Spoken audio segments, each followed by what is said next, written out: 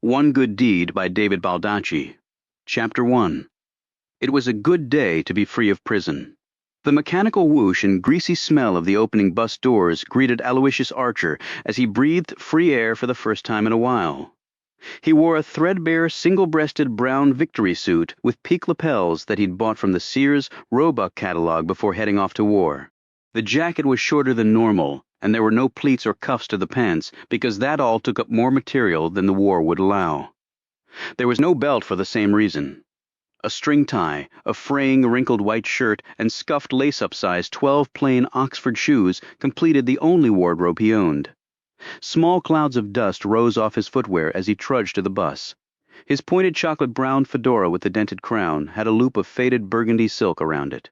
He'd bought the hat after coming back from the war, one of the few times he'd splurged on anything, but a global victory over evil had seemed to warrant it. These were the clothes he'd worn to prison, and now he was leaving in them.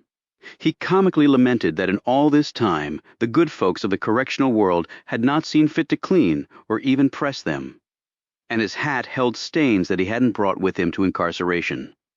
Yet a man couldn't go around without a hat. The pants hung loosely around his waist, a waist grown slimmer and harder while he'd been locked up. He was fully 25 pounds heavier than when he'd gone into prison, but the extra weight was all muscle, grafted onto his arms, shoulders, chest, back, and legs, like thickened vines on a mature tree.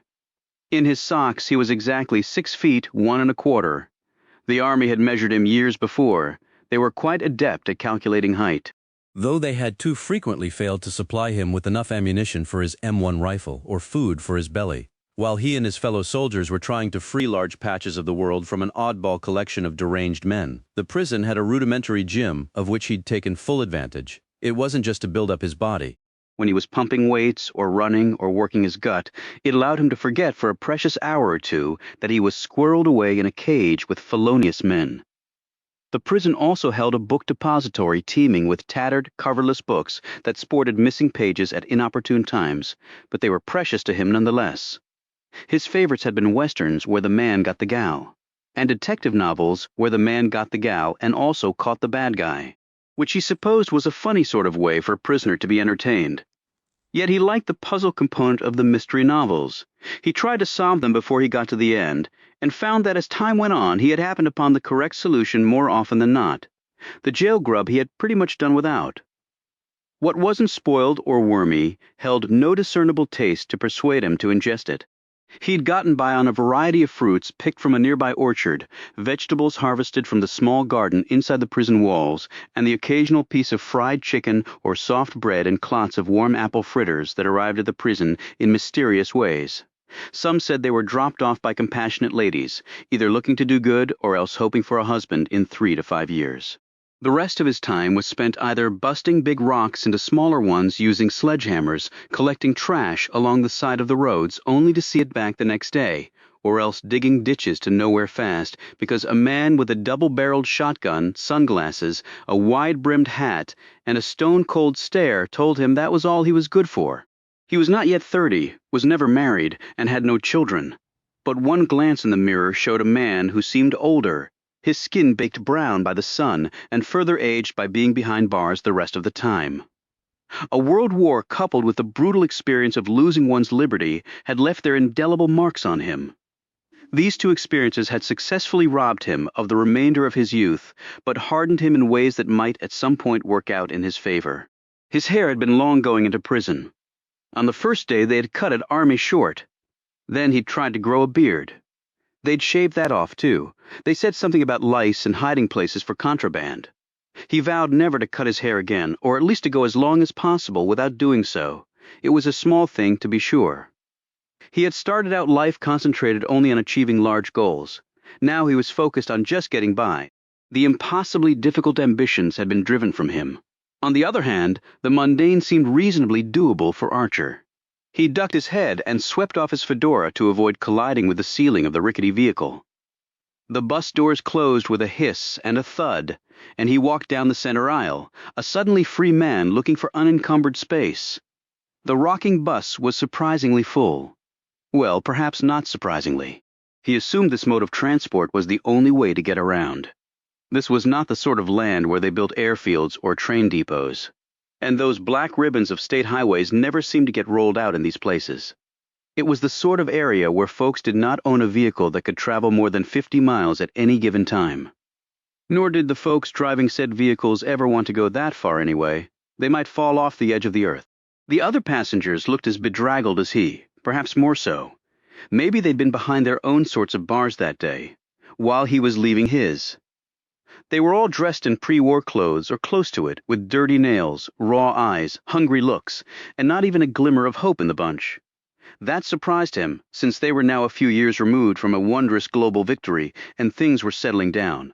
But then again, victory did not mean that prosperity had suddenly rained down upon all parts of the country. Like anything else, some fared better than others. It seemed he was currently riding with the others. They all stared up at him with fear or suspicion, or sometimes both running seamlessly together. He saw not one friendly expression in the crowd. Perhaps humankind had changed while he'd been away, or then again, maybe it was the same as it had always been. He couldn't tell just yet. He hadn't gotten his land legs back. Archer spotted an empty seat next to an older man in threadbare overalls, over a stained undershirt, a stubby straw hat perched in his lap, brogans the size of babies on his feet, and a large canvas bag clutched in one calloused hand. He had watched Archer, bug-eyed, for the whole time it took him to reach his seat, an instant before Archer's bottom hit the stained fabric of the chair. The other man let himself go wide, splaying out like a pot boiling over, forcing Archer to ride on the edge, and uncomfortably so. Still, he didn't mind. While his prison cell had been bigger than the space he was now occupying, he had shared it with 4 other men, and not a single one of them was going anywhere. But now I'm going somewhere. Joint stop? What's that? Asked Archer, eyeballing the man looking at him now. His seatmate's hair was going white, and his mustache and beard had already gone all the way there. You got on at the prison stop, did I now? Yeah, you did. How long did you do in the can? Archer turned away and looked out the windshield into the painful glare of sunshine and the vast sky over the broad plains ahead that was unblemished by a single cloud. Long enough. Hey, you don't happen to have a smoke I can bum? You can't really borrow a smoke now, can you? And you can't smoke on here anyways, the hell you say. The man pointed to a handwritten sign on cardboard hanging overhead that said this very thing, more rules. Archer shook his head. I've smoked on a train, on a Navy ship, and in a damn church. My old man smoked in the waiting room when I was being born, so they told me, and he said my mom had a Pall Mall in her mouth when I came out. What's the deal here, friend? They've had trouble before, see? Like what? Like some knucklehead fell asleep smoking and caught a whole dang bus on fire, right? Ruin it for everybody else. Ain't good for you anyway, I believe, said the man. Most things not good for me. I enjoy every now and again. What'd you do to get locked up? Kill a man. Archer shook his head. Never killed anybody. Guess they all say that. Guess they do. Guess you were innocent. No, I did it, admitted Archer. Did what? Killed a man. Why? He was asking too many questions of me. But Archer smiled, so the man didn't appear too alarmed at the veiled threat. Where you headed? Somewhere that's not here, said Archer. He took off his jacket, carefully folded it, and laid it on his lap with his hat on top. Is all you got the clothes on your back? All I got. What's your ticket say? Archer dug into his pocket and pulled it out. It was 80 and dry outside, and about 100 inside the bus, even with the windows half down. The created breeze was like oven heat, and the mingled odors were peculiar, and yet Archer didn't really sweat. Not anymore. Prison had been far hotter, far more peculiar. His pores and sense of smell had apparently recalibrated. Polka City, he read off the flimsy ticket. Never been there, but I hear it's growing like gangbusters. Used to be the Boondocks. But then it went from cattle pasture to a real town. People coming out this way after the war, you see. And what do they do once they get there? Anything they can, brother, to make ends meet. Sounds like a plan good as another. The older man studied him. Were you in the war? You look like you were. I was. Seen a lot of the world, I bet. I have, not always places I wanted to be. I've been out of this state exactly one time. Went to Texas to buy some cattle. Never been to Texas. Hey, you been to New York City? Yes, I have. The man sat up straighter. You have? Archer casually nodded his head. Passed through there on account of the war, seen the Statue of Liberty, been to the top of the Empire State Building, rode the rides over at Coney Island, even seen some Rockettes walking down the street in their get-ups and all. The man licked his lips. Tell me something. Are there legs like they say, friend? Better, gams like Betty Grable and faces like Lana Turner. Damn, what else? He asked eagerly. Had a box lunch in the middle of Central Park. Sat on a blanket with a honey worked at Macy's department store. We drank sodas and then she slipped out a flask from the top of her stocking. What was in there? Well, it was better than grape soda, I can tell you that. We had a nice day and a better night. The man scratched his cheek. So what are you doing all the way out here then? Life has a crazy path sometimes. And like you said, folks heading this way after the war. The man, evidently intrigued now by his companion, sat up straighter, allowing Archer more purchase on his seat. And the war was a long time ago, or seems it anyway, said Archer, stretching out. But you got one life, right? Lest somebody's been lying to me. Hold on now, Church says we get 2 lives. One now, one after we're dead, eternal. Don't think that's in the cards for me, man never knows. Oh, I think I know. Archer tipped his head back, closed his eyes, and grabbed his first bit of shut-eye as a free man in a long time. Chapter 2. Archer got off at Polka City, 7 hours later, and too many stops in between to remember.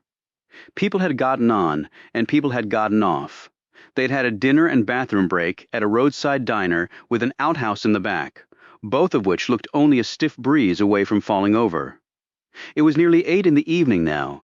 He stood there as the bus and the rube with too many queries, and the remaining nervous folks clutching all they owned sped off into the night, chasing pots of gold along dusty roads with nary a helpful leprechaun in sight. Good riddance to them all, thought Archer. And then a second later, his more charitable consideration was, well, good luck to them. We all needed luck now and then, was his firm belief, and maybe right now he needed it more than most. The point was, would he get it? Or will I have to make my own damn luck and hope for no bad luck as a chaser? He put on his hat and then his jacket and looked around. He was in Polka City because the DOP said it was here. He had to serve his parole. He dragged out the pages he'd been given.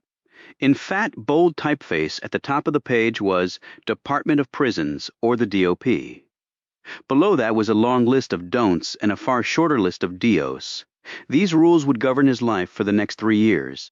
Though he was free, it was a liberty with lassos attached, with so-called legal conditions that he mostly could make neither head nor tail of. Who knew prison could stick to you, like running into a spider's web in the morning, flailing about, just wanting to be free of the tendrils, while alarmed that a poisonous thing was coming for you. Archer had been released from prison well before he served his full sentence due to time off for good behavior, and also for passing muster at his first parole board meeting. He had ventured into the little stuffy room that held a flimsy table with 3 chairs behind and 1 chair in front, and him not knowing what to expect. 2 burly prison guards had accompanied him to this meeting. He had been dressed in his prison duds, which seemed to shriek guilt and continued danger from each pore of the sweat-stained fabric. Behind the table were 3 people, 2 men and 1 woman. The men were short and stout and freely perspiring in the closeness of the room. They looked self-important and bored as they greedily puffed on their fat cigars. The woman, who sat in the middle of this little band of freedom givers or takers, was tall and matronly, with an elaborate hat on which a fabric bird clung to one side, and with a dead fox around her blocky shoulders. Archer had instantly seized on her as the real power, and thus had focused all of his attention there. His contriteness was genuine, his remorse complete. He stared into her large brown eyes and said his piece with heartfelt emphasis contained in each word until he saw quivering at the corners of those eyes the false bird and fox start to shake. When he'd finished and then answered all her questions, the consultation among the board was swift and in his favor as the men quickly capitulated to the woman's magisterial decree, and that had been the price of freedom which he had gladly paid. The Derby Hotel was where the DOP said it would be. Point for those folks grudgingly. Its architecture reminded him of places he'd seen in Germany that did not sit particularly well with him. Archer hadn't fought all those years to come home and see any elements of the vanquished settled here. He trudged across the macadam, the collected heat of the day wicking up into his long feet. Though the sky was now dark, it was still cloudless and clear, The air was so dry he felt his skin try to pull back into itself. Archer also thought he saw dust exhaled along with breath. A pair of old, withered men were bent over a checkerboard table, incongruously perched in the shadow of a large fountain. The thing was built principally of gray and white marble, with naked fat cherubs suspended in the middle, holding harps and flutes, and not a drop of water coming out of the myriad spouts. With furtive glances, the old men watched him coming. Archer shuffled along rather than walked.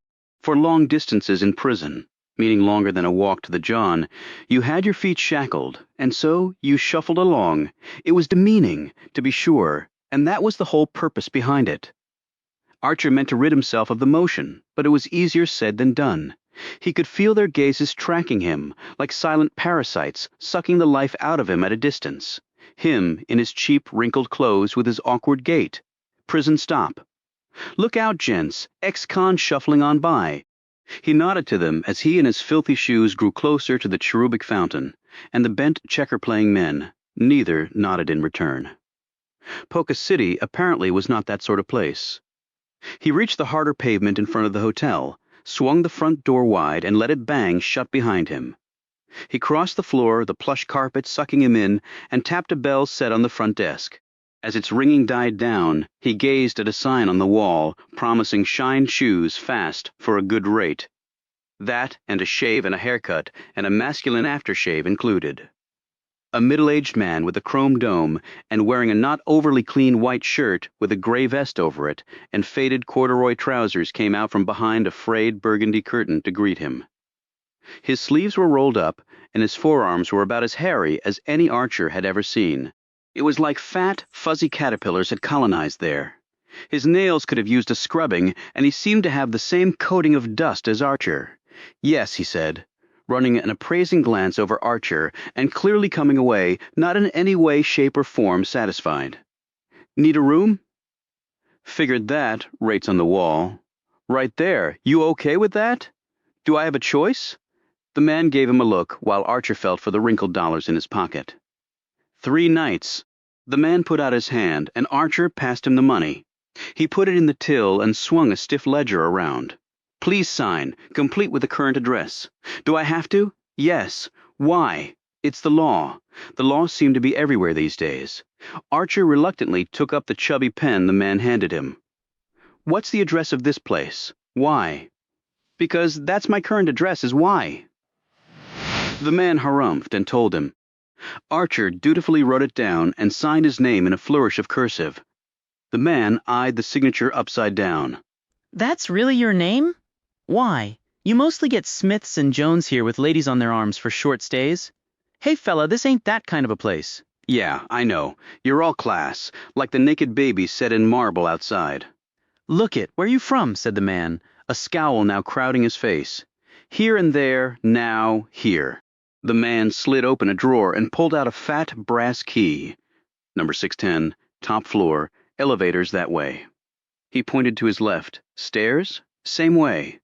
As Archer started off, the man said, "Wait, don't you have no bags?" "Wearing 'em instead of carrying 'em," replied Archer over his shoulder. He took the stairs, not the elevator. Elevators were really little prison cells, was his opinion. And maybe the doors wouldn't open when he wanted them to. What then? One thing prison took away from you, hard and clear, was simple trust. He unlocked the door to 610 and surveyed it, taking his time. He had all the time in the world now. After counting every minute of every hour of every day for the last few years, he no longer had to. But still, it was a tough habit to break. He figured he might actually miss it. He checked the bed, flimsy, squeaky. His in-prison had been concrete masquerading as a mattress, so this was just fine. He opened a drawer and saw the Gideon Bible there along with stationery and a ballpoint pen. Well, Jesus and letter writing are covered. He took off his jacket and hung it on a peg, placing his hat on top of it. He slipped out his folding money. He laid the bills out precisely on the bed, divided by denomination. There was not much there after he'd laid out the dough for the room. The DOP had been stingy, but in an effective way. He would have to work to survive. This would keep him from mischief. He wasn't guessing about this. Archer took out his parole papers. It was right there in the very first paragraph. Gainful employment will keep you from returning to your wayward ways, and thus to prison. Do not forget this. He continued running his eye down the page.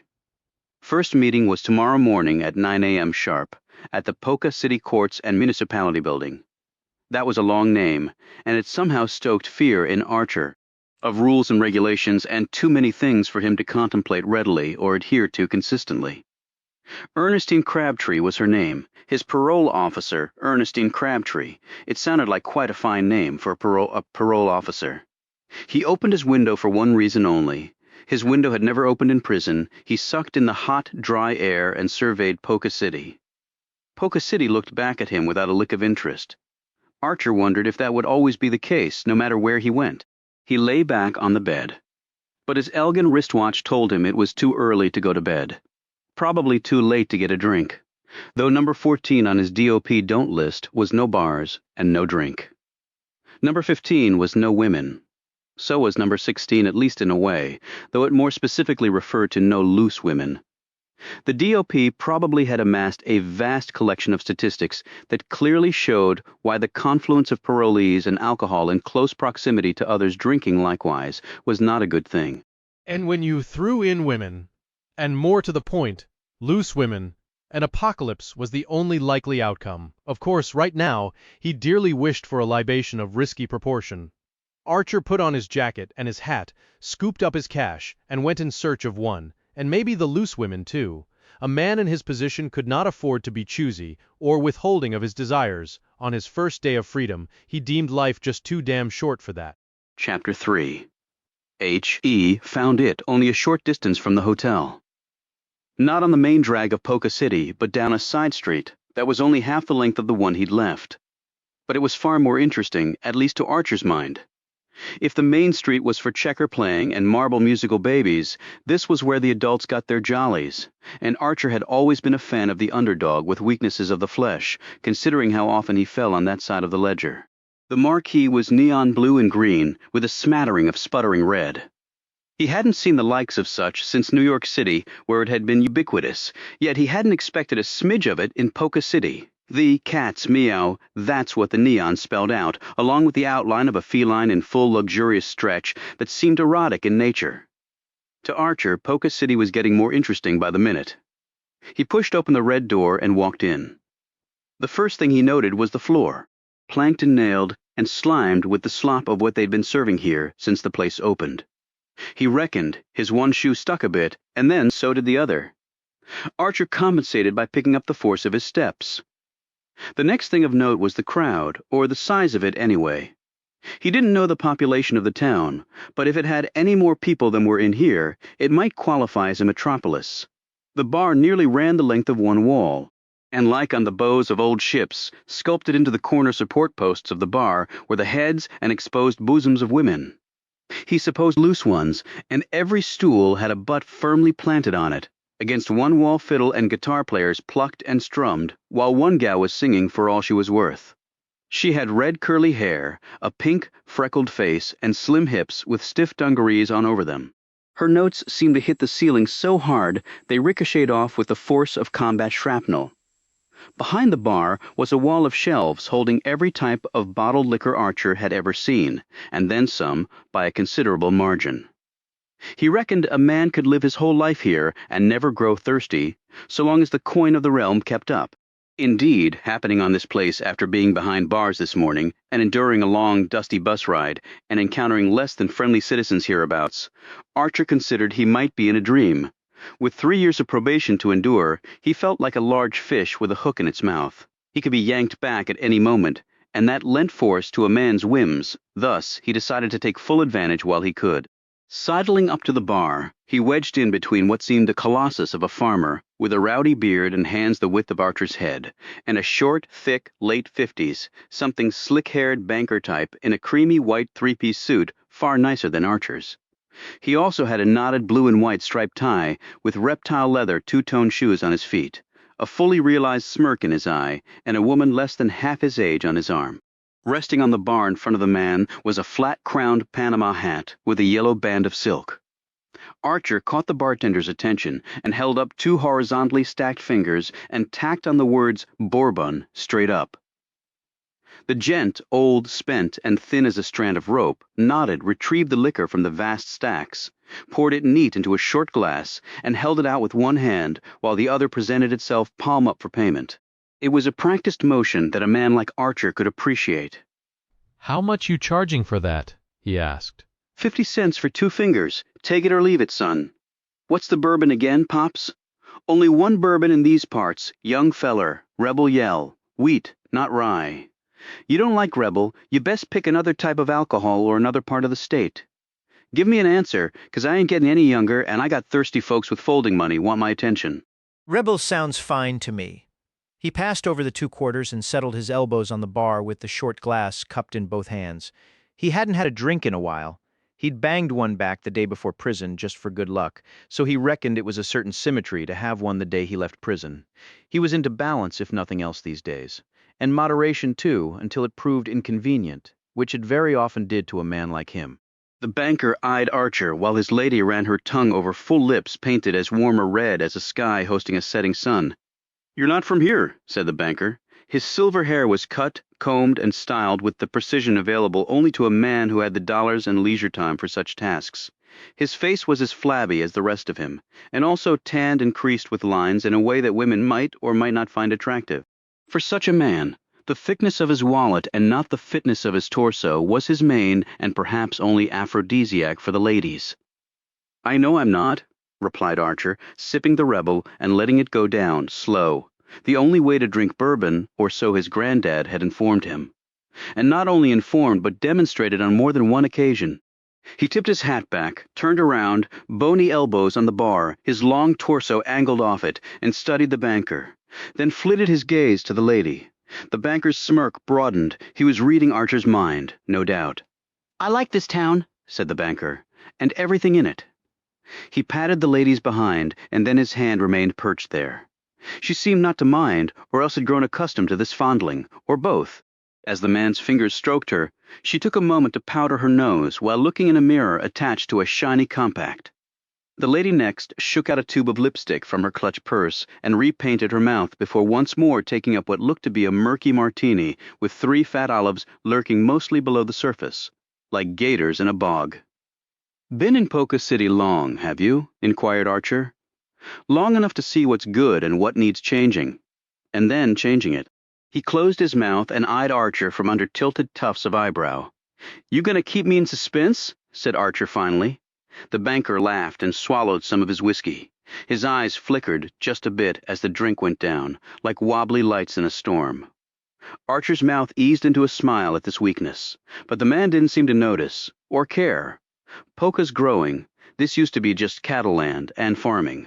Now that's changing, business and money coming in, not too much riffraff. "How do you decide about riffraff?"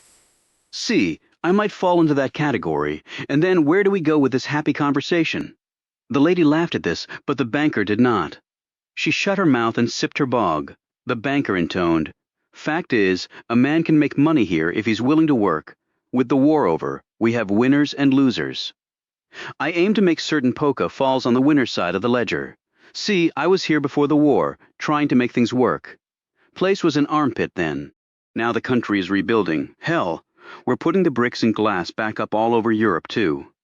Had that damn Berlin airlift feeding all them folks, commies taking over in China. That Stalin fella getting half-o Europe under his iron thumb and testing them damn nuclear bombs. Now, Truman said, we'd all be getting a fair deal here, but I don't take no man's word for that, president or not. Folks are heading west again, making their way to new lives, new fortunes. And in Polka, we're sort of at the crossroads of all that, betwixt old America, where most now still live, and new America that lies west of here. People pass through. Some stay, most keep going, because we can't compete with the likes of Los Angeles and Frisco, and that gambling haven in Las Vegas. But opportunities still abound here, and I'm well positioned to take advantage of every one of them, and I am, by God. Archer, listen to all this, nodding, his mouth twitching back and forth as he processed the man's many words. He said, saw the fountain with the babies, and the geezers playing checkers. Kinda odd sight, the man laughed. Old and the new, before long, there won't be time for people to be sitting around playing checkers. No water coming out the fountain, though. We've had a drought, the man said, for a long time now. People gonna come to a place where there's no water? Not if your livelihood depends on raising cattle and crops. That's why we're changing our ways. We use the water for drinking and bathing and such, and not cattle and crops. We'll be fine. You know how damn much a cow drinks?" He laughed. Archer nodded and took another sip of the Rebel and let it slide down his throat like lava over fresh dirt. "I guess I can see that," he replied. "Look where you coming in from. A 7-hour, slow, dusty bus ride from the east." The banker squinted as he calculated. "That's a fair stretch of road, mister. I figure you for a banker type, but I'd like to be sure. Why, you looking to rob me?" They all three had a laugh at that, but Archer's died out before the other two had finished guffawing. Archer glanced at the woman who was doing the tongue-on-lip thing again. She was in her late 20s with silky dark hair in a Veronica Lake peekaboo. The sheet of hair fell off the side of her head like a waterfall at night, which contrasted sharply with her pale complexion. Archer could smell her scent across the span of the banker's cologne. It was spicy and warm and tapped something in him that prison had never inspired. She had on a tight, late-day thunder blue dress with a wide, deep neckline that revealed things she evidently wanted to reveal, and a black dog leash belt encircling her small waist. She had on white wrist-length gloves and a matching narrow-brimmed hat with a small bow. Her heels were high enough to muscle her calves. She wore a small necklace with a rock of diamond in the center. She kept fingering it like she wanted to make sure it was still there. Archer slowly drew his gaze away from her. "So you came here all those years ago, and the town starts to make something of itself at the same time. Am I to imply a connection?" The other man chuckled. "I like you. I like how you handle yourself. Man favors a compliment, same as a woman," said Archer, tipping his hat at the lady. "Fact is, I've been instrumental in putting Polka City on the map. Got my finger in all the pies worth anything, saw its potential, you could say, and now that potential is being realized." The man ran his gaze over Archer's long, broad-shouldered, muscular frame. "You look like you can handle yourself just fine. Bet you were in the Army. I did my bit. About 3 years without ever seeing America once. Why? A strong and brave man, then, who knows how to survive difficult circumstances, which means you're just the hombre for me." He took out a wad of cash as big as any fist Archer had ever made in prison or seen coming his way. The man trimmed 5 20s off the pile and laid the bills on the bar within easy reach. Archer made no move to pick them up. "Well," said the man, "fellow hands out cash like that, something's expected. I'm just waiting on details." The man guffawed again and slapped Archer on the shoulder a bit harder than was necessary. He immediately grimaced and shook out his hand. "Damn, you made of rock or what, soldier, or what?" said Archer. "I like to pay for potential, and I trust my instincts. Maybe we can do some business." Archer still did not pick up the money. He finished the last finger of his drink and set it down. He said nothing, and neither did the man for a bit. All around them, gazes flitted to this little group, and then away. Maybe it was the money in plain sight. Maybe it was something of a visceral nature between the two men, with the woman hanging on as the lovely sidekick to whatever was going on here. The man took his time removing a cigar from his pocket, efficiently slitting the cellophane band with a switchblade, trimmed the end with the same tool, put the knife away, dropped the cellophane on the bar. The bartender swept it up, and then he lit the cigar with a platinum lighter. He puffed luxuriously on the stogie a couple times until it was drawing properly, put the lighter away, and eyed Archer, who'd been watching the deliberateness of the man's actions with fascination. The man held up the smoke and said, "This here's from Cuba, finest in the world. I like all my things that way." Archer glanced once more at the woman. "I can see that. Now to business. You can do a job for me. That money there will be your payment. I'm listening. A man owes me something. I'd like you to collect it for me. What man and what something? His name is Lucas Tuttle. Lives down the road a ways. And the something is his Cadillac. Why does he owe that to you?" I made him a loan, and he failed to repay it. The caddy's the collateral. Maybe he forgot. These things happen. The man pointed to the cash. $100. Take it or leave it. He tapped his ash free right on the wood grain of the bar. The skinny bartender once more swooped in and cleared the mess with a cloth. Archer snagged an ashtray from in front of the big farmer who was draining highballs at an alarming rate. He placed it right under the fellow's stogie, drawing a sneer from the banker man. Archer said, "I have to know some more. Like, how do I know he owes you anything? I go there and take his car. That's stealing. You go to the joint for that in a heartbeat. You understand me? So I need to know if you're giving me a bum steer or what?" The man nodded appreciatively. I like a man who's cautious. I'm one myself. He glanced at his lady. Am I not cautious, Jackie? He gave her right buttock a hard squeeze that made her wince a bit, and then removed his hand. The creature named Jackie glanced at Archer, maybe to show she still counted for something here, and then dutifully turned her attention to her man before saying, cautious as a young woman with a drunken man in close proximity. Her voice was surprisingly husky and assured it starkly emboldened every fantasy of her Archer was holding. The man perched his cigar on the ashtray and pulled something from his pocket. It was a mess of wrinkled papers. He unfolded and straightened them out, placing them on the bar. On the pages was a swath of tiny, printed writing. This is a promissory note for $5,000. See, this is the amount I loaned Tuttle. In good faith and everything man needed the money, and he came to me. I loaned him the cash from my own pocket. You can see the amount here and his signature there. Now, on this page, he flipped through to a second one. This is the security that I required for the loan and which he provided. You read your way right down there? He paused. Hold on, you can read, can't you? Things might not work out between us if you can't. I can read, said Archer, with a touch of impatience, because he was feeling it. Even did 2 years of college before the war came calling. He caught the woman's eye on this. She seemed to be calculating him in a new and maybe more favorable light. He ran his eye over the paper. 1947 Cadillac Series 62 sedan painted dark green.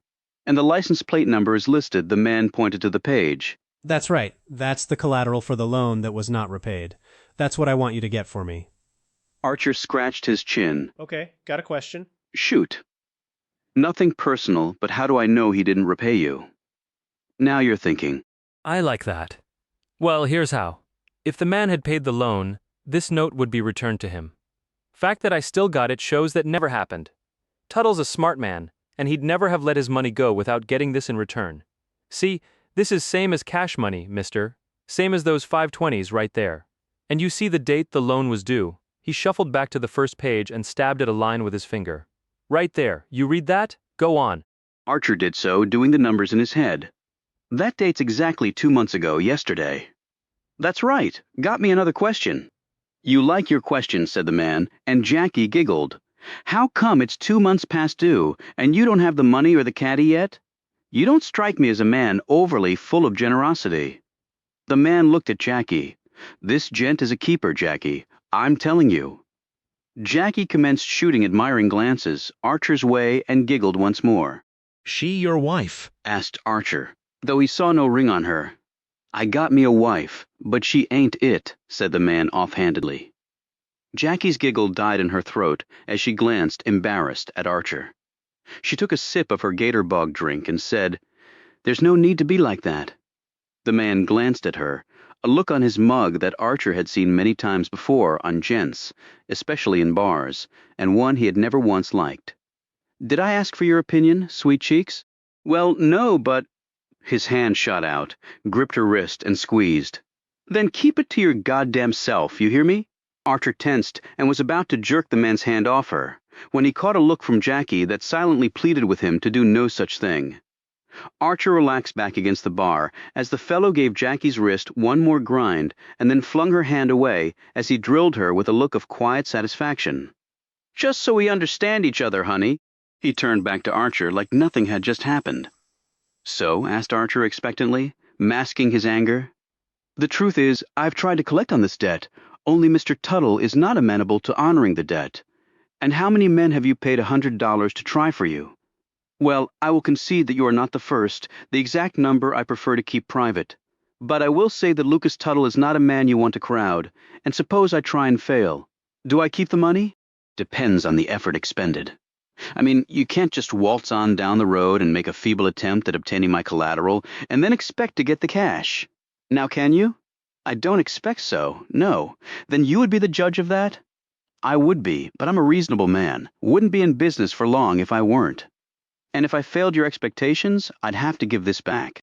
Well, the fact of the matter is, soldier, till you deliver me the car or show me the efforts you undertook to my reasonable satisfaction, you don't walk out of here with that money. I just put it there as what they call an inducement. Supposing I have expenses in gaining back your collateral, How am I to pay for them with nothing up front? You see my problem? What sort of expenses? Till I see the lay of the land and this Mr. Tuttle in particular. How should I know? The man looked warily at Archer, then at the money, and then back at Archer. You're the first one to lay out that issue. Well, I'm looking ahead. Maybe I get this done for you. There's more opportunity for me in Polka City, like you said. How much front money are we talking about then? Asked the man warily. I'd say 2 Jacksons would do amply. The man picked up a pair of bills and handed them to him. I'm placing my faith in you. Now, see here, what's your name, soldier? Aloysius Archer. That's a heck of a name. You go by your Christian name, son? Archer shook his head. Too hard to spell, and most folks can't pronounce it. I go by Archer. The man put out his hand. I'm Hank Pittleman. Well, Mr. Pittleman, let me see what I can do. Now, if I get the car for you, doesn't that mean he gets that paper you showed me marked paid? So, do I need to take that with me? Pittleman smiled, took a long puff on his stogie, and shook his head. Oh, no. That's not how this works, Archer. Squinting through the man's wispy curtain of cigar smoke, Archer said, Well, tell me how it does work then. Like your expenses. How can I know what I'm going to get for a 1947 Cadillac? I might get $5,000 for it, though I sure as hell doubt it. I was crazy in the head for not asking for more collateral. He glanced here at Jackie. Maybe my heart is just too soft. The point is, Archer, even if a miracle happened and I got some poor sucker to fork over $5,000 for the caddy, the debt still isn't paid in full because there's interest on top. I got to make a profit on my money, you see that, don't you? Money neither is nor should be free. I always like to make a profit off my money, too. He rubbed his fingers over the 20s. Say I sell the caddy for $3,000, then Tuttle still owes me another $2,000 plus interest, plus my incidental costs of collection. He tapped the pile of 20s. Like this adds up. Mr. Tuttle has dug himself one deep hole. A smile creased Pittleman's face. Hell, I didn't make him take my money, did I? You have his address and directions there? I don't know the area. Pittleman took out a thick pencil and wrote something down on a bar napkin and slid it over to Archer. When do you expect to do this then? He asked, pocketing the pencil. Soon. What does soon mean? Pretty soon. He put the 20s in his jacket pocket. Pittleman watched this move. Now, so you know I have technically just made a loan to you, though not a scrap of paper has passed between us to legally memorialize that arrangement. But my money has long strings attached, same as Tuttle's, and I demand honesty and integrity in my associates. Expect the same of myself. Well, I aim to deliver both, Mr. Pittleman. In response, Pittleman drew the switchblade from his coat pocket once more, sprung it open, and speared the remaining 20s, lying there, pinning them to the wood of the bar. The knife quivered there like a pine tree in the wind. I'll hold you to that. Archer didn't even look at the blade or the stabbed 20s. Now, where can I reach you most times? Right here at this time will do every day except Saturday and the Sabbath. And then you'll be at worship? No, then I'll be with my dear beloved wife. Pittleman suddenly clutched his head and grimaced in pain. Hey, you okay? Asked Archer, gripping him by the shoulder. Must be all this cheap hooch, recovered. Pittleman unpinned his knife and thrust it back inside his pocket after closing it. I trust I will hear good news from you, Archer. Archer tipped his hat first to Jackie and then to Pittleman. I will do my best. For me, you will, you mean? Well, can you see it any other way? Archer headed to the door while most of those at the bar, and Pittleman and Jackie in particular, watched him go. He was no longer shuffling. He was walking upright, springy, and brisk, like any free man with serious folding money in his pocket would. Chapter 4. IT was 5 minutes before 9 in the morning. The sun was scaling the sky, which was a dazzling blue without a single cloud marring its surface. As Archer stood there on the pavement, looking up, he had started to doubt that cumulus was even allowed here. Then he lowered his gaze and turned it to the Polka City Courts and Municipality Building, done in the Rococo style and also decidedly on the cheap. The structure was easily big enough for the unwieldy name chiseled across its imitation stone front that was bracketed by false spindle turrets and its middle filled in with even more curious architectural elements. It looked to Archer like it had been dropped from a fairy tale into their midst. A castle without a king or queen. He wondered what they had done with the moat. Archer spat on his hand and wiped it through his hair before replacing his hat there. He had sink-washed his shirt, undershorts, and socks the night before, letting the breeze dry them fine. His worn and dusty Oxfords had been spit-polished. He'd even found an iron at the hotel, and for a nickel's worth of rental time had done the best he could on his suit and shirt. He'd even given his slender tie a few passes. He'd stopped by a barber shop and splurged for a shave overseen by a tiny, wrinkled black man with no teeth, who wielded his strap and razor like a musketeer. His jaw and chin had never been this smooth since he'd dropped from the womb. He was as smart-looking as he was ever likely to be, he figured. The lobby had marble floor tiles in swirls of emerald green and fat columns holding up a ceiling with murals depicting things close to the musical infants stuck in the fountain, just with more color and poorer taste. He quickly found the proper department, emblazoned as it was on a black-backed directory in a lobby that was full of strays looking for direction as he was. The elevator was a grill door operation, which Archer still did not cotton to. So he walked 2 floors up and headed down the hall, counting office numbers as he went. He neared the sheriff's haunts and also that of the Tax Revenue Bureau. A uniformed man in his 50s came out of the former's door as he passed by and gave Archer the once-over. He had on a big Stetson hat, a Colt long-barreled revolver in a waist holster, and sported a gut that one would see coming around the corner before one did its owner. Pinned to his broad chest was a shiny, pointed star. "Where you headed, son?" "Parole? Office," said Archer. The man's eyes gleamed with condescension. "Carderock?" Archer nodded, fingering his hat. "Ernestine Crabtree's the parole officer," said the man. "That's what my paper says. She's a damn fine-looking woman." The man tongued his lips and his eyes tightened and his nostrils flared. "Damn fine." "Okay," said Archer, "but she don't mess with your kind son. I'm not looking to mess with anyone, least of all my parole officer." "She likes men with badges," he said, pointing to his own. "You tell her Deputy Sheriff Willie Free says hello. Will do, Sheriff Free." Archer watched the man saunter down the hall before he turned and walked on. The door was half-frosted glass above, transom over that, stained and scraped pine down below.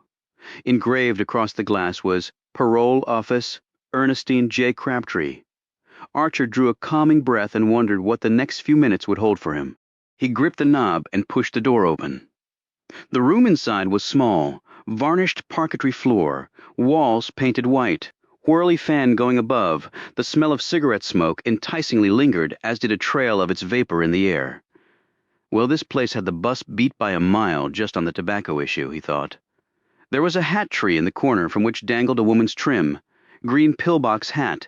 He closed the door behind him, glanced down at the floor, and saw the piece of folded paper that apparently had been slipped under the door. He bent down and picked it up. He read the words on the page. They were crude and mostly misspelled, and they were all of a sexual and violent nature directed at Ernestine Crabtree. Archer's mouth curled in disgust as he scrunched up the paper and put it in his pocket. A plain wooden desk sat in the middle of the room.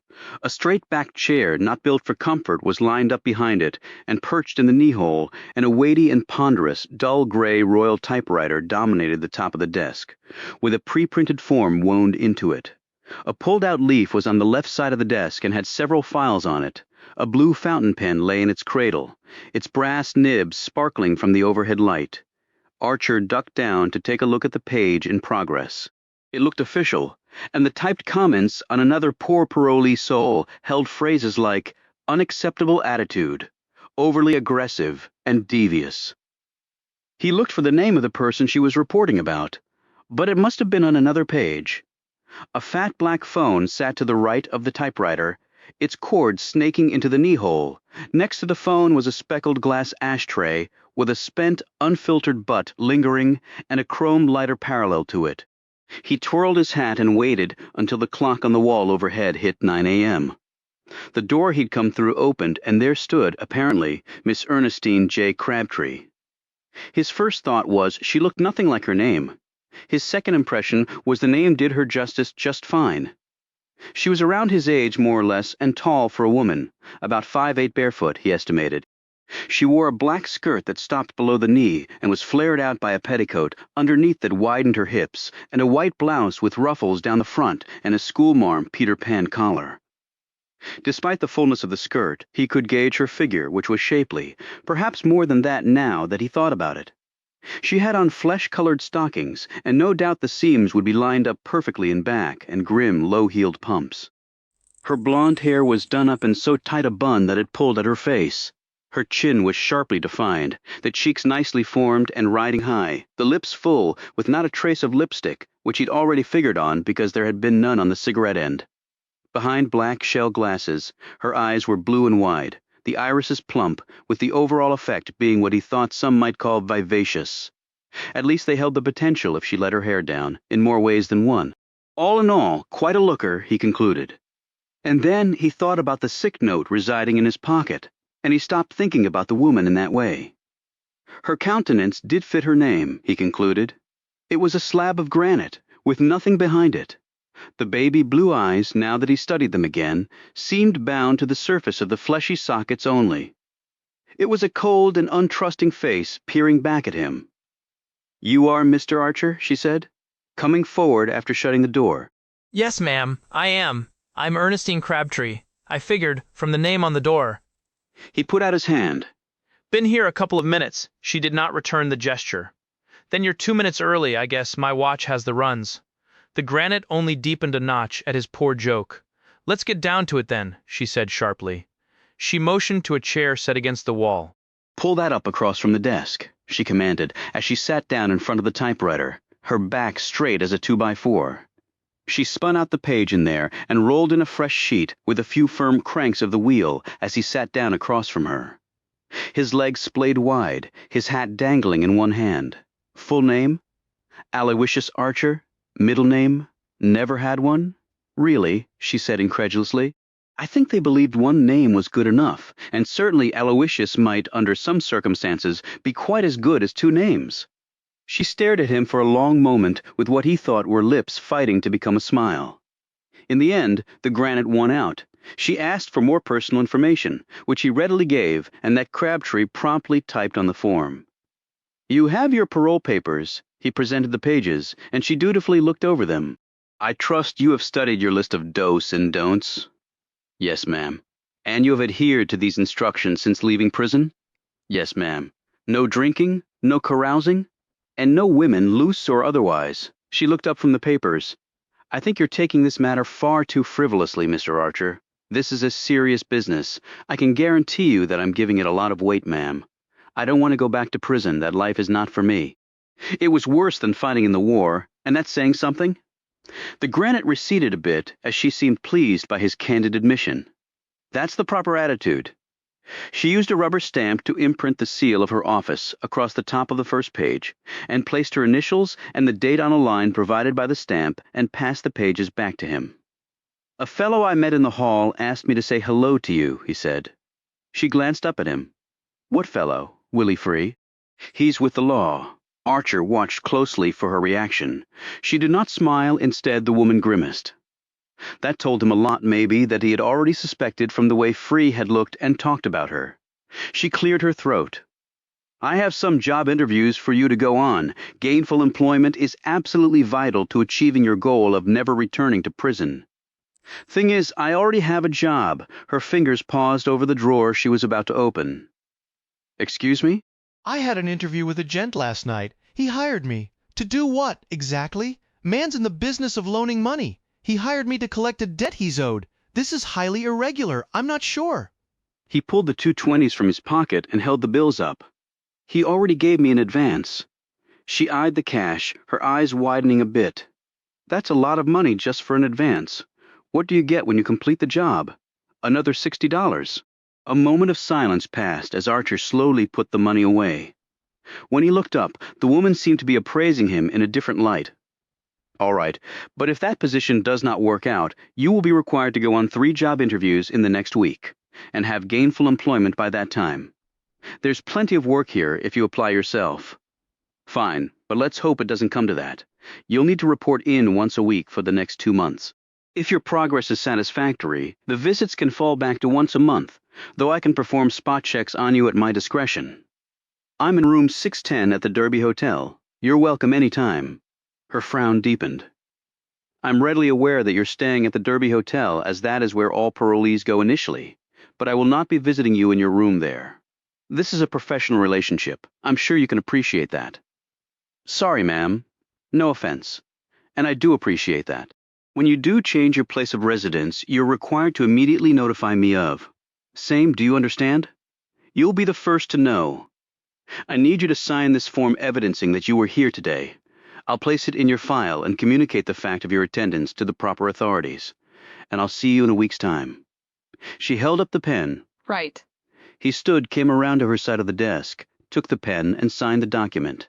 He took a moment to breathe in her scent, which frankly intrigued him far more than Jackie's had the prior night. Then he thought of the misspelled note and the repulsive comments, and the cocksure manner of Deputy Sheriff Willie Free, and he quickly straightened and laid down the pen. You can't spare a smoke, can you? He asked. She glanced at the ashtray and appeared to bristle a bit. No, I can't. It's against the rules for me to provide that sort of thing to parolees under my jurisdiction. It could be viewed as improper. That's okay. Someone told me they were bad for you anyway. She gave him a condescending look. Really, Mr. Archer, I highly doubt that if cigarettes were really bad for you, the companies making them would continue to do so. Well, I guess that's the difference in our thinking. She looked startled again by his words. How do you mean? My way of looking at the world is that some folks do what they want, and they don't care what happens to others, so long as it's good for them. I try to be more optimistic. He twirled his hat between his fingers. See you in a week, Miss Crabtree. She returned to her typing and started clacking away. He walked to the door and looked back in time to see her watching him. Hope you're saying good things about me? Goodbye, Mr. Archer. She immediately went back to her typing. As Archer was coming down the front steps of the Courts and Municipality building, he saw on the street someone he recognized. Archer would have kept walking, but the man saw him too. Archer, by God, tell me, it ain't you, and I still won't believe it. What a damn sight for sore eyes. So, you're out then? The speaker was short and reedy with a neck too long for his body, and an Adam's apple the size of a ripe peach. He was in his late 40s, and his hair was graying rapidly and thinning even faster. His sideburns were long and curled inward at the bottom. Physically unimposing, he still seemed to take up more space on Earth than his stature warranted. Dickie Dill, said Archer reluctantly, coming over to him. Never expected to see your mug again. Dill put out a thin hand with fingers like little scythe blades. Archer had seen those same hands wrap around the neck of a fellow inmate who was 3 times Dill's size and come close to strangling the life out of him. It took 4 guards to pull the little man off the far larger one. After that, prisoners and guards at Carteret Prison let Dickie Dill be. Archer had thankfully never had a beef with the man, but there was something about Dill that just struck him as peculiar enough to be avoided if possible. The men shook hands. Hellfire, boy, I think we all come through Polka. Been here 3 months now. Ain't too bad. Yeah, I wonder what happened to you. Got me out, and I'll be staying out this time. 3rd time's the charm, they say. I'll kill a man to keep from going back if I have to. He cracked his knuckles and gave Archer a look that made him conclude that Dickie Dill, ever not being behind bars, was not a good thing for the rest of humanity. He wore faded dungarees and what looked to be a homespun shirt tucked in with dusty brogans on his feet. His belt was a length of braided rope, and his old pork pie hat was creased, worn, and stained. The few teeth he had were displayed in a perpetual snarl. You checking in with Miss Crabtree, were you? Asked Dill, eyeing the building behind them. I was in there not more'n half-hour ago. She's a looker all right, but a cold fish. Gal needs a man to warm her up. Archer briefly wondered if Dill was the subject of the comments on the page in the typewriter. He could see all of them fairly applying. He put his hand in his pocket and felt the balled-up note. And was Dill also the author of that? Archer could see that being the case, too, particularly given the violence and misspellings. Just finished up. A woman as a parole officer? What's her story anyway? Ain't you never heard of Carson Crabtree? Doesn't ring any bells? Guess he's related? Her daddy. Okay, everybody's got a daddy. Yeah, but Carson Crabtree done killed 3 people down in Texas. Oh, been more than a dozen years gone by now. Archer processed this. 3 people. What for? Man was just mean. They electrocuted his ass. Being mean doesn't sound like enough reason to murder 3 people? Dill thumped his thumb against his temple. Touched in the head, more like, crazy, I suppose. To kill a man you got to be, or else he done you a wrong and you're just settling matters. Not a damn thing wrong with that, and I got experience that way. Not sure the law would agree with that, Dickie. That's your goddamn problem, Archer. You think rules is all there is? More or less what the Army taught me. Hellfire, boy, you ain't in uniform no more. Live life and kick you some ass now and then. Archer looked thoughtful as he glanced back at the steps he'd just come down. Maybe Miss Crabtree is overcompensating then, he said this more to himself than Dill. Come again? Said Dill, eyes twitching and his sideburns doing the same. What's that mean? Her father was a criminal, so now she's working to help other criminals turn away from their bad ways. Oh, right, I see. Hey, I'm thinking about maybe having a go at her. Like I said, gal needs a man to tell her what's what. Archer emphatically shook his head. You do not want to do that, Dickie. Trust me. Why not? I think she might cotton to me after a while. You do anything, touch one hair on her head, say one word out of line, and they'll send your butt right back to Cartorock, and you won't be getting out ever. Dill eyed him funny, but there was alarm in the man's eyes too. You sure about that? Damn sure, Dickie. Don't try it. Promise me now. I'm looking out for you. Oh, all right then. I promise. Thanks for the advice, Archer. You working? Yeah, got me a job at the slaughterhouse. Would be there already? Sept, I had my talk with Miss Crabtree and then lined my belly over at a diner. Truck's gonna take me out now. What's it you do there? Dill grinned ferociously. Kill the dang hogs. How do you do that? Smack 'em in the head with a sledgehammer. He pointed to a spot on his own skull. Right about here. They don't feel no pain. Less. I don't kill 'em with the first pop. I try to, though. Hell, man, you know how much pork this here country eats? Never gave it a minute's thought. A lot. Bacon and sausage and something called cutlets. Me, I can't stomach it. I'm up to my ass in blood and hog brains all day long. Gets to you after a while, but it pays good. Got dollars in my pocket. Got 3 other ex-cons from Cartorock working there. Miss Crabtree's suggestion, yup, got the job same day. They need skull crushers. I don't mind it. I mean, somebody's got to do it. If you want your bacon, right? Where are you living? Little room over the Mercantile on the west side of town, bath and shower down the hall, $1 a day. You? The Derby. But I'll be moving, I expect. Yeah, I started out there, too. Guess we all do, but then I moved on. Can't afford the damn Derby. You working yet? Archer hesitated, looking around. You know a man named Hank Pittleman? Pittleman? Yeah, heard of him. He's some big wheel around town.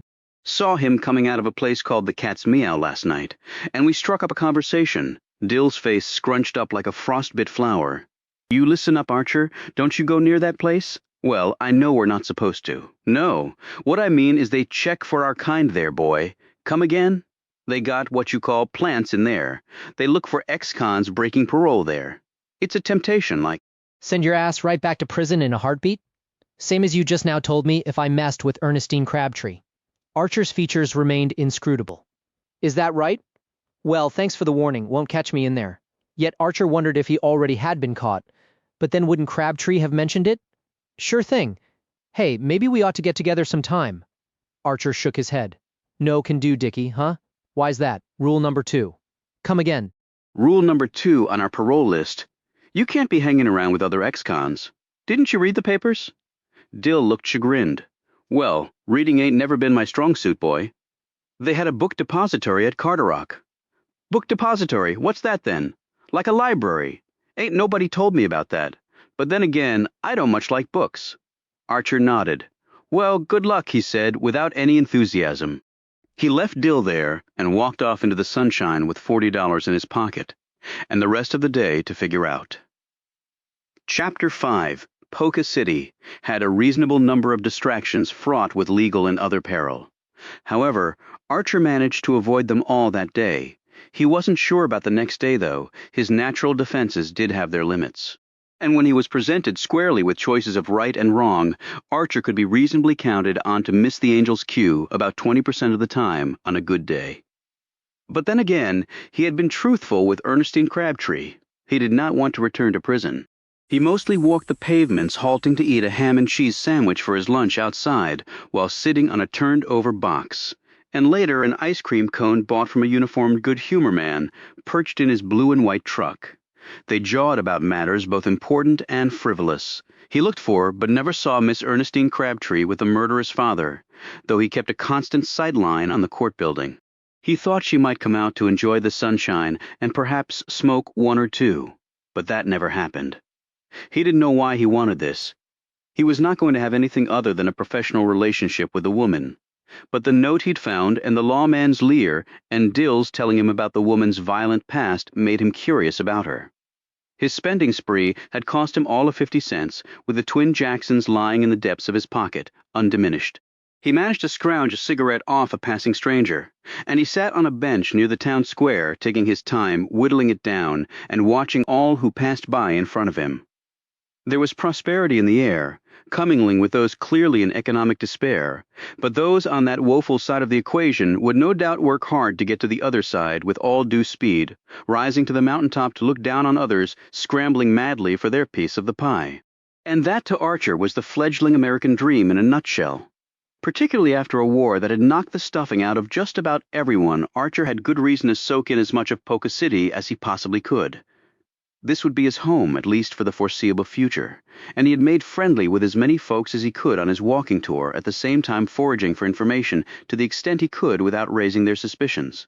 He had learned that some had short fuses, and he was not looking to make enemies of any sort. Like Dill, many had heard of Mr. Hank Pittleman, though the opinions of these folks varied greatly. He was either a devil or a benefactor, with not one commentator occupying the middle ground. Archer took in all this with a grain of salt and let it marinate as he smoked. Many had also heard of Lucas Tuttle. He was described as a farmer of fierce devotion to the soil and a provocateur of skilled debate. He was also a seasoned hunter, as comfortable with firearms as he was skewering, with his impressive vocabulary and agile wits, those who did not align with his points of view on myriad subjects. These ranged from local crop rotation theories to the efficacy of the Marshall Plan to the question of the gold standard versus all other benchmarks. A curious combination and perhaps the earmarks of a formidable person from whom to collect a debt. This was possibly why all efforts heretofore employed by Mr. Pittleman had suffered failure in their execution, with perhaps the stark execution of the poor debt collector having followed. On this very point, Archer said to one man, wearing an aged Hoover collar, a greasy felt hat, and an intense expression, "Tell me something. Has this man Tuttle ever killed anybody in a dispute?" "Well," said the fellow, his teeth gnawing at his top lip, "if he has, it never reached a court of law. And that's a fact, for I am a member of the local bar, and would be in a position to know of such." "Would you reasonably expect that it would have reached a court of law?" Archer had persisted. "I would expect that in Polka City all results are possible, except for consistent rain and politicians who keep their promises. And a man with influence can achieve things unavailable to the rabble. I trust you recognize the both of us as part of that unfortunate clan, Mr." Archer could not doubt that the man spoke the bold truth. After his smoke, Archer flicked a shard of tobacco off his tongue, made a decision, rose, and set out to the west at a steady pace, his long legs energetically eating up distance. He wanted to explore new territory. It was in his blood after he'd gotten out of the army. Someone had asked him if he was good, bad, or indifferent to having once been a person fighting a world war now consigned to a normal existence. Archer had answered that he was all of those things, or could be, depending on the opportunity. "You mean the circumstance?" the man had corrected. "No, I think I got it right the first time." Archer had recorrected, and his thinking in Polka City had not been changed by recent events. It led him to march out to the road he'd taken the prison stop bus in on and lift his thumb to the sky. In the Army, he'd often served as a scout, going ahead to see where the enemy might be and what sort of killing assets they might have. It was rough going and dangerous because he often found himself behind enemy lines outnumbered 40-1, but in his opinion, it was always better to know than not know. Which was why he was standing on a dusty road with a cloudless sky overhead, and his thumb pointed to heaven, or at least in the kingdom's vicinity. Archer never seemed to know the exact location of God, because the fellow never seemed to stay still long enough to allow Archer to make his acquaintance. The beanpole, ginger-haired farmer in the truck who stopped to pick him up made no inquiries other than to ask where Archer was headed. He told him. The man nodded, pointed to the rear, shifted his gears, and they set off. Archer rode in the back, with a bale of hay and a baby goat curled up asleep on a pile of rags. The air remained intensely dry. Archer had it on good authority from at least a half-dozen folks in town that Polka City saw rain about as often as one viewed a rich man in a soup line. "You telling me it never rains here?" he'd asked one bright-eyed citizen. "No, it does. But if you're asleep when it commences, there might not be any evidence of it remaining the next morning when you wake up and make inquiries. But don't they grow crops here?" Absolutely, the same gent had volunteered. But just the kind that fertilizes itself on wind and dust, of which we have an abundance. The ride took nearly an hour, and as soon as he bid the farmer, the hay bale, and the still sleeping baby goat adieu, Archer wondered how he was going to get back. But like most things, he decided he would tackle that when the time came and not before. He was a man who lived each moment as though it would surely be his last. War just did that to you. And prison had piled on that notion, forcing it bone deep into Archer. He figured he would never be free of it now. He eyed the name on the mailbox that leaned toward the road, like it was giving an edge to the postman coming, L. Tootle. The farm stretched as far as Archer could see. He didn't know if that qualified it as a big farm or not.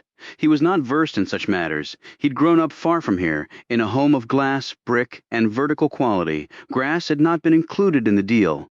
There was not a cow that he knew of within 20 miles of his birthplace. Here, though, the bovines were everywhere, dotting the land like a foraging army, bivouacked for a stretch till the time for fighting would come along. He saw the gravel road that led out of sight and figured the home of L. Tuttle would be just along that way. He eyed the sky, and the sun told him it was now nearer to 4 than 3. He checked his watch, although he trusted the sky more than he did his wind-up. He saw dust kicking up in the distance, either a tornado or a tractor working away. As he squinted, Archer could make out it was the latter. He took off his hat, slapped it against his pants leg to dispel the dust that clung to every bit of him, and headed up the road. He'd been right. The one road branched off like the sweep of a river to 3 o'clock, and a quarter mile down this fork he saw the house and the outbuildings. It occurred to him that Tuttle was a prosperous man, which made the matter of the debt more problematic, at least in his mind. But a promissory note signed with collateral laid against it was a serious thing. He was finding, while perhaps some would see it as a small issue, the fact was, if debts remained unpaid, whatever followed would genuinely be the collapse of civilization as any of them would know it, Archer included. And he and millions of others had just fought a world war to ensure that neither anarchy nor fascism nor anything else would replace the reasonable screwing over of people without money by those who possessed damn near all of it. Archer had come back from the war, feeling lucky to be alive. He had not come back to seek a fortune. He wanted his share, to be sure, but it constituted a small ambition and would not move mountains or deprive others of theirs. He had undertaken a years-long small detour due to a profound lack of judgment over a concern that he had no sooner deemed of little importance when it rose up and smote him with the power of a king and his legions crossing the Rubicon. And that mistake had caused his ass to be dragged right to Carteret prison. His 2 years of college had included readings in ancient history. He didn't know that material would have applied so readily to him in the year 1949. He picked up his pace as he went in search of Lucas Tuttle. He had a plan. Whether it would work or not was anyone's guess, but something tickled at the back of his head. Same as when he was a scout looking first for Italians and later for Germans. He had found the Italians the far easier of the pair. They didn't really want to fight, he reckoned, because every time he'd run into some, they were either drunk or eating their dinner. He wasn't surprised they'd turned on Mussolini and stuck his head up on a pike. They probably wanted to simply get back to their pasta and bottles of wine and their women. The Germans, on the other hand, seemed to like killing about as much as Dickie Dill liked strangling folks or smashing hogs in the head, just so till they died. Archer had never ventured to the Pacific Theater, but he'd heard the Japanese were worse than the Germans. As he drew closer, he saw that the house was a large, neat, one-story made of stained plank siding, with quarry stone chimneys, plenty of windows, and a wide porch on which sat 2 rocking chairs. The thing looked well built, trim and tight as a drum. He supposed there was no dust inside. He rapped on the single door with his knuckles. He could hear the footsteps coming. Something was about to happen, and you couldn't ask more from life than that. Chapter 6. Thrunt! Door swung wide open in an inviting way until the twin barrels of the Remington 12-gauge over-under greeted Archer. They were aimed at his belly, and he could see no easy way around that. He looked at the fellow holding the advantage on him. He was around 55, with about as interesting a face as Archer had ever beheld. The large head was topped by a great crown of white hair that toppled downward like a snow avalanche off a mountaintop. The tanned brow was thickly furrowed, and the chin was a V of bone, while the jutting jaw seemed a flesh-and-blood version of the over-under's muzzle. But what really caught his attention were the green eyes hovering in stark contrast to the tumble of white hair. They occupied their sockets with the intensity of twin machine guns in a bunker. The impression was mesmerizing and appalling to Archer all at the same time. "Can I help you, mister?" the man said politely, bellying the ominous threat held in his hands. Are you Mr. Lucas Tuttle? What do you want, pray tell? His benign look hardened several notches. The eyes now seemed an emerald fire. And you might indeed want to start praying, son. Well, right now, all I want is some separation from me and that Remington. Oh, no, that may well be premature. State your business or your belly will grow quite familiar with the intrinsic purpose of this firearm. I was hired by Hank Pittleman to come here and relieve you of your 1947 dark green Cadillac sedan. The machine gun eyes narrowed a bit. You are not endearing yourself to me, stranger. You seem like a fine young man, though a bit rough around the edges. It would be a shame to end things for you right here and now. I had determined to come out here at night when you were asleep and see if I could take back your Cadillac without you knowing. But then I decided to approach the matter on a more direct footing. The muzzle lowered to a part of Archer's anatomy that was even more precious to him than his stomach. To answer your query, I'm Lucas Tuttle, sir. Now explain yourself further, but you best tell me your full legal name first. That way it can go on the tombstone properly. Aloysius Archer, but just call me Archer.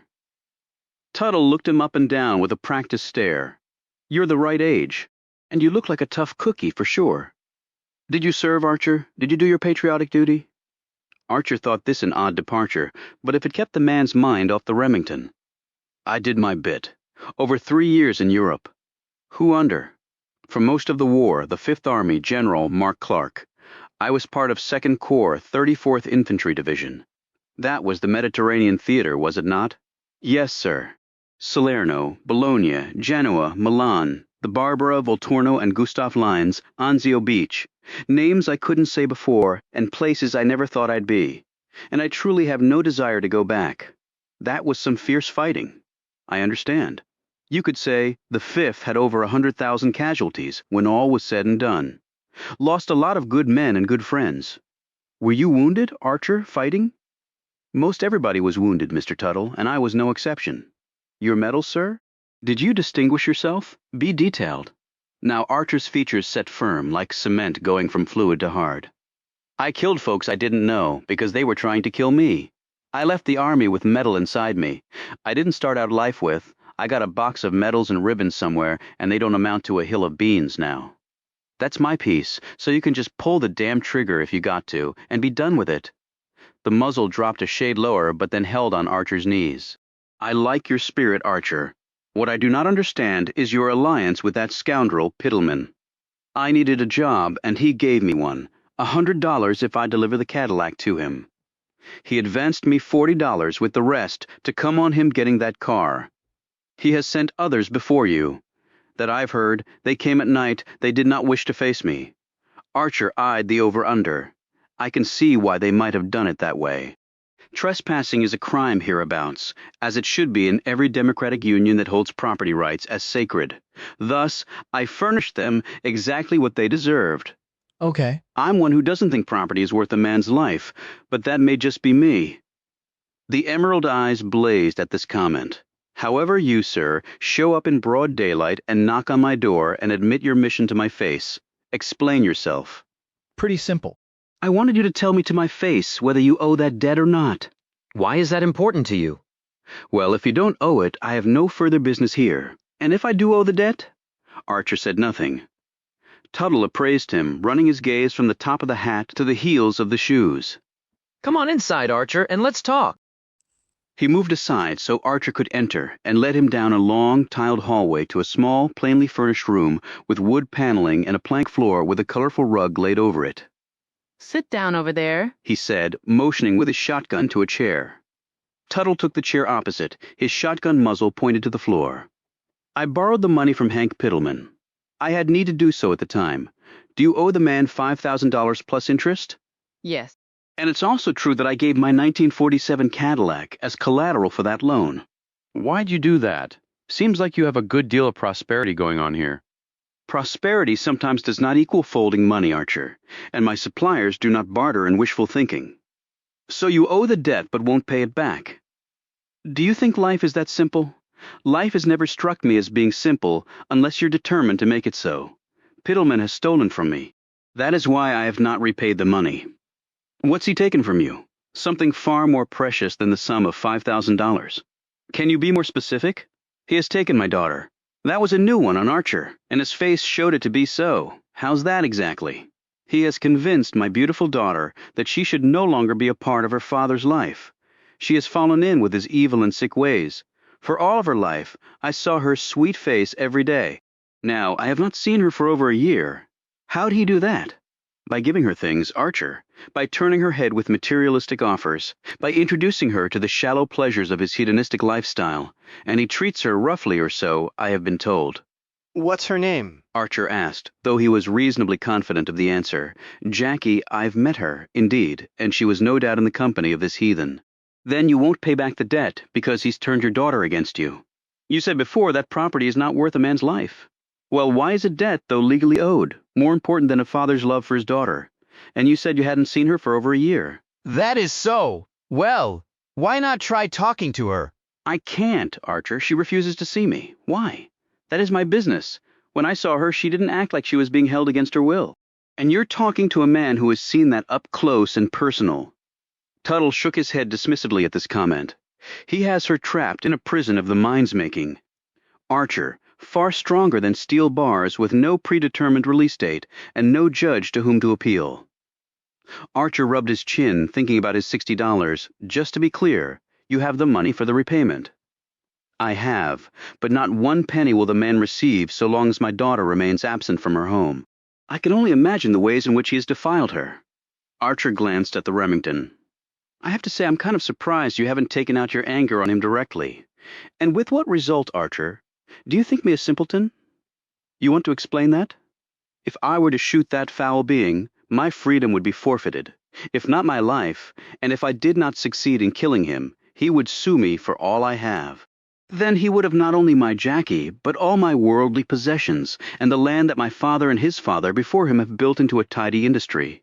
Indeed, in the depths of my mind, I think it no coincidence that he has seduced my daughter in such a manner in the hopes that I would attempt to take out any murderous intentions I might have, just so he could confiscate it all. You're saying he planned all this? Archer said skeptically. To me, the connection is as inevitable as the eastern rise of the sun on the rotation of the Earth's axis. I understand from Mr. Piddleman that he's currently married. That is indeed the case, and his wife has no issue with her husband being with your daughter. I think Marjorie Piddleman takes great issue, but her options are limited, seeing that he controls the purse strings. Hank Piddleman does seem to be the controlling type, and he does have a lot of money apparently. Tuttle raised the over-under to its original position. So, what are your current intentions? Seems to me there's only one solution. What's that, I wonder, Archer? If I can get your daughter to leave Piddleman, will you repay the loan? And exactly how do you propose to do that? You'll have to let me work through it, and then you'll be able to collect your commission. About that, got a question. I'm listening, Archer. What's it worth to you to have your daughter away from this man? Tuttle's features turned a shade darker, and the pair of green eyes flamed with phosphorus intensity. You would charge money to a father to free his daughter of an abomination? Archer sat forward and twirled his hat. Look at it my way. From what you're telling me, Piddleman is not a man of his word. Now suppose I get the loan repaid. Why do I think the $40 in my pocket will be the last cash I ever see from him? Don't get me wrong. I don't mind doing the right thing for the right thing's sake. Hell, I did that over in Italy and Germany. But a man has to eat, and he has to have a roof over his head. You see my point? Tuttle's finger danced over the trigger of the Remington. How much then? Let's make it $60. That way I'll be made whole in case Piddleman doesn't come through. I think that's fair and square. But if he does come through, do I get a refund of my contribution to your economic stability? Archer rubbed at his cheek and glanced at the Remington. Well, that would come under the title of risk, Mr. Tuttle, and a man has to be fairly compensated for accepting it. So no refund then? Honestly, no, sir. I'll give you 3 days, then I'll come looking for Pittleman and you. I'll be sure to hold you to that, sir. It was an unexpected reply that made Tuttle fully lower his shotgun. Desiree here will show you out, Archer. Archer turned to see a woman standing there as Tuttle passed by them both and disappeared down the hall. Desiree was in her 40s, medium height, bland, brown hair, with black-framed specks over dull eyes, but her facial features were etched in stone, and she had an air of efficiency about her. She was dressed in a quiet gray jacket and skirt and black pumps with heels sharp enough to pierce his skull. A small string of fake pearls lay against her light blue blouse. Mr. Archer? She said, putting out a hand. He rose and shook it. This way, sir. As they walked along, Archer said, "So what is it that you do here, ma'am?" I assist Mr. Tuttle as his secretary. He seems like a real sweetheart when he's not pointing his shotgun at my privates. It pays well, and it requires little interaction with anything other than my typewriter.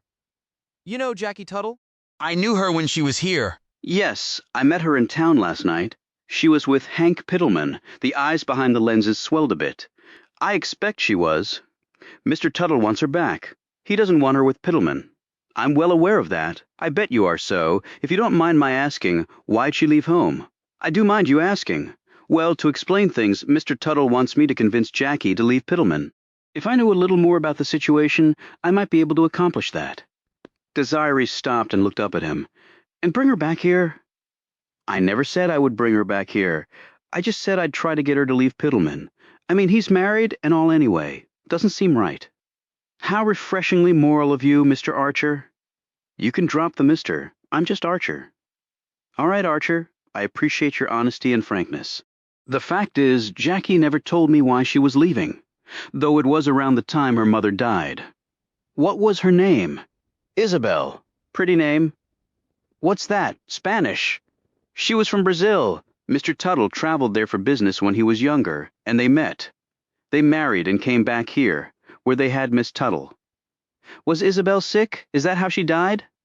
No, she died in an accident. Sorry to hear that. What kind of accident? It was just a horrible, horrible accident. I'll leave it at that. Were she and Jackie close? Isabel adored her daughter, and that adoration was returned. Maybe that's why she left, because she was so heartbroken about her mother. Desiree looked at him funny and said, "I'm sure that was part of it." She hesitated. "Would you like to see a picture of Isabel?" "Sure." Desiree led him down another hall and opened a door into a large and comfortable sitting room with several oval windows that looked out onto the stark fields behind the house. Archer took it all in. Big, solid furniture, colorful rug on the Spanish tile floor, paintings on the wall depicting countryside and wildlife, and a stone fireplace that rose to the ceiling. A mantel of petrified wood fronted the stone with a framed photo on it. Mr. Tuttle sure has nice things, he noted. He's had his ups and downs, but now things are looking up. Archer didn't think the woman sounded too happy about that. This is Isabel.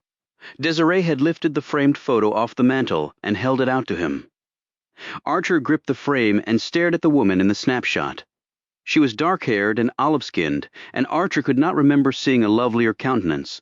It wasn't just the beautiful features, it was the spark of life in the eyes that made his own pair seem dull and unresponsive by comparison. So she died about a year ago. That's when Mr. Tuttle said Jackie had left home. Yes, that's right. She took the photo from him and replaced it on the mantel. Twirling his hat, Archer said, "Why'd you really bring me in here and show me that picture?" "I just thought you'd like to see Miss Tuttle's mother." "Okay," said Archer, "and I'm Harry Truman." She looked him up and down. I thought Truman was older and shorter. He fiddled with his hat some more. "What do you think about Mr. Tuttle wanting her to come back home?" "I haven't thought about it. And if you did, she's a grown woman. She should be able to make her own decisions. What sort of accident again?" "I told you that. I know Jackie and I like her, and I was just wondering, that's all." "Well, I don't really know all the details, just that it was very tragic." Now, I have some dictation to type up. I'll show you out. "I can find my own way, thanks. You should probably get to your typewriter. Don't want Tuttle pointing his shotgun at you because you got behind in your typing. It's a little unsettling." Archer left the tidy house, put on his hat, and wondered what the hell all that had been about. Chapter 7, A Hitched Ride Back with a Mother and her buck-toothed, runny-nosed son in a dented Studebaker, with no wheel caps and a rattling sound that signaled the engine was close to throwing a rod, brought Archer to Polka City before the dinner hour. He used the down-the-hall shower to clean off the dust and put his only clothes back on. He set off now to do something about that wardrobe predicament. His long legs took him down the street to a haberdashery about 3 blocks from his hotel that he had passed on his earlier ramblings. The old gent in there seemed to be thinking about closing up for the day and contemplating his dinner when Archer strolled in. "Need some fresh duds," he said. The fellow was dressed like a walking billboard for his line of business, down to the cufflinks and the pocket square aligned with an engineer's precision. "I can sure see that, young man." "What can I do you for?" "To start, let's get a copy of what I got on now, only better." "Well, that's fine since I only got better. But can I see your money first?" "Just a common courtesy from folks I don't know is all. This is a respectable establishment. I deal with no other kind. The show of the Twin Twenties was all it took to capture the man's undivided interest, and it took only an hour to complete the selling and buying. With Archer's physique and height, nothing needed to be altered, and the man had his girl cuff both pairs of pants on her sewing machine right then and there. "That's a damn sight miracle," said the man of the fine fit. It was a single-breasted heart, Schaffner and Mark's model of a medium blue color with narrow pinstripes. His wide-knotted tie was a blood red, and the command collar on his Alden dress shirt softened the thickness of his neck. The leather belt holding up his pants was black and braided. "I like the hat," said Archer as he peered in the mirror at his new felt snap brim with a dented crown and a burgundy silk band. He had bypassed the recommendation of a rabbit-hair trilby headpiece. His white pocket square had a 2-point fold. "Shoes good? Those wingtips are the very finest leather. You'll need to keep them conditioned and shined regularly. I'll break 'em in." The man handed him a bag and a hanger with the extra pair of slacks on them. 2 pairs of underwear, same number of socks, and the extra pair of trousers, pleated and cuffed. "Right," said Archer. "I'm good to go." His Jacksons had been drastically reduced, although Archer had been surprised that he'd been able to afford the new clothes and shoes for less than $40. The man told him he hadn't been open that long and was looking to build up his business, and thus was giving Archer a deal. "You look fine in the new duds, so talk my place up to everybody, you hear me?" said the man, and Archer promised that he would. He walked out the door wearing his new clothes. The girl had put his old suit, shirt, and shoes in another bag. He dropped all this off at the Derby, hung up his old things and new spare pants, and headed out to eat some dinner. The restaurant was named the Checkered Past. Whoever had come up with the names of the places here had a sense of humor. Archer would grant them that. The sign out front promised steaks and fat potatoes at good prices and coffee until midnight. He entered and took his seat at a table with a red and white checkered cloth covering it and matching napkins. He ordered his steak rare and his coffee piping hot, and afterward sampled the peach cobbler, which was good, the best he'd ever had, perhaps. He laid down his coins for the meal and then plotted out his next steps on the way back to the Derby. He got up the next morning, cleaned up in the bath down the hall, and headed down to the front desk. "You know where Hank Pittleman has his house?" The clerk, the same gent who had checked him in the first night, scratched his furry forearms and said, "Why? You want to know that? Have business with the man, and he told me he spends Saturday and the Sabbath at his home with his wife. Well, I need a way to get out there. Can always walk. How far is it? Take you a good 4 hours. Any way I can hitch a ride with somebody?" The man stroked his chin and looked Archer up and down. "Actually got a delivery going out there this morning. You help with that. It'll pay for the price of the ride. I can fix it up. When does it leave?" "Hour from now." "Where from?" "Alley behind the hotel." "Okay, I'm gonna grab some breakfast then. Do what you want." "Hey, now, where'd you get those clothes? Those sure ain't the duds you were wearing when you got here. I bought some new things." "With what?" "Same what I paid for the room." "Cash. Where'd you get that kind of moolah?" "Department of Prisons gave it to me. Thought you was one of them when you checked in. But are you shitting me? They give prisoners money?" "Well, I promised him I wouldn't kill anybody else if they did." Archer fell silent and stared at the man with a look that he hoped meant business. "Well, you be at the alley in an hour." "I will, friend." Archer got a cup of coffee and a fried egg and toast at a hole in the wall, a block down from the hotel, and read a discarded newspaper while doing so. The Soviet Union had recently detonated its first nuclear weapon. While Archer had been in prison, something called NATO had been established. The newspaper Archer had been reading at the time said the creation of NATO would make sure there were no more wars. They must have forgotten to tell old Joe Stalin that, thought Archer. He met the truck and driver behind the hotel. The man told him his name was Sid Duckett. Around 60 years old, he was about 3 inches taller than Archer and outweighed him by maybe 50 pounds. He looked like he could lift the truck he'd be driving, but then told Archer he'd thrown out his back and welcomed the help in exchange for a ride out. He had on faded jeans that showed off his wide hips and bow legs, a cotton shirt tucked in, a wide leather belt with a buckle the size of a paperweight, dusty boots, and a greasy snap-brim hat with a fake bird feather sticking from the band. Well, get to it then while I check my paperwork, said Duckett. What are we hauling? He pointed to a large stack of wooden crates piled next to the hotel's tradesman entrance. What? All that? All that, buddy? If you want the ride? Archer took off his hat and coat and rolled up his sleeves. A half hour later, after much grunting and heaving, and words of unhelpful advice from Duckett, the truck was loaded. Archer rolled down his sleeves and picked up his jacket and hat. "Let's go!" hollered Duckett from the front seat. "Time's a wasting fella." Archer climbed in next to him, and they set off. "Guess you folks don't use much talcum powder around here," noted Archer. "What's that?" replied Duckett, looking puzzled. "Just worked my butt off, but the air's so dry I didn't even break a sweat." They drove for an hour, and not once did the landscape change from flat and brown or the sky from clear to something else. Archer didn't recall even seeing a bird passing over. Archer eyed this for a while before saying, "See here? Does it always look this way?" "What?" Archer pointed out the windshield. "The land around here." Duckett eyeballed what they were passing. "Sometimes we get a bit of snow. But other than that—" "I don't like change," said Duckett gruffly. "When things are the same, you got no surprises." "I'm into variety myself," replied Archer. "Well, you're in the wrong damn place, brother. Least when it comes to the weather." Does that mean there are surprises around here not having to do with the weather? Duckett eyed him suspiciously. "You ask a lot of questions. My mama told me that was the only way to learn. Maybe your mama should have told you not to be so damn nosy." They pulled off the road and shortly came to a set of wrought iron gates. Duckett honked the horn, and a dark-skinned, strongly built man with small features, dressed in worn olive-green dungarees, a faded striped shirt, and work boots, rushed out from somewhere and opened them. "Holy Lord!" exclaimed Archer. "This is one man's home?" He stared up at the behemoth that loomed before them like the rise of mountains from the plains. Duckett nodded. "Yeah, why? What does one man want with all that?" said Archer. Duckett aimed a glare his way. "Don't tell a man what to do or not do with his money. Mr. Piddleman wants a place like this. Well, then he can damn well build it. And he did. I wasn't saying otherwise, just voicing an opinion. Man single-handedly made Polka City into something. I grew up here. Wasn't shit here. Man changed that. Why, I got a job. Don't be bad-mouthing him with your opinions, lest you want trouble. I'm the sort who doesn't care for trouble, pal. Had enough of that to last a lifetime.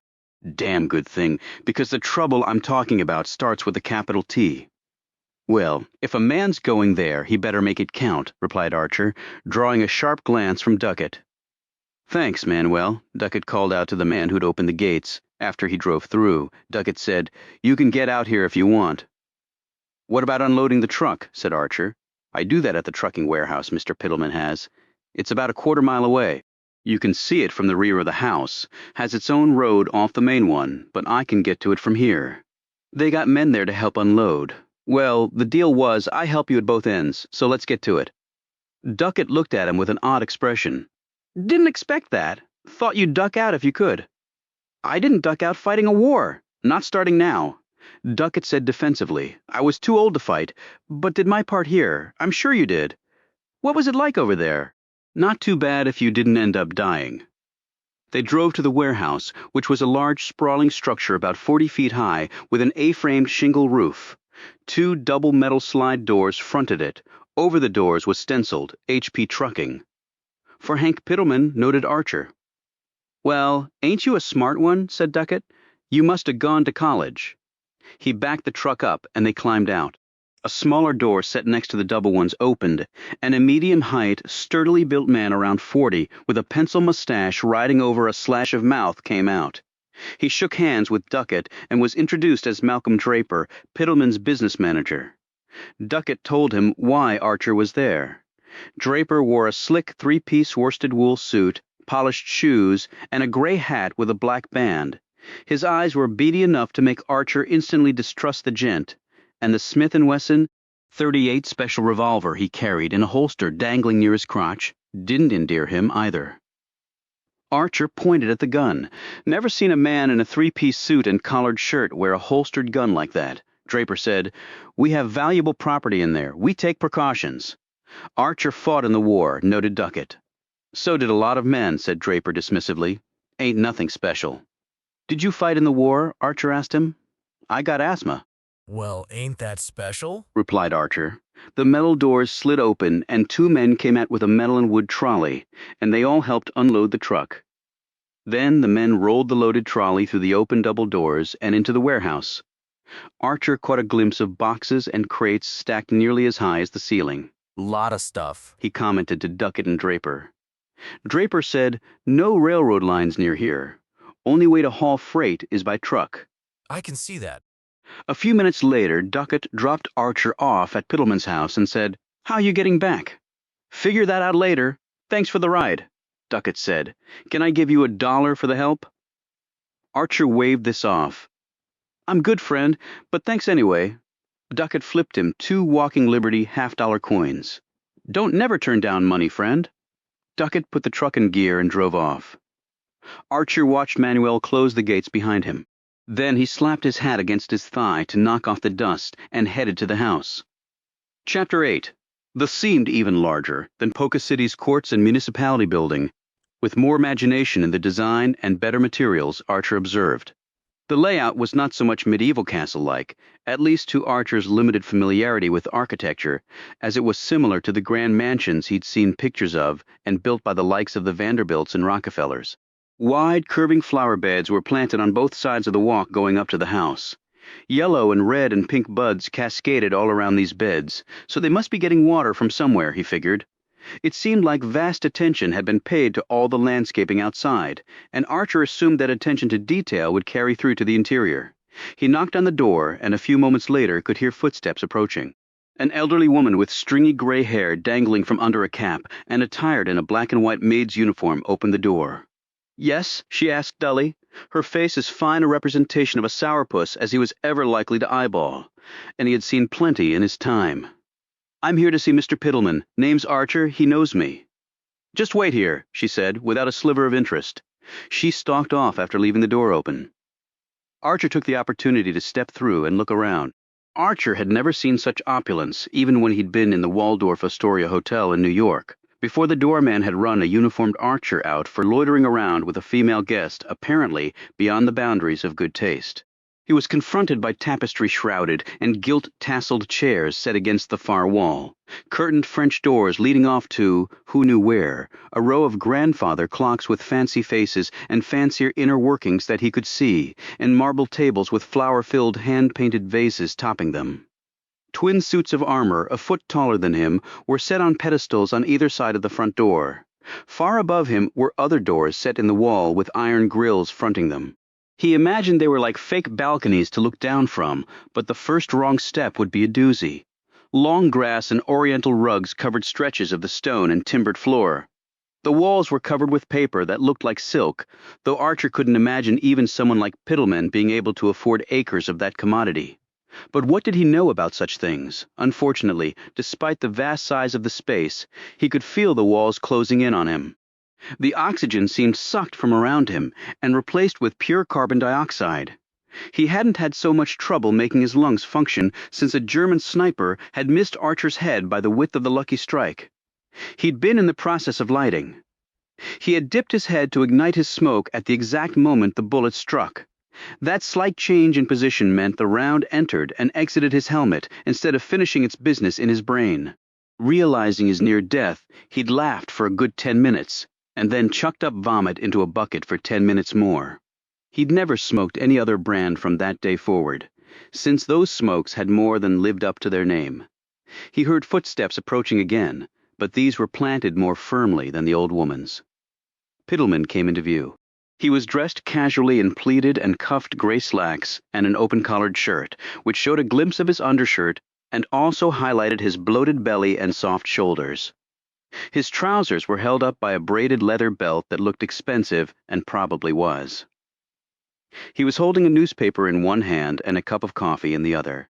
His hair was just as neatly combed, but in the light of day Archer could see clearly the sun splotches spread over the man's face like clumps of dirt on an otherwise pristine, if saggy, carpet, and under his eyes were pouches filled with blue-veined wrinkles like the tracings on a dime store map. He doubted Jackie Tuttle would look any less alluring in the daytime instead of in a dark, smoky bar. But still, that was reason enough to drink in the absence of light. "What in the hell are you doing here, Archer?" came to report on Mr. Tuttle. "You got the Cadillac, boy?" He glanced toward the front door. "No, sir, but I'm working on it. Mr. Tuttle told me a few things, and I just wanted to run them by you." Piddleman looked him up and down. "New clothes?" "Yes, sir. I guess I see where my $40 went. You going to disappoint me? I hope not to. Come on back." He turned and led Archer down a broad hallway festooned with paintings, murals, and the heads of unfortunate animals. "You hunt?" asked Archer, looking at the frozen countenance of what appeared to be a water buffalo. "I do, just not critters." Archer looked confused until Piddleman saw this and laughed. "Lots of things in life more important than these. Here things to hunt, Archer." "Like what?" "I'll let you find out for yourself. Hope it's not a lesson you come to regret." He led him into a room with glass walls and a glass ceiling, all supported by steel beams. In the center of the room was a table and 3 upholstered chairs with medieval scenes stitched on them. Leggy potted plants were arrayed around the room. A dark davenport was against one wall with light-colored pillows, and a menagerie of birds printed upon them. Floor lamps with shirred paper shades and graced with various designs, both architectural and animal, were strategically placed.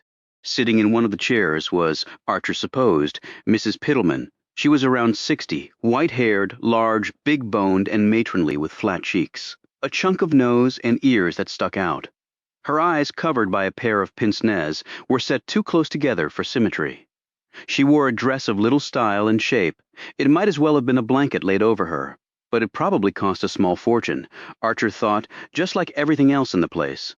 Archer doubted she had been beautiful even in her youth, but there was refinement and intelligence in her eyes and features. He believed her soul might be far more attractive than the outside of her. But that might just be wishful thinking. Thinking the best of people often was, he had learned. "Marjorie, honey, this is Archer. He's been doing some work for me." She inclined her head, but offered no verbal greeting. Piddleman sat down, drank his coffee, and folded up his newspaper. "Take a seat, Archer." Archer sat uncomfortably on 2 nights jousting. Piddleman said, "So you've been out there and talked to him. Why did he catch you trying to take the Cadillac? If so, why aren't you dead, or at least gravely injured? I don't pay good money for a half-ass effort, soldier." "I went yesterday afternoon, knocked on the door, and talked to him."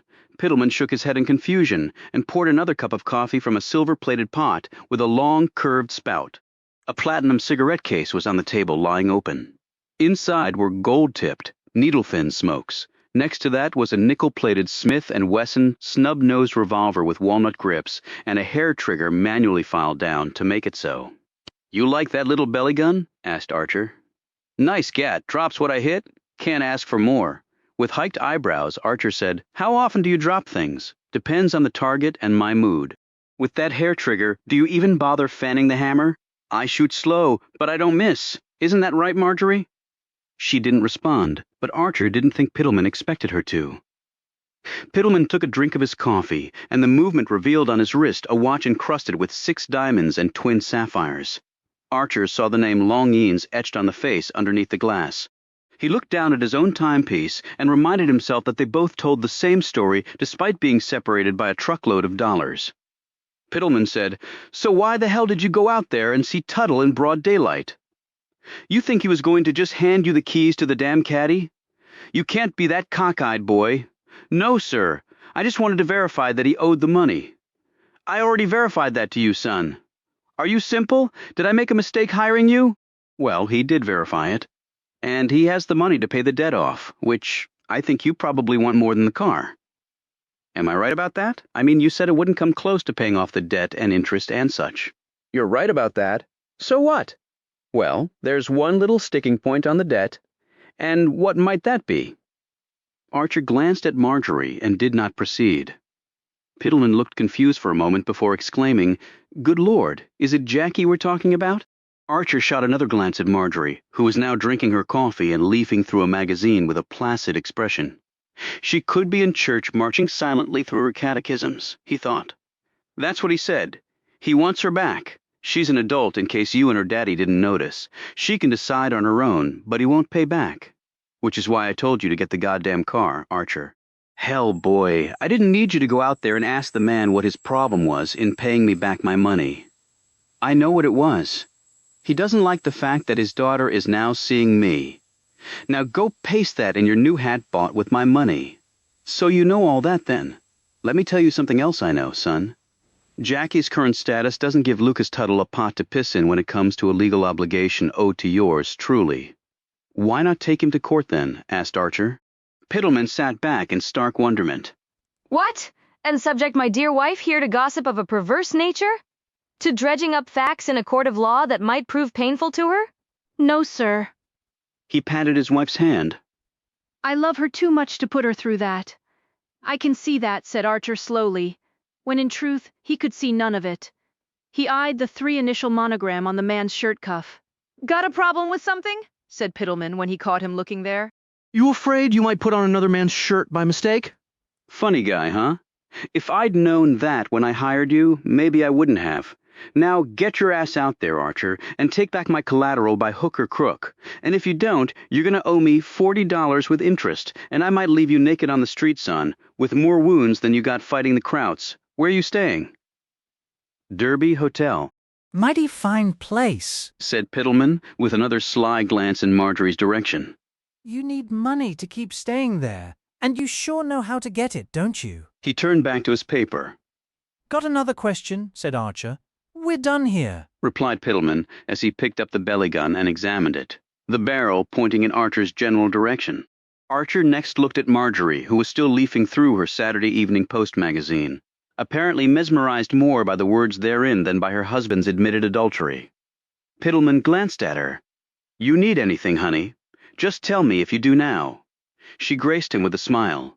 I'm just fine, Hank. Hell, I know you're fine. Just ask any man. He glanced at Archer. And why are you still here, son? Have I not made myself as clear as the sky outside? Archer rose and tipped his hat at the woman. Nice to meet you, Mrs. Piddleman. She nodded absently at him, her gaze holding on the magazine. He walked to the door, looked back at the odd couple, and could only shake his head. On his way out, he glimpsed a young woman in a maid's uniform scampering up the stairs. She looked back, saw him watching, and gave him a wide smile. He tipped his hat and returned the smile. She hiked her eyebrows fetchingly, then disappeared from sight. He waved to Manuel, who opened the gate for him. He passed through and headed for the road. He walked for a while, the dust collecting on him like metal fragments to a magnet. He finally hitched a ride on a slow-moving Model A, heading to Polka City, and driven by a man dressed all in black who said he was a circuit preacher. He told Archer he needed to repent his ways, regardless of what they were, and gave him a pamphlet from a wooden box in the back that was entitled, "The Devil is Inside You."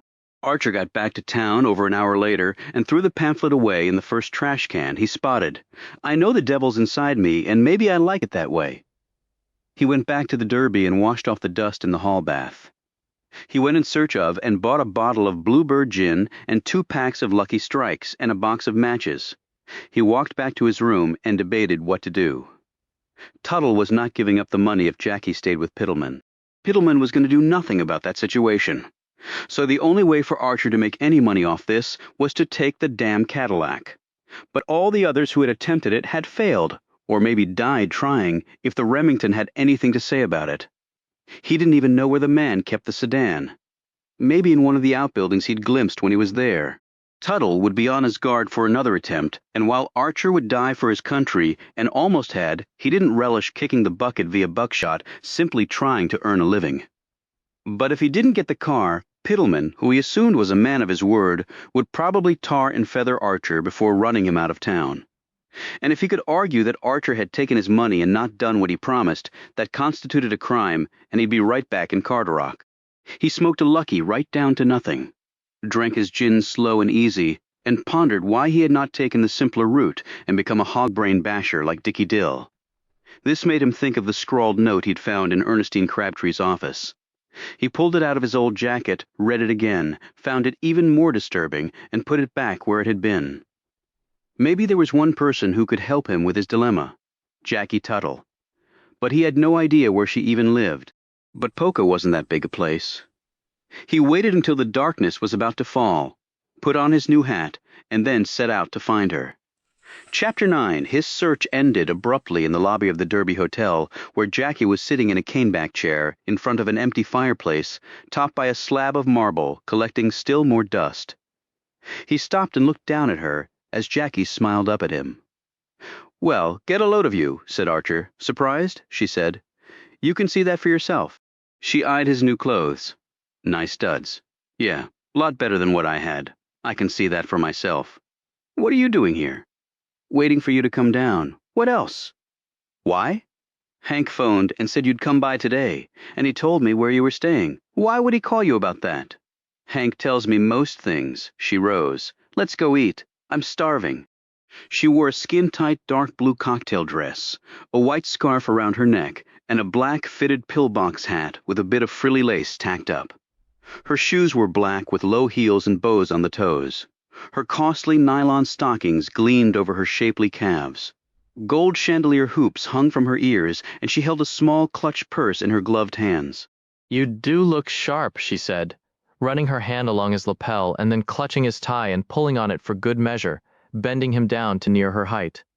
"With a little work you might be approaching dreamboat status, sort of like Cary Grant and Clark Gable all rolled into one.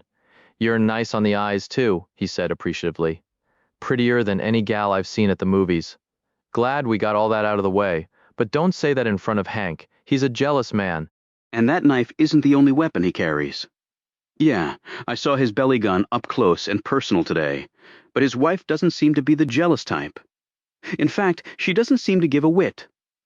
As they walked out into the fading light and headed down the street, Jackie said, "Oh, Marjorie gives a whit, trust me. Care to explain?" "Not really, and I'm not sure you're set up to understand even if I did."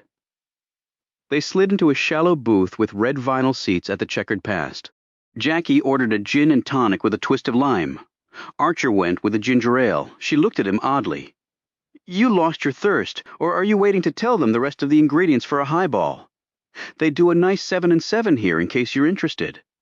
"No, just trying to watch my P's and Q's. How is not drinking doing that? If I get sauced, I might say or do something with you I might regret." "Hell, Archer, that's half the fun." She sipped her drink when it came, while he chugged his. "So, Marjorie," began Archer, "what about her? She knows about you and Hank." "I know she does. You're really not going to enlighten me then." She took off her pillbox and set it on the table next to her place setting. "And why exactly do you feel the need to be enlightened? I don't like not knowing things. Gets under my skin. That's a good attribute, but it doesn't persuade me. I hear you talk to Lucas Tuttle." "You mean your father?" "Yeah, I did," she shrugged. "And what did the old gasbag say?" "Why ask me?" Pittleman must have told you, since I told him. "I'm not going back home, Archer, if that's what you want to know." "Okay." "But your father truly seems to miss you."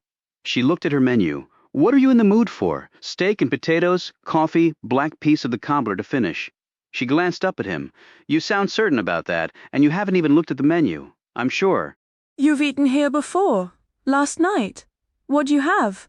Same as what I just said. You don't like variety?" 2 things in a row is variety of a sort. You'd make an intriguing study, Archer. Of what kind? She pulled out a pack of Chesterfields and offered him one, which he took. She lit his with her metal lighter, cupping her gloved hand around his, and then did the same for herself. Jackie blew out a cloud of smoke and said, "Hell, just about any kind of study." He turned his head and released smoke from his nostrils. With all the other tables similarly engaged, the restaurant looked like it might be on fire. "I heard your mother died in an accident. I'm truly sorry about that." She tapped ash into the chromium ashtray and positioned her elbow on the table so that her cigarette pointed to the ceiling like she was putting up her hand to swear an oath. Her flippant expression was gone. Who told you? Surely not my father. Lady named Desiree. She nodded. Desiree Langford. Efficient-looking woman. She is very efficient. She finished her cigarette early and ground it out in the chromium ashtray. Your daddy said he had the money to pay back the debt, only he won't so long as you're with Piddleman. Then I guess you're going to have to take the Cadillac like Hank told you to in the first place. You need to keep up, Archer. Hank doesn't suffer fools gladly. And get shot for my troubles? Did my father answer the door with the Remington then? Does he usually? My father's not a trusting man. Yeah, it was pointed at all parts of me that I find important and necessary. Well, why would he point at the unnecessary ones? You say he had the money. What he told me. Why? Just wondering, what's your plan now? Why? I'll tell you this, Hank isn't happy you already spent his money without getting his collateral. She once more eyed his new clothes. Is that why you sought me out? You sort of his spy?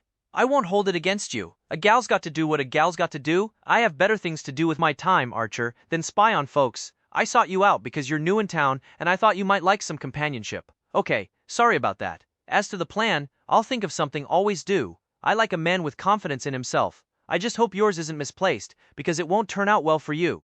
I know about the Remington now. Not talking about that. I know for a fact that Hank was angry when the other men came back empty-handed, and he took it out on them, for sure. You don't think I can hold my own with Piddleman? It's not Hank you have to worry about. He employs a lot of men, and some of them are even bigger and stronger than you. She added sweetly, and I suspect that most of them aren't nearly as nice as you are. Thanks for the warning. Don't say I never gave you anything. Hey, where are you coming in from? You said 7 hours from the east. Just wandering. Have been for a while. You mentioned you did 2 years of college? That's right. Where? Not anywhere near here. Why didn't you finish? Little thing called a world war came calling and interrupted my studies. Right, you said you fought. Every man my age did unless they had bad eyes, bad feet, or a bum ticker. I hear the sons of some rich or influential men didn't have to suit up. Well, my old man wasn't rich or influential, and anyway, I volunteered. Why? Do my part. Why else? Were you brave? More lucky than brave, probably. Why don't I believe that?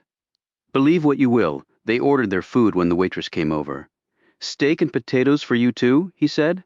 After Jackie finished her dinner request and the waitress had gone off, she gave a surprised Archer a coy smile.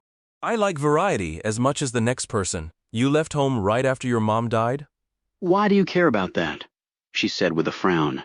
I'm just a curious soul, always have been. Well, it's my business, not yours. So tell your curiosity to scram. Archer looked around the dining room, and his gaze alighted and held on Ernestine Crabtree, who was eating her dinner in a far corner of the restaurant. She had a book next to her and a pad of paper in front of her, and was writing something down with a pen. What is it? Asked Jackie, glancing that way. You know her? Just looking around, seeing what's what. Eye for the ladies, Archer? Don't be afraid to confess it. Look, I'm no better or worse than other men on that score. You know her? Jackie sat back and ran a finger down her glass of gin. Not really. Seen her around, she seems a little wound like a clock. Yeah, seems that way to me too. It's sad she's all by herself with only a book to keep her company. Books can be good for you. You don't strike me as a book reader, Archer, despite your 2 years in college, she said skeptically. You're wrong there. I've been reading books a lot lately. Good friends to help pass the time. Did you have time you wanted to pass? Don't we all? What'd you study in college? Mostly the co-eds. You're a laugh a minute until you're not. Archer looked around once more and flinched when he saw 3 men sitting at a table in another corner of the restaurant. 2 of them were hardened, uncouth types with greasy hats and slovenly chins. The other one was Dickie Dill. He was eating his steak blood rare and cutting it not with the restaurant's cutlery but with a switchblade. That was disturbing enough, but all 3 men were also snatching glances at Crabtree, and then talking and laughing. That all set Archer's nerves on edge. When one of the men rose and headed toward Crabtree's table, Archer said to Jackie, "Excuse me for a minute." He beat the gent to the table by a half second. Crabtree looked up first at the man and then at Archer. Mr. Archer, what are you doing here? She said. Saw you sitting here and came over to say hello. Archer glanced at the man. Hey, friend, you know Miss Crabtree, too? Not as well as I want to, barked the man. Three's company, so beat it, pal. He was larger than Archer, with a broad chest and thick arms. Archer said, I would beat it, but I also have business with the lady. What sort of business? The personal kind. Like I give a damn? The man reached out to grip Archer's shoulder, but Archer deftly blocked the man's thrust and took the hand in a firm shake. So firm, in fact, that the man's eyes started to wince. With his other hand, Archer held the man's other arm tight against his side. Mr. Archer, said Crabtree, what are you doing? Just having a gab with this nice man. It looks like you're hurting him. No, I'm not hurting you, am I, fella? You better let go before I get riled, said the man, his eyes watering now with the pressure Archer was applying. Archer glanced over at Dill to see the little man watching him intently, his blade held point up. I mean, no harm, friend, but I sort of have to insist on you going back to your table, and I'll do the same. You can see that Miss Crabtree is busy right now, so the respectful thing to do is walk away. Archer gave the hand another firm squeeze, and the look in his eyes was of a man who was not going to be denied. The man looked down at the paper and the pen as Archer increased the pressure on the gent's fingers. I'll come back neither time then, he said, hoarsely. Archer slowly let go and stepped back. Well, you might want to find somebody else to talk to. Dickie over there is a nice one. I know you're eating with him and all already. Crabtree jerked her head to look in that direction. Then she glanced up wide-eyed at Archer. Before the man left, Archer pulled him close and said into his ear, I'm just out of Carderock myself, pal. One thing I learned about Miss Crabtree, they got the law watching her all the time. Case people like you and me make a move like you just tried to do. Dickie gave me the same advice about the cat's meow. Just trying to help you out, friend. You take care. The man looked goggle-eyed at Archer, gave a searching glance around the restaurant, turned and hurried back to his table where he sat, and immediately entered into a serious discussion with the other two while shooting glances back at Archer. Archer looked down at Crabtree.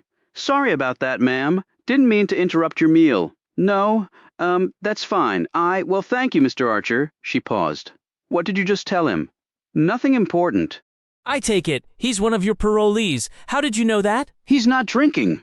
Oh, yes, Dan Bullock. He was released 3 weeks ago. Right. Well, I was just wishing him luck in his new life. Before she could respond, he glanced down at the paper and saw the writing there along with the title at the top of the page. You a writer? You working on a story? She covered the page with her hand. I just scribble. Well, okay. See you at our next meeting. Yes. He walked back to join Jackie. What was all that about? She exclaimed as he sat down. Just heading off a little bit of trouble. Seemed like you knew her. Didn't I say? I just met her walking around town. Nice lady. She glanced at the table with the 3 men. I think you might have made some enemies, Archer. Wouldn't be the first time, but I think it'll be okay. A woman like that is a target, unfortunately. Why's that? She doesn't have a man with her, said Jackie matter-of-factly. He stubbed out his Chesterfield when their food came. They ate their meal mostly in silence. Archer had things he wanted to ask, but was afraid to, something he usually wasn't, especially with a woman. But this was a woman the likes of which he had never really encountered before. He had an unsettling notion that she might be more than a match for him. Ernestine Crabtree, too.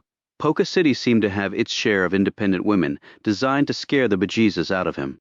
Jackie insisted on paying, and Archer didn't protest too much, since he would have had to dig into the dregs of his remaining cash to do so. Still, a woman should not pay for a man's meal. It just wasn't done. You have any work needs doing, let me know I can pay off the meal. She ran an appraising eye over him. Oh, I'll let you know all right. You might come in very handy for what I need. Jackie then gave him such a look that Archer felt himself blush for one of the few times in his life. As they walked out, Archer thought he saw Ernestine glance at him. But that also might have been his imagination. Dickie and his pals had long since left.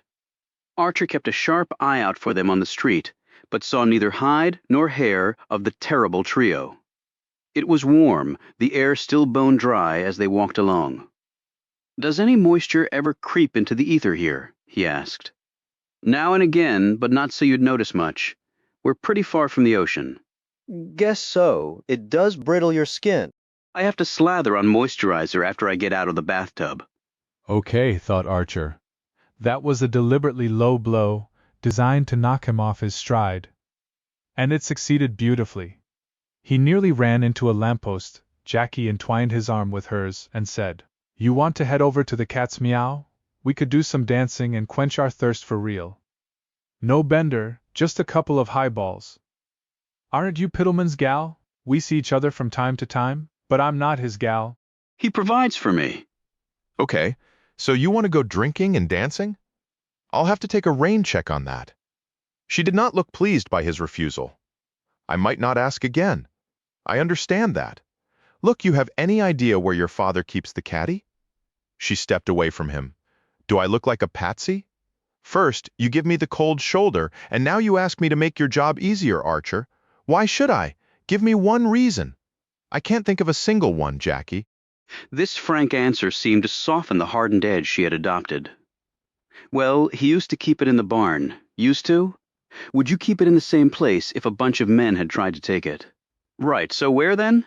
She put a fist on her hip and stared at him. There's a building about a quarter-mile behind the barn. My father stores old farm equipment there. If I were you, I'd look there. Any idea where he might keep the car keys? No, that's okay. I know how to hotwire a car. Do you now?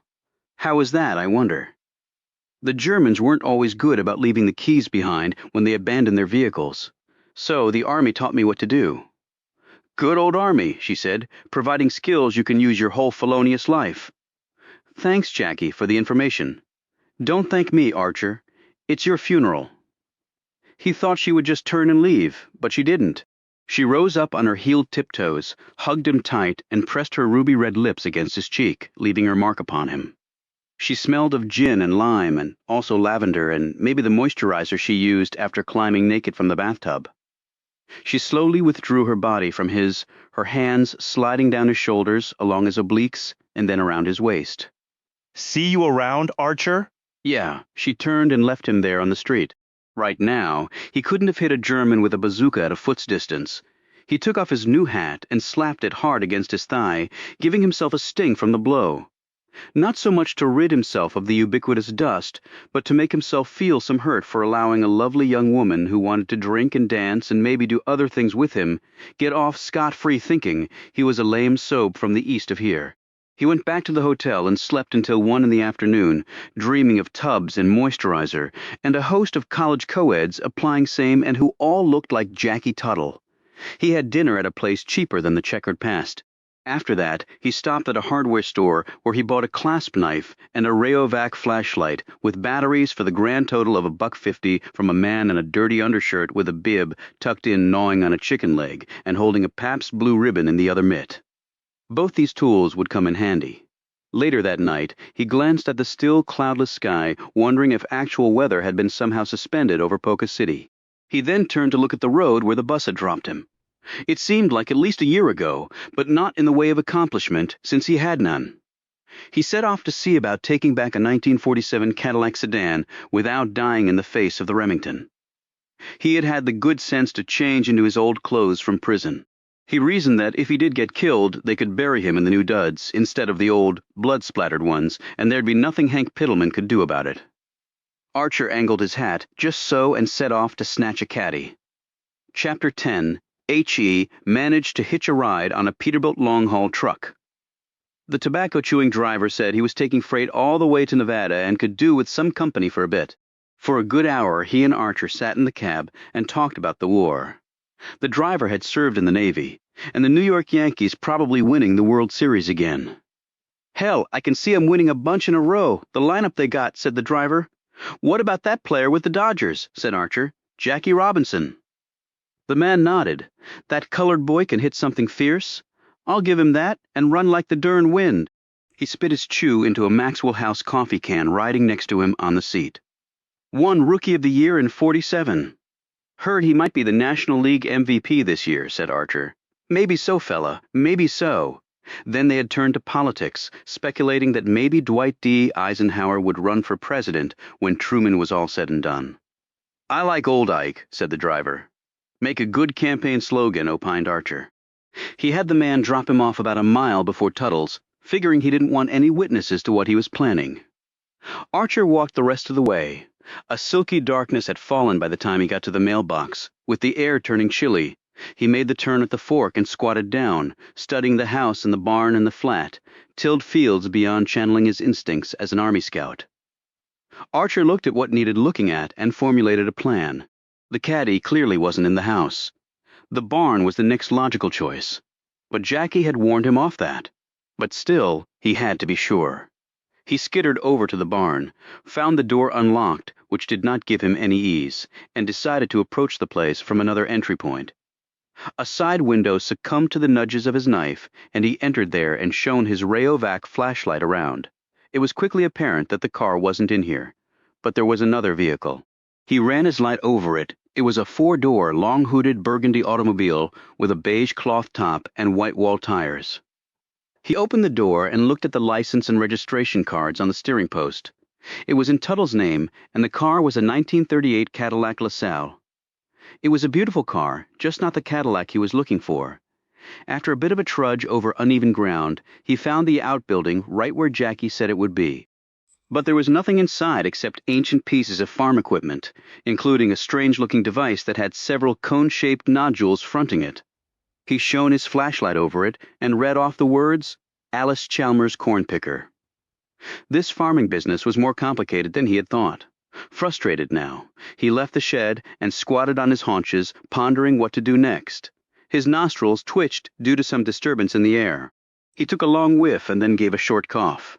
He rose and followed this scent down a dirt road that wended its way through the shallow-rooted loblolly pine trees. The smell grew stronger the further in he went. He finally arrived at a wide clearing, with dirt underfoot, and smack in the middle of this flat, blackened ground was the source of the smell. The vehicle had been set aflame. The chassis was still there, but the tires had burned away, as had the interior. What was left wasn't much, to be sure. Archer walked over to it and looked around. The original color of the vehicle couldn't be determined, the paint also having burned away. The license and registration cards on the steering post had long since been consumed. He hustled around to the back and knelt down. He had to use his knife to scrape away burned fragments, which allowed him to read the plate number. It was the 1947 Cadillac, all right. He stood, an undeniable truth now vexing him. Piddleman's collateral no longer existed. His trip had been wasted. Well, that was a kick in the gut, almost near to what the over-under shotgun could have provided. He walked back to the main road and looked around. He didn't see a vehicle light in either direction. He took to his heels and returned to the Derby after midnight. In his agitation, Archer took the stairs 2 at a time. He unlocked the door to his room, tossed his old hat down in the corner, opened the window, drew his chair up to it, lit a lucky strike, and sat there looking out while he smoked. If he couldn't get the Cadillac, and Tuttle wouldn't repay the loan without his daughter back, Archer was fresh out of ideas as to how to earn his commission. And he wasn't certain that this latest calamity might not cost him his life, at either the muzzle of Piddleman's snub-nosed Gat or the twin barrels of Tuttle's Remington.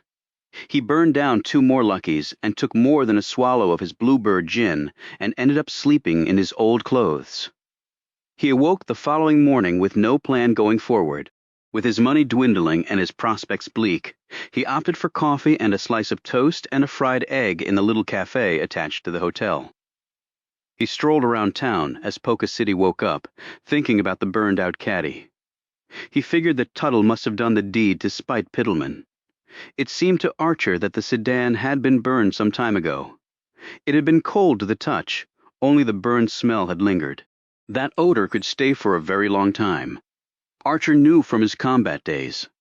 Archer was certain it had been destroyed before he'd even gone out to meet with Tuttle. The man must have had a nice laugh at his expense, knowing that the loan collateral no longer existed. Whether consciously or not, his strides took him to the blocky Polka City Courts and Municipality building. He walked up to the correct floor and knocked on the door. "Enter," said the stern voice.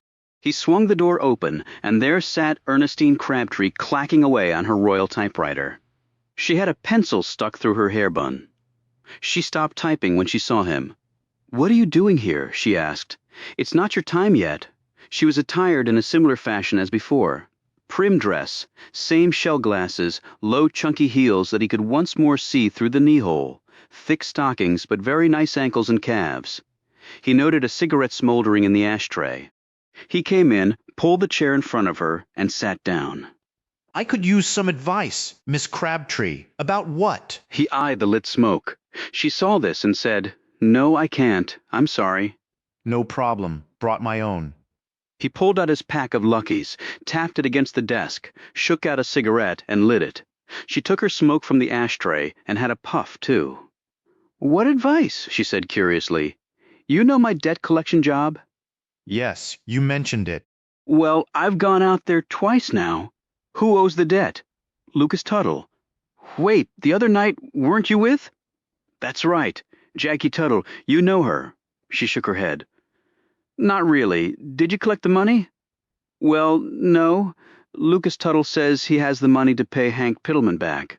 "Hank Pittleman? You know him?" She shook her head a second time. "But I know he is very wealthy and owns a lot of property around town. Anyway, Tuttle won't pay back the debt unless Jackie comes back home." "And she doesn't want to do this?" "No. Then how will you collect the money?"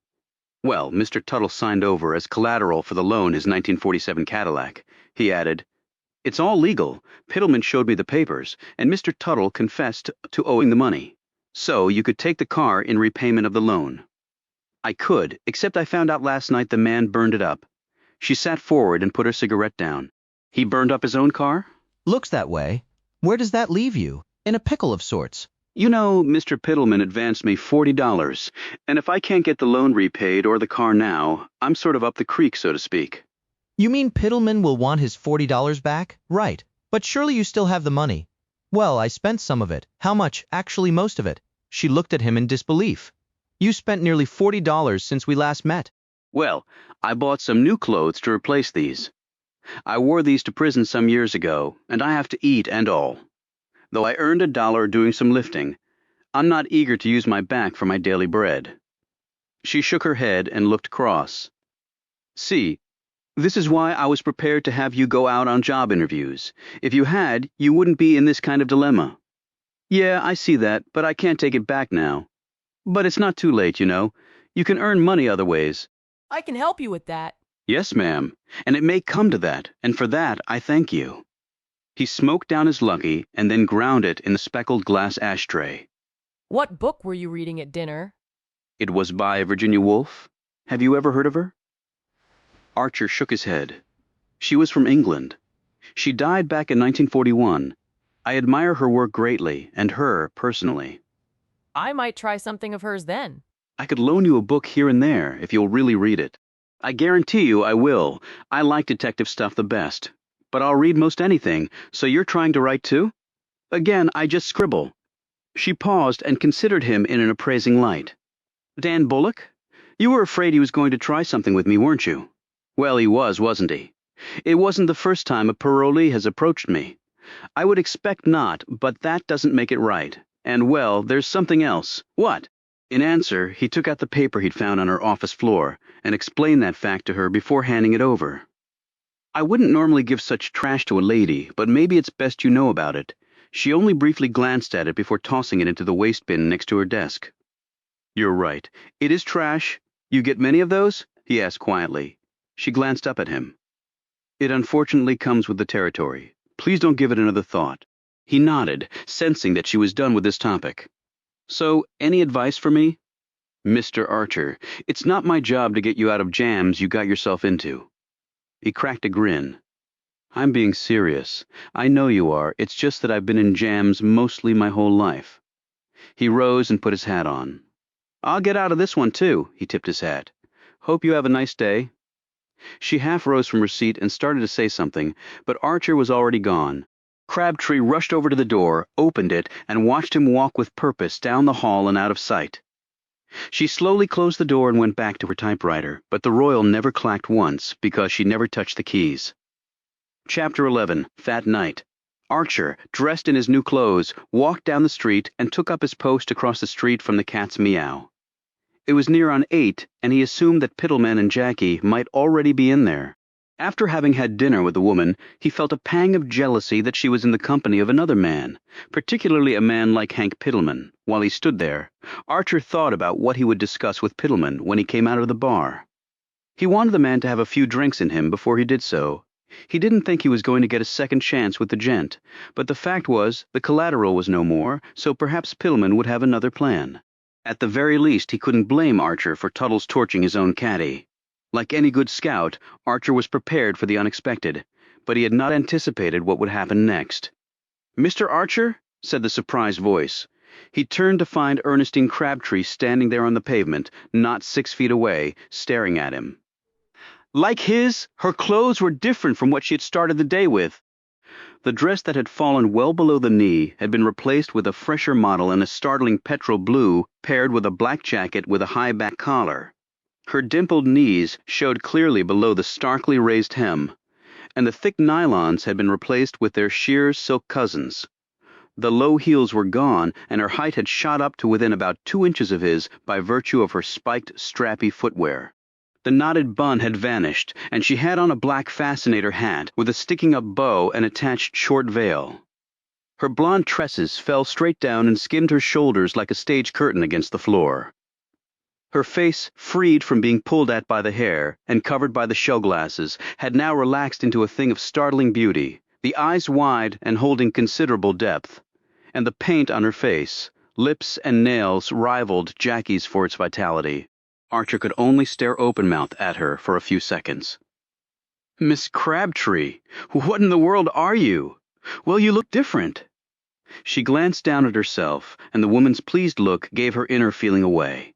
"I'm meeting someone. Where would that be, I wonder?" said Archer, as he made a show of eyeing the cat's meow, which was the only place down this way worth going to, and that still had its lights on and its door unlocked. Where that would be is none of your business. "What are you doing here?" "Just stretching my legs and getting some fresh air. You wouldn't possibly be thinking of going into that bar."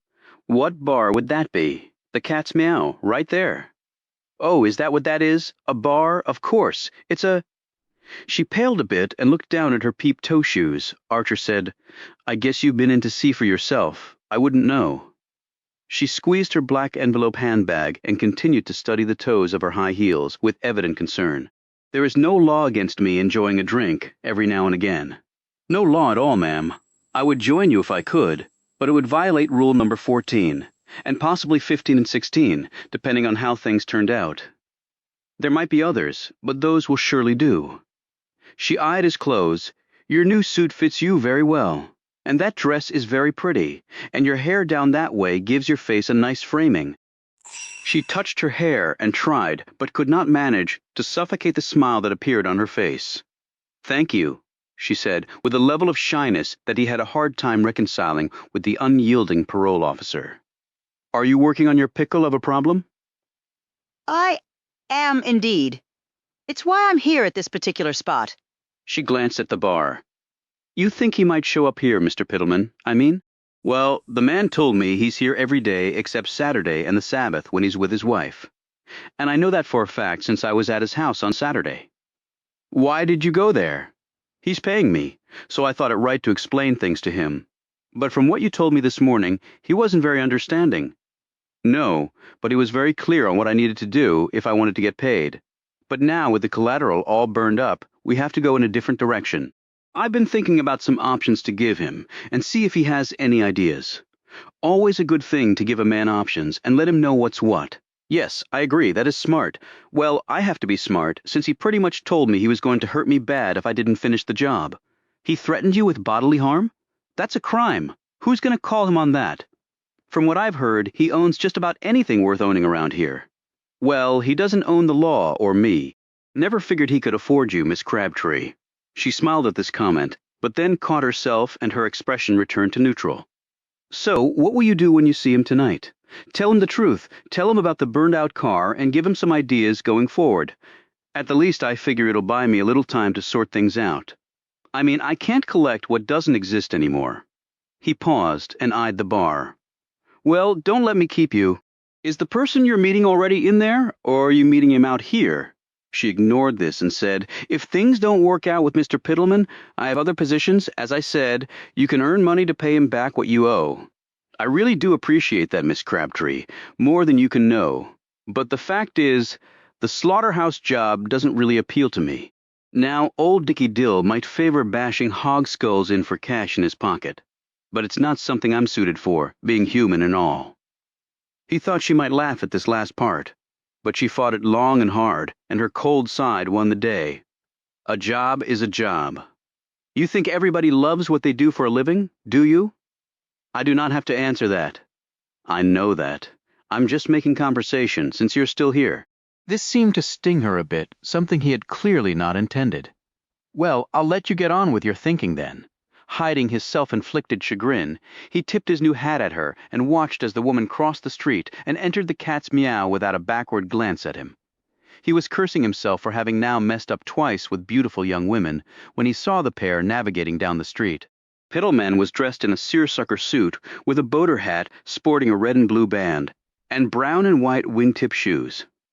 Jackie Tuttle rode on his left arm and was bedecked in a tight lavender dress and a short-waisted white jacket with narrow lapels over it. Her legs were encased in black-seamed stockings, and her feet in black heels with fancy laces around her ankles, the mere sight of which gave Archer the spine shivers. She wore a lavender beret over her dark hair. He had never seen a more beautiful woman other than Ernestine Crabtree minutes before. If someone had told him a place like Polka City could hold two such alluring women, he would have called the person either a liar or cockeyed beyond belief. He slunk back behind a conveniently placed sycamore growing up out of the street as they passed, and so they did not see him as they entered the bar. About 2 hours later, Ernestine Crabtree exited the premises. Archer looked for but failed to see the companion to whom she had referred. He kept behind the tree as she looked around, perhaps for him or possibly others. Then, despite the height of her heels, she began walking quickly down the street with elegant strides of her long legs. He watched her go until she was nearly out of sight. He was about to turn back when Archer saw something that made him leave his post outside the bar and take up following Crabtree. Chapter 12. These Boys. Just don't take a hint, thought Archer. The subject of his frustration was the burly and unkempt Dan Bullock, who was currently following Crabtree. This was why Archer had left his post at the Cat's Meow. His fellow ex-con was stealthily making his way from cover point to cover point as the woman walked along. Archer felt he was back in Italy, threading his way through a bombed-out village as he slipped along in the hopes of uncovering some information to help him and his fellow soldiers. He knew very well what Bullock was doing. He just didn't know the exact particulars of his intentions in following a woman late at night. But he knew that none of them were good for Crabtree. They had entered a neighborhood of cute bungalows with little shutters on the windows and tiny brown lawns. Archer thought it seemed like a nice place to call home. Bullock seemed to like these surroundings better for his purposes. He picked up his pace, closing the distance between him and his prey. There was no one else around, except for Archer 20 yards behind. Bullock took something from his pocket. Under the moonlight, Archer saw a flash of metal. It was a knife. Archer started to sprint forward. He needn't have bothered when Bullock was still 5 feet from his target. Crabtree turned. From her sizable envelope purse, the woman had taken a walnut-gripped .38 Colt Detective, special snub-nosed with a 3-inch barrel. She took aim at Bullock's broad chest as the big man came to a stop, so fast he nearly toppled over. "What in the hell?" he cried out. Crabtree calmly looked him over and noted the knife in his right hand. "Mr. Bullock, first, drop the knife before I put a large hole in you." He immediately did so. Second, I hope you see that this means your parole is hereby revoked. The authorities will be coming to arrest you just as soon as I tell them what you've done. A pale Bullock took a step back. "Look here, ma'am. I don't want to go back to no Carderock. Then why were you following me with a knife?" "I clear out," she barked, startling the man. Now he turned and sprinted off. Crabtree watched him go until she could see him no longer. She bent down and, using a handkerchief, picked up the knife and put it in her purse. She continued on into one of the bungalows. A light came on in the hall, and then another in the front room on the right side of the bungalow. Archer drew closer and assumed this was probably her bedroom. He could see her silhouette against a lowered window shade. Then she drew the curtains across it, cutting off his view. He turned and hustled back to the Cat's Meow, his already high respect for Crabtree growing immeasurably. He had barely taken up position behind the sycamore tree when the door to the bar opened and out staggered Hank Piddleman, with Jackie on his arm. Yet she seemed to be carrying him more than he was carrying himself, and it was apparently a struggle for the woman, While Archer was standing there, Piddleman turned and slapped her across the face, knocking her beret off. The sudden blow almost caused Jackie to fall over and take him with her. Archer had stayed his hand in the bar when Piddleman had acted the same, and he'd held his objection because of the look Jackie had given him. But not this time. He decided. He rushed across the street and came up beside the pair. Piddleman didn't seem to have the capacity to recognize him or anyone else, but as he lifted his hand to take another swing at Jackie, Archer smoothly put his hand under the man's arm, blocking him from doing so. Jackie, her cheek reddened where he'd struck her, looked over, smiled, and mouthed, "Thank you." She bent down and retrieved her hat. Instead of attempting to put it back on, she simply shoved it into her jacket pocket. "What the hell?" snapped Piddleman. Then he clutched at his head and spit something up. Archer had to move his foot out of the way to avoid getting his new shoes besmirched by the man's vomit. "Too much to drink?" he asked Jackie as Piddleman started to rattle. "Nonsense, once more. How'd you guess?" "You okay where he?" "I'm fine. I've been hit a lot harder than that." They lurched along with Piddleman talking mostly incomprehensibly. "Where are we taking him?" asked Archer. "He's got a place in town." He nodded, and they kept walking, cradling the gimpy-legged Piddleman between them. It surprised Archer when Jackie led him to the Derby Hotel. "What? This is where he stays. Yes, he's on the top floor." Archer's jaw slackened another few degrees. "What room?" "Two of them they put together for him, 615 and 617. I'm in 610.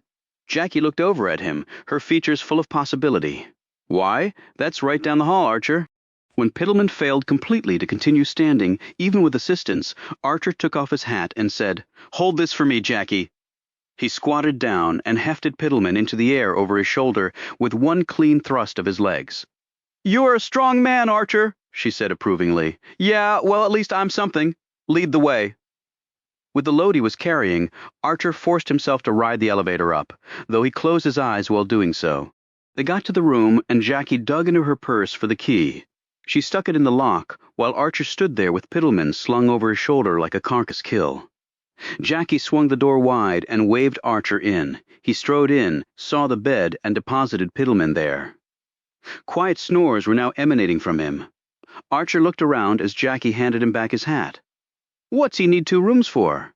"He doesn't need them, he just wanted them." "Well, that makes no sense whatsoever." "Makes sense to him, and didn't you know?" "Know what?" "Hank owns the hotel." Archer took a step back and looked down at the sleeping mess of a man. "Hell, what doesn't he own?" "Not much." Archer looked her over. If anything, her dress was even tighter and more revealing than the one from the other night. Jackie caught him eyeing her and sat on the edge of the bed, taking all the time in the world to cross one gleaming stockinged leg over the other. "Well, he's taken care of. Now what?" He looked down at her. "Any ideas?" "We can go to your room for a drink." "I had some gin, but it's gone now." She reached into her purse and pulled out a small flask. "Problem solved. Last gal I saw with a flask pulled it out of her stockings." Her smile was wide, warm, and inviting, and caused Archer to go weak-kneed. She edged her skirt high enough to get his undivided attention. "Well, as you can see, I'm wearing stockings. But I'll keep that in mind for next time, Archer." You're counting on a next time? "I like math. I can count really high." She rose. "In fact, to 610. Let's go." "Okay to leave him like that?" "I leave him like that all the time." They made the short walk to Archer's room after she locked Piddleman's door behind them. He opened the door to his room and let her go in first. He shut the door behind him and pocketed the key. She picked up 2 short glasses off the scarred dresser and poured out a portion of the contents of the flask into each one. Archer observed that she measured with precision. "You like things just so," he noted. "Just so," she replied, handing him a glass and then clinking hers against his. She pressed the glass against her injured cheek. "You're going to have a bruise there," he said. "Wouldn't be the first time. Back in the bar that night?" He looked down at her wrist. "Men have to show off, Archer.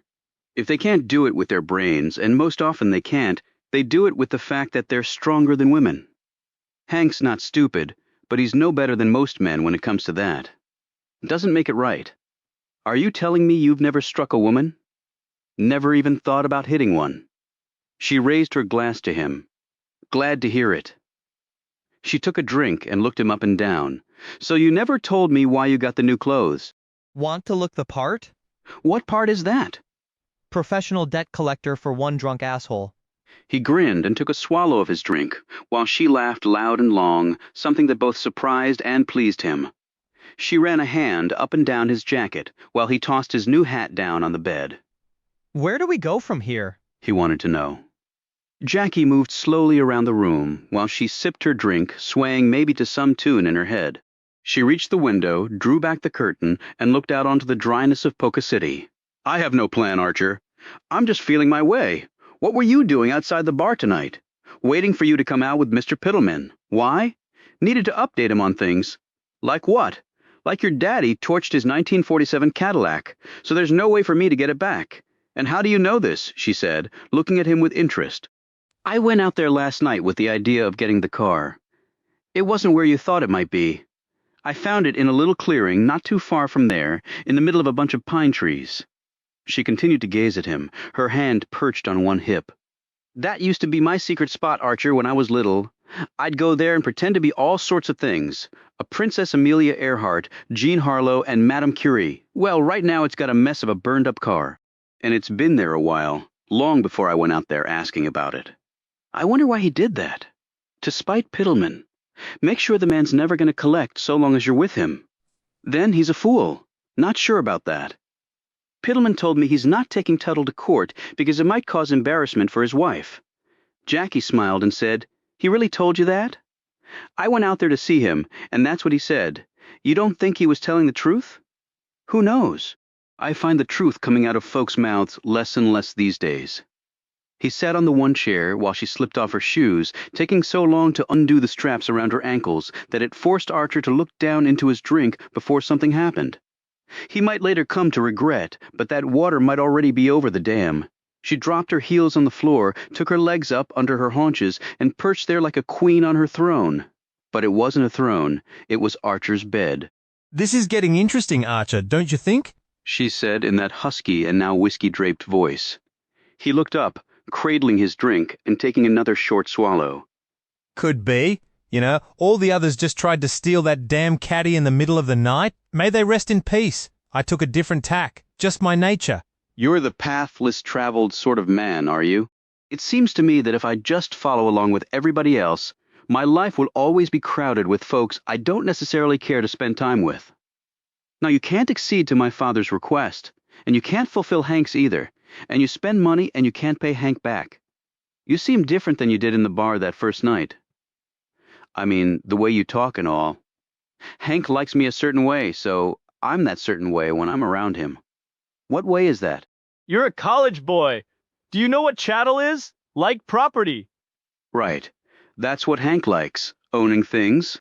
And he also likes girlish giggles, flighty, flirty, his hand freely grabbing my ass, and all that goes with it. That also includes the occasional insult, slap, or punch. And you're okay with that? If I weren't, I wouldn't let him do it. You're educated, aren't you? I mean, you sound it. I went to college, too.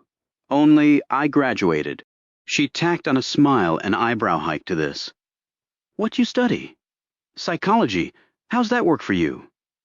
I can read people pretty well now, Hank. He's easy. You, not so much? Always thought I wore it on my sleeve. You might be wearing something, but it's not you, Archer. Not by a long shot. Why do you want to be around a man like that? He's more than twice your age, and he's married, too.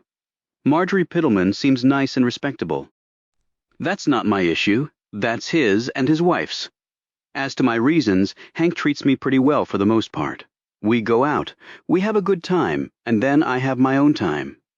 Where do you live? In a house on El Dorado, number 27. Hank got it for me. A house, huh? Then you're a kept woman of sorts. You got that from a book, I think. I think you're right about that. You have long-term plans with old Hank.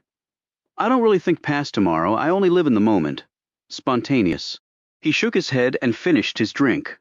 I don't think I believe that. Believe what you will or won't. But let me give you an example. She set her drink down, stood, and slipped off her jacket, revealing her dress straps and bare shoulders. She pulled down the straps, reached around to the back of her neck, undid a clasp there, pulled down the zipper, and commenced to wiggle herself free from the dress's constraints, while Archer could only watch with rapt attention. Finally, the fabric hit the floor. She stepped out of the pile of dress and stood there with not much on except her stockings, garter belt, and underwear. Archer found he could not look away, not even if a regiment of Nazis were bearing down on him with Hitler leading the pack. He had seen naked or nearly naked women before. In 4 different countries, he had never seen one that stirred his heart like this woman. Her body was icy pale and soft in every place that mattered to a man. Her mouth was infinitely kissable. And her contrasting Veronica Lake dark peekaboo had never seen more in reach for a man like him. She put an exclamation point on this by twirling around for him. "Are my intentions now made clear?" she said, coming to face him, "because I'm not sure what else I can do, quite honestly. I think I get the point. I'm truly relieved. And Hank? He's not here now, is he? Do I have a say in this?" Her face fell. "I think that's a given, but if you're not interested?" She bent down to pick up her dress, but he gripped her by the shoulders, pulling her straight up. "You're taller without my shoes on," she said, looking up at him. "I suppose I am. You have a nice mug, Archer. Good bones. Not too handsome and not too scary. Moderation is a good thing, but not all of the time." He looked down at her and noticed the bruises on her arms, upper thighs, and obliques. His features darkening, he said, "What the hell happened there? You fall?" She didn't even look at where he was staring. "Nothing important, Archer. Nothing at all. You sure? I mean, if Pittleman did—" She put a hand over his mouth. "Focus. I need you to focus. The night's not getting any younger, and neither are we." She stood on her tippy toes and put her lips against his. A moment later, they toppled as one onto the bed. Chapter 13. When he woke, early the next morning, she was gone, and Archer wasn't surprised.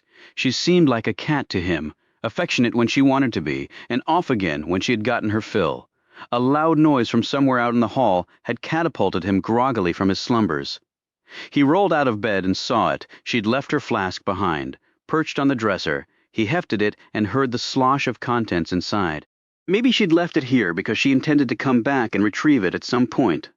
That was a thought to both spur and trouble a man.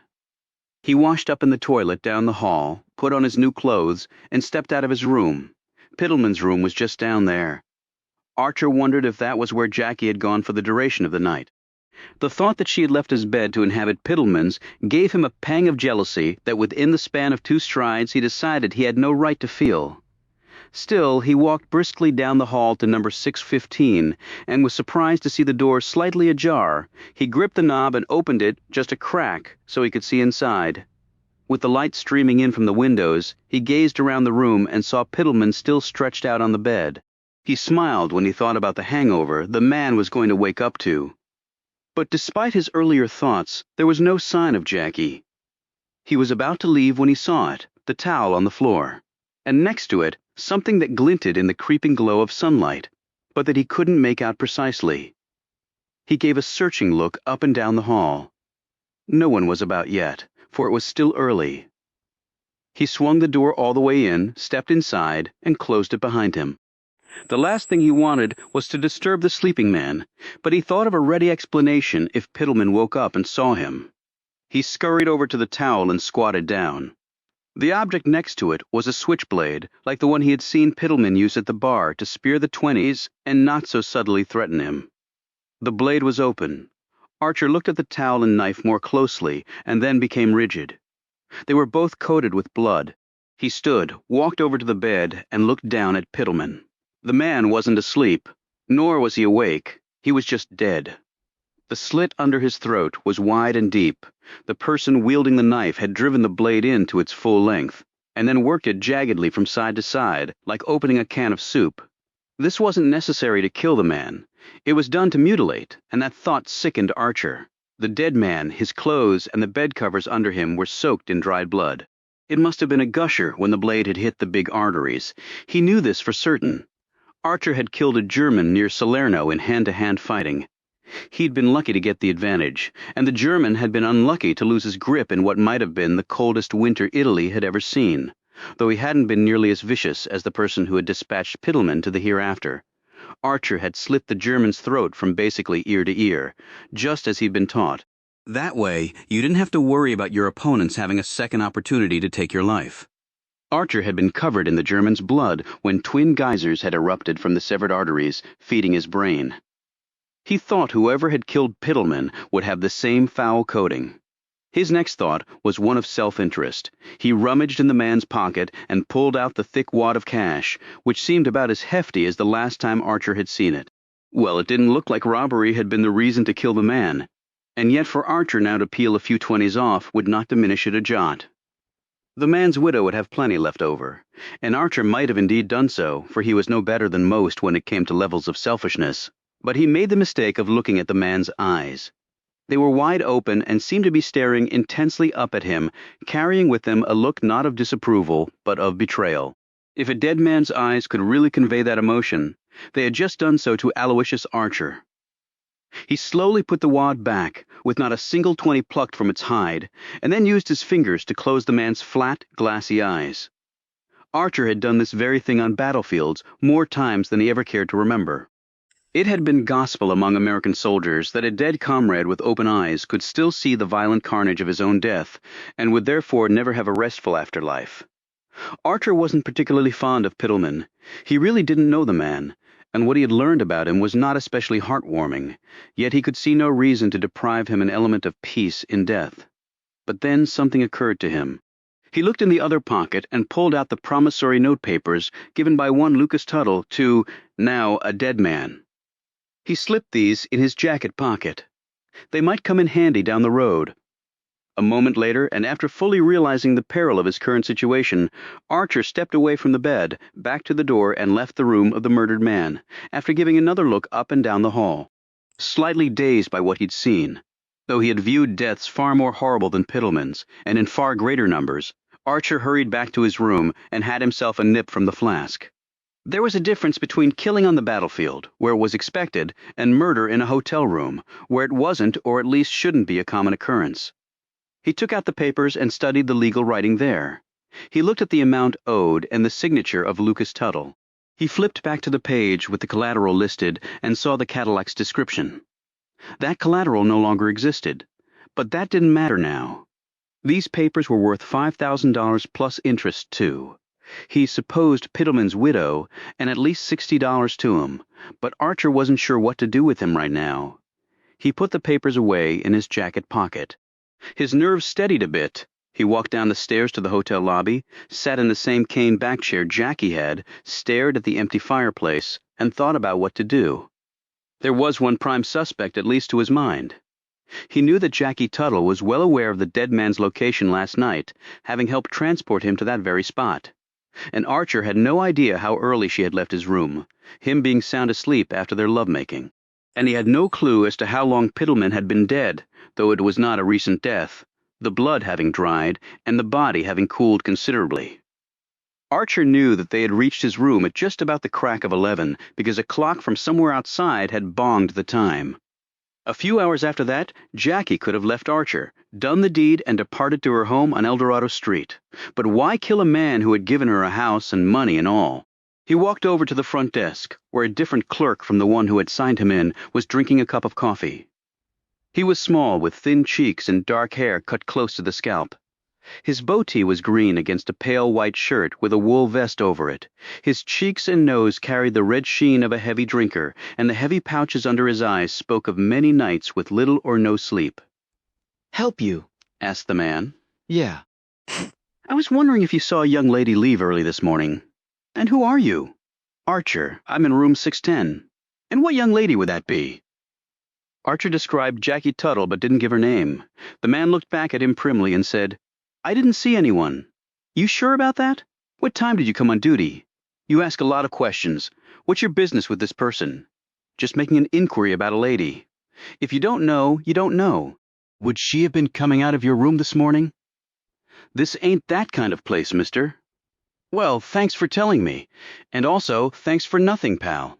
As soon as he started walking to the door of the hotel, Archer could feel the man's gaze on his back. He wished he hadn't said what he had. Now there would be a direct line among him, Jackie Tuttle, and the dead Pittleman. As a scout in the army and as an inmate in a prison, Archer had never made an error like that, and he wondered why he had in Polka City of all places. Well, maybe he knew why. A woman was involved. Archer just had a weakness there that disrupted his otherwise flawless instincts at self-preservation. He walked along, hands drilled into his pockets, wondering if he should break his parole and make a run for it now. Archer decided against that and made a detour after asking a man for directions. El Dorado Street was about a half-mile away, nearing the edge of Polka's compact downtown. It was a neighborhood of quaint small homes that looked like something you'd see in a Hollywood picture. Number 27 was maybe the nicest of them all, he thought, with pretty little white shutters and flowers in both pots and dirt beds already looking for sun at this hour, and no doubt thirsting for water. The brick siding was painted white, and the front porch had a little overhang with a metal chair and matching table set near the front door. Unlike some of the other homes, there was no automobile parked in the short gravel driveway.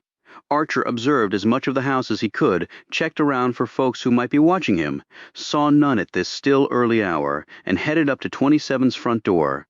He knocked, waited, and knocked again. Then he heard feet padding toward him. The door was opened, and there stood Jackie in a thin, form-fitting bathrobe that looked to Archer like something out of Chinatown in New York.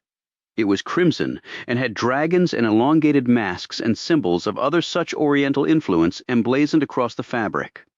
She was barefoot, her face puffy and free of makeup, and her hair looked slept on. She rubbed her eyes and exclaimed, "Archer, what in the world are you doing here?" "You were gone when I got up." "Well, I wasn't going to spend the night there," she smiled. "Did you like it so much last night that you came around here for more? Can I come in? I suppose. You want some coffee? Now that I'm up, I intend to brew some." "That'll be swell, yeah?" She led him into a small living room and pointed to a chair. "Black or something in it?" she asked. "Just black." She left and he looked around. He didn't know if the furniture had come with the place, but it looked like it had.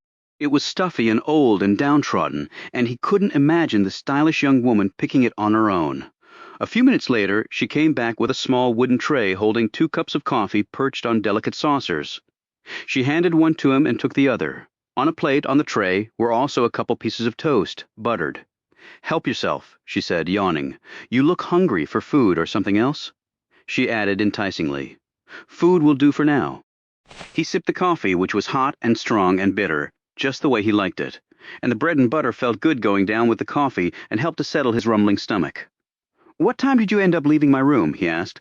"What? Why?" He shrugged. "Just wondering. Didn't hear anything when you went." "Well, I was quiet, didn't want to wake you. You were sleeping so good." She smiled and stroked his arm.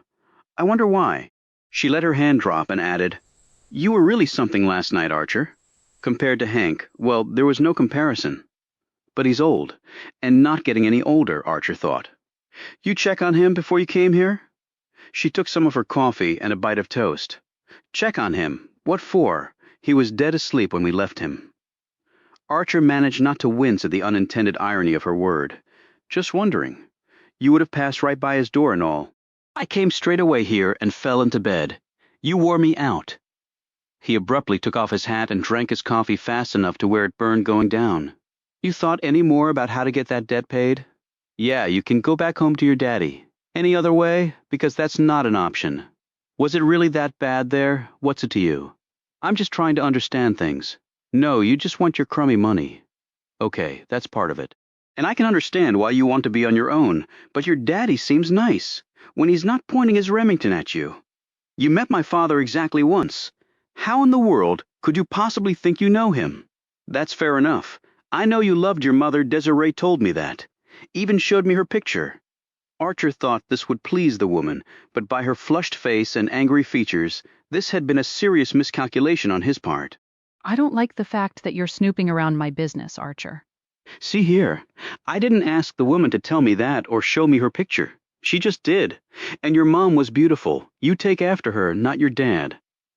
Jackie's features softened. "I do take after my mom, and she was beautiful. On the inside, too." "I can see that. There was a lot of sweetness in the picture, but she could get angry, and she never shrank from giving her opinion on anything. Like mother, like daughter." She smiled at this, and Archer, heartened by how the conversation was going now, followed that up with a question which he regretted as soon as it left his mouth. "So how'd your mother die then?" The flush came back to the face, and in her anger Jackie stood and glared down at him. Why in the hell does that have anything to do with you? What right do you have to even ask it? I'm sorry. I have no right at all to ask it, and I didn't mean to. She cut him off. I don't want to talk about it, Archer. And if that's the reason you came, then you can finish your coffee and get the hell out. It's not the reason I came. What then? Your daddy thinks Piddleman has defiled you. This did nothing to quell her anger at him. He has defiled me, and it felt good. Why don't you go back there and tell him that, you bastard? Archer, getting worked up himself, shook his head disapprovingly. Look, what do you have against your father? What I have or don't have against him is my business, and only mine. Do you love Hank Piddleman or what? Why do you want to propose? She snapped. When he looked stunned by her response, she suddenly laughed and clutched his arm. Don't go running off, Archer. I was just teasing, and I know you didn't mean to upset me, but sometimes questions like that do. She sat back down and had another sip of coffee while Archer contemplated the mercurial nature of the so-called gentler sex. The fact is, I'm not ready to settle down. And no, I do not love Hank. Chattel does not typically love its patron. We just endure until something better comes along, if it ever does. Well, that's something I didn't know till I met you. Then I'm good for more than sex in a hotel room. You left your flask behind? I thought I might come back and get it sometime. You mind that? Before finding a dead man, the answer would have been easy enough for Archer. She looked at him peculiarly. What is up with you? You look like you've seen a ghost or something. Nice house you got here, but the furniture doesn't seem to fit you. All this was already here. I just brought my clothes. You said Piddleman got you this place, so who does this all belong to? The folks who lived here before? That's right, you don't know Hank and Marjorie used to live here until he built his place outside of town? You mean his hotel of a house? She was about to reply when a knock came at the front door. She got up. Who the hell could that be at this hour? She added crossly, Hope you didn't bring any friends. Except for you, I don't have any. She cinched her robe tight and padded to the front door, while Archer rushed to the window and looked out. Chapter 14. The patrol car was parked in the gravel drive of the house. It was a wonder to Archer that they didn't hear it drive up. It was a four-door, big-grilled Hudson Hornet with a chrome engine spoiler, a single red light on top, and a chrome-plated searchlight mounted on the driver's side door. It was an intimidating vehicle that was, unfortunately painted, a dull yellow with a brown stripe down the side. It might qualify, Archer thought, for the ugliest damn car in the whole country. Archer retook his seat when he heard the squeak of the front door opening and the mumbling of words exchanged.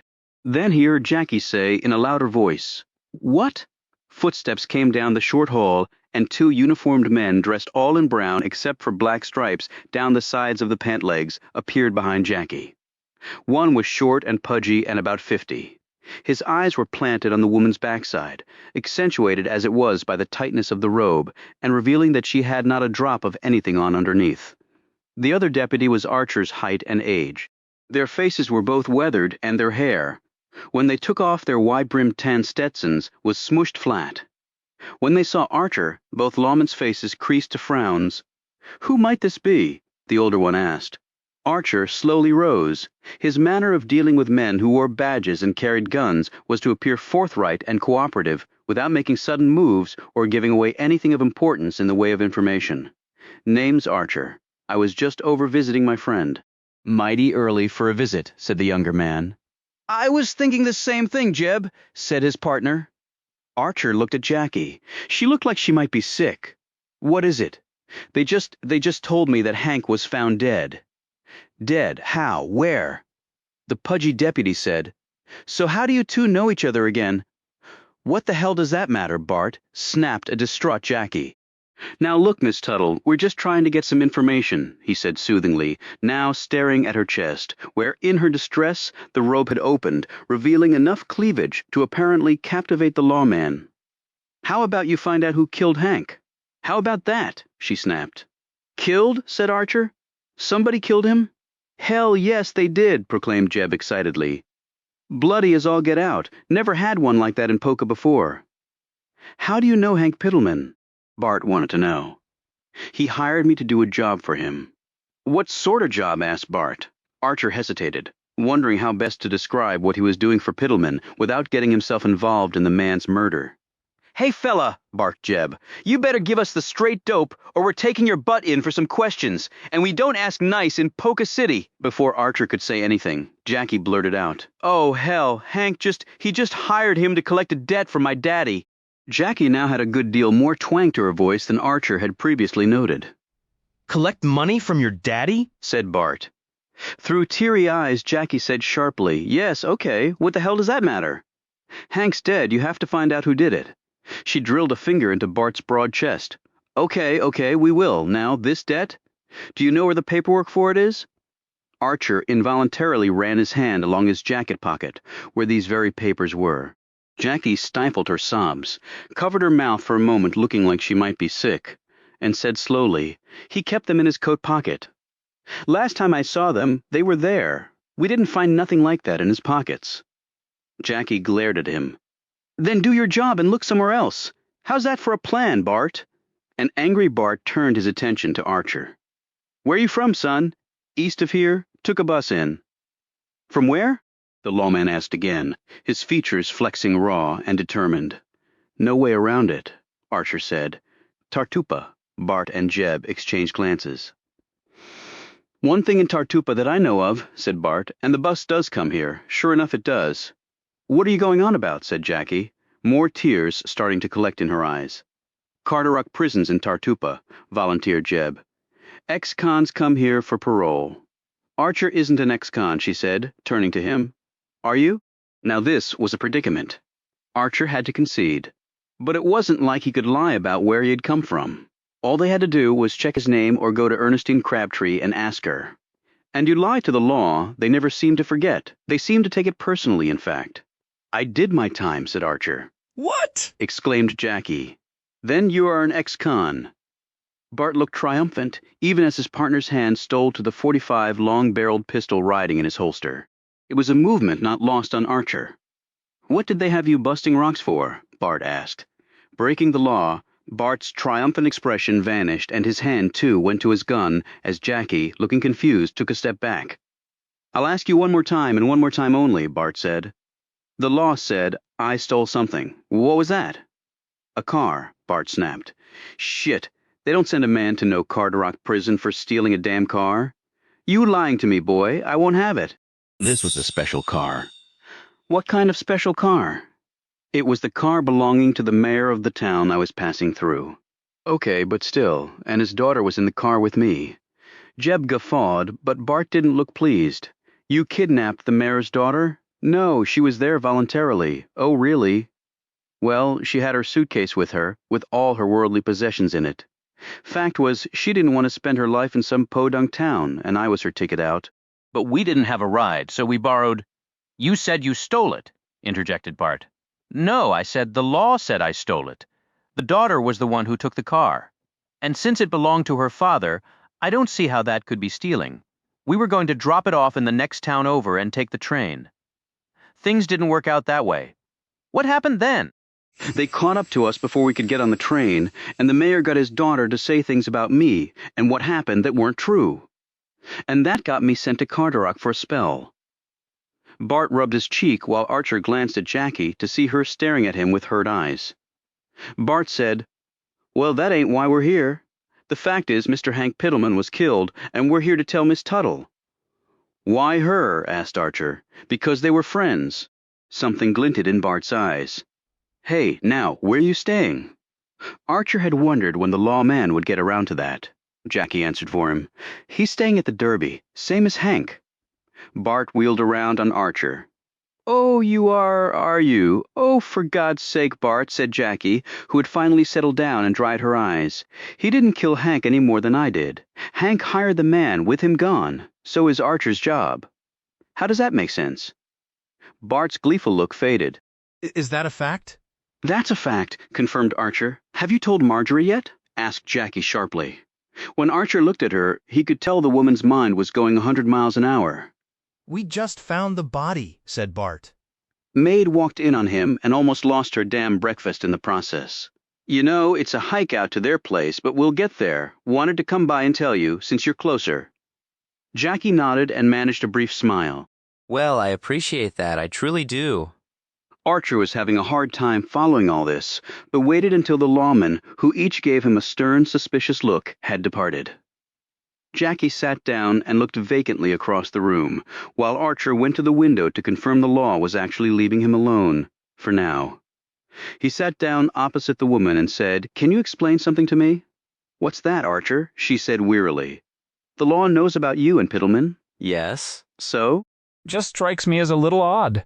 And the fact that they'd come here first and tell you before even letting his widow know. "Well, like Bart said, I'm a lot closer. It's nearly an hour out to Marjorie's. Is this not a God-fearing place? Come again? I mean that people just accept the fact that you and Piddleman have this arrangement, and they're all good with it? Having met his missus, I know that she knows about you, which strikes me as even odder." "Oh, that," said Jackie. "Well, I saved their marriage, in a way, I guess. Folks appreciate that. Maybe even Marjorie." Archer could tell by the way that she said this last part. The woman didn't fully believe it. "In what way would that be?" he said, looking at her funny. "Hank would have left her for sure if it weren't for me. Everybody knows that. I'm not following any of this, so just slow it down and let me have it. Take your time. I want to understand this." I don't have time to take my time, Archer, she said curtly. "But I'll tell you this. Hank didn't love Marjorie anymore, and would have thrown her over in a minute. I mean divorced her and married someone else. And there were several eligible ladies waiting in the wings. I can tell you that. But then I came along, and I fed Hank's need. Not just in the bedroom. At his age, he wasn't really interested very much, but in having a pretty young thing on his arm to show off to folks in town." You saw that in the bar, certainly? Archer nodded. "Well, it made him feel, well, more virile. You know that word?" "I've heard it, yeah. Hank spends time with me in town, and then he goes home to Marjorie for a couple of days and comes back to town on Mondays. Marjorie knew I had no interest in marrying the man." "Wait a minute. How did Marjorie find out about all this between you and Piddleman? I suppose he told her." "No, I did. You. I insisted on it. I'm not going behind another woman's back like that." When Archer still looked confused, she came over to sit next to him. "I know it's complicated, but it was sort of like a negotiation. I wanted money and a place of my own. Hank wanted a young woman to walk around with and show off, and Marjorie wanted to stay in her big house. In the end, everyone got what they wanted." "So are you happy?" asked Archer. "Well, I was until I found out Hank was dead, and now, who knows? I'm sort of left out in the cold." "Your daddy," he began, "does not figure into the equation of my happiness," she said firmly. Then her expression changed. "I should go out and see Marjorie later today. We'll need to let Bart tell her first, of course. You want to come with me?" Archer looked at her for the longest time until he nodded yes. "What in the world do you think happened to Hank?" she said. "Who could have killed him? How did he die? Jeb just said it was bloody." "Beats me," replied Archer.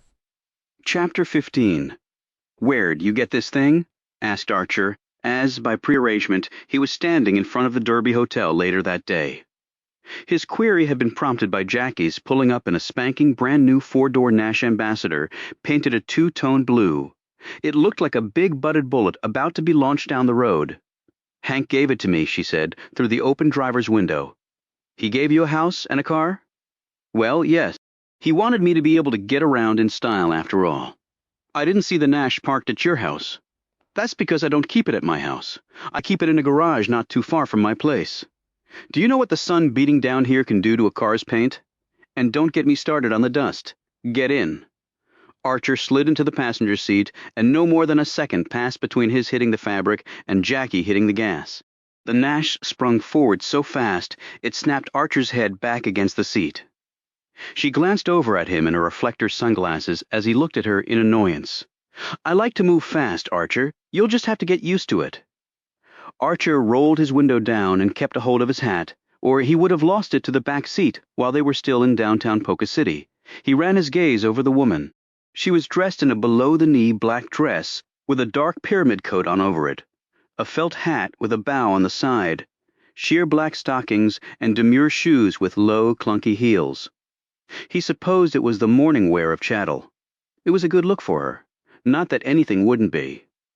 They drove for nearly an hour by the sun, and this was confirmed by his watch. When the house came into view, Archer whistled. "Damn, place looks bigger than when I was here the first time. Maybe it keeps growing all on its own, like a tree." Jackie honked the horn as they pulled up to the gate. About 30 seconds later, Manuel emerged and opened the gates for them. "Thank you, Manuel," said Jackie as she drove on through, while Archer studied the house. "How big is this thing really?" he asked. "I have no idea, but it's big enough, don't you think? Whose cars are those?" he asked, pointing to a little park-off where 2 vehicles sat. "They weren't there last time I came." "That's Hank's Buick convertible. And Marjorie's Cadillac Coupe de Ville. Nice rides, though he won't be needing his anymore." Jackie pulled to the front of the house and they got out. Archer slapped the dust off his hat and then put it back on as he looked around. He lit up a Lucky, then flicked the spent match into the dirt. He drew down on the Lucky and said, "Actually, I can see why Piddleman would put up a place like this." "Why?" she asked. "He'd want everybody driving by to know that this was his place and only he could build it, that's why." "I like that about you, Archer." "What's that?" "You see things. Just have to open your eyes." She flicked him a knowing look. "Now, ain't that the truth?" Archer had to step back quickly because he had almost crushed some of the encroaching flowers when he had started to head up the flagstone walk. When he regained his balance, he watched Jackie walk right into the house without knocking. Archer tossed his cigarette and quickly followed. Inside, he said, "You think the law's been here to tell her?" Though he had been here before, there were so many things to see, he hadn't glimpsed them all. Now he eyed a vase of silk flowers about as tall as he was. Right next to that was a stuffed fox on a wooden pedestal staring at him while in a hunting crouch. On the wall above that was a tapestry of a Revolutionary War battle scene, hung from an ornately carved piece of what looked to be teak.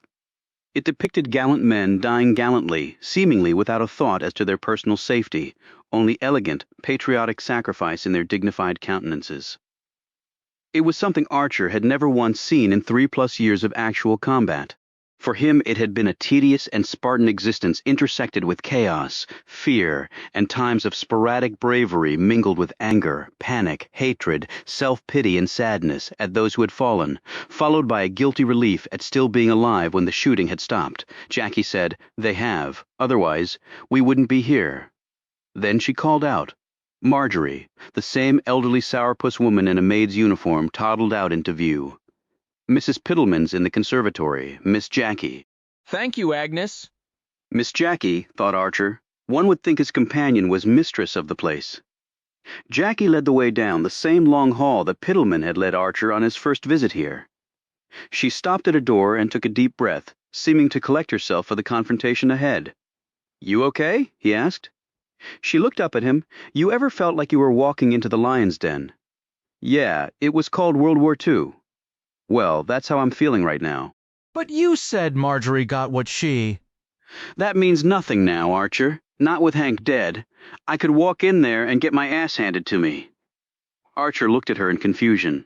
"Well, here goes nothing," she said to herself. Jackie opened the door and strode in. Archer followed and closed the door behind them. This was the room he'd been in before, only he didn't know it was called a conservatory. In the same chair she'd been perched in before was Marjorie. Sitting in front of the woman was a tall glass with chunky ice in it and an amber-colored liquid halfway up. Jackie walked right up to the woman and swept her arms around her. "Oh, God, Marjorie, I'm so sorry." Marjorie Piddleman looked up at her and then glanced at Archer. Her face was shiny with tears, as he had thought before.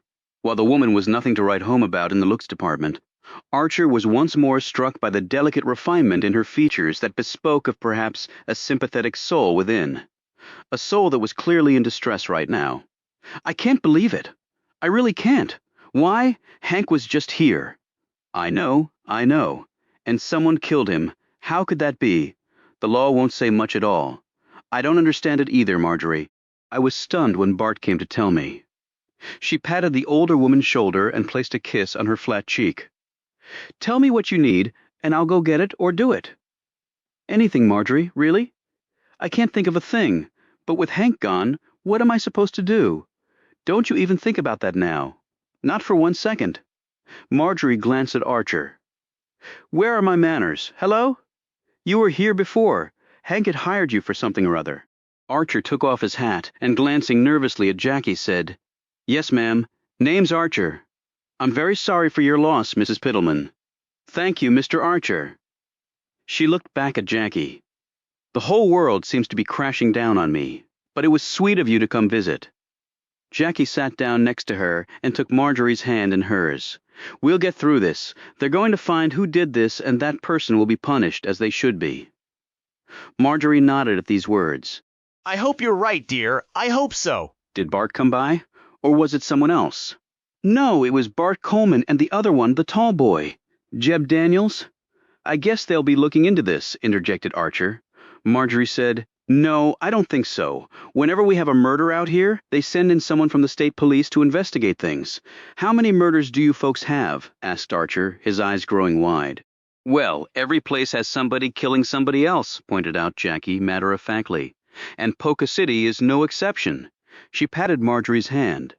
We'll find out what we can, and then we'll come see you again. Now you need to get some sleep. She eyed the glass. You think that's a good idea? Better than pills, I suppose. But what about all Hank's businesses? He never told me anything. I suppose there are things to do. All you need to do right now is get some rest. Here, let me help you up to bed, Archer. I won't be long. The women departed, and Archer was left to his own devices. He was about to light another Lucky, but changed his mind. He stuck it in his hatband for later. He looked out the window in the rear. He could see numerous outbuildings, and cattle in fenced fields, crops in other fields, horses in adjacent paddocks, men and trucks and tractors and dogs racing to and fro. Crop silos rose up from the dirt like the rocket ships Archer had seen in comic books. He had seen all this on his previous trip, too, and it was just as impressive the second time around. There was a lot of business going on here, and the missus of the house didn't appear to be up for any of it. He opened the glass door and walked out into the back. He spotted Sid Duckett holding a clipboard and talking to 3 other men who looked tired but were listening intently. After the men left, Archer walked over to the big man, who was dressed nearly the same as before, in dirty pants, a tucked-in cotton shirt, dusty boots, and a straw hat. Guess you heard the news? Duckett nodded. Archer surveyed all the activity. A lot going on here. Yeah, but it's not just here. He's got a lot of businesses, including a bank. A bank? Man-owned First City Bank in Polka, and the Derby Hotel and the Cat's Meow. Damn, didn't know about the Cat's Meow. So what'll happen to everything now that the man's dead? Duckett looked toward the house. The missus don't really get involved in all that? Maybe sell out? Archer scratched his ear. Hell, who around here can buy all that? Well, there's Lucas Tuttle, Jackie's father. That's right, he's got a lot of land. I mean a lot. And he's got money, least so I've heard. So how'd he die, Archer, you know? Law says murder, damn. You think of anybody who'd want to do him in. Duckett shook his head. He could drive a man who works for him hard, and don't I know that? And cut some tough bargains with other folks. But kill the man? Duckett took off his hat and slapped it against his leg to clear the dust off. I can't think of a one. There was at least one. He walked back into the conservatory in time for Jackie to re-enter the room. You ready? She said. I guess so. Was just talking to Sid Duckett out there. He said Pittleman owns a bank and the Cat's Meow. That's right. Didn't you know that? How the hell was I supposed to know that? Don't snap at me, Archer. I was just asking a question. Anyway, He said Mrs. Pittleman might have to sell out. she might, and she might not. That's not our concern right now, is it? He said your daddy may want to buy it. Jackie looked warily at him. Is that right? Yeah, why? Nothing. How's Mrs. Pittleman doing? Terrible. She just lost her husband. Good news is she seemed to like you. I explained that. And no, she doesn't like me. If you say so, I do say so. Now I would still like to know where those debt papers are. You got any ideas? Not a one, lied Archer, because it just seemed the smart thing to do right now. They stopped on the way back at a roadside store and got some cold cider and a bag of peanuts still in their shells. They sat in the Nash's front seat, which was so big it seemed capable of holding Archer's old platoon in its entirety. They ate and drank their fill while an occasional truck or car passed by on the road. They just tossed the shells out the windows. Archer watched as a man on a mule trotted by with a burlap sack over his shoulder. What was the war like, Archer? He glanced over to see her sweeping peanut skins off the lap of her morning dress. What do you think war's supposed to be like? I've never been to war. It's why I'm asking. You like your questions, and so do I. It wasn't a lot of fun. Were you wounded? He finished his cold cider and laid the empty bottle on the floorboard. I was. I saw a scar on your back and another one on your leg when we were in bed. Why didn't they send you home? Because I could still fight. You ever kill anyone? That was sort of the point of me being over there. How'd you do it? What sort of question is that? I'm just trying to understand you. Why's that? I find you interesting. Shouldn't you be thinking about the dearly departed Hank Pittleman? I already told you I'm sorry he's dead, but it's not like I love the man. Do you have to give the house and car back now? It's up to Marjorie, which means I won't be able to keep them. But back to the killing. You won't let it go, will you? Well, okay, I shot a bunch of Germans and Italians. Then I killed some with my grenades, and some with my bayonet when it came down to man slogging it out. Slit one's throat with my knife. Killed one man with my bare hands when we both ran out of bullets. Broke his neck the way I'd been taught. My God, Archer. That must have done something to you. How do you mean? You can't kill all those people and not be affected by it. It's what I was trained to do. Didn't you feel anything? Yeah, I felt damn lucky I was alive, and they weren't. She put the Nash in gear. Well, I don't see how it couldn't have affected you. I don't think about it much. Seems to work okay. Yeah, well, one day that may not work anymore. How do you know about things like that? I told you I studied psychology in college, Archer. After the First World War, men came back with shell shock, or so they termed it. The human brain was not designed for war. It changes you. You weren't a killer before you went to war, were you? Never killed anything before I went across the Atlantic, man or beast? Wait a minute. You never hunted? Even? Not much to hunt where I'm from. But then you became a killer in the war. Well, I'm not in the war anymore, and I'm no killer. She gave him a worried look and steered the Nash onto the road back to Polka City. Chapter 16, after Jackie dropped him off. Archer walked down the hall of the Derby Hotel. As he passed by number 615, a man in his 40s stepped out dressed in a wrinkled, dark blue, three-piece pinstripe suit, worn black leather shoes, and a solid red tie that could have done with some laundering.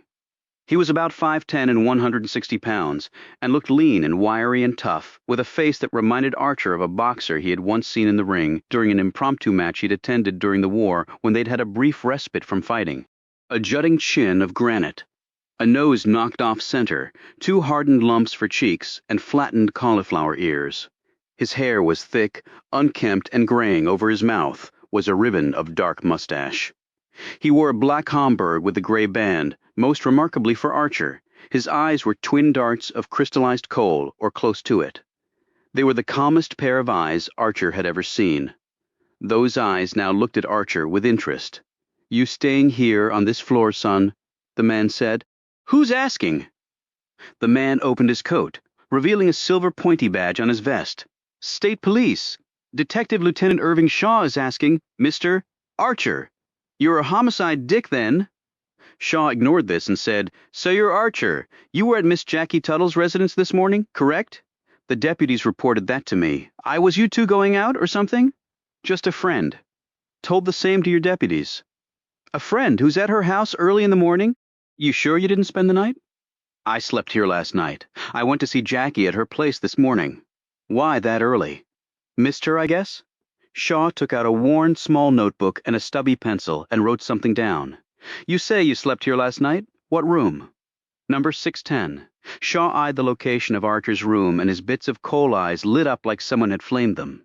"You hear anything last night? Like what? Anything out of the ordinary?" "I haven't been here that long, so I don't think I know what's ordinary for Polka City yet. Just use your common sense then." "No, I slept pretty hard. Didn't hear anything." Shaw wrote something else down. "You could have just told me that to begin with." "I could have, sure. Sorry about that.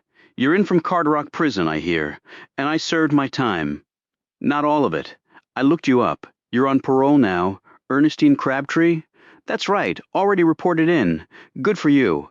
So, your story is you were asleep from when to when?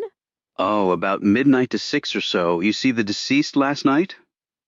Archer had been stunned that the two deputies had not earlier asked this question. But this fellow Shaw appeared to be a far superior sort of person. He seemed to like asking questions as much as Archer did. Shaw had his pencil poised over his notebook. "You hear me, Mr. Archer? Yeah, I saw him. He was drunk outside the Cat's Meow. Me and Miss Tuttle helped him to his bed in there and left." "So you were at the bar last night with him?" "I'm not allowed in the bar, against my parole." "So it is, then. How'd you run into them?" I was passing by the bar last night when I saw them come out. Miss Tuttle was having a struggle holding him up, so I helped her out. Shaw rubbed at his mustache with a pencil. And she let a stranger do that? I had met her before, both of them actually. Is that right? Where would that have been? Archer felt something go hard in the pit of his stomach. Around town. My first night here, actually? We struck up a conversation. Interesting man. And she was nice, too. Shaw wrote something else down and shook his head. What? Asked Archer, trying to peer at his scribblings. Every question I ask you, it seems to get deeper and deeper. What does? He ignored this query, too. The deputies said Mr. Piddleman had hired you to collect a debt owed by one Lucas Tuttle? That's right. And you have not been successful? Not yet. Would that have been Miss Tuttle who dropped you off in front of the hotel? I just happened to be looking out the window. Archer felt the stomach pit grow larger.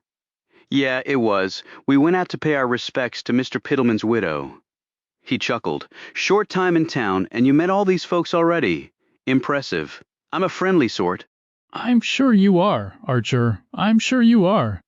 So you and Miss Tuttle helped the deceased from the bar back to here and put him in his bed right there in room 615? Correct? That's right. And what time was that? 11 or so. 11 or so. And then what'd you two do? Archer wanted to lie, desperately wanted to say they had gone their separate ways, but he was unsure what Jackie would say, and once you lied to the law, it was all over. We went to my room. The man's eyebrow went up as he wrote this down. You went to your room? Number 610? Right there? You and Miss Tuttle? That's right. What for? We had a drink. Well, maybe more than one when all was said and done. Doesn't your parole forbid the consumption of alcohol? Does it? Shaw gave him a patronizing look. What else did you have? Why is that important? Use your common sense again, Archer. I didn't have anything to do with that man's death. And I don't remember accusing you of it? Well, your questions are kind of funny. These questions are standard procedure, Archer. Didn't they ask you such when they arrested you before? That wasn't for killing anybody, but still. Archer leaned against the wall.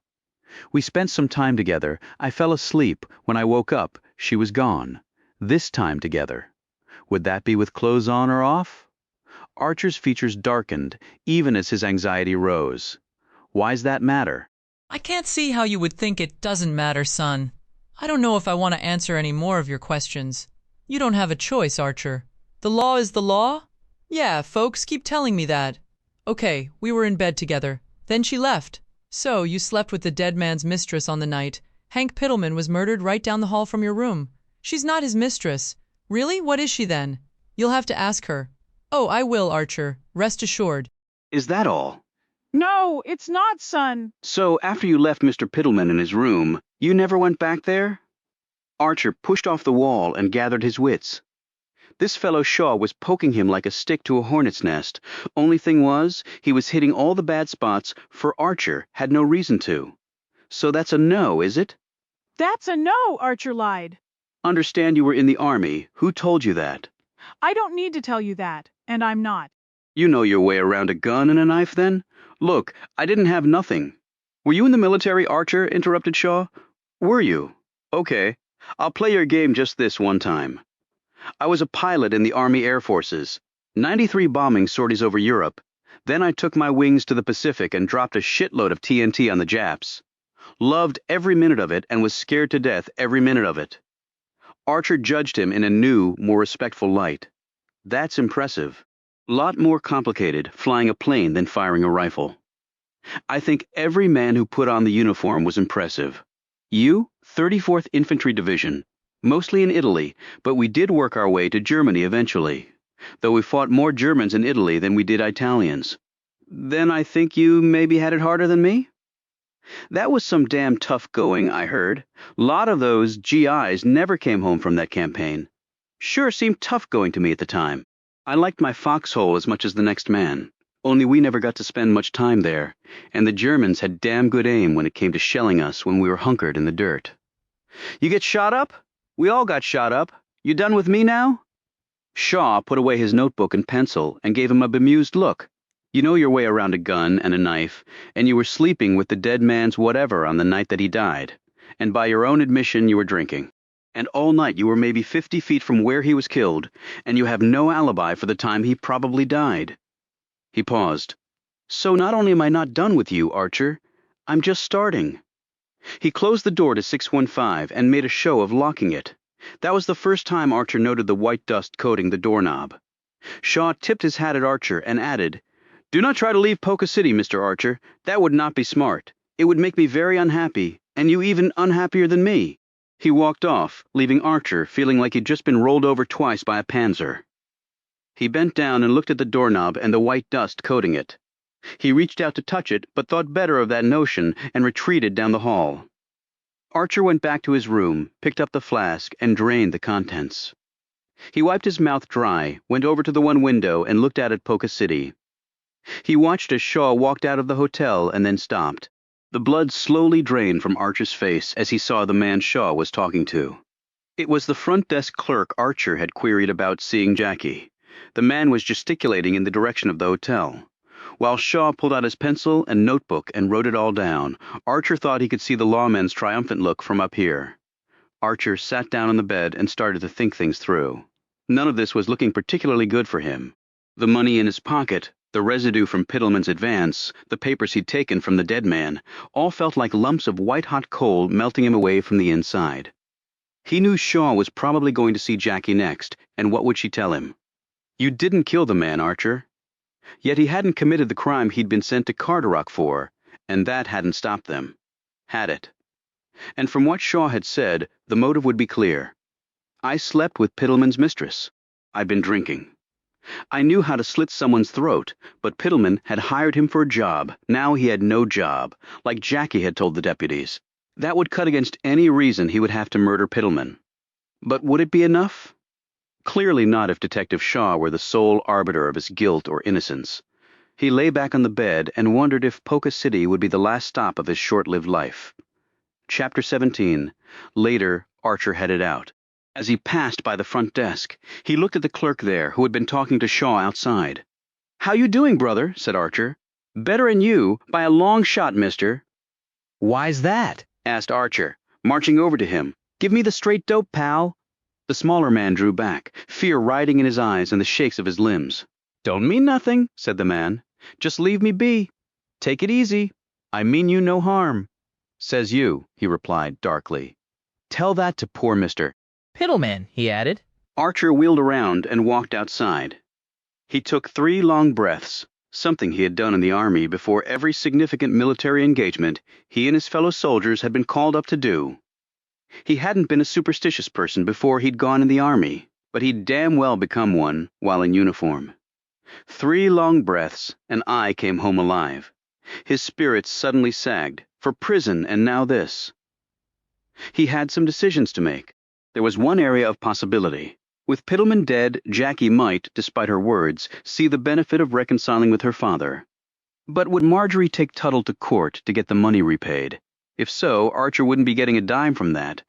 But maybe Marjorie didn't know or wouldn't care about the $40 her husband had advanced to him. Yet Shaw could use that as a motive for Archer to have killed Piddleman if he found out about it. Caught between a rock and a hard place. "Archer, so what are you going to do?" He hoofed it to 27 Eldorado Street and knocked on the door. When no one appeared, he tried the door. It was unlocked. He walked in, calling out Jackie's name as he went. He found the woman lying in bed with not a shred of clothing on. She had a glass of something held to her lips. "You just looking or buying?" she said, taking a swallow of whatever was in the glass. "I don't know. You tell me." "I'm hurting, Archer, more than I thought I would be. Come over here and do something about my melancholia. What do you want me to do? If I have to tell you, what good are you?" He crossed the floor, stripped down in record time, and lay alongside her. "That's better," she said, giving him a kiss. "I feel funny doing this now. Because of Hank. It's because of Hank that I want to do it. Otherwise I'd just be crying. I thought you didn't love him. I didn't. But I can still be sad." "I'm no angel, Archer. I'm also thinking that my means of livelihood is about to come to an end. So let me enjoy the moment, damn you." She gripped a part of him so hard he gasped. Then she kissed him, roughly, and they went from there. Later, when they were done, she lay her head on Archer's arm and stroked his flat, rigid stomach. "You have any family, Archer? Any brothers and sisters?" "No, just me. You said you never hit a woman, Archer, like Hank did me. I told you that, because it's the truth. Oh, come on, never. Don't lie to me. Like I told you, I never even thought about doing it. Why, because you never had sisters? I'd like to think it's because I see the unfairness of a guy hitting a gal. How about your parents? They alive? He shook his head and stroked her hair. They died while I was overseas. Never got a chance to say goodbye or even see him buried. She rested her chin on his chest and stared at him. Why not? Couldn't get any leave to go home. My division was in hard fighting with the Germans. The battle for Bologna was, well, it was tough. Good thing the war ended a couple weeks after that, because we were beat up bad. So even if I could have gotten leave, there was no way for me to get out. Not that I'd have wanted to. Why wouldn't you have wanted to? My parents were dead, Jackie. Nothing was bringing them back. But the 34th needed every soldier it could muster. If we all started taking leave, a lot more men would have died who didn't need to. That was very heroic of you. No, it wasn't. Heroes are special people who do things they're not expected to do. I was just a grunt doing my job like millions of other grunts. Only I got to come home for no good reason other than I was lucky enough not to die. Still, that must have been awful, not even seeing them buried. It happened to lots of boys during the war. Why should I be any different? That's extraordinarily magnanimous of you. Those are big college words for such a little thing. I'm an only child, too. I don't have anyone, either. Well, you have your father, like it or not. Her fingers stopped stroking his belly for a moment before resuming. You sure know how to press my buttons, Archer, she said, and not in a good way. There were a few moments of silence until Archer said, Hey, did that detective fellow Shaw come and see you too? She sat up and looked down at him, covering her nakedness with the sheet. Yes, I didn't like him. He asked a lot of questions. What did you tell him? He asked. Well, what did you tell him? The truth? Mostly. I told him the whole truth. Nothing for it? Meaning? He asked where we met, and I told him? At the bar? Well, that's the truth, Archer. Well, there goes my parole. My butt's heading back to Carderock regardless. And what did he say? Nothing, but he wrote it all down. I'm sure he did. He's a man who likes his pencil and paper. What else? That Hank had hired you to collect a debt from my father, but he already knew that. What else? That you had to carry Hank to his room, and then we went back to your place for a nightcap. Did you tell him what else we did? Not in so many words. Did you tell him we slept together? What else was I supposed to say? A gentleman would not have betrayed a lady's secret. I do have a reputation to preserve, Archer. Is that right? Well, he called you Hank Piddleman's mistress. I corrected him on that. Not that he cared, just looked at me funny. Man's a bulldog. He's not going to let this go. We have nothing to hide, Archer. You and I know that. But what about him? I'm sure it will be fine. What about Marjorie? What about her? She may sell out everything. She may. It's her right. I told you that. So you really think she's going to turn on you then, even after being nice to you today? We're not friends, Archer. We needed each other. That's what I've been telling you, only apparently you weren't listening. With Hank dead, Marjorie Piddleman would love to see me in the street with not a dime to my name. I went over there today trying to buy some time, make her see me in a supportive light. She sighed heavily. But Marjorie's no dummy. With Hank dead, my goose is cooked. She grabbed her pack of cigarettes and lighter off the nightstand and ignited a Chesterfield. Archer declined her offer of one. She took a puff, blew smoke sideways from her mouth, and said in a funereal tone, Well, it was fun while it lasted. She pulled the sheet tighter around her with her free hand as she smoked her cigarette. It's a man's world, Archer. Your kind has all the money and all the power. Hold on. Now don't lump me in with the likes of Hank Piddleman. My pockets are just about empty, and as for power, that's a laugh. I'm an ex-con with about as few prospects as a man can have, even after helping to win a big war. She tousled his hair. Well, I can see your point, but it still makes me so mad. It wasn't that long ago where we couldn't even vote. Women have to scrounge around the edges for our share, and let the men think they're so far above us, we're just happy to be along for the ride. It won't always be that way, but it's the way it is now. Is that your psychology education talking? That and my common sense, and living in this world. She snuffed out her smoke in a tall glass of melted ice. So now I'm up a creek without a paddle or a damn canoe. What will you do now? I'm not going back to my father, if that's what you're suggesting. She lit another cigarette. What about you? I'm not sure how I collect the debt now and get paid, way I see it. You have options. Hank's dead. My father can pay the money back in good conscience since I'm no longer with Hank. Then you can collect the money Hank promised you from Marjorie? I'll vouch for the deal that Hank made with you. I was there after all. I think she'll listen to reason. I mean, $5,000 is a lot of money, and if she wants it back, you have to get paid. I could go out and see your father.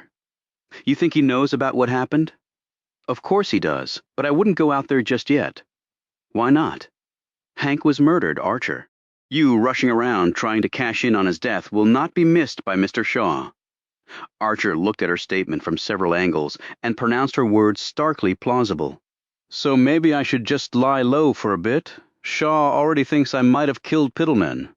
And you're sure you didn't? You're thinking I'm a killer, and yet you just let me in your bed? Well, it was as pleasurable for me as it was for you, and you didn't murder me. So let some time pass, and then you can take my car, while the Nash is still my car, and go see my father. You okay with me seeing your old man? So long as I don't have to go back to the son of a bitch, I'm okay with just about anything, Archer. Chapter 18, that night. Archer was sitting alone at a table in the Checkered Past restaurant looking over his menu. The place was packed, and he had grabbed the last available table. He glanced up from his menu when she walked in. Ernestine Crabtree had reverted to her office look, meaning an exceedingly modest dress in a drab range of charcoal, with a coat sporting big flat pockets that widened her hips. Her hair was once more wound in a fiercely tight bun, the shell specks fronted her face, and she had on not a stitch of powder or lipstick. Her tall heels had shrunk by several inches, and her nylons were thick and scratchy-looking. She was holding a wide-brimmed cartwheel hat, the color of a robin's egg, which served to brighten her appearance a bit. Still, Archer had to almost look twice to make sure it was the same woman. As there were no empty tables, she looked ready to leave when Archer raised his hand. "Miss Crabtree," he called out. The woman glanced sharply in his direction and stiffened when she laid eyes on Archer. Her gaze darted to the door, but he moved to checkmate her by crying out, "Got a seat for you right here." He indicated the empty chair opposite him. She vacillated in the doorway of the eatery, and finally, perhaps her hunger taking precedent over her good sense, she strode across the room and sat quickly in the seat he had indicated. She might have thought if she rushed this through, no one would notice that a parole officer was about to eat with a parolee. At least that was Archer's observation. She set her hat down on the table. Archer had set his hat on his chairback. He slipped it on, then lifted it off, tipped it in her direction, and returned it to the chairback. "Good to see you?" Yes." He passed her his menu. She avoided looking at him and focused on the choices for dinner. "You eat here a lot?" asked Archer. I mean, I saw you the other time, of course. "I eat here sometimes?" She seemed to decide on her supper and set the menu down. When it appeared she could no longer avoid setting eyes on him, Crabtree lifted her gaze to his and said, "I heard about Hank Piddleman. They say he was murdered in his room at the Derby Hotel." "He was? Does that help you or hurt you?" she asked bluntly. "I was sitting here thinking about that myself. And what have you concluded?" That it's not a simple answer one way or another. I guess I can see that. He cocked his head. "Can you now? The man who has owed the debt is dead. Is the debt still owed legally? Yes, but pragmatically. And what if his widow isn't aware of the liability? Men often don't tell their wives anything about their business, believing wrongly that they won't understand. Now Lucas Tuttle may decide he never has to pay it back, in which case you probably won't be compensated. But the upside might be that you won't have to pay back the $40 to Piddleman's estate. Couldn't have said it better myself, ma'am. In fact, you show a right logical mind. Are you sure you weren't about to add for a girl?" He put a hand over his heart and held the other one up. "So help me God, I was not." She smiled at this. "A man named Irving Shaw has already talked to me." "Do you know him?" "I know of him. He's a lieutenant detective with the state police." "Very highly respected." "Yeah, I imagine so. He asked a lot of questions." "Why did he question you? I'm on the same floor as the dead man. Shaw wanted to know if I'd heard or seen anything. And did you?" "No, and I told him so. I wonder who could have killed Piddleman. From what I've learned about the man, that list might be pretty long. As I said before, he owns a lot of property in town, including the cat's meow." Archer lit up a cigarette and studied her. tapping his ash twice into the ashtray before speaking. Speaking of the place, Dan Bullock's back in jail. I take it after coming after you with a knife when you were on your way home from there. To her credit, Crabtree didn't even flinch. So you followed me? I followed him because he was following you. I wouldn't have let him hurt you. Turns out you didn't need me. He glanced at her purse. You got the snub-nose in there now? In my line of work, I rarely go anywhere without it. Why'd you choose that line of work in the first place? She took a few moments to light her smoke, tapping her ash alongside his. It's a job, and I do help people. The ones like Dickie Dill and Bullock are hopeless cases. I will freely admit that. She paused and took a long draw on her Pall Mall. But you're not, Archer. Not by a long shot, if I'm any judge. How's the story you're writing coming? Slowly. But I have a lot of material. Where do you get that? Life. So, where'd you live before coming here? He asked, bending his matchstick in half and depositing it in the black ashtray sitting between them. In response, Crabtree waved the waitress over. She stood next to the table, pad and pen in hand.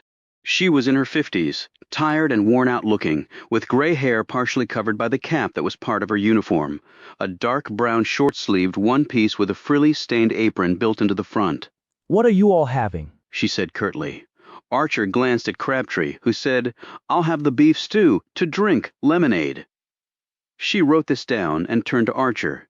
You, sir, steak rare, with the potatoes and green beans, and coffee to drink. Black. And for dessert, how about a slice of that coconut cream pie I see behind the glass over there? She wrote this down and departed. Crabtree took another puff of her cigarette. I was born and raised in Texas. I left when I was 17. When the war started, I worked building airplanes. Really? Which kind? He said with interest. Quite a few, actually. The last one I worked on was the B-29 bomber at a plant in Georgia. He nodded appreciatively. The Superfortress, they called it. Seen them in the skies when I was over there. And didn't one of them drop the A-bombs on the Japs? Yes, I believe that's right. Building airplanes. That's impressive, Miss Crabtree. I wanted to do my part, as I'm sure you did. You still have family in Texas? No, I have no family left. None. She stared down at the table. He nodded, felt sorry for her obvious uncomfortableness, and decided to say no more for now. They waited in silence until their food came. They ate with only the occasional glance at each other. In the middle of it, Archer excused himself to use the washroom. Later, when he'd finished off his steak and vegetables, he eyed the slice of pie the waitress had set off to the side of the table. I'd be honored if you'd split the pie with me, he said. No, I really couldn't, said Crabtree, setting down her utensils. One bite of pie isn't going to kill anybody. She sighed and looked unsure but reached for her fork. It is good, she said as they ate away at it. Lot better than what they fed us in the war. It was either rotted or too hard for the teeth. What did you do then, scrounge off the countryside? You mean you stole from people? I never stole from anybody. Lots of places were abandoned. If I put a hunk of bread or an apple or some raw carrots in my pocket, I don't think anybody minded. Crabtree wiped her mouth with a cloth napkin. Well, I'm just glad the war's over, you and me both. Thank you for the pie. I should go now. I will pay my bill separately, of course. Already paid the bill when I went to use the John. Now why did you do that? I knew if I'd offered, you wouldn't let me, so. It's against the rules for me to. You tell me how it's wrong for a man to buy a woman a meal. I mean, you're helping me out with all the parole stuff. This is a way of thanking you. It's my job. It's what I'm paid to do. It is not done out of friendship or kindness. I paid for your dinner out of an act of kindness. Do you want ex-cons to be kind and thoughtful or not? Well, when you put it that way, the answer seems obvious, I suppose. So thank you very much for dinner. Good, now it's a fine evening. We can walk off dinner. I really should be. I can at least walk you home. She glanced at him sharply. If you saw Dan Bullock, you know where I live. He nodded. So what happened to him? You never said? He was sent back to prison based on my written account and the knife that he had with his fingerprints on it. I called the police as soon as I got in my house. They picked him up trying to hitch a ride out of town. I think he's right where he belongs, then. He stood, put on his hat, and looked down at her. You ready? She picked up her purse and hat, and they set off together. Chapter 19. The air was crisp, which was a nice change, though the sky was clear to the horizon and probably beyond. Archer kept glancing at his companion curiously as she walked along rigidly and uncomfortably. Crabtree said, "So with Piddleman dead, that means you no longer have a job?" "The jury's still out on that, so to speak." "How so?" "I have an opportunity to still make it pay off, only I have to handle things delicately. With Lucas Tuttle, right. I'm going out to meet with him at some point." "Why not right away?" "Well, with Mr. Piddleman being murdered and all, it's probably smart to let things quiet down a little before I go making money off something connected to him." "Oh, I guess I can see that." She suddenly eyed him sharply. "Archer, you didn't have anything to do with the man's death, did you?" "I swear on a stack of Bibles that I didn't." Her gaze lingered on him for a bit. Her look had told Archer all he needed to know. She and Jackie both thought he might have killed the man. "Did you finish that book you were reading by, who was it again?" "Virginia Woolf? And yes, I did. It was wonderful." She paused. The writing of hers I like best isn't a novel or a short story, but an essay entitled A Room of One's Own. "What's it about?" "A woman working in a man's world, essentially." "Is that how you see it?" "Perhaps. I read a lot in prison. I like detective stories. You heard of Philip Marlowe, Sam Spade, and that little fellow from Belgium?" "Yes, I have. They're quite entertaining." "And maybe I can make a living doing that sort of work," said Archer. He had thought of this before and had decided to try it out on her. From convict to detective, quite a leap. "I was a scout in the Army. My job was to look at things, take in a bunch of information, and then take a course of action. Probably close to what Detective Shaw is doing right now, don't you think?" She looked impressed with his logic. "I think you might be right." They eventually arrived at her house. "You own it?" "No, I'm renting it for the time being. It's really pretty." She smiled. "It wasn't so pretty when I got here, but I've had some things repaired, though the door to my bedroom still jams. I can never fully close it. I can fix that in a jiffy." She looked alarmed. "What?" "No, that's all right, ma'am. I'm right here. Probably take me no more than a few minutes." "Archer, I wouldn't feel comfortable letting you do that, ma'am. Let me just say something." "All right," she said, looking at him warily. "I spent time in prison with the likes of Dickie Dill and others like him. They're hard men, and some of them live right here, and one of them followed you home. But I took care of that, and one of them wrote you that nasty note. So you need to lock your doors. That includes your front door and your bedroom door. Because if they get the jump on you, well..." She stared at him very deliberately for a long moment. "I think you're sincere," she said at last. "That's because I am." She turned and led him inside.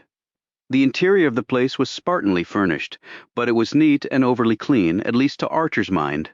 There were also a goodly number of books on the shelves. From a glance he could see novels by people named Faulkner, Bronte, Whitman, Wharton, Austen, Dickens, Twain, and Steinbeck. And there were quite a few legal tomes, too. Got a lot of law books there. I actually wanted to be a lawyer once. Pardon my ignorance, but can women be lawyers? Of course they can, but I will admit, it's unusual. If you want to be one, then I say go for it. Sure you'd make a fine one." "Thank you, Mr. Archer," she said, evidently pleased by his remark. "You have relations who are in the law?" "No, but my father," she faltered. "Your father was a lawyer?" No, he was. She broke off and said, "Let me show you the door." Crabtree led him down a short, plain hall to her bedroom. She took off her hat, dropped it on the bed, and put her purse down on a dresser with a tilt mirror topping it. This is the problem, Mr. Archer. She attempted to close the door, but it caught on the floor. Okay, let me see this thing. He swung it back and forth until the door rubbed like before. It's not the door. I believe the floor might be off a bit. Archer took out a nickel and set it on one end on the floor, and they watched it roll right over to the closet door. "Yep, I'd say the floor is definitely not plumb." He pointed to the door hinges. "I think if I tighten the screws up enough on these hinges, it should clear the floor, warped though it is. You got a screwdriver?" "Let me look."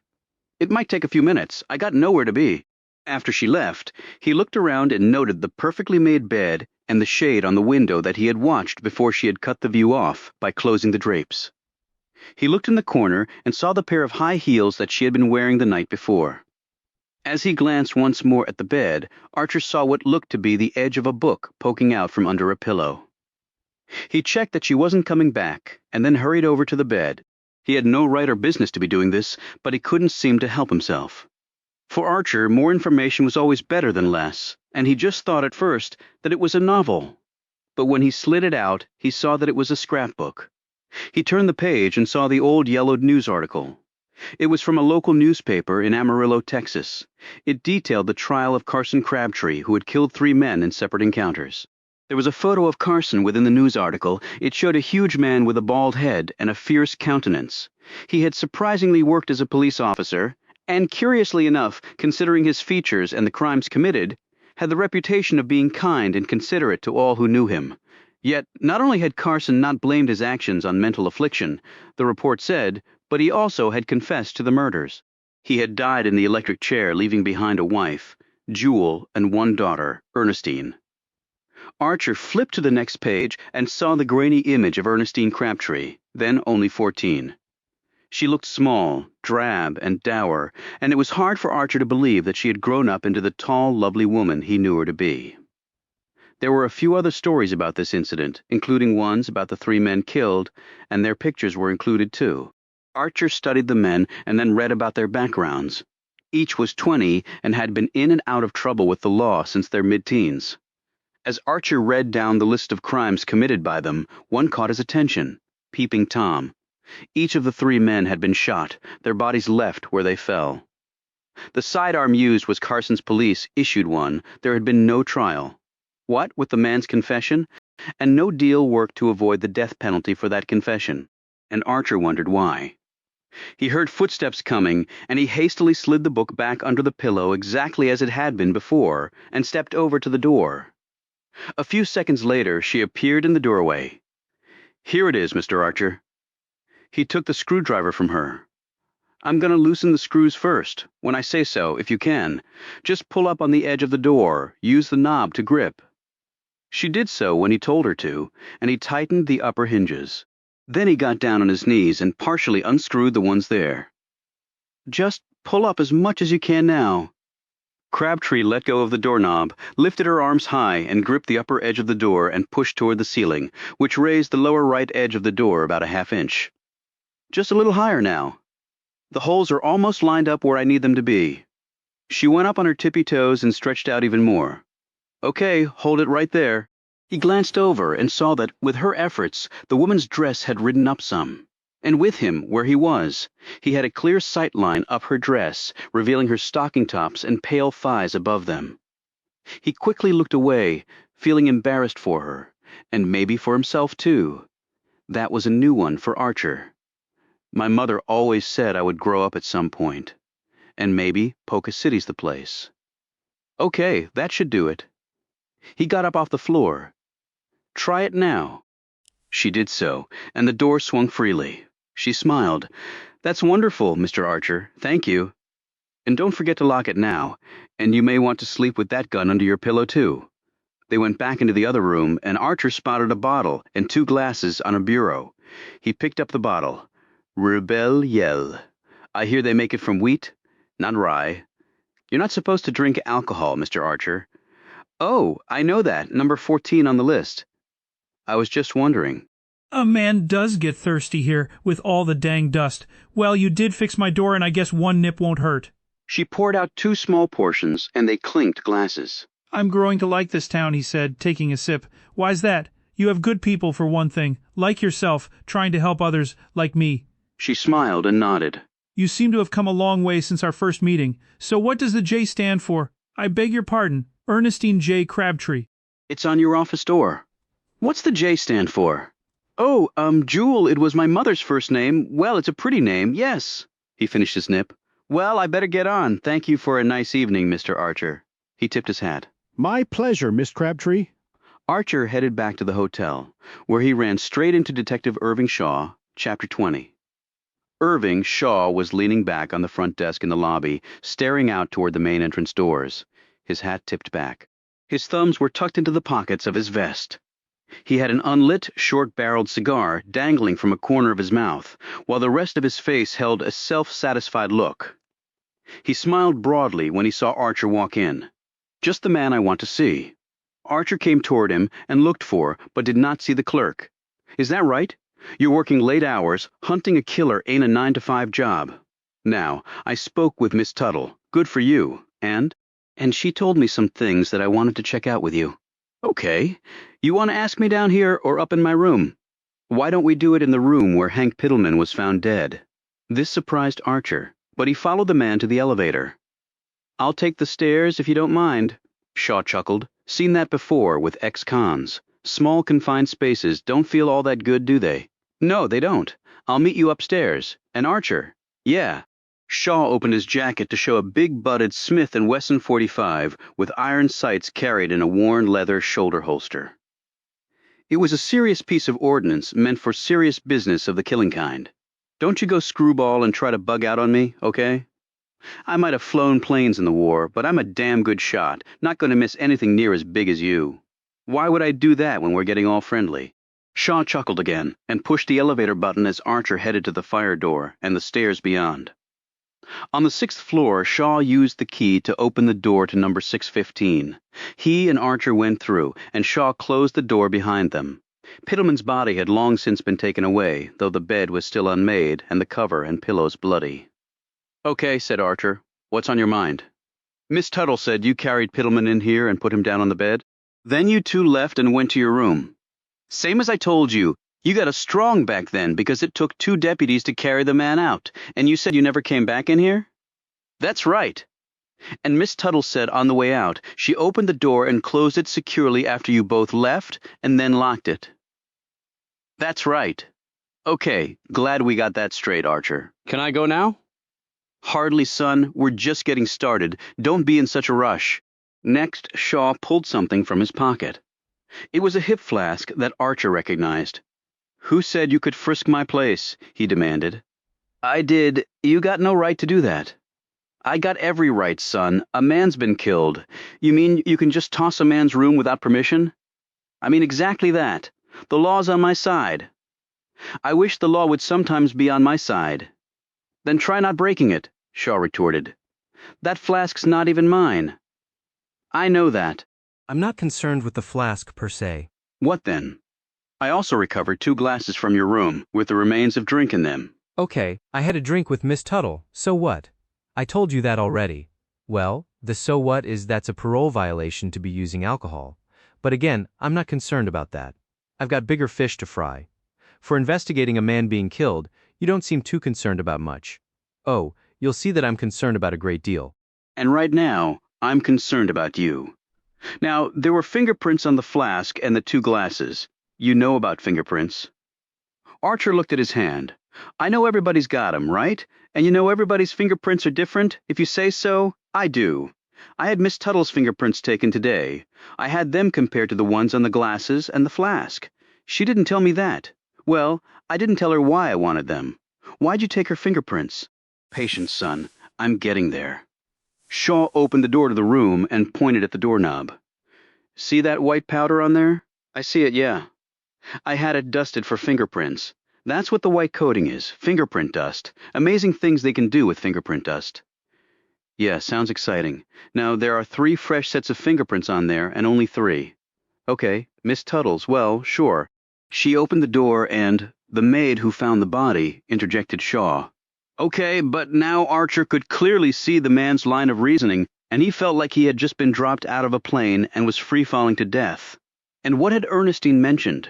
Dan Bullock's fingerprints on that knife had helped send him back to prison. And your fingerprints?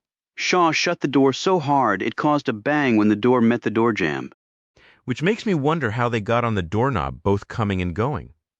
Since you've confirmed to me that you had never touched them to begin with, and that you had never been back to Mr. Pittleman's room after you and Miss Tuttle left him here.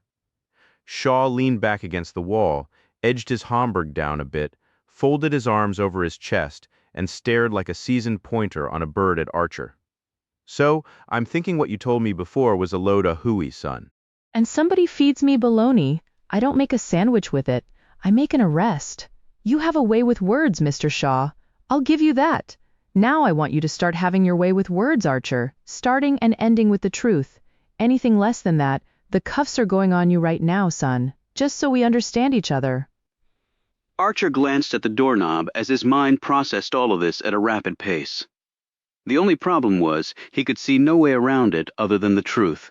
But sometimes not only did the truth not set you free, it could send you right back to prison. Okay, I'll level with you. When I passed by here this morning, the door was open. A crack, I thought Miss Tuttle was maybe in the room. So I walked in. That's when I touched the doorknob. Meaning you lied to me before? I guess you could say that. Keep going, Archer. This is mighty fine stuff. I saw the man sleeping in the bed. Well, I thought he was sleeping. Then I saw a towel on the floor. With stuff on it, I came closer to see what it was. Then I saw the knife next to the towel. They were both covered in blood. I went over to the bed to see about Mr. Pittleman, but it was too late. He was dead, his throat all butchered. Then what did you do? Archer decided not to tell him about his debate on relieving some of the dead man's cash because he could not see a way that would remotely benefit his case, which was now for shit anyway, though he had taken the debt papers. Then I left. I opened the door and walked out. Leaving your fingerprints behind? Yes, sir. Did you remove anything from this room or the body? Archer didn't hesitate, because he knew to a man like Shaw that would be the same as lying. No, sir. You see anybody? Hear anybody? No, it was just me. Archer paused. Now, I know this doesn't look good. Shaw unexpectedly chuckled. Well, you're right about that, son, but it don't take a genius, does it? What happens now? I have more than enough to arrest you, you know that? Look, what would be my reason to kill the man? I was working for him dead, I don't get squat. Shaw chewed on the butt of his stogie. Miss Tuttle made the same argument to me earlier. Well, she's one smart gal, so. A job and money's not the only reason to kill a man. I don't see another, least in my case. Sure you do, Archer, think about it. Give me a clue. How about a woman, Miss Tuttle? You wanted her, and Pittleman had her. For all I know, you went to his room, you both argued about the lady, and you did what you did. You think I'd kill a man over a woman. Now Shaw laughed outright. Hell, Archer, if I had $1 for every man who's killed another man over a woman, I'd be a damn Rockefeller. Did you check the knife for my prints? 'Cause I can tell you for a fact they aren't on it. There were no prints on there because the killer wiped them off, probably on the towel. Otherwise, he wouldn't have left it behind. He just was careless about the doorknob. On this, Shaw looked pointedly at Archer, meaning maybe you were. But why not take the knife with him? Then you got a weapon that killed a man to hide or dispose of. Not an easy thing to do.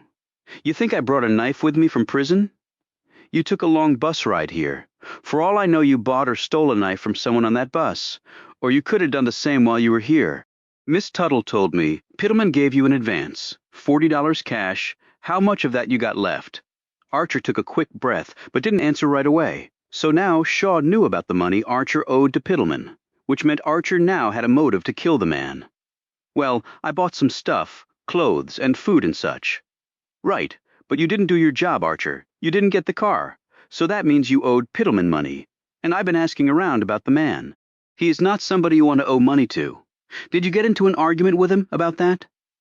No, I was going to talk to him about it, but never got the chance. So you say, and the fact is, you didn't have to bring a knife with you. Jackie Tuttle and 2 other witnesses have already identified the murder weapon as belonging to Mr. Pittleman himself. I know that. He took it out in the bar where you met him. Miss Tuttle told me about that, too. That's another lie you told me. You're ringing up quite a tally. So the fact is, you could have used Pittleman's own knife to slit his throat, and presto. You don't owe him a dime because he's not around to demand it. Lots of other men probably owed him money. But lots of other men weren't sleeping with his lady friend or staying in a room pretty much right down the hall or leaving their prints on a doorknob to the dead man's room. You, and only you, on the other hand, hit the trifecta on that. Frustrated, Archer fell silent while Shaw's gaze continued to bore into him. I've investigated a lot of crimes, Archer. And this isn't my first murder, not by a long shot. Did it before the war, and I'm doing it again now. It can take a while, but I've never failed to get my man in the end. As a law-abiding citizen now, I'm happy about that. We'll see how happy you are when I'm done. This is a hanging state. You know that? Tell the truth. I hadn't bothered to look into it. That might change as time goes on. Are you arresting me? Not right now. No, so I can go. For now. But Archer, don't try to make a run for it, you hear me? You keep telling me that, Because I want the message to sink in loud and clear, son. I got nowhere to run and no interest in running. That's for a guilty man to do, which I'm not. You're a funny one. Nothing funny about being wrongly hanged. I'll grant you that. Now get on out of here. Chapter 21. Archer went to his room, shed his new clothes down to his skivvies, opened the window because he felt claustrophobic and bitter about what was happening, and lay down on the bed in the dark and stared at a ceiling he couldn't really see. The four walls of his room seemed to be closing in on him. The feeling of claustrophobia was in fact far stronger than he had felt at Carderock, after the mayor's daughter had turned all his sincere help into a tale of vicious kidnapping. He had been simple and naive and just plain stupid to let that happen to him. The fact was, he had also been trusting because he had relied on his comrades in arms with his life during the war. It had never occurred to Archer that once he was home again in peacetime, his fellow citizens would turn against him. Still, he was fortunate they hadn't given him life in prison, but Archer would never get back the several years they had taken. He would never feel he had gotten the better end of some vague deal. And here it was happening again. An hour passed, and Archer never once stopped looking up at nothing. Then he rose and put his clothes back on. It took him 20 minutes to walk it. Then he was outside of number 27 Eldorado Street.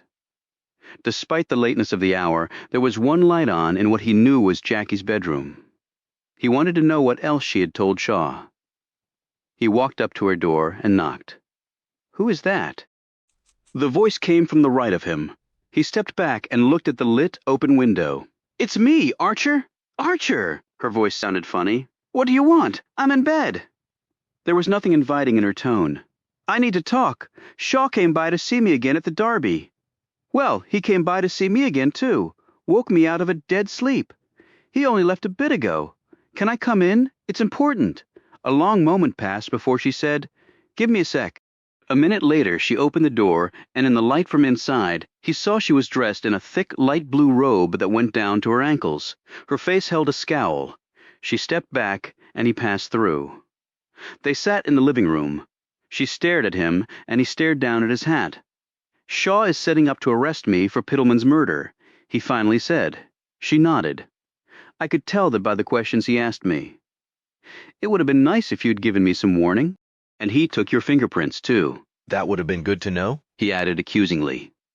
As soon as he said this, Archer realized he had made an unforgivable mistake. The scowl turned to something else. Something that unnerved Archer, maybe as much as fighting the Germans had. She stood and looked down at him. When she spoke, her voice was low and calm and still managed to bristle with menace. "Let me tell you what would have been good to know." She paused, but only for a second. "When you came to see me before the cops showed up, you didn't tell me that Hank was dead, but according to what Shaw told me just a bit ago, you sure as hell knew he was dead. Now, that would have been good to know, Archer." She bent down and slapped him hard across the face. The blow stung and reddened his skin and made his eyes water a bit. But Archer didn't move. He didn't say anything. When she raised her hand to strike him again, he assumed no defensive posture, did nothing to stop her. She looked down at him in some confusion. Then, when it became apparent that Archer was not going to defend himself or fight back, this seemed to take all the energy from her. She dropped her hand and slumped down next to him. "I should have told you, Jackie," Archer said quietly. "I don't know why I didn't." "No, maybe I do. I trusted a gal once and ended up in prison because of it. When I found Pittleman dead, I panicked. I figured the fewer people who knew, the better for me. It was just all about surviving, I guess, and not going back to prison." He fell silent, and Jackie said nothing for a few seconds. "I don't blame you for not trusting, Archer. It's not like I trust easily or at all. And it's not like I've been an open book with you." "So where do we go from here?" asked Archer. "You could start with telling me about Hank. Shaw told me what you told him, but I'd prefer to hear it from you." Archer nodded, marshaled his thoughts, and said, "I woke up, got dressed, went out in the hall, passed by the door, and saw that it was open. I went inside. Why? I thought you might be in there with him. You had left my bed," he added. "Oh, good Lord, Archer, are all men as dense as you when it comes to that?" "Probably, anyway. I saw the man was dead, so I hightailed it out of there." "And you never raised the alarm? Never went for help?" Her eyes flashed with suspicion. "Help? For what? I've seen a lot of dead men in my time. Jackie, no way you were breathing life back into Hank Pittleman. Still, you left him like that, Archer? And now Shaw thinks you killed him. Did he say that directly? He didn't have to. I could tell from his questions. She paused. Did you kill him? Come on, tell me the truth. In his agitation, Archer stood and paced. What reason would I have for killing him? Maybe because you didn't like me being with him like you just suggested. Archer ceased his pacing. Don't get me wrong, Jackie. You're a wonderful gal and all, but to kill a man, I would at least have to know you for longer than a few days and sleep with you more than twice. So you say? So you really think I did it? Killed a man? It doesn't matter a whit what I think, Archer. It matters what Shaw thinks. It matters to me what you think. I know you can kill because you did that in the war. She paused as he stared her down. But I guess I don't see you killing Hank. No. You guess? Well, thanks for nothing. She gripped his hand and pulled him down on the sofa next to her. Don't be that way, okay? You say you don't really know me? Well, that works both ways, Archer, because I don't really know you. You can see that, right? Archer didn't want to see that, but what she said made good sense. She said, hell, maybe somebody robbed him. Shaw wouldn't tell me if Hank's wad of cash was missing. He was always waving that around. Everyone knew he carried a lot of money. Stupid thing for him to do, but that could be it. Archer knew it wasn't robbery. He put his hat back on. Okay, well thank you. For what? For sort of believing me. You may be the only one in Polka City who does. You still going to try to collect that debt? I need the money. I don't want to bash hog brains in. She looked at him in confusion. Hog brains? Never mind. Now, when you're ready to head out to my daddy's place, let me know. I'll give you the keys to the Nash. It's over in a covered garage on Folsom Street. You can't miss it. She gave him directions to the place. Just leave the keys in the glove box when you get back. I will, thanks. And Archer, be careful when you go out there. Your old man pulled a shotgun on me last time I was there. Careful is all I'm going to be. Chapter 22. Archer rose early the next morning, washed his face, armpits, and other strategic locations of his person in the communal bath, put on fresh socks and underwear, and headed down the hall. He halted when he saw the door to 615 standing open. Hello, he said, poking his head in. The door swung fully open, and there was Shaw eyeballing him. He had on another suit, a faded gray double-breasted, with a black and white polka-dot tie and a pair of scuffed black mock-toe shoes. His hair was neatly combed and his features fresh. He smelled of aftershave and had another unlit stogie perched in his mouth. You're up early, Archer. Don't like to let the grass grow under my feet. You never know when you might get yanked off 'em. Let me ask you something. Come on in here. Archer stepped through and Shaw closed the door behind them. He pointed to the connecting door. You ever been in that room? No. And if my damn fingerprints are on that doorknob, then somebody put 'em there? Get off your high horse and just listen. We didn't find a single fingerprint on the 2 doorknobs there, or the 2 on the hall door to 617. Okay? You find that puzzling? Should I? Presumably he went into that room on occasion. Why would there be no prints there? You mean someone might have wiped them off? Bingo. Archer looked at the connecting door. Jackie told me he had the 2 rooms, but she didn't tell me what for. Thought it was a waste, a man having 2 rooms. But she said he wanted him, and the man owns the whole hotel, so he can have what he wants. Interesting. How's your job coming? Well, I met with Mr. Pittleman and his wife before he was killed to let them know something. Really now? What was that? That Mr. Tuttle had apparently torched the car that was collateral for the loan from Mr. Pittleman that I was trying to collect for him. Did he, by God? I didn't see him do it, but I saw the caddy all burned up. What were you doing out there then? Trying to get the damn car. It was collateral after all. That's legal, right? Pittleman said it was? Don't know, Archer. I don't do anything with debts and collateral and such. Well, since I didn't touch the car, no harm, no foul regardless. Why wouldn't Tuttle pay back the loan if it's owed? His daughter was hanging out with Pittleman, and Lucas Tuttle hated that. Told me he'd pay the loan if Jackie came back home. So long as she was with Pittleman, he wasn't paying. So, old man Tuttle had a grudge against Pittleman then. Archer was alarmed. Now hold on. Don't go get all riled up about him. He wasn't going to do anything against Pittleman. I told him I was working on it, and hell, if he was going to kill the man, he wouldn't use a knife. He would have shot him with the same damn Remington. He pointed at me when I went out there. Shaw shook his head and grinned. What? Asked Archer. I just right now put up another plausible suspect to have killed Piddleman, and you shot it down, boy. Are you dumb, or just too honest, or both? I did my time. I'm not looking to have anyone go behind bars if they did nothing wrong. I know how that feels. So you were innocent, were you? Hell yes, I was. If I had $1 for every time I've heard that. Yeah, I know. You'd be as rich as a Rockefeller? No, I'd be richer. He eyed the connecting door to 617. Want to see what's in there? You want me to? Maybe you'll see something I missed. Shaw opened the door and they passed through. It was then that Archer could see why the man wanted 2 rooms. Is this his office? He said, looking around.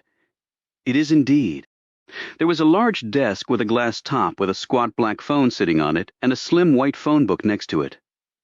On the other side of the desk was a tobacco pouch. A briar pipe with a worn mouthpiece was aligned next to it, and a box of Van Dyke cigars sat alongside that. A calendar sat in its own holder on the desk glass with the day's ink filled with appointments and meetings, and a few manila files were next to it. Behind the desk was an oak shelving unit full of stacked paper files, and an odd book or two having to do with land title issues. At least that was what Archer gathered from reading off the spines. Against one wall was a 4-drawer wooden file cabinet with alphabet ranges written on them from A to Z, top to bottom. Comfortable chairs and a couch were on the other side of the room. A full bar was set up against one wall with an empty silver ice bucket and scooper off to the side. Though it was still morning, Archer looked lustfully at the bottles lined up there. You poked around already? Shaw nodded. Checked his calendar and such. Didn't find much there, but I did find some interesting things. Like what? Man was sick. Dying, actually. Who? Piddleman? You gotta be kidding? Shaw shook his head. Found some medical reports. Man had a brain tumor. Inoperable, it said. Checked with his doctor. He confirmed it. Funny. What is? First night I met him, Piddleman clutched at his head, said it was the bad liquor. Nope, it was cancer. How long did he have? Not long, the doc said. Damn. So why kill the man if he was already dying? That's the question, Archer, but then your motivation would have nothing to do with that. If you wanted Jackie Tuttle, you wouldn't want to wait on it, and by your own admission just now, you didn't know he only had a little time left to live. I never wanted a woman bad enough to slit a man's throat, Mr. Shaw. Shaw perched on the edge of the dead man's desk. What do you know about Piddleman? Here, he's the richest man around, owns most of the town. He's got a place outside of Poca almost as big as this hotel. His wife is okay with him seeing Jackie, or at least she knows about it. Mr. Piddleman spoke about it right in front of her while I was there. Did he now? What else? I helped haul some stuff from here to his trucking warehouse the other day. Got paid $1 for it, by a man named Sid Duckett. He works for Piddleman. Met another man there, too, name of Malcolm Draper. He works for Piddleman, too. He's his business manager. Man carries a gun. Shaw rubbed at his thin mustache. Okay, anything else you find? In answer, Shaw picked up some pieces of paper and handed them to Archer. Didn't find those in here. Found them in the trash bins behind the hotel. You checked the trash bins? You always check the trash bins, Archer. I even looked at the one in your room, only found a drained gin bottle and empty packs of Lucky Strikes. Archer looked at the papers. They're bills of Piddleman's, and they're all stamped past due.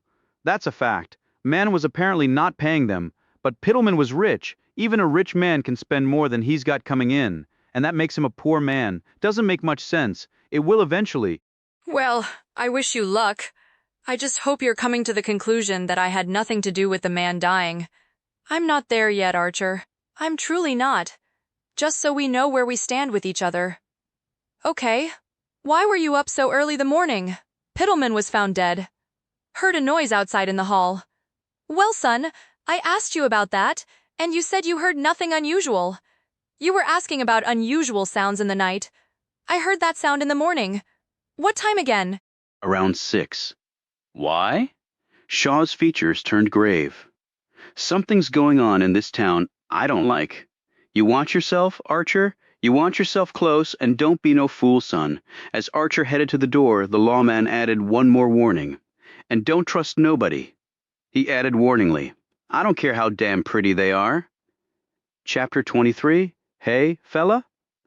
Archer was crossing the lobby of the Derby when the front desk clerk called out to him. It was the same one who had initially checked him in. Yeah? Said Archer, coming over to him. You got to pay up if you want to stay here. This was not what Archer had been expecting. "What's that again, mister?" The clerk swung the register around. "You only paid for 3 nights. You been here way longer than that?" Would have caught it before, except poor Mr. Piddleman got murdered. "How much we talking, then?" asked Archer, and the clerk told him. Archer reached into his pocket and counted out his remaining cash, including the $2.50 he'd gotten for loading the crates. The clerk snatched all this up and said, "That don't even cover what you owe. And what about going forward? That's all the money I got, brother." "Then I guess you're going to have to find other accommodations. But if I don't have any more money, how am I going to do that?" "Not my problem, fella. Now go clean out your things and see here, I'll be watching. You got 10 minutes. Got to get that room ready for a paying guest." Archer went to his room, collected his few possessions, and marched out of the lobby while the clerk watched him go every step of the way. Archer looked up and down the street and decided he had only one option. He headed over to the courts building and waited on the steps with his hat tilted over his eyes. "Mr. Archer?" Archer pushed his hat back and gazed up at Ernestine Crabtree.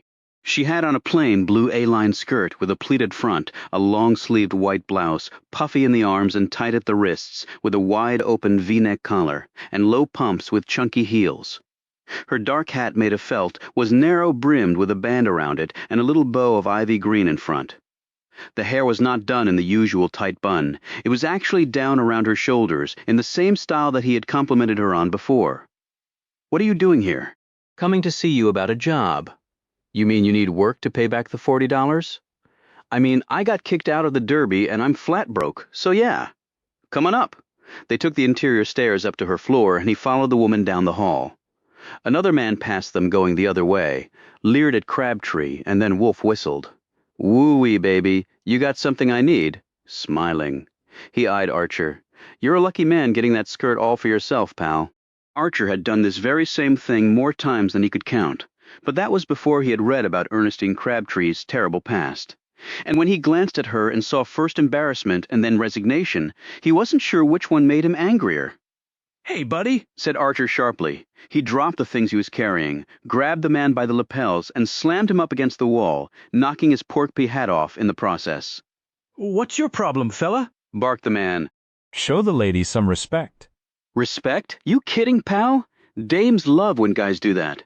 "Not this dame. Now apologize to her right now before I smash your damn nose in." Crabtree called out. "Mr. Archer, it's all right. Let it be, please. But I don't want you to get in trouble on my account. Please." Archer slowly and reluctantly let the man go. The shaky fellow grabbed his fallen hat and rushed off down the hall. Archer picked up his things and followed Crabtree down the hall, but looked back twice at the man. "I'm sorry about that, idiot," he said. "Yes, well, thank you, Mr. Archer. That was very chivalrous." She opened the door and let him into the office. "Have you had anything to eat?" she said. "Or some coffee?" "No, ma'am, but I'm fine. You sure? You look hungry." She opened her purse and held out $2, but Archer put his hand up. "I'm not taking money from you, ma'am, though I thank you." "It'd be against the rules, no doubt, and I'm not going to put you at risk for losing your job back there. You said you didn't want me to get into trouble. Well, I feel the same way about you. Just let me get to work and earn some on my own." She closed her purse and looked up at him with her wide, depthless eyes and said, "Well, I know what you said earlier, but the only thing I have where you can start work immediately is the slaughterhouse. I'm in no position to be choosy, so if you could call 'em and tell 'em I'd like the job, that would be good. And how do I get out there?" She looked at the clock on the wall. "A truck takes the men out there every day, leaves at 8:30 sharp right down the street from here. You'll see them gathering." "Sounds fine." She looked at his suit. "However, I would not wear your new clothes to do that sort of work." He looked down. "You're probably right about that." I got my old ones in this bag. There's a bathroom down the hall on the right. He changed his clothes in the bathroom and put the new ones into his bag. When he came back to the office, Ernestine was just hanging up the phone. It's all settled. She eyed his new suit in the bag. "Why don't you leave those here? I can hang them up. You can pick them up when the truck brings you back. You don't have to do that. Like you said, my job is to help people like you. Just come and see me after." "I'll wait for you. Thank you, Miss Crabtree. Well, good luck to you, Mr. Archer. At that place, you may need it." Archer saw the men collecting at the corner and headed over to join them, and, as he had expected, there was old Dickie Dill smack in the middle of them. He and a few other men were engaged in a game of back-alley craps right there against the front steps of a building. Archer watched this for about a minute while the men were focused on the game and took no note of his presence. Dill's final roll of the dice brought a curse and an evil look from the man. Archer saw a dollar bill pass between the ex-con and another fellow. "Hellfire, Archer, thought I might see your butt out here before long," exclaimed Dill when he spied Archer. "Hey, Dickie," he said with little enthusiasm. "This here's Archer boys," announced Dill to the group of rough-looking gents. Most were smaller than Archer, but a couple were giants who looked like they were put out by having to share the same air with him. "He's one of us," said Dill. "What were you in the joint for?" growled one of the giants. His clothes were filthy, and so was his thick beard. One eye lurched inward too far, giving him an unsettling expression. Archer looked up at him. "Something stupid. What were you in for?" "Killing a man who needed it. And he wasn't the first one who bought the farm with me." "Just the only one they caught me on," he added proudly. "How long did you do?" "Long enough. This was in the big house, 'cause the son of a bitch was a snitch for Hoover and the G-men.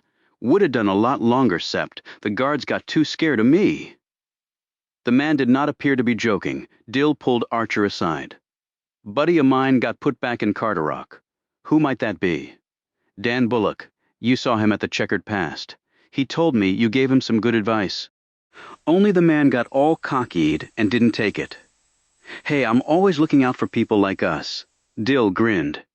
"You always were okay in my book, Archer." But there was something in the little man's features that made the hair on Archer's neck stand up and salute. A man like Dickie Dill did not understand nuance. And when he put his arm around Archer's shoulders, the steely fingers bit in a little too deep, relaying critical information his mouth had not. An old Ford truck with a sputtering radiator pulled up. Its open rear bed had wood slats on the sides and rough wooden bench seats. The driver came out and dropped the rear gate, and the men climbed on one by one. Dill sat next to Archer as the truck pulled away. "What you gonna be doing at the slaughterhouse?" asked Dill. "Don't know yet. Guess whatever needs doing. If it's killing the hogs, I'll show you how." "Thanks. Hey, saw you rolling the dice back there." Dill's friendly expression faded. "So what? You ain't thinking about snitching on me to Miss Crabtree?" Dill plucked something from his pocket. Archer saw it was the man's switchblade. This was the Dickie Dill he remembered and loathed. Archer leaned over and whispered, "Alls I'm saying is you better watch yourself around games of chance. You remember Inside Carderock?" "Hell, that game was fixed by that bastard, Riley." "Yeah, it was. And just like with Riley, you crapped out 5 times in a row back there, except for your first roll, where you got your 11 and sweetened the pot and then crapped out right after. And the man who took your money palmed the dice after each throw. He sees you as a patsy for sure. So next time he asks you to play, just tell him, no dice. Funny, huh?" Something seemed to go off in Dill's head, and he looked viciously over at the man who'd taken his dollar. "I'm going to cut the bastard up." "No, you're not. Remember, 3rd time's the charm. You're not going back to prison now. Put the blade away. You're not even supposed to have a weapon, Dickie. That'll get you put right back in Carderock." Dill slowly slid the knife back into his pocket, but he kept shooting. Looks at the other man the whole ride out. Archer could smell the place about 2 miles before they arrived there. The stench made his nostrils seize up. Dill noted this and chuckled, as did 2 other men on the truck. "Hellfire, Archer, after a while you can't smell nothin'," said Dill. He touched his nose. "Goes dead in there." "Well, I like to smell things." "Like Miss Crabtree's perfume?" said Dill with a wicked look. "We already talked about that, Dickie. Man can damn well dream." He licked his lips, his lascivious look turning Archer's stomach as he thought about what a man like Dill would do to a woman like Ernestine Crabtree given the chance. He was glad he had fixed the woman's bedroom door. But then he heartened himself by thinking that Crabtree might just shoot the little bastard before he could do her any harm.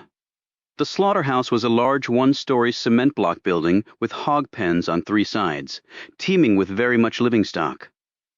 When Archer asked about this, Dill said ominously, "Ain't for much longer," as they marched through a door after climbing off the truck. "This here is where the hogs come to die," he added gleefully. They were processed in by a burly foreman wearing a long white coat and safety hat.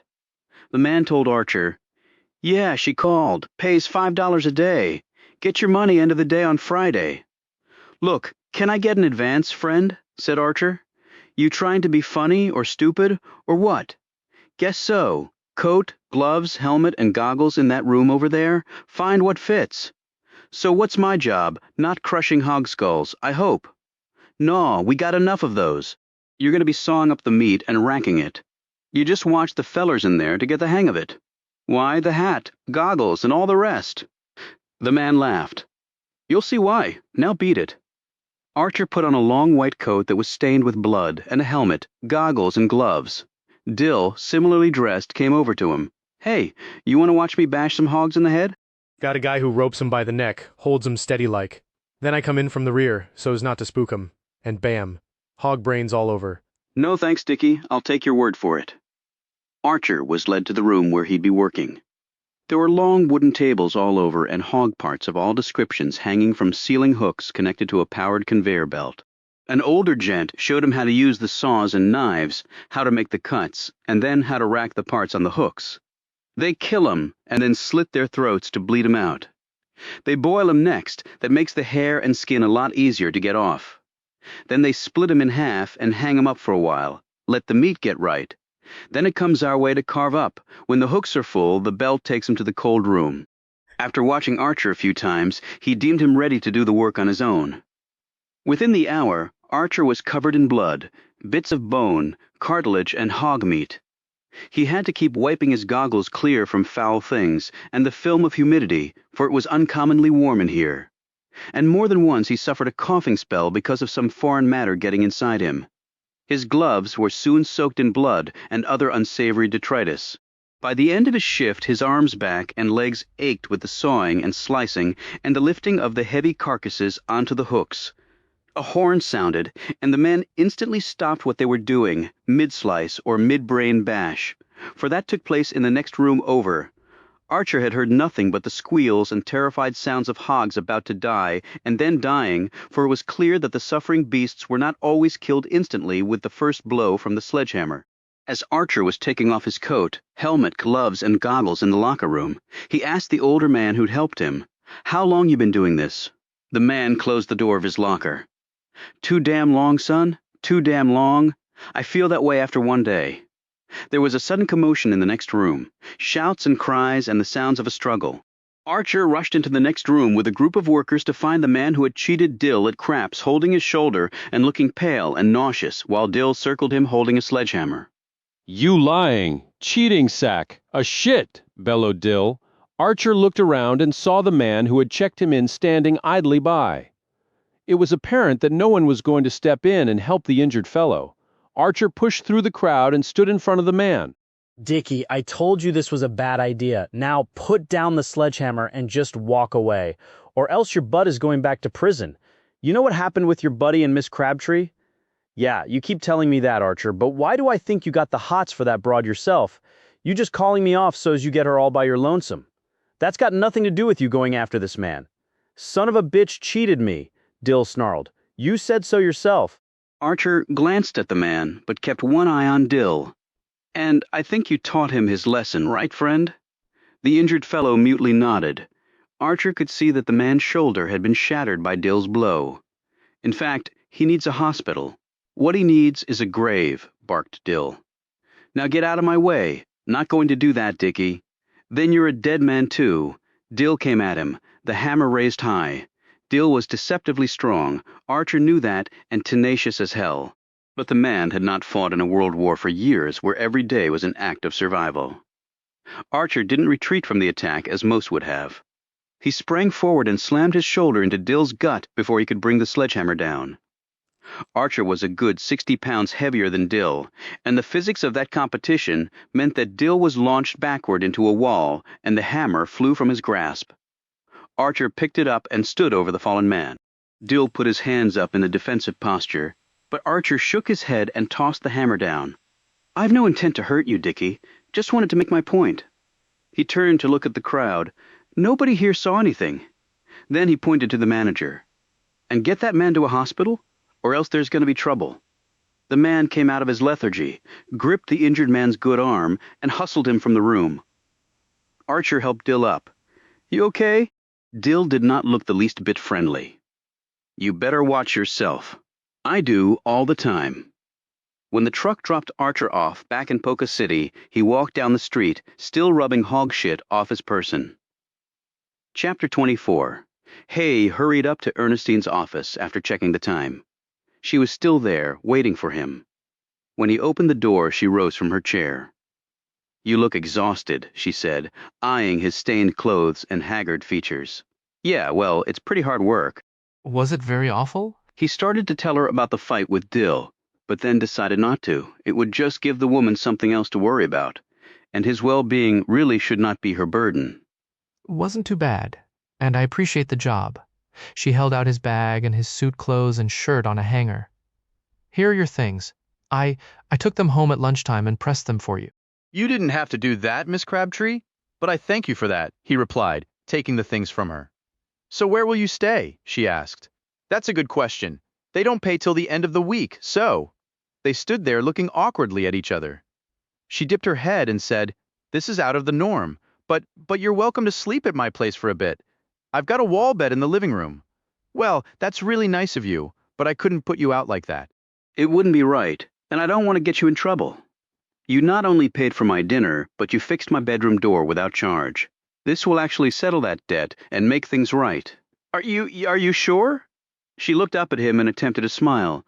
"Yes, Mr. Archer, I am." "Well, okay," he tacked on a relieved smile. "I will ask that you wait until dark to come over. I don't want my neighbors. I can come in through the back door, say around 9. That would be fine." Thank you. He left her there and headed down to the street. Once his feet hit the pavement, he looked around. His stomach was about as empty as it had ever been.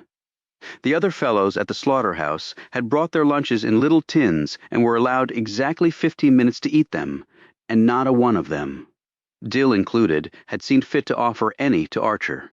He managed to earn 50 cents by helping an elderly man carry some crates up the stairs of his little shop, and then swept the room and caulked a window and cleaned and reinstalled the spark plugs on the straight-six engine of the man's Ford delivery truck.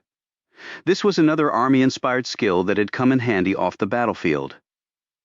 He used the money to buy a hunk of cheese and a couple rolls that barely dented his hunger. He gulped down 2 large glasses of water to rid him of the foul taste from the slaughterhouse. He was walking down the street toward a bench he figured he would sit on until the time came for him to head to Ernestine's. That was when he noticed the 4-door, long-hooded burgundy Cadillac rolling slowly by. He had seen the vehicle before in Tuttle's barn. The driver was a man in his 40s wearing a cap and buttoned black vest and pigskin gloves. In the back seat was Lucas Tuttle. Tuttle must have seen him sitting there because the car came to a stop, the window rolled down, and Tuttle leaned out and waved him over. Archer left his things on the bench and walked over to the car. "Mr. Tuttle," he said, eyeing the driver who was watching him in the side mirror. "Climb on in here, Archer. Want to talk to you?" Archer went around to the other side and got in. "Damn, son, what have you been doing with yourself?" said Tuttle, holding his nose. "Earning a living the hard way." Tuttle nodded and then sat back against the seat. "Bobby," he said to the driver, "go get yourself a Coke. I have business with Archer here." "Yes, sir, Mr. Tuttle." The man got out and walked off, revealing black breeches covering his legs with dark gaiters below that. A formal chauffeur's get-up, if ever there was one, thought Archer. It was like you saw at the pictures where everybody was rich except the servants. Tuttle was dressed in a worsted wool dark brown suit with a red bow tie and a matching pocket square and polished brown and white shoes. "You look like you've been to church, though it's not the Sabbath," said Archer. Tuttle laughed. "Not much of a churchgoer, Archer. Like to rely on myself, not some deity that folks wrote about in a book. I had some business meetings out of town, and business is looking good. Glad to hear it. So, what's the status of your business?" You said you were working on it. Are you going to disappoint me, Archer?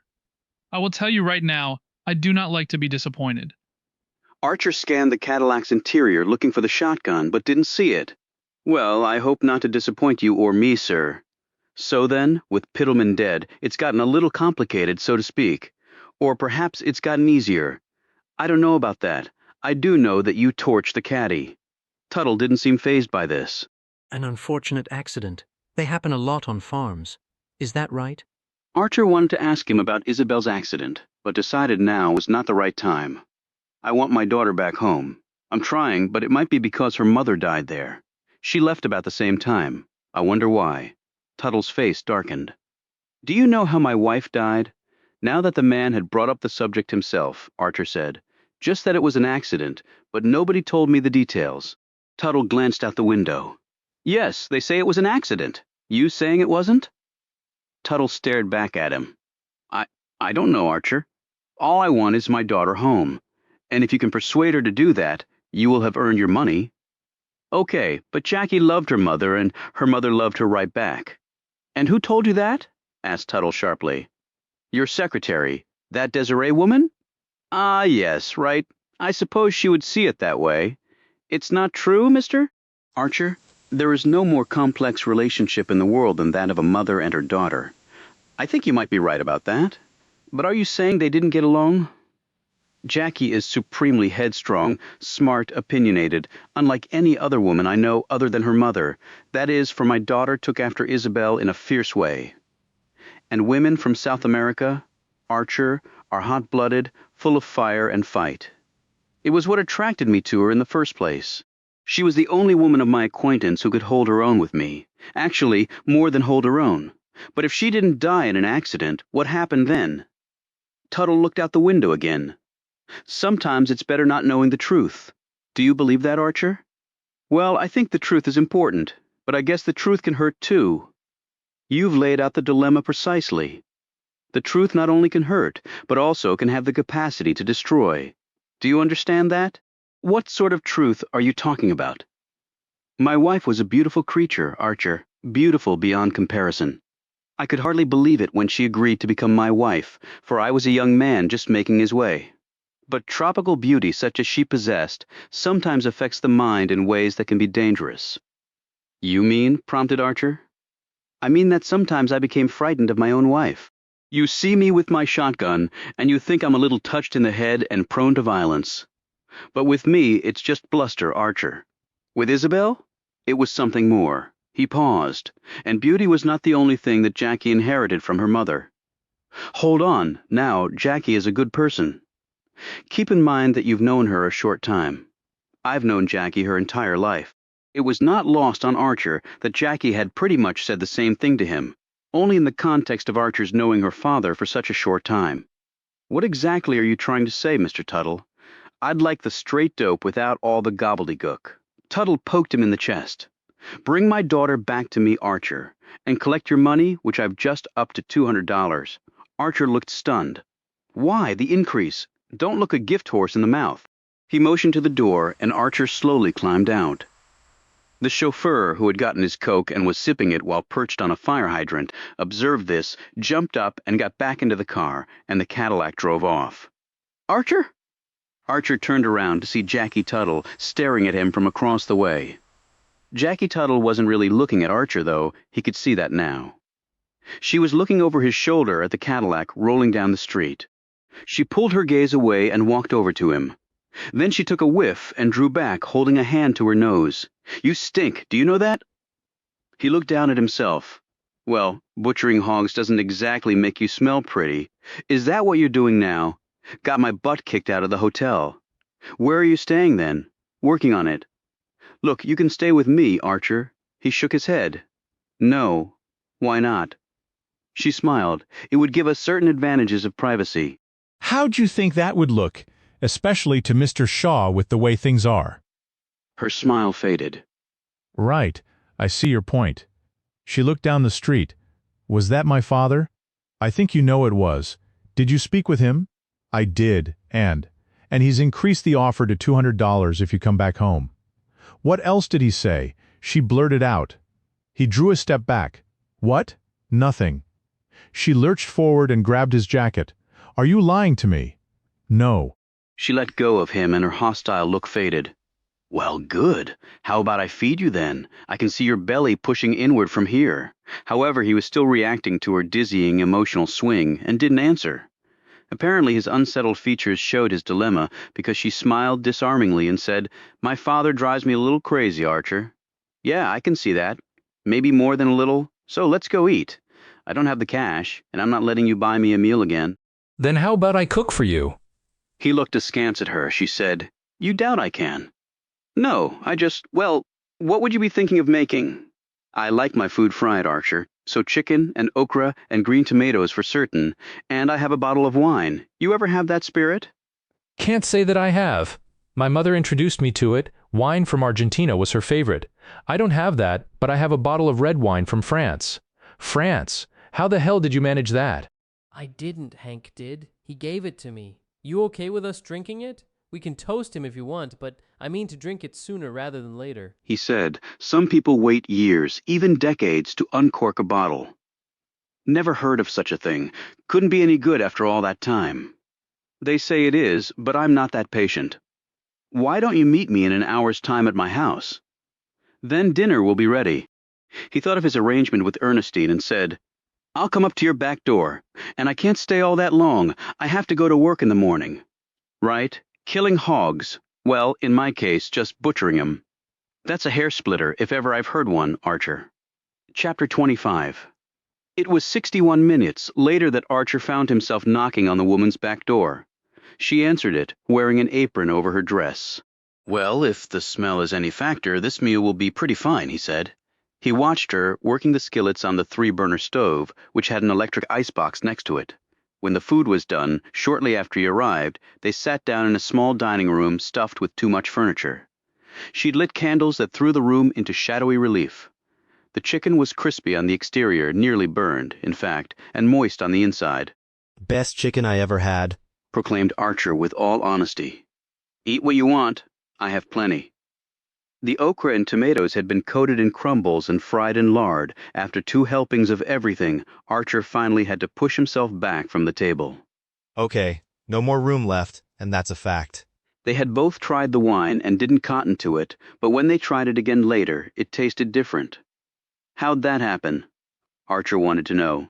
Hank told me something about it breathing. Okay. He went over there a couple years ago, took Marjorie with him. They toured some of the wine country in France and Italy. He looked at her, puzzled. Didn't think there'd be any left after the war. He did say there was damage, for sure, but they managed to bring back a few bottles. They finished the wine, and Archer rose and put on his hat. Sure you don't want to stay. I've made other arrangements. Really? Well, excuse me. Don't be like that. I already explained why I can't stay here. Shaw would hang me for sure. Thanks for the dinner. It was really nice of you, Jackie. Don't start being kind to me when I'm mad at you. You ever gonna tell me what happened to your mother? Her eyes blazed. Why did my father mention her? Tell me the truth, Archer. I made you dinner after all. Okay, Jackie, okay. He leaned against the sideboard and chose his words carefully. He said she was the most beautiful woman he'd ever laid eyes on. Well, something like that. Anyway, he also said that she could be hot-headed. And sometimes, yes. Sometimes he was afraid of her. What else? And that sometimes you and she didn't get along all that well. That mother-daughter relations are complicated. They are complicated. But I loved my mother. I'm sure you did. He decided to change the subject because he didn't like the direction it was taking, and he wanted to gauge the woman's reaction to something. Did you know that Pittleman was running out of money? Jackie slowly stood. Who told you that? Shaw. He found a bucket full of past-due bills that Pittleman had tossed into the trash. That can't be right. Saw it for myself. But Hank was rich. Everybody knew that. Archer shrugged. Don't know what to tell you. You've given me a lot to think about. She fell silent for a few moments, apparently doing that very thing while he watched her closely. So? Are you going back to the slaughterhouse tomorrow? It's my job till I find something better, and that would be just about anything. She walked him to the back door. See you around, Archer. Despite his stench, she gave him a peck on the cheek. He circled back around and came out on the main road. It took him about 30 minutes to walk over to Ernestine's bungalow. The lights were on, and when he knocked at her back door, she answered it right away. She had changed into a pair of high-waisted royal blue trousers with buttons on one side and wide cuffs at the bottom, a long-sleeved white blouse with a Peter Pan collar, a light blue cardigan over that, and a pair of dark blue slip-on loafers. The woman's blonde hair was still down around her shoulders, though she had clipped part of it back. Are you hungry? No, I had my fill, thanks. He took a whiff of himself. You mind if I wash up a bit? The business today was a little, smelly, of course. I can run a bath for you. A bath? You have one of them? Yes, I'll get it going for you. And I have a robe you can wear. Thank you, Miss Crabtree, she said shyly. Look, we're not in the office now. Just call me Ernestine, and I'm Archer, no Mr. Necessary. She ran the bath and told him when it was ready. He sank into the hot water, to which she'd added something that made the water bubble and feel soothing against his skin. She knocked on the door. Is everything okay? It's wonderful, Ernestine. I mean, really swell. Best I've ever had. She laughed on the other side of the wood. It's only a bath, Archer. Yeah. Well, I haven't had a bath since around 1941. He finished up and put the robe on. When he came out, Ernestine had lowered the wall bed and made it up for him. She was now sitting in an adjacent chair and reading a book. She got up and closed the volume. It's all ready for you. He glanced in the direction of her bedroom. Thank you. Is your, bedroom door doing okay? It's doing just fine, thank you. He was imagining Ernestine in all sorts of ways, hair down, skirt up, even naked like Jackie. It seemed he just damn well couldn't help doing so. Archer cursed himself. He was no better than the man who'd wolf-whistled at her. She followed his gaze and said, Well, I'm sure you're exhausted. She held up her book and said, I actually wanted to finish this tonight. I'll just do so in my bed. What's that you're reading? It just came out recently? It's entitled 1984, by an English writer, George Orwell. Well, that's his pseudonym. His real name is Eric Blair. What's it about? It's a dystopian novel set in 1984, hence the name. Long time from here, he added in a puzzled fashion. Dystopian. It's about life in 1984 as the writer sees it. The people are oppressed, the government knows all, people spy on each other, no one has any free thought. I think we just fought a war to stop that from happening. I think we did too. Let's hope it was enough. Guess you're right about that. He stared at her for a long moment, his initial lustful desire dying away. Not because he didn't find her attractive, because he did. It was because Archer wasn't sure he deserved anybody as intelligent as she obviously was. And yet he had become perhaps even more intrigued by who she was than by what her beauty inspired in him physically. Look, Archer, you don't have to check in this week. I obviously know what you're up to and where you're staying. I'll mark it down as you're having reported in and all. I appreciate that. You're welcome. Good night, Ernestine. Hope you enjoy your book. Good night, Archer. Chapter 26. The next morning. Archer found hot coffee in the percolator, waiting for him in the kitchen. A paper bag with an apple, a soft roll, some beef jerky, and a hard chunk of cheese inside, and a note from Ernestine wishing him a good day. He looked around for the woman, but didn't see her. She might have already left for work.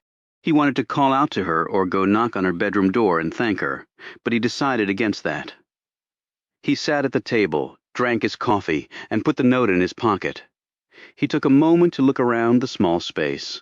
Then he closed his eyes and, in his mind, allowed himself the fiction of believing that this was his tidy little home, and his dear, loving wife had made him this strong cup of coffee and packed him a nice lunch. Before he set out to work to earn the daily bread to support him and her, and a passel of kids with sensible names and fascinating futures awaiting them all. He opened his eyes and stared in surprise into his coffee cup. Archer had never before engaged in personal fantasy in any form. He had been raised by stoic, God-fearing parents who labored hard and disciplined their only child just as hard. He had volunteered to serve his country, fought in and survived a world war. He had been too busy trying to stay alive to be fantasizing about not dying. Then he had roamed a bit and fallen into a situation that had resulted in his serving time in a rough prison where the rules of civility did not exist, and the guards were sometimes worse than the men they were overseeing. This was the only time he had allowed himself to diverge from the starkness of reality, the good and the bad of it. It felt surprisingly real and personal and satisfying for about 10 seconds. Then Archer took his paper bag, opened the door, and went to butcher hogs. Archer did his cutting with a more practiced hand that day. But when he was done, he was as covered with hog fragments as the day before. Maybe more so because he had been more productive wielding the knives and saws. He wasn't as sore, though, on the ride home, as his hard muscles had quickly adjusted to his labor, and the lunch in the paper bag had helped. Dickie Dill rose from his seat on the truck, stared down the man next to Archer, and took his space when the man vacated it. "What's up, Dickie?" said Archer. his eyes hooded, but his peripheral vision squarely on the little man, looking for any hint of a knife coming out. Guess you think you done me a favor yesterday? That's the way I looked at it. You're not back in prison, right? Maybe so. But you do that again. I'll cut you up like you do them hogs. Thanks for the fair warning. That seemed to take all the anger and venom from the man. He settled down, pulled a pickle wrapped in wax paper from his pocket, and started chewing on it. We're supposed to get paid tomorrow, said Dill. I know, I'm counting on it.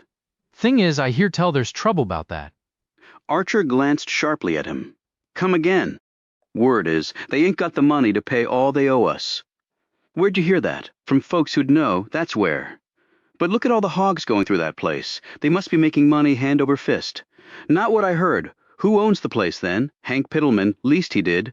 This didn't come from Dill. It came from the man on Archer's other side, who had evidently been listening. Archer gaped. Pittleman owned the slaughterhouse? Yes, sir, he sure did, said the man, an older gent in filthy coveralls and wearing an equally dirty fedora, an unlit smoke dangling over his plump lower lip, the cigarette jerking up and down as he spoke. Archer looked at Dill, who had made no comment on this.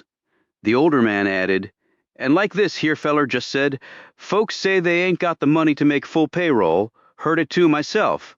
So why are we working then? Said Archer. 'Cause we ain't got nothing else, said the man simply with a shrug of his broad shoulders. And they might pay some of what they owe. I ain't walking away from cash money, little though it might be. Kick in the nuts. Ask me, said Dill, finishing his pickle and wiping his hands on his pants. I'm gonna cut somebody up. They try and pull that shit on me. Archer didn't even attempt to quash this notion from Dill. Part of him wanted Dill to cut somebody and then end up back in prison, where Archer firmly believed he still belonged. He got back to town and jumped off the truck and found Irving Shaw waiting for him. The detective was wearing a brown suit and freshly laundered shirt, though his haggard features told of sleepless nights and the burden of solving a murder. He pushed back his Homburg and eyed Archer closely. Heard you got work at the slaughterhouse. How are the hogs doing? Not too good, actually, considering their only job is to die. Why are you here? Shaw caught the eye of Dickie Dill, who was watching him closely, his knife-like hands curled into fists. Shaw apparently didn't like what he saw in Dill because he pulled back his jacket so that both his pointed silver star and his .45 were showing prominently. Don't I know you, fella? He said to Dill. Nope, said Dill. Leastways, I ain't know you. Shaw kept his eye on the little man for an uncomfortably long moment. Well, I got business with this here gent, so you be on your way then. Dill turned and walked off with a group from the truck. But Archer caught him glancing back a couple of times, and then whispering something to the men with him. Archer turned back to Shaw. The lawman said, Also heard you got kicked out of the Derby. Were you staying around? But at least you're earning some money. Thought I was, but now I'm not sure. What do you mean by that? Just heard that the slaughterhouse might not make full payroll tomorrow, and that it's owned, or was owned, by Hank Pittleman. Shaw took off his hat and rubbed at his hair. Well, that gels squarely with what I've been finding out. You mean Pittleman not paying his bills? Not just that, but let's go somewhere and talk. You hungry? If you're buying? I don't have a cent to my name. Shaw looked at his clothes, took a whiff, and his face contorted. Archer grimaced. You try butchering hogs all day and see how the hell you smell. Come on then, and let's get your belly full up, and my sinuses cleared out. They each had rare steaks and hard potatoes and coffee and pie at the checkered past. As they ate, they talked. Shaw said in a low voice, Man was head over heels in debt. Those past due bills I found in the trash were just the tip of the iceberg. How can that be, I wonder, said Archer. Part of it is from gambling. Gambling? Where? They got places around here, Archer. None of them legal, but they're around. And then we found out Pittleman's been traveling to this place called Las Vegas. You heard of it? Archer shook his head. Hold on a minute. First night I met Pittleman, he mentioned the place. Said the likes of Polka City couldn't compete with Los Angeles and Frisco and that Vegas place. That's interesting. Well, it's in Nevada. They got gambling casinos out there, and showgirls and brothels too. Brothels? Prostitution, son. It's legal out there. The hell you say? I never knew that. And the boys that run those casinos, we're talking criminals, gangsters, make John Dillinger look like a choir boy. And Pittleman got in with them, and he owes them money? You think they sent somebody here to kill him then? It's possible, Archer. From what I've learned, those boys don't take no for an answer when it comes to dollars owed. I guess they figure if they let one customer stiff 'em, everybody would try. So what are you going to do? If they send somebody out from Nevada, doubt they're still around. Doubt that too. What now? Figure, as soon as we finish up here, we'll take a ride out to see Marjorie Pittleman. What for? If her husband was into all these shenanigans, she might know about it. We've been all over his office at the Derby, but there might be something helpful at his house. You know the lady, so you game? I'm game for anything that keeps me from going back to prison. But right now, this is all clear as mud. I've been doing this a long time, and it's pretty muddy for me too, son. Chapter 27. Shaw had a big four-door Buick that he pushed hard as they roared down the road. Earlier, after they'd finished their dinners, he'd escorted Archer to the Derby Hotel and let him wash up in the hall bath. As he was driving, Shaw said, "I called ahead, so the lady's expecting us. Right now, tell me about that fellow on the truck with you. His name's Dickie Dill." Shaw's eyes took on a hint of recognition. "Dickie Dill, damn! I knew I'd seen that cuss before. Where? Investigating a murder? Well, actually 2 murders. This was way back. Must have been 10 years ago, before the war. That Dill killed 2 women, sure as I'm sitting here, but we couldn't prove it." "I thought you always got your man, Mr. Shaw." "Hell, son, even lawmen lie sometimes to make themselves look better. Well, any consolation, he was in prison for a long while. Just got out a few months ago, so they must have got him for something else. He's small, but mean as hell. He's not a man you want to cross." "I'll cross him if he steps a foot out of line," said Shaw fiercely. They reached the gates of the Pittleman estate, and Manuel opened them so they could pass through. "Hold on," said Archer. He was pointing at a long hooded car parked in the drive. "That's Lucas Tuttle's car, you sure?" "Sure, I'm sure. That's his driver sitting in the front seat." "Wonder what he's doing here." The front door opened as he said this, and Lucas Tuttle appeared there. Archer saw that he was putting a sheaf of papers into his suit jacket pocket. "Let's ask him." They faced off with Tuttle at the bottom of the steps leading to the front door. Tuttle had on a checkered sport coat, contrasting charcoal slacks, and black and white leather lace-up shoes. His bow tie held a pattern of black and white swirls. His crown-dented fedora covered the snowy hair. The bowl end of a pipe stuck out of his breast jacket pocket. "Archer, what are you doing here?" he asked. Shaw stepped forward and showed his badge. "He's with me. I'm Lieutenant Detective Irving Shaw with the State Police." "You certainly look like an officer of the law," said a clearly unimpressed Tuttle. "Can I inquire as to what you're doing here?"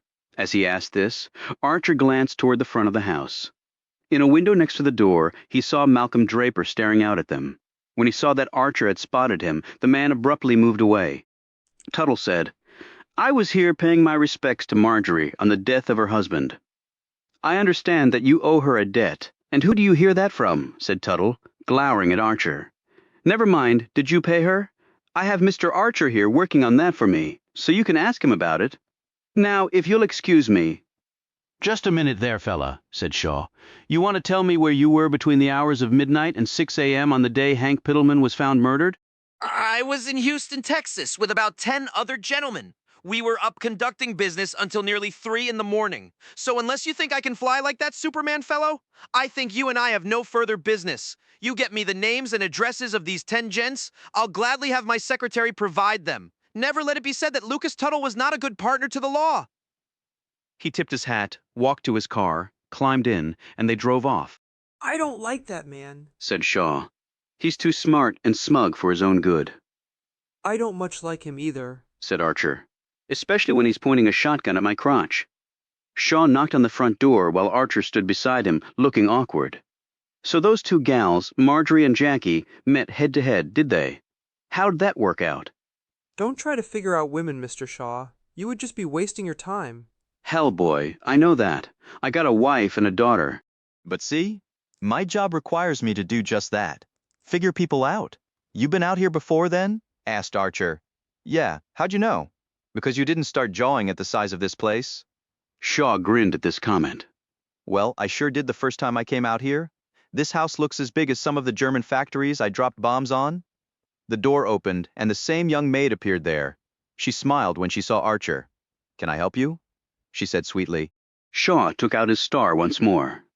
"Lieutenant Detective Irving Shaw with the State Police to see Mrs. Pittleman." I've been out here before, I called ahead, and she's expecting us. He pointed at Archer. And here's Archer. The maid hiked her brows enticingly and smiled. Oh, I know, I've seen Mr. Archer before. She led them down the same hall as before.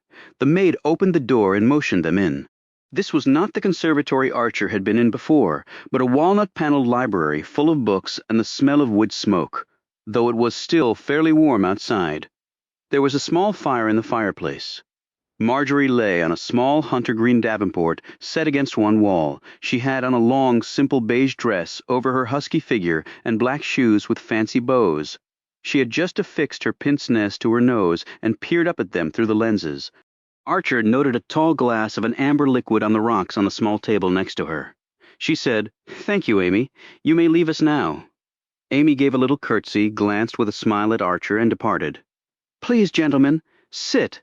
She pointed to 2 chairs upholstered in tiger stripes and gilded wood across from her.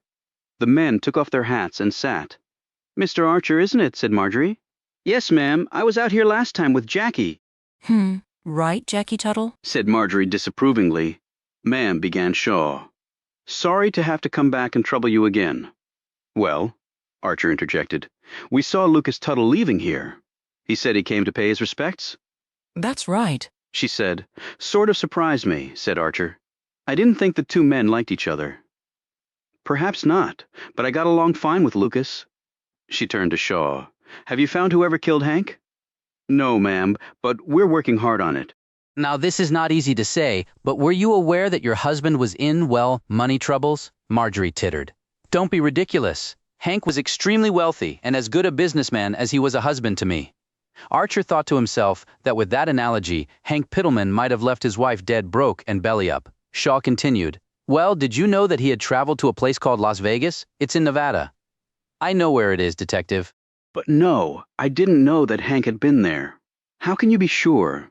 "Well, we had folks out there look into it. Why would you do that?" In answer, Shaw pulled out a sheet of paper. "I have a lawman friend out close to Nevada, and he sent some men over to the casinos in Las Vegas.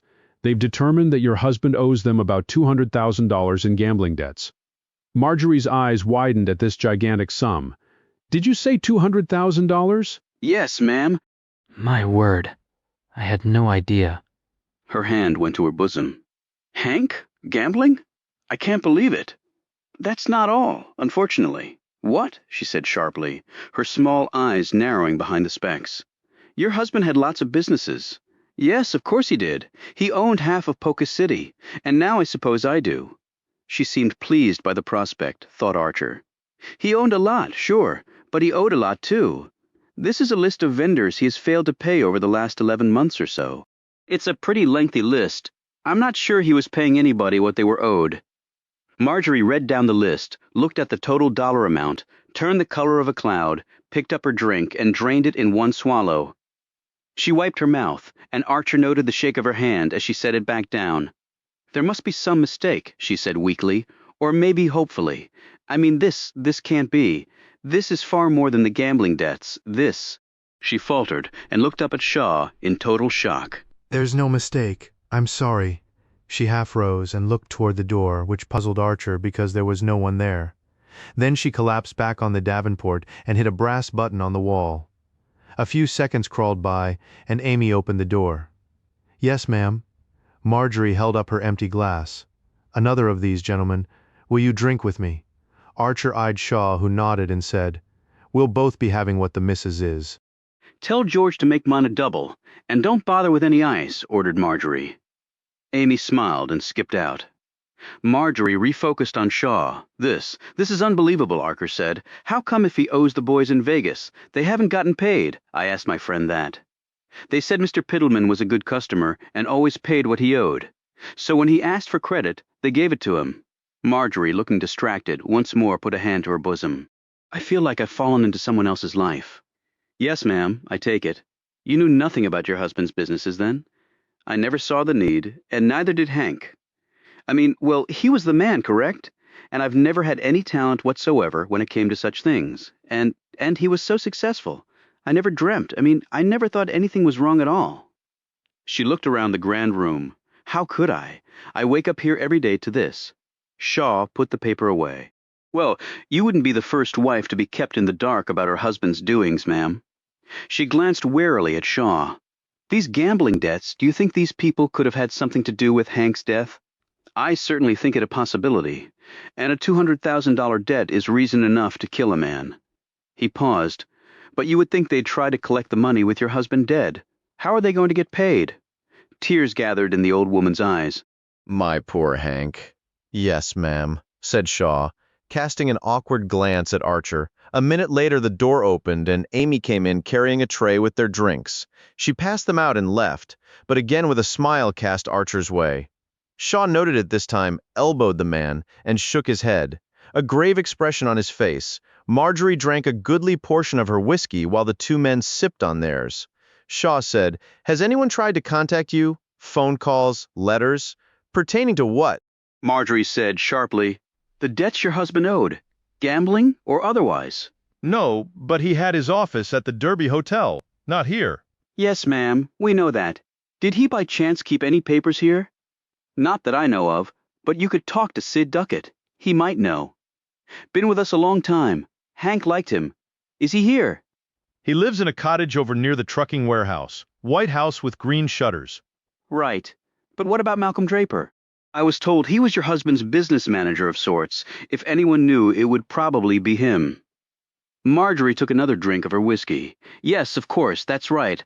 I was actually counting on Mr. Draper to help me navigate all of Hank's affairs. He came on about a year ago. He would most certainly know. Does he live on the grounds? No, he has a room at the Derby. Does he? Asked Shaw, who cast another glance at Archer. Well, we won't bother you anymore. We'll go see Duckett and find out what he might know, and then we'll talk to Draper in town. He stood along with Archer. Marjorie, showing a nimbleness that Archer certainly had not expected, rose off the davenport, came around the table, and put a hand on Shaw's arm. What am I to do about these debts and such? Shaw looked taken aback by the query. Ma'am, I don't know. You'd have to check with someone. I suppose your husband had a lawyer. I think he did. And he owns the bank, added Archer. They might know something too. Marjorie looked unsure. Yes, but I've never had to deal with those people. She gripped Shaw's arm tighter. Do you think these people might come here? These people from Las Vegas? Am I in any danger? Shaw said firmly. If anyone comes here and makes any threats whatsoever, you let me know immediately. Don't know about Nevada, but we frown on that hereabouts. Yes, of course, thank you. As they walked out of the house, Shaw said, "That poor woman looked like she just saw a freight train coming right for her." "Let's hope it's not coming our way, too," replied Archer. Chapter 28. No business papers around here that I know of, said Sid Duckett. They'd found him sitting on the front stoop of his small cottage, smoking a fat cigar. So Mr. Pittleman never gave you anything like that? To hold for him or what not? No, if something needed doing, he just told me and it got done. For papers and such, you'd have to ask Mr. Draper that. And where is Mr. Draper now? At the Derby? Shaw wanted to know. Don't know. Not the man's keeper. If you see him, will you let him know I want to talk to him? Sure thing, Detective. Archer said. Draper carries a gun. He said it was because of the warehouse. That's right. But the other guys at the warehouse weren't carrying guns, noted Archer as Shaw looked on. Don't know what to tell you about that. Man wants to carry a gun, he can carry a gun. You don't, said Archer. Never saw a need to. Mr. Pittleman ever mention any money troubles to you? Asked Archer. Duckett laughed. Money troubles hell, he's the richest man around here. Maybe the whole state, far as I know. I mean, just eyeball that house of his. Look to you like the house of a man with money troubles? Well, looks can be deceiving. Your wages ever been late in coming or not come in full? Not one time. Well, rumor has it, they might not make full payroll this week at the slaughterhouse, retorted Archer. Duckett now showed more animation than he ever had before. The hell you say? What else do you know about that? Archer was about to say something when Shaw interrupted. You tell Draper if you see him? I want to talk to him? You hear? Yes, sir. They drove back to Polka City. Along the way, Archer said the man was spooked about Pittleman. Maybe not being rich and the wages not being paid. Yeah, he was. But listen, Archer, you can't go around telling folks stuff they don't know unless you got a damn good reason to do so. Archer shot him a glance. You think I messed up back there by mentioning the money problems? I don't know, son, maybe so. Archer looked chagrined and said nothing more on the trip back. Shaw dropped him off near where he had met him. What about Draper? Asked Archer. I'll check to see what room he's in. If he's there, I'll talk to him. You go get some rest? You mean that, or you just don't want me messing things up anymore? Maybe a little of both. You sure you got a place to stay the night? I'm good. You gonna go back to Butcher Hogs tomorrow? Not sure. I don't like working for free. Shaw rolled an unlit stogie around in his mouth before sticking it under his hatband. How about I pay you the same rate as they do if you go back there? What? Why? I checked on your Army record. You were a brave man, Archer. Lots of medals and all. And you were a scout. So what? So maybe you can be a scout again. My scout, go back to work at the slaughterhouse tomorrow and keep your eyes and ears open. Well, okay, but don't talk unnecessarily, the lawman admonished. You never know what people are going to do with what you tell them. Shaw opened his wallet and held out $5. Here's an advance. I hear tell you like advances. He cracked a grin. Archer took the money. You sure this is kosher, detective? My job is to catch a killer, Archer, and I'll do it any way I see fit. Shaw drove off, and Archer hoofed it to Ernestine's. However, she didn't answer the door. He looked at his watch. She might be out, maybe over at the Cat's Meow, or having a late dinner at the Checkered Past. He tried the back door, but it was locked. He took the clasp knife from his pocket and worked the bolt back enough to free it from the door jamb. He walked into the kitchen and saw pots and pans in the sink. He looked in the fridge and saw a plate wrapped over. The truth occurred to him. She made me dinner and I never showed up.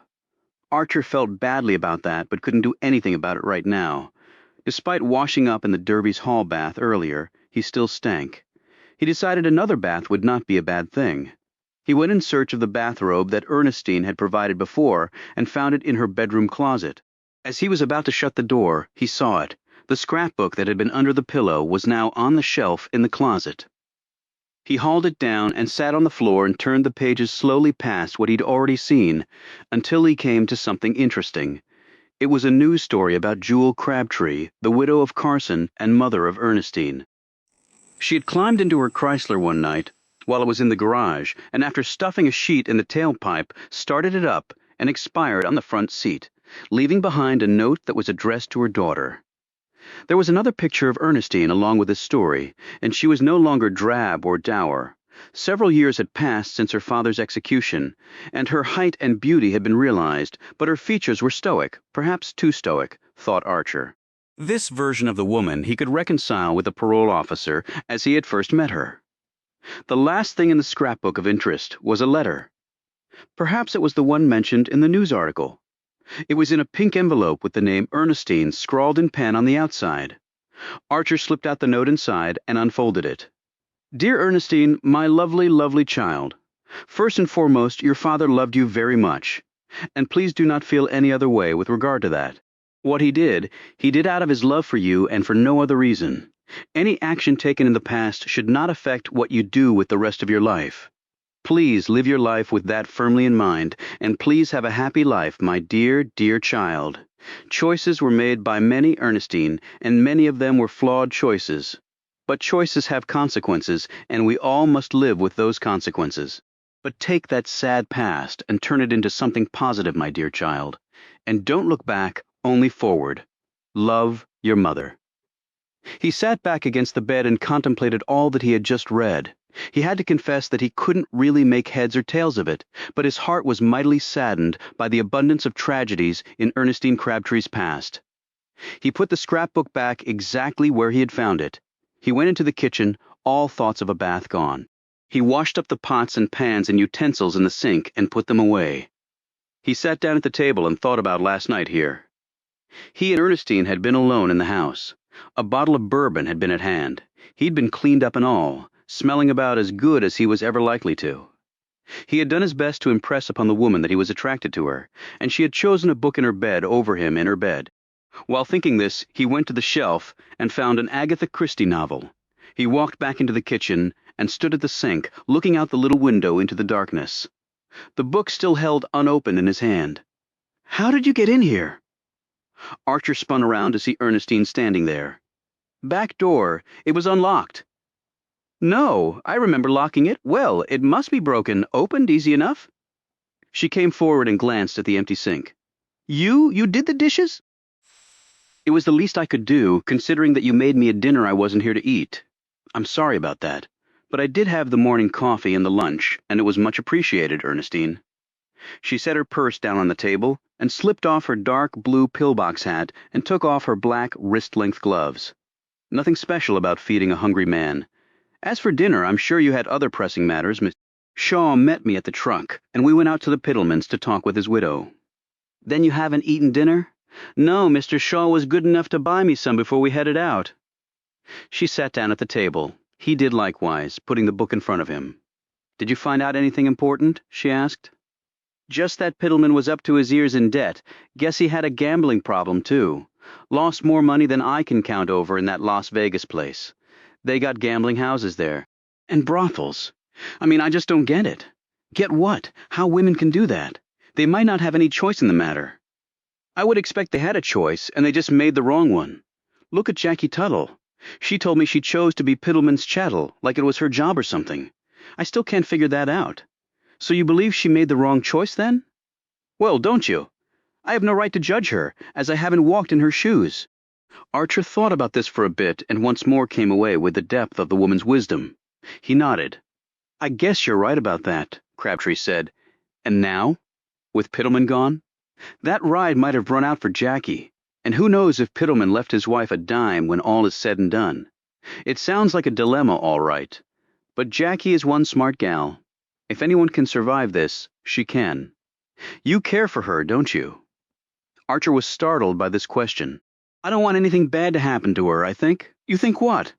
I think she got a raw deal in life and deserves to be happy in spite of that. Crabtree looked at him with those mild, deep eyes, and for a moment Archer could see himself plunging through their depths to who knew where. That speaks well of you, Archer. He took out his lucky strikes and offered her one, but she declined. He lit up and said, You got a man in your life, Ernestine. Before she could say anything, he put up a hand. I know that's a personal question, and you can just tell me to shove off, but I was just wondering. I never had a steady gal.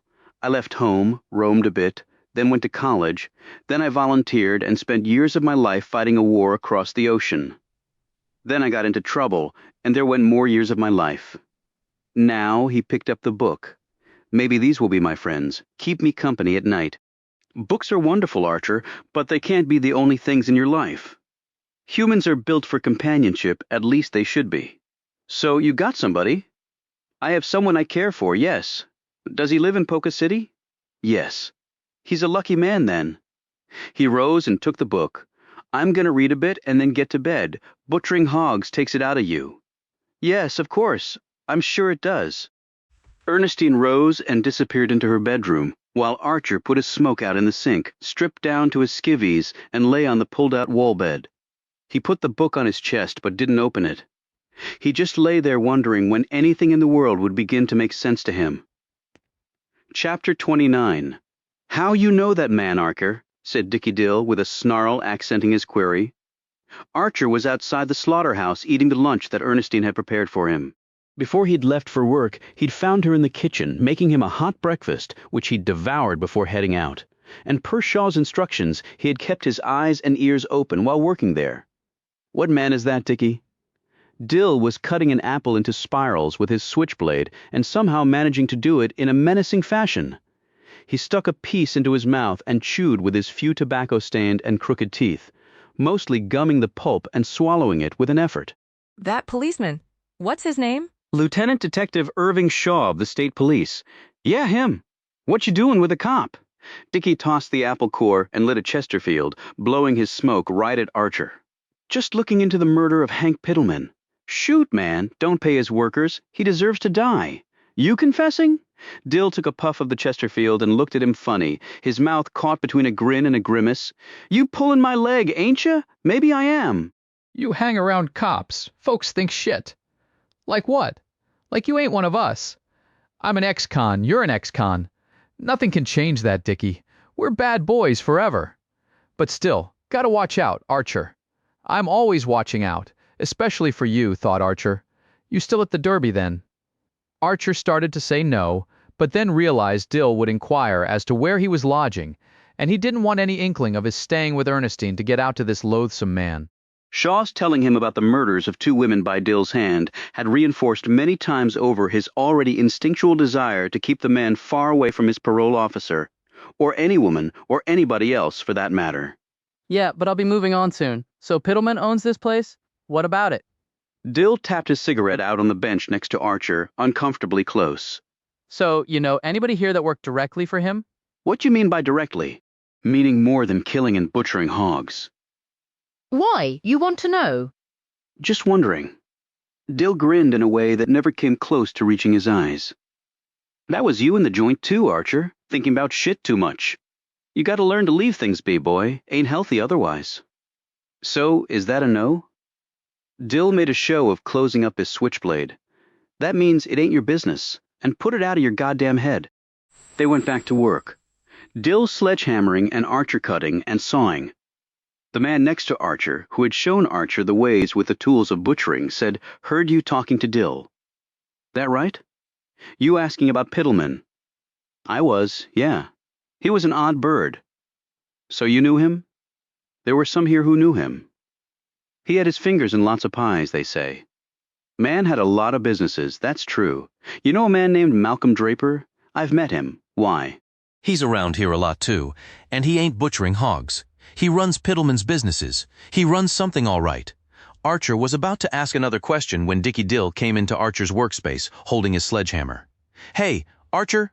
Yeah, thought I'd give you a look-see at what it is I do here. Another man came in dragging a fat hog by a leather cord. The terrified beast, perhaps sensing what was about to befall it, was squealing and pulling against the tether with all its strength. Its hooves were digging into the wooden floor and creating an unsettling clatter as it struggled to survive. All the men in the butchering room, including Archer, stopped what they were doing and looked that way. The other man faced the hog, knelt down, and pulled the leather cord to the floor, forcing the poor beast's head down and keeping it stationary. Dill circled around behind the hog and raised his sledgehammer. The look on his face one of unadulterated excitement. A moment before metal hit skull, Archer closed his eyes. The sound of the sledgehammer crushing bone was nearly as horrible as the dying squeal made by the unfortunate animal. When he reopened them, the hog was lying dead on a floor full of hog scraps, bleeding from its crushed head, but also from its nose and mouth. Its one blood-filled and lifeless eye looked up at the man who had just killed it. Dill held up his homicidal tool in triumph. And now you know how it's damn well done, boy. The message conveyed was perfectly clear to every man in the place, and most particularly to Archer. Knowledge is a good thing, Dickie, said Archer, drawing another funny look from Dill. Archer went back to his butchering. When pay time came, their wages were short by half. When some of the men began to protest, a couple of large, steady-eyed fellows carrying shotguns walked into their midst, and calm quickly returned. Archer had not sat next to Dill during the ride back, but the latter had kept his gaze on Archer the whole way. The men spent the trip back to town complaining about the short wages. The gent who'd taught Archer the cutting method leaned in and whispered, "That man Dill ain't right in the head?" Think somebody hit him with a sledgehammer maybe when he was a baby? Well, if they didn't back then, somebody might want to think about doing it now, replied Archer. After the truck dropped them off, Archer started walking away, looking once over his shoulder to make sure Dill had headed off in the opposite direction. Ernestine had arrived at her house ahead of him. She was cooking up some chicken in a pan on her electric stove when he walked in the back door. Funny, She said, a smile playing over her lips. I had somebody look at the lock today and they said it was just fine, though it did show signs of being breached. Archer took off his hat, glanced at the lock and said, "Well, you can never be too careful. She reached into her apron pocket and pulled out a key. How about I give you one of these instead?" After a dinner of fried chicken and corn on the cob, and soft peas and doughy rolls washed down with lemonade, Archer proclaimed it one of the best meals of his life. "How was the slaughterhouse?" she asked, after her smile showed that his compliment had pleased her. "I have no plans to make it a career, if that's what you're asking," she laughed. "I hope not. I think you're meant for bigger and better things. We only got half our wages, though, so the money problems for Piddleman are real enough. That is totally astonishing to me. He seems so wealthy. I've found that looks can be deceiving. She glanced up to see him staring pointedly at her. You have something you want to say? She asked, giving him a curious glance. Look at you. I mean, a man could just see your beauty and think that was all there was. They wouldn't know anything about all the books you've read, all the things you know, that you want to write a book of your own, and that you help people that need helping, like me. I mean, they wouldn't know any of that. You're right, they wouldn't. And what do you think about that? I think it's sad, like the fellow who wrote those nasty things, or the sheriff who wants you to whatever, or the jerk in the hall who wolf whistled. They just look at you and see one thing. She leaned forward, and those enormous eyes of hers wrapped themselves around the man. And how about you, Archer? When you look at me, what do you see? He didn't hesitate in answering. I see someone I'd like to be good friends with my whole life. His answer seemed to startle her for a moment. I believe you mean that? That's because I do. He paused, and this line of conversation made him think of something else, something important. Look here, Ernestine. Dickie Dill? What about him? He's one dangerous man. I know that, Archer. I don't like the fact that you have to meet with him. It's only once a month now. I won't have to see him for quite some time. I don't like that you have to ever see him. It is my job. She gave him a piercing look. Why did something happen? He started to tell her, but then changed his mind. Next time you have to meet with him, let me know, and I'll be there too. You don't have to do that, Archer.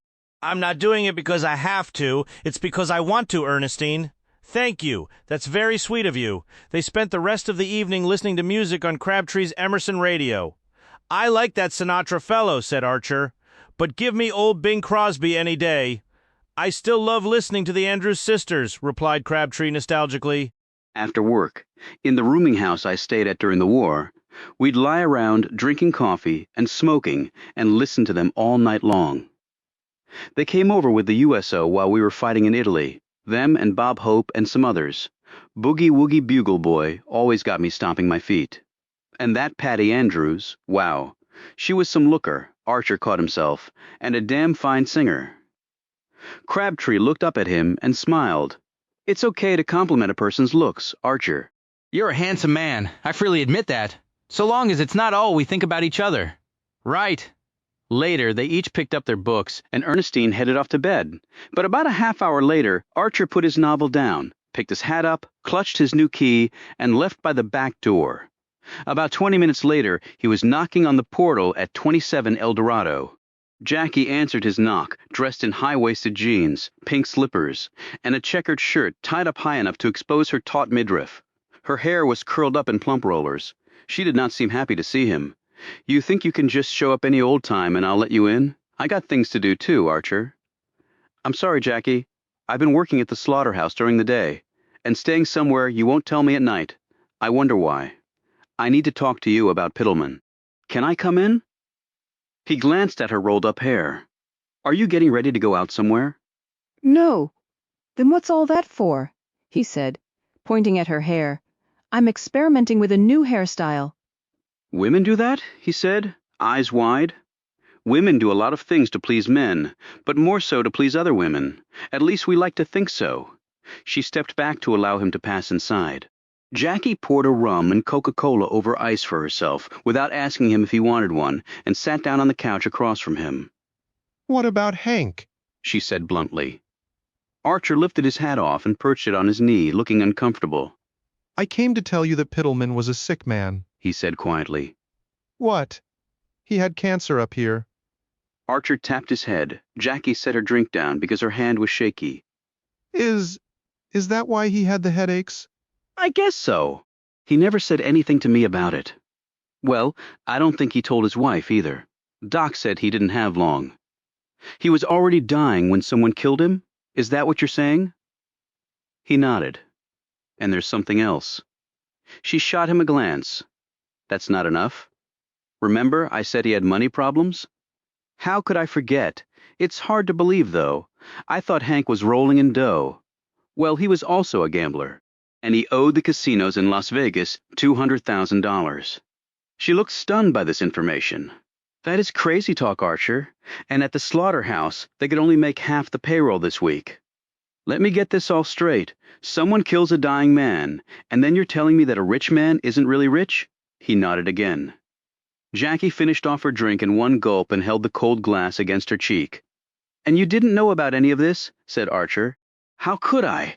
He gave me a car and a house and spending money, and he told me his headaches were something he'd always suffered from, even as a child." Man kept his secrets, I suppose. Jackie looked at him with a sobering expression. "I guess we all do. What were you expecting from Pittleman?" She set her drink down, crossed her arms, and scowled at him. "What do you mean by that?" she said coldly. "You couldn't marry the man." He was already hitched to Marjorie. "But was it just the use of the house and car and folding money? Why should I tell you?" "Because the man is dead, Jackie, and we're trying to figure out why. And some folks think I killed him, that's why." "You playing at being a Seamus," she said in a bemused fashion. "It's not playing when you might be looking at a noose around your neck. They're not going to hang you, Archer. You think the law's never convicted an innocent man before? Because I'm living proof that they have." She started to say something, but then caught herself. "Hank was a hard man, Archer. There are plenty of people who might have wanted to kill him. Shaw thinks it might be the Las Vegas crowd because he stiffed them. I guess it could be," she said doubtfully. He looked at her closely. "But you don't think so?" "I don't know what to think, and that's the honest-to-God truth." She looked at him, really looked at him, maybe for the first time tonight. "Do you believe me?" Archer thought of Shaw's warning about trusting people, especially pretty women. "As much as you believe me," he said evenly. Her face fell. "Do you want to stay here tonight?" "Do you want me to?" "Yes, but not like that." She sat up. "I'm a little scared, Archer. I mean, I was with Hank a lot, and some people might think I know things." His defenses crumbled in the face of this plea. "Sure, I'll sleep here on the couch."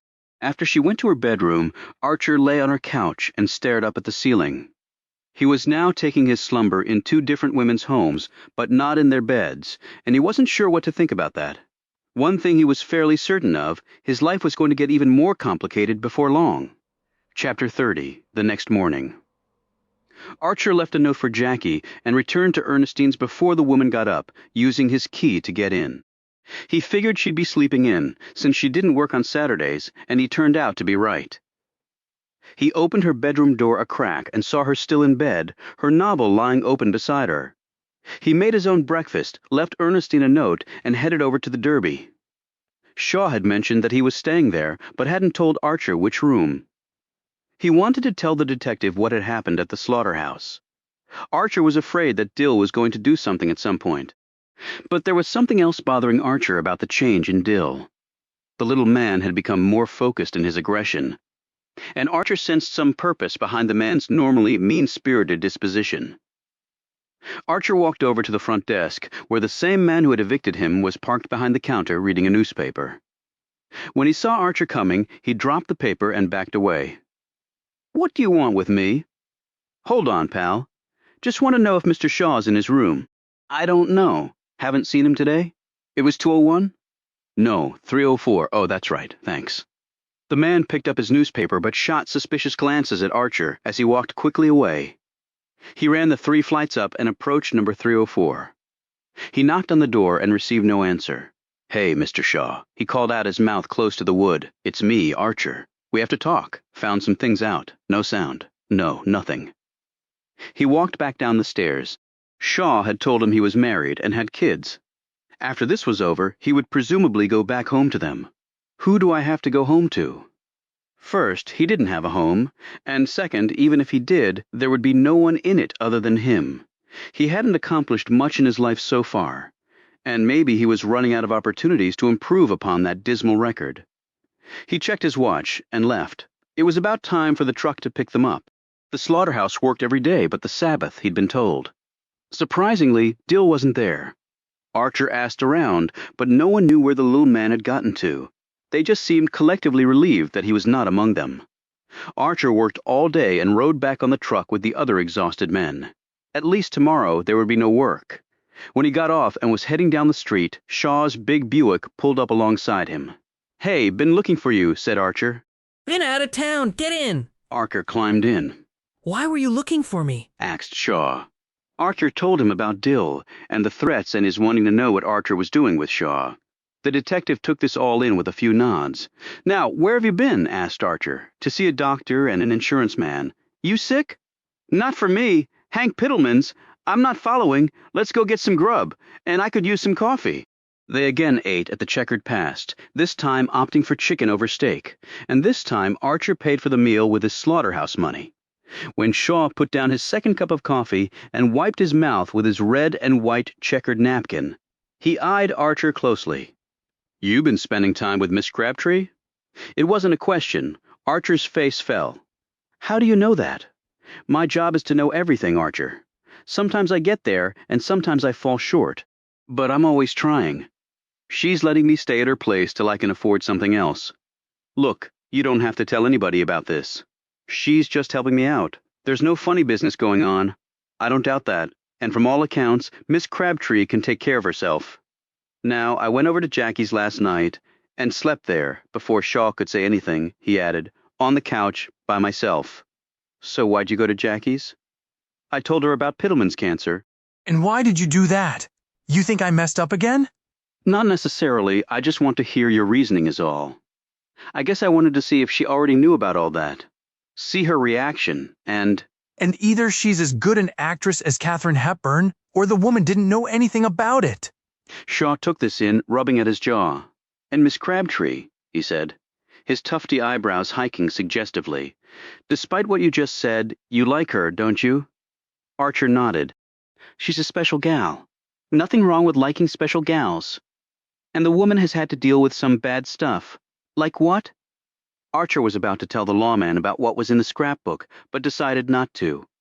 It had nothing to do with the case, and he didn't feel he had the right to share such personal information that he had gained only by looking at something he had no business looking at.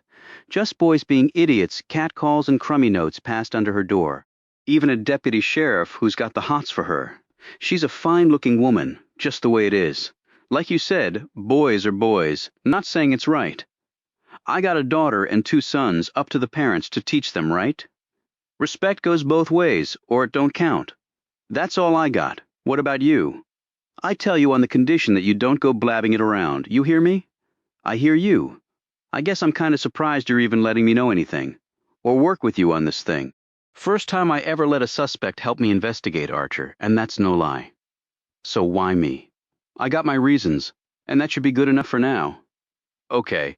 Anyway, met with a medical specialist Pittleman was seeing on the south side of the state. Good ways from here, I tell you. Put some miles on the Buick. What'd the man say? He confirmed that Pittleman was dying. Incurable. Even cutting him up would have done no good.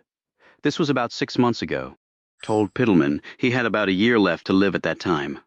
Okay, but we already knew that. Shaw held up a finger. What we didn't know was that the doc told me that Marjorie Pittleman was there with her husband on a couple of occasions. So she knew he was sick. That's right. How'd you even figure to check on that? I don't take nothing people tell me as the truth, till I get someone or something else to absolutely confirm it. See, the thing is, people lie all the time. He gave Archer a hard stare. We call it corroboration. Okay, but why is that important? Think about it, Archer. When someone lies, it means they're trying to cover something else up. Only reason to lie. Hell, son, you should know that as much as you lied to me. Now, when a husband kills a wife or a wife kills a husband, there are normally only 2 motivations, least in my experience. First, they have somebody on the side. Well? Pittleman had Jackie, but Marjorie knew about that.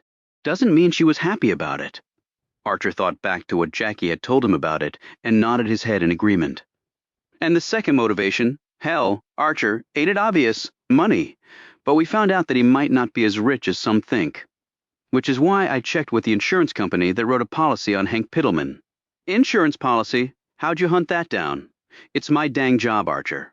I got good relations with all the insurance folks. See? They don't want to pay out money any more than you and me would on debts we owe. We find a way to save them the dough, they like that. And they cooperate. So what they tell you? That a $500,000 life insurance policy was taken out on Hank Pittleman about 4 months ago. His wife's the sole beneficiary. Hold on. Why would they give a policy to a sick man who's dying? You struck the nail on the damn head there, Archer. I like that. You could be a detective yourself with some training. You got the right nose for it.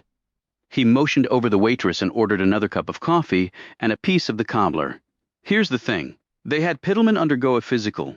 See? I mean, they all do that. Nurse or a doc comes and does what they do. But they ain't gonna find a tumor in your head by sticking a thermometer under your tongue or putting a stethoscope against your chest. Shaw grinned. But there's a but. You figure out what it is? Archer took only a moment to think about this. If he was told 6 months before that he was dying, and they took out the policy 4 months ago and didn't tell the insurance folks? Shaw's grin deepened, and he pointed at Archer. Bingo. That's insurance fraud? See, on the form they got a little clause that says the applicant knows of no medical or other health condition that would materially alter the risk of the policy being written, or some such legal language like that. Companies do that to cover their ass and keep the customers honest, and more important, build in a way not to pay out the money, and since they knew he was dying when they got the policy, the Piddlemans committed fraud? Damn right. And it wasn't just the wife's doing. I mean, Hank Piddleman had to know about the policy. Otherwise, why would they be sending somebody to check out his health? Now Piddleman's beyond the law, but his wife's not. You think she had him killed? I mean, I can't imagine her doing it herself. Nah, if she did kill him, she got someone to do it. Now we just have to prove it. But you have the motive right here. $500,000. Yeah, I can prove insurance fraud all right, and that'll get her a year in prison maybe. But that's not why I'm here, Archer. I'm here to catch a murderer. Whoever killed that man needs to hang, and if his wife paid someone to do it, she needs to go to prison for a long time, maybe the rest of her life. Hell, they might hang her too. Archer shook his head. What? Said Shaw. She just looked like a lost old lady, not a killer. Shaw wagged a finger at him. Remember this, son? If you remember nothing else, sometimes it's the ones that look and act like angels you got to watch out for. People are funny. And sometimes a nice outside covers up a real nasty dark side. Dealt with a lot of folks like that in my time. Smile at you while they're readying the knife to cut your throat. I guess you're right. No guessing about it. Now, you were saying this Dickie Dill was threatening you 'cause maybe you were working with me? What he said, more or less. And he wasn't at work today. Wonder where he got to then. Archer shook his head. No idea. Shaw stretched and yawned. You look tired, Mr. Shaw, during the war. They gave us Benzedrine to help us stay awake when we were flying bombing missions. We were popping so many pills, Archer. It was like goddamn candy. Shaw shook his head. Hardest damn thing I ever had to do. Kick that crap. Got a question. Shoot. Why would Marjorie hire someone to kill her husband so she could collect the $500,000 if he was going to die anyway? Now, that's a right good question, Archer. Shows your instincts again. But I'll tell you why, son. And this is called putting the whole picture together based on what we know. What I figure is she knew about the gambling and was worried he might mess things up so badly that even the life insurance policy wouldn't help her. Or he might not have the dollars to keep the premiums paid up. Policies that big ain't cheap, and you miss one payment, they cancel the policy. So she doesn't want to wait for him to kick the bucket from the cancer. She speeds up the process. Shaw paused when his coffee and pie came. He shared the slice with Archer. Has she tried to collect on the policy? Archer asked. Not so far. I asked the company to let me know, and that Malcolm Draper never tried to get hold of me. I'm thinking we need to pick that man up and make him talk. He was looking out the window at us when Lucas Tuttle was leaving after paying his respects to Mrs. Piddleman. Shaw paused with his fork halfway to his mouth. He was? Why didn't you tell me then, Archer? I don't know. I mean, the man works there. Didn't see it as odd that he was in the house. Shaw chewed on his cobbler, took a sip of coffee, and considered this. How likely do you think it was that Tuttle was over there paying his respects? About as likely as Dickie Dill winning a personality contest. Shaw snorted at this and then grew serious. So why was he there? Archer looked sheepish. What? Tuttle was putting some papers in his pocket when he was coming out of the house. What sort of papers? Couldn't tell. But he owed Piddleman $5,000 plus interest. Maybe he paid it off, and the papers might be the promissory note. So Marjorie must have had it. Archer tried hard not to show his confusion because Marjorie didn't have those papers. Archer did. Part of him wanted to confess this to Shaw. The other part of him won out. Maybe was all he could manage. They finished their meal and headed over to the Derby Hotel. They asked at the front desk for Draper's room and whereabouts. He went out about an hour ago, said the clerk. And what's his room number? Asked Shaw. 215.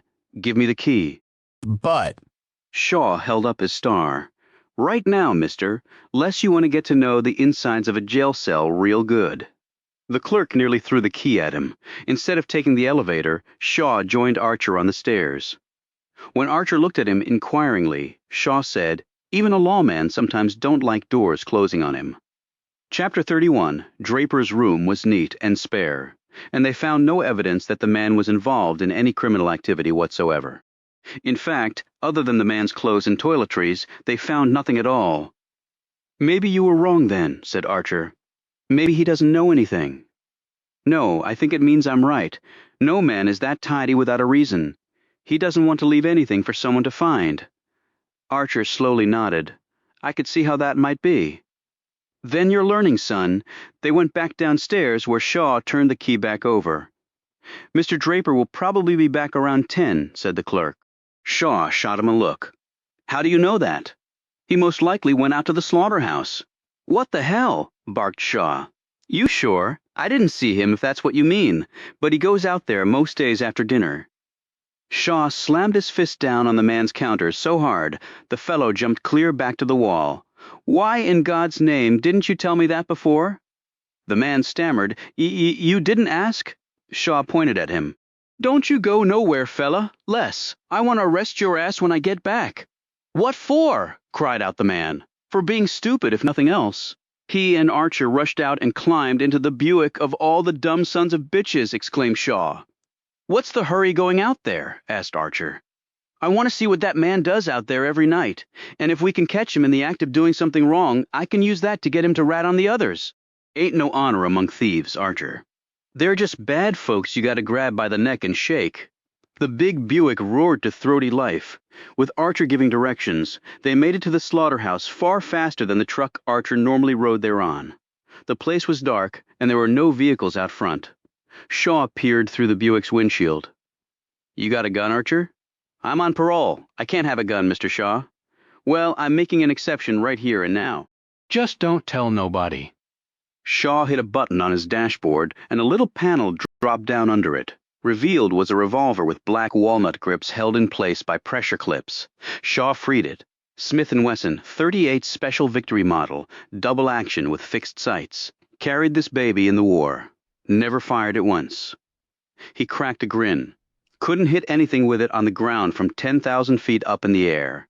He handed it over to Archer. "But whatever you hit with that sucker ain't getting back up." He grabbed a flashlight from the glove box. "Maybe Draper already came and went," said Archer. "Maybe God. This place stinks," said Shaw, covering his nose with his free hand as they headed to the building. "Wait till you get inside," replied Archer. "You'll have to hold your nose in your belly. The door was locked." "Do we break it in?" said Shaw, tapping on the stout wood. "Hold on." Archer stuck the gun into his waistband, took out his knife, and worked away at the lock for about 30 seconds. Then it swung open. "I won't ask where you learned to do that," Shaw said. He clicked on the flashlight and they entered the space. Archer, who knew the layout of the building pretty well, led the way. When they reached the space where the hogs were sledgehammered and the walls and floor were coated with blood and brain matter, and Archer explained what went on here. Shaw said firmly, "I ain't never eating another piece of pork long as I live, swear to God." They moved through the building, listening for any sound of Draper, but there was no noise at all, other than the litany of grunts from the ill-fated hogs penned up outside. They finished searching the place and went back outside. "Okay, this is a right puzzle," said Shaw. Archer wasn't paying attention to him. He was looking over at the hog pens. "What?" said Shaw, eyeing him. "Seems to be a ruckus going on over there." Archer hustled over to the hog pen with Shaw on his heels. They reached the fence and peered over to where a group of hogs was worrying at something on the ground. "Give me that light," said Archer. He shone it on the spot. "What the hell is that?" cried out Shaw. Archer pointed his pistol in the air and fired 2 shots. This scattered the hogs, who ran toward the far end of the pen. Archer gripped the top fence rail and swung over, his shoes softly hitting the muck on the other side. Shaw climbed over the fence and landed next to him. They slowly walked over to the spot. "Holy Lord," said Shaw. "Holy Lord," thought Archer as he stared down at what was left of the body. It was not Malcolm Draper. It was Sid Duckett, or what was left of him. "His head was bashed in before he died," said the short, rotund coroner, a cigar perched in one side of his mouth as he rose from beside the body. Shaw had called in the police and an ambulance and the coroner from a call box down the road. He nodded to the ambulance men, and they took the unfortunate man's remains away on a stretcher. Shaw tilted his hat back and rubbed his forehead. I'm man enough to admit I didn't see that one coming. You think I maybe spooked him with my talk about Piddleman's money problems? Could be. While Shaw went over to talk to the coroner, Archer borrowed a flashlight from one of the deputies and examined the dirt in front of the building. He knelt down next to one particular spot. Hey, Mr. Shaw. The lawman hustled over. When he reached Archer, the man was brushing at the dirt. He stepped back and shone his light on this spot. See those tire tracks? Shaw nodded. I can see 'em now. Good eye. They're fresh for sure. And I can tell you something else. Those tire treads are the same as on the truck Sid Duckett was driving. You sure? I saw him up close and personal when I was loading those boxes on it. It had 2 square misaligned patches, just like you see there. Shaw pulled his Buick keys out. Okay, we gotta find Malcolm Draper fast. They drove off, the Buick eating up the miles back to town. Shaw said, see? That's the other motivation to kill somebody. Shut him up. Duckett might or might not have been involved in all this. But when you told him about Piddleman's money problems, he might have thought he wasn't going to get paid. Or Duckett planned to use that knowledge to make a lot more money from folks who didn't want certain information to get out. Archer had a sudden thought. Coroner said his head was bashed in. Shaw glanced sharply at him, right? So, Dickie Dill is an expert head basher. Shaw eyed him. You think somebody hired him to kill Duckett? Might be. I mean, Dill would do anything for money, and I've never met a meaner man in my life. And he didn't come to work today. Well, Duckett ain't talking to anybody ever again. Loose lips sink ships. Archer's thoughts went back to a discussion he'd had the previous night, and he suddenly felt dizzy in the head and sick in his stomach.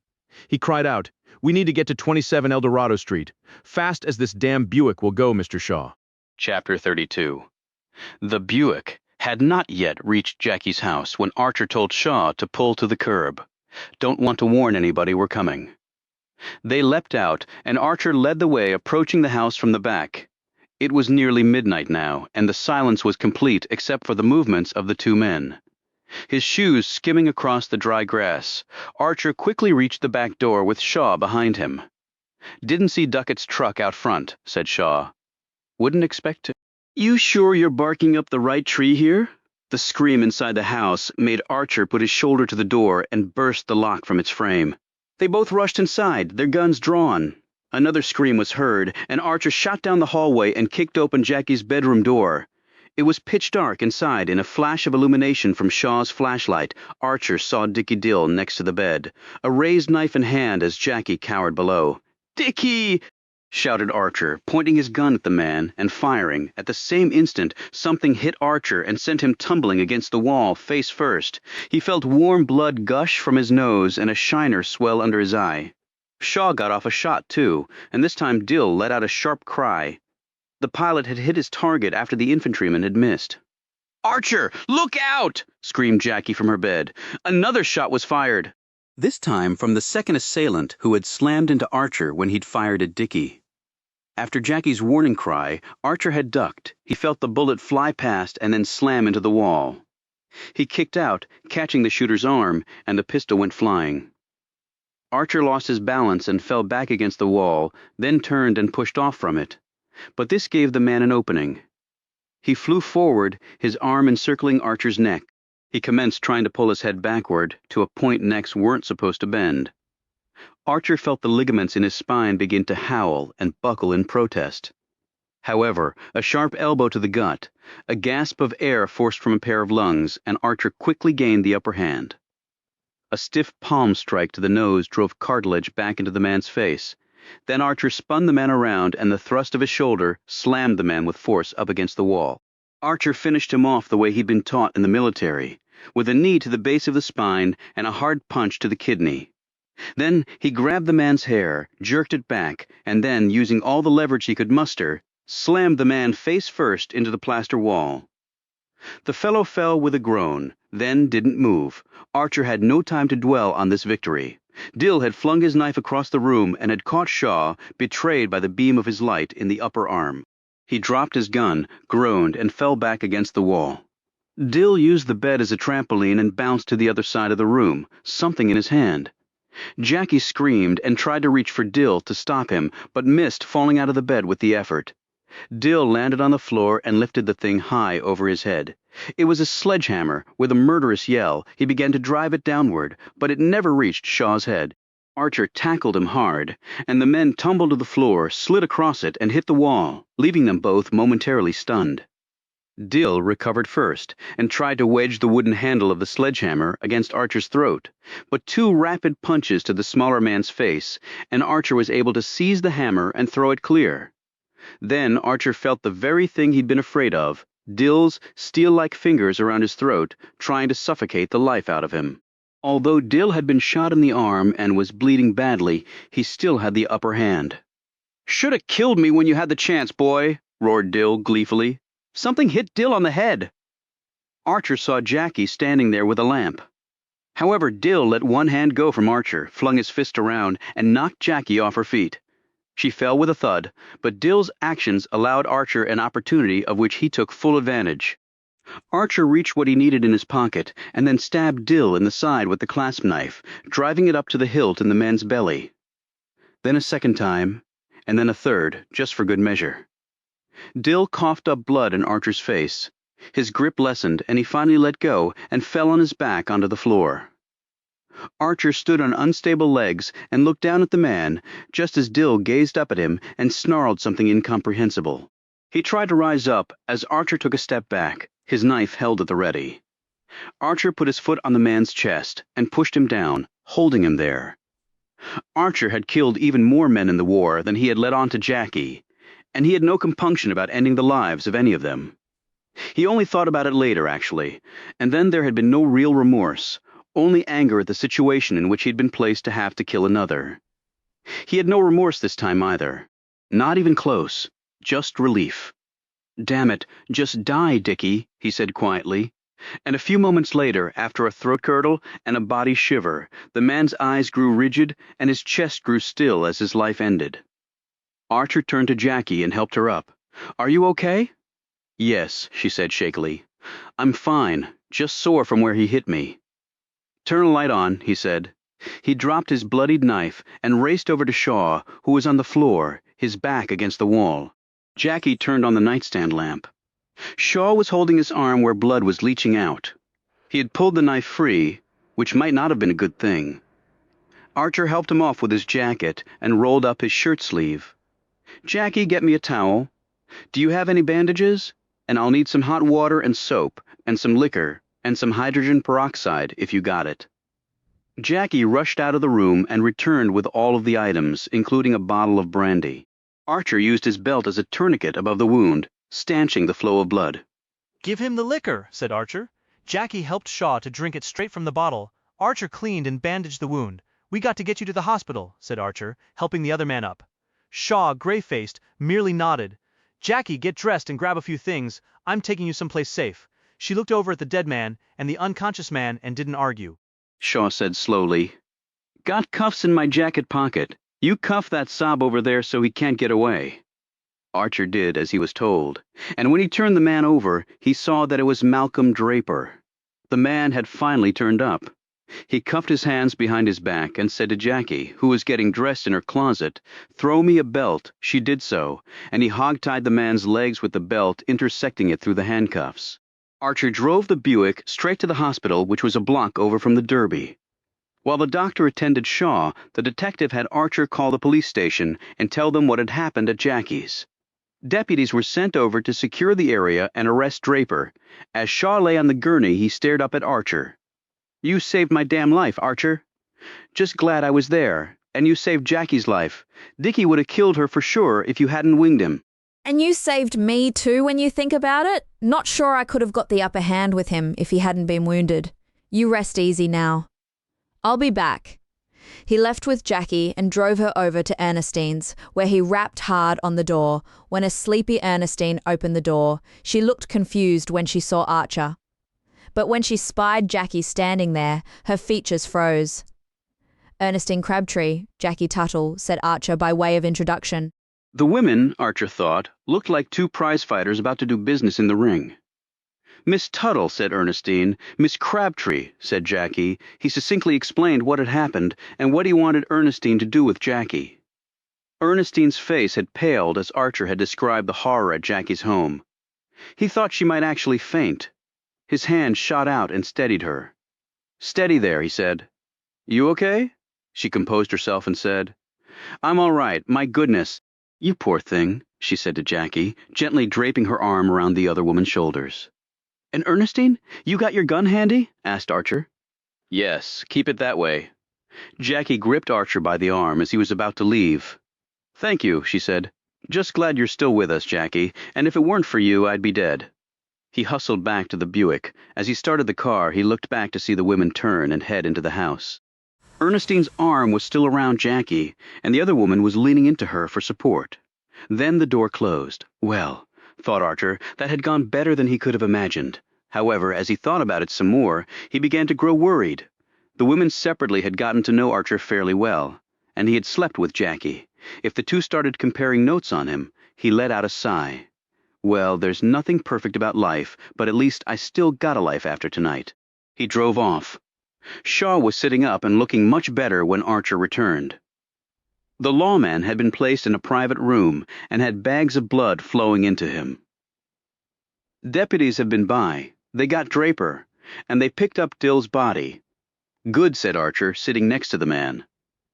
"But you just rest easy now. Why do you think they went after Jackie Tuttle?" "She knew Hank Pittleman as well as anyone did," said Archer. "They were afraid he told her something, I suspect. Like you said, tying up loose ends. That's what made me think to go over there in the first place. She asked me to stay with her last night, for that very reason. Soon as I get out of this bed, I'm going to ask Marjorie Pittleman point blank, what the hell is going on? Like to be with you when you do. Don't worry, you will. You earned that right tonight, son. And I think I'm retiring from the slaughterhouse business," said Archer. "Good call," replied Shaw, looking drowsy. Noting this, Archer said, "Now you need to get some sleep. And so do I." Archer tipped his hat over his eyes and leaned back in his chair. "What? You mean you're going to sleep here?" Course. Want to be around in case somebody wants to try to come after you to finish the job? Don't worry, I'm a light sleeper. You always been that way. Nope. But something about fighting a war and spending time in prison just does that to a man. He closed his eyes and fell asleep. A minute later, so did Irving Shaw. Chapter 33. It was the following day, around 5. Shaw, his wound sutured, his blood levels fully restored, and his arm in a sling, had been pronounced to be out of danger. Now he was standing in front of Marjorie Pittleman's door with Archer next to him. The elderly Agnes answered the door after Shaw knocked. Shaw had wanted to question Draper, but he was still unconscious and had been transferred from a jail cell to the hospital. "They feared his skull might be cracked. Now I wish I hadn't hit him so hard," lamented Archer when he heard this news. Agnes led them down the hall to the conservatory this time. Marjorie was seated on a chaise lounge with silk upholstery reading a book when they were shown in. As usual, a tall glass of something on the rocks was on the small table next to her. Archer was concluding the mild-mannered woman perhaps drank all the time, and maybe he couldn't blame her. "Yes, gentlemen. Do you have news of my husband's killer?" Shaw took off his hat with his good arm. "My word, what happened to you both?" asked Marjorie, noting the sling and Archer's battered face. Shaw pointed to 2 chairs. "May we?" "Oh, yes, of course." They sat, and Shaw stared at the placid woman. "There have been developments, ma'am." Marjorie closed her book, adjusted her pince-nez, and looked across at them. Such as Sid Duckett getting fed to the hogs out at your husband's slaughterhouse, and 2 men trying to kill Jackie Tuttle last night." Marjorie paled and dropped her book to the floor. "Excuse me." Shaw gave her a dead-eyed stare. "We also know about the life insurance policy on your husband, Mrs. Pittleman." "That's right. It was Hank who insisted that we take it out on him." "Oh, is that so?" said Shaw skeptically. "Why?" "Well, we all have to die, Mr. Shaw. And Hank took out the policy, not me. You can ask the insurance person, but you knew about it." "Yes, of course. I was the beneficiary, after all. On the life insurance application, it said that your husband was in good health. Well, as far as I knew, he was."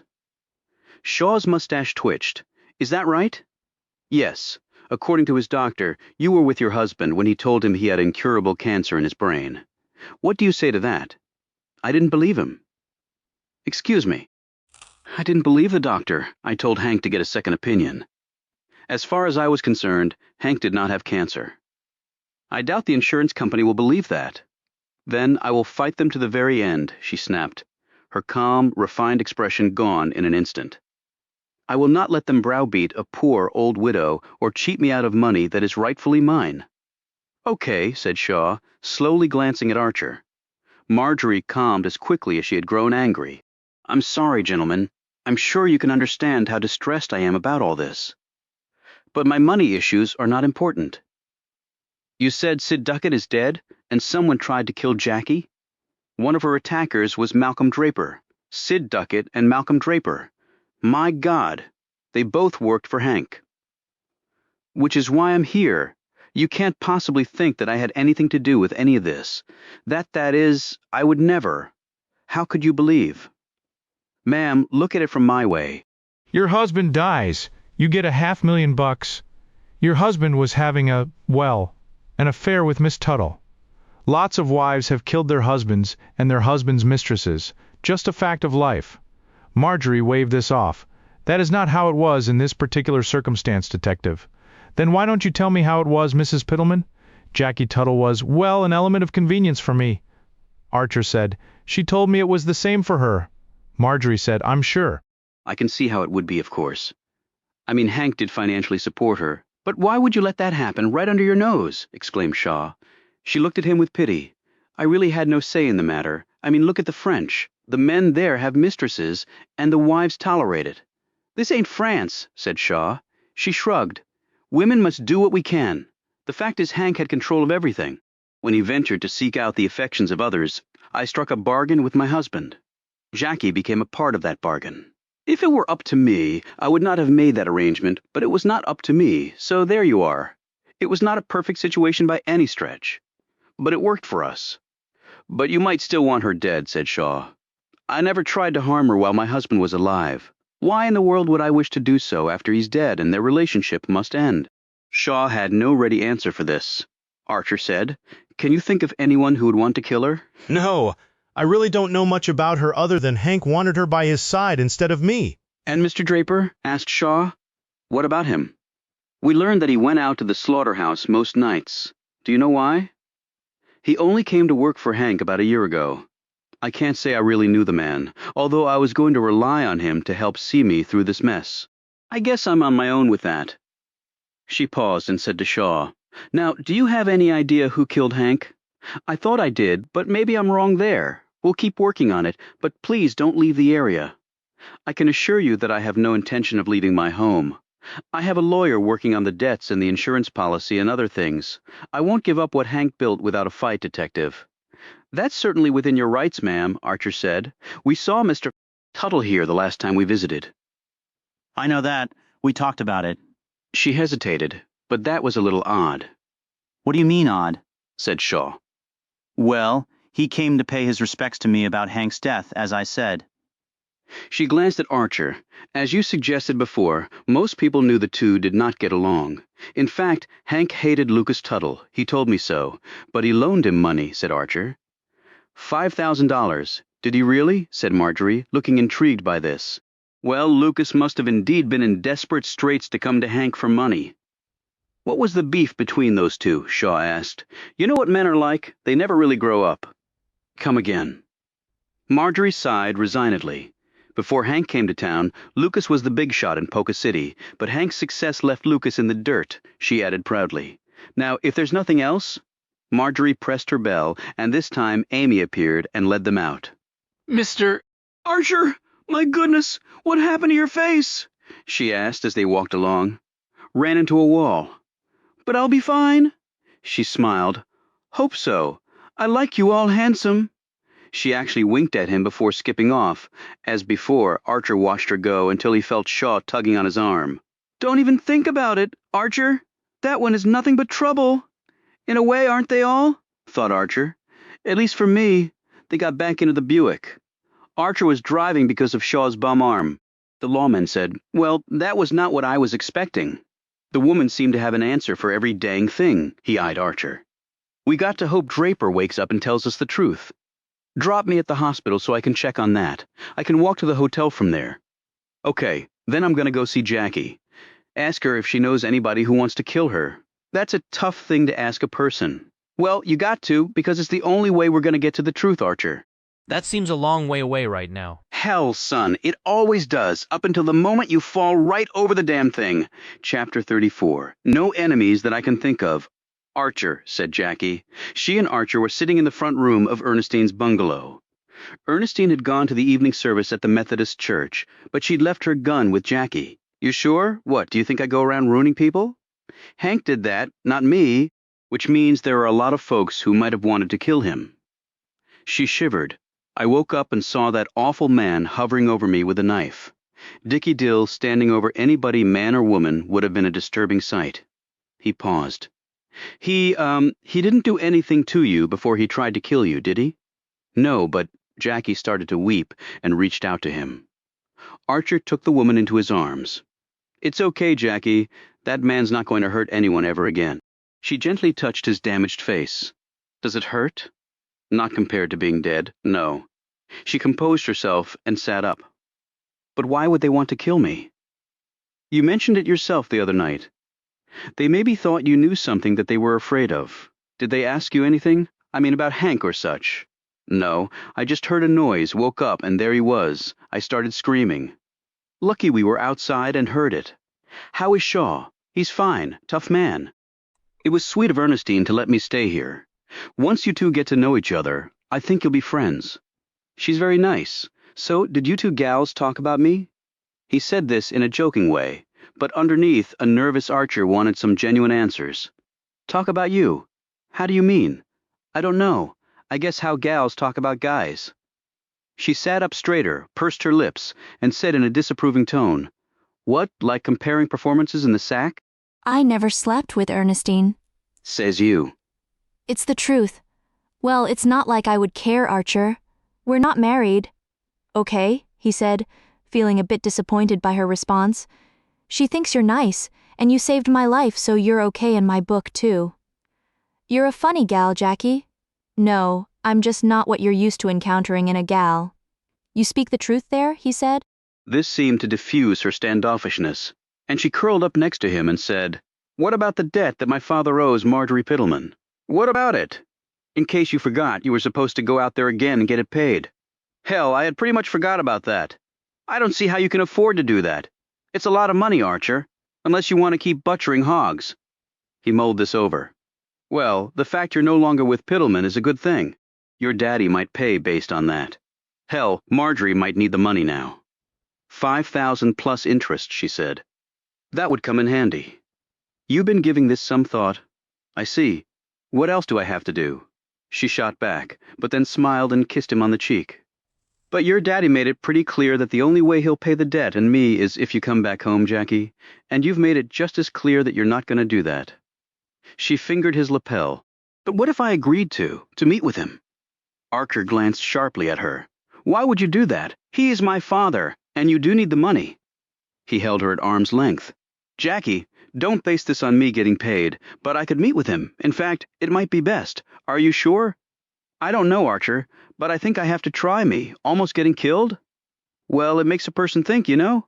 Look, you don't have to worry about it now. You just need to stay here and rest.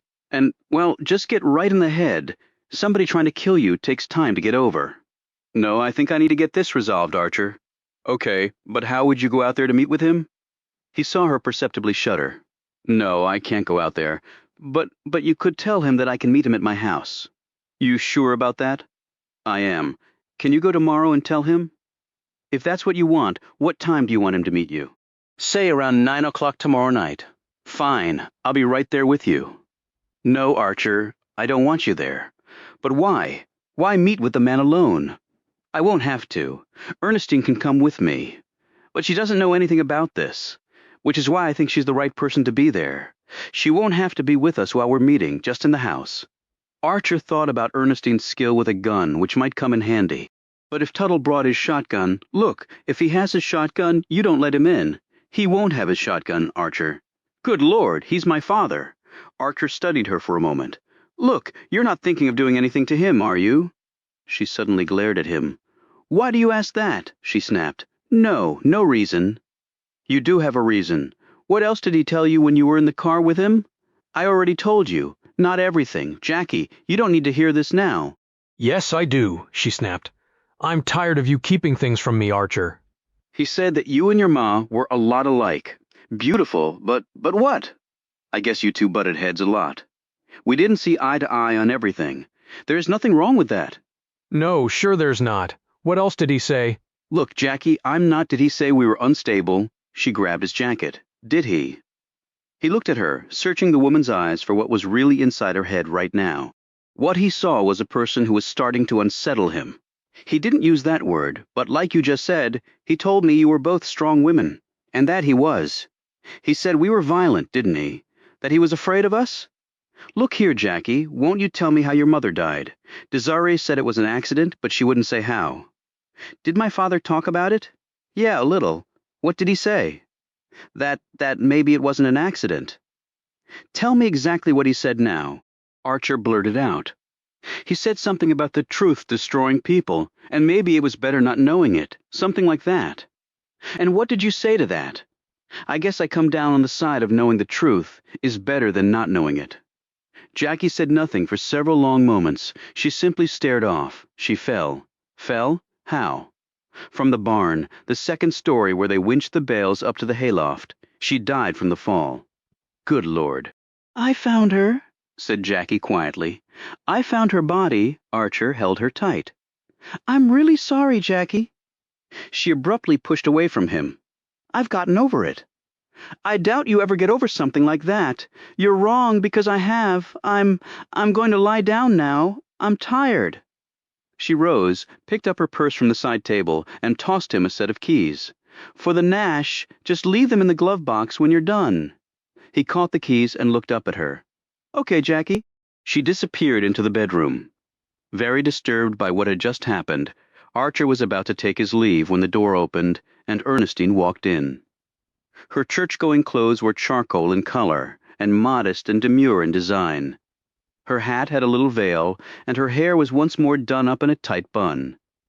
When she saw him, she looked around. Where is Jackie? She just now went to lie down. How is church? Soothing. She took her hat off and said, Would you like some coffee? He eyed the bottle of Rebel Yell. She followed his gaze, smiled resignedly, got 2 glasses and filled them with a finger each, and handed him one. They sat on the couch and sipped their drinks. Is Dickie Dill really dead? Dead as they come. It was a close thing. Little man almost did me in. He was surprised to see her lips tremble at this. I'm so very glad that he did not. He flashed her a grin to reverse her anxiety. Hey, it's all good. He glanced in the direction of the bedroom. Did Jackie talk to you at all? About what? I don't know. Anything, I guess. She was very frightened, and she was very grateful for what you and Detective Shaw did. Nothing about her father, maybe? No, not about him. Okay, anything about me in particular? Like what? Just anything. She likes you. She's comfortable around you. She thinks you're a good person. He nodded, feeling ashamed for trying to pry information from the woman. Can I ask you a question, Archer? Shoot. Do you care for Jackie? I mean, do you love her? This was not what he had been expecting. Well, to tell the truth, I'm not sure what love really is, Ernestine. If it's feeling good with someone, liking how they look, and wanting to be around that person, then yeah. He paused, glanced down for a moment, and then decided to say it. But that could apply just as much to how I feel about you. A part of him wanted to keep looking away from her, but a stronger part of Archer compelled him to stare directly at her. I see, she said, eyeing her lap. I didn't mean to put you on the spot. I'm sure you didn't, and I know that I put you on the spot with my question, but your words were spoken with a great deal of sincerity. So how do you feel about me? He said quietly. She glanced up at him, perhaps sensed the urgency, the necessity of having an answer showing clearly in his features. I like being around you too, Archer. Very much. But perhaps not in exactly the same way that you want to be with me. He nodded slowly. Well, a man can't ask for a straighter answer than that. They fell silent for a few moments. Then Archer said, Jackie wants to meet with her father at her house tomorrow night, and she wants you to be there with her. I'm sure she'll talk to you about it, but I wanted to give you a heads up. What will they be talking about? Lots of things. Some I know, some I don't have a clue about. But are you okay with that? I am, if that's what she wants. He finished his drink, rose, and fingered his hat, looking nervous. Is there something else? She asked quietly, peering up at him. My old man, rest his soul, was a good father. He stood up for me a lot when I was a kid. I grew into my height and all later on, so some of the bigger kids would rough me up and such. But my dad was always there. Archer held up a fist. He taught me how to fight proper and all. Why are you telling me this? Sometimes my father would go too far, though. He beat up a couple older kids that had knocked me around. Police got called out on him. He almost went to jail, but in the end didn't. It was bad all around for everybody. And back then I got mad at my old man for doing it. But the thing I came to understand is that he did what he did because he loved me. It really was that simple. Perhaps, involuntarily, Ernestine glanced in the direction of her bedroom, and where the scrapbook lay before her large and now sad eyes came to rest on him once more. Do you understand what I mean? Archer said, his look unsure and anxious. I think I understand exactly what you mean, Archer, she replied. She looked at him with an expression that Archer couldn't entirely fathom. It was sort of caught between hope and heartbreak, he supposed. Ernestine, you okay? I'm fine, Archer. Thank you. I hope everything works out for you. Yeah, me too. Well, goodbye. Goodbye, she said, with something akin to finality, at least in his eyes, troubled by this odd impression he left. Chapter 35, The following afternoon. Archer ventured down to the Rexall drugstore with the big orange and blue sign. Sitting at the counter, he smoked a pair of Luckies while he devoured his bologna and cheese sandwich with a pickle, and drank down a lukewarm bottle of Coca-Cola. He bought some aspirin from the blue-smocked druggist standing behind the counter and downed a couple pills with the remnants of his soda pop. He idly watched a young, slender woman in geranium-red coveralls loading Life and Look magazines into a wire rack next to a shelf of toiletries. Finished with his meal, Archer ducked into the phone booth adjacent to the lunch counter, looked up the number in a phone book dangling from a chain, then dropped in a nickel and made the necessary call because he didn't want to surprise a man who answered his door with a shotgun. As he fingered the rotary dial and listened to the familiar clicks and whirls as it spun, he thought about what to say. He decided to make it short and sweet. When the call was answered, it wasn't Tuttle. It was his secretary, Desiree. The conversation went far more pleasantly than if Tuttle had been on the line.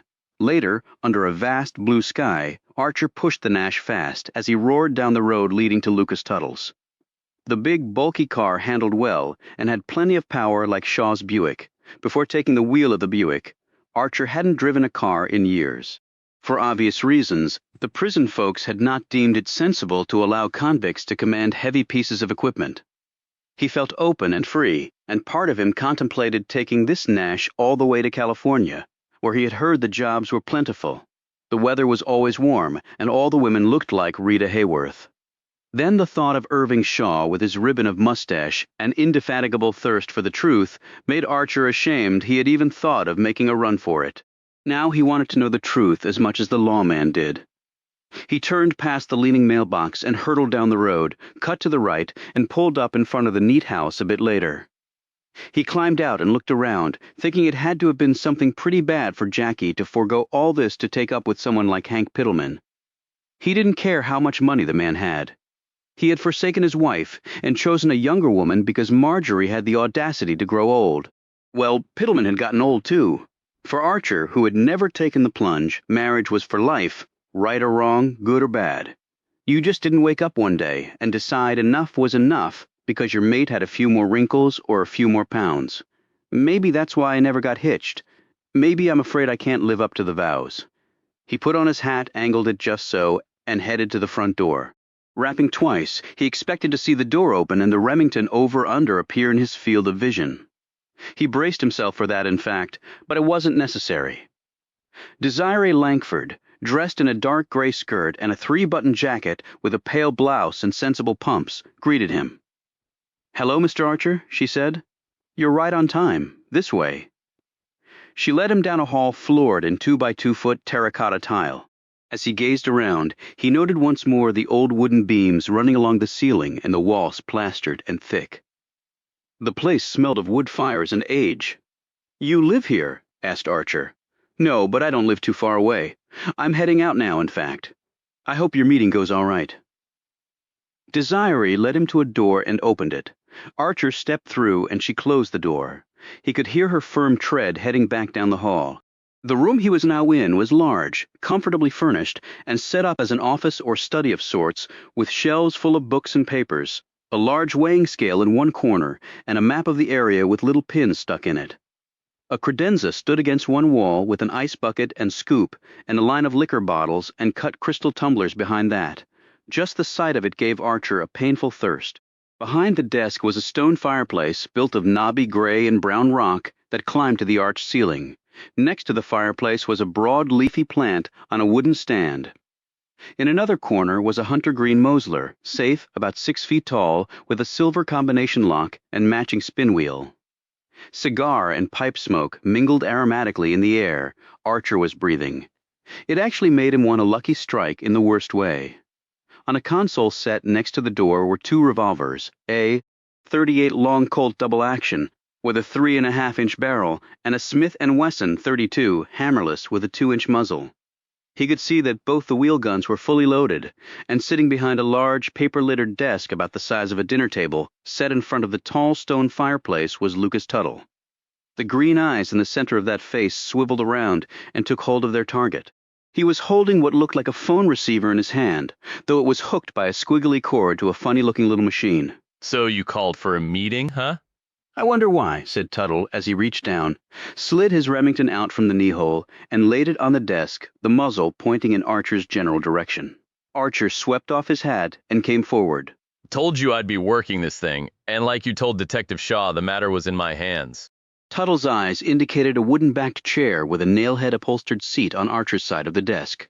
Archer took it, making sure he was not directly in front of the Remington's muzzle. Not that it would matter much with the scattergun's shot field. He crossed his legs and perched his hat on his knee. When Archer glanced at the double barrels, he thought he saw a bit of something that was white-colored in one of them. "Hello, Archer. You all there, or are you drunk?" He looked up to see Tuttle staring at him. "What's that thing?" asked Archer, indicating what Tuttle was holding. "Called a dictaphone. Records my voice.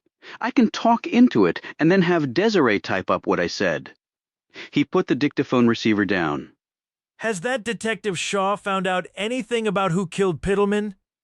"No, but not for lack of trying. He's a good man. He'll get there." Tuttle shook his head, not looking convinced. "I don't share your confidence, but then I don't get involved with the police as a matter of course."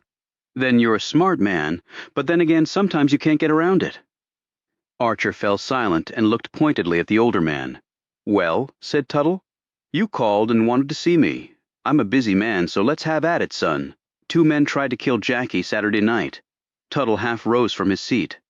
"What? Is she? She's fine. One was Malcolm Draper. He worked for Hank Pittleman.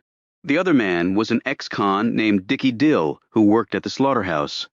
Tuttle's eyes narrowed. Why would somebody working for Pittleman want Jackie dead? "Well, it couldn't be Hank Pittleman's doing, since he was already dead. Wait, are you saying it was Marjorie? I can't believe that. Jackie was seeing her husband."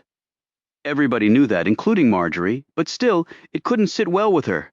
"I told you before, I'm sure it did bother her, but Hank controlled the money. Without him, she doesn't get to live in that big house." Fair point here. Archer paused, considering some advice that Shaw had given him about revealing information. A smart detective had to have a good reason to do so. Turns out Pittleman had a cancer in his brain. He was dying, and he had a lot of gambling debts. His money was running out. He stopped talking and watched Tuttle carefully for his reaction to this. Tuttle sat up and said, "But he was a rich man, the richest man around." "So how could that be?" "You're not rich if you spend more than you have. Then you're just like everybody else." Tuttle leaned back in his chair. "Well, I can't argue with that logic. What does all that mean with regard to our meeting today? Pittleman's dead. Do you take that as your debt to him no longer being valid?" Tuttle shook his head.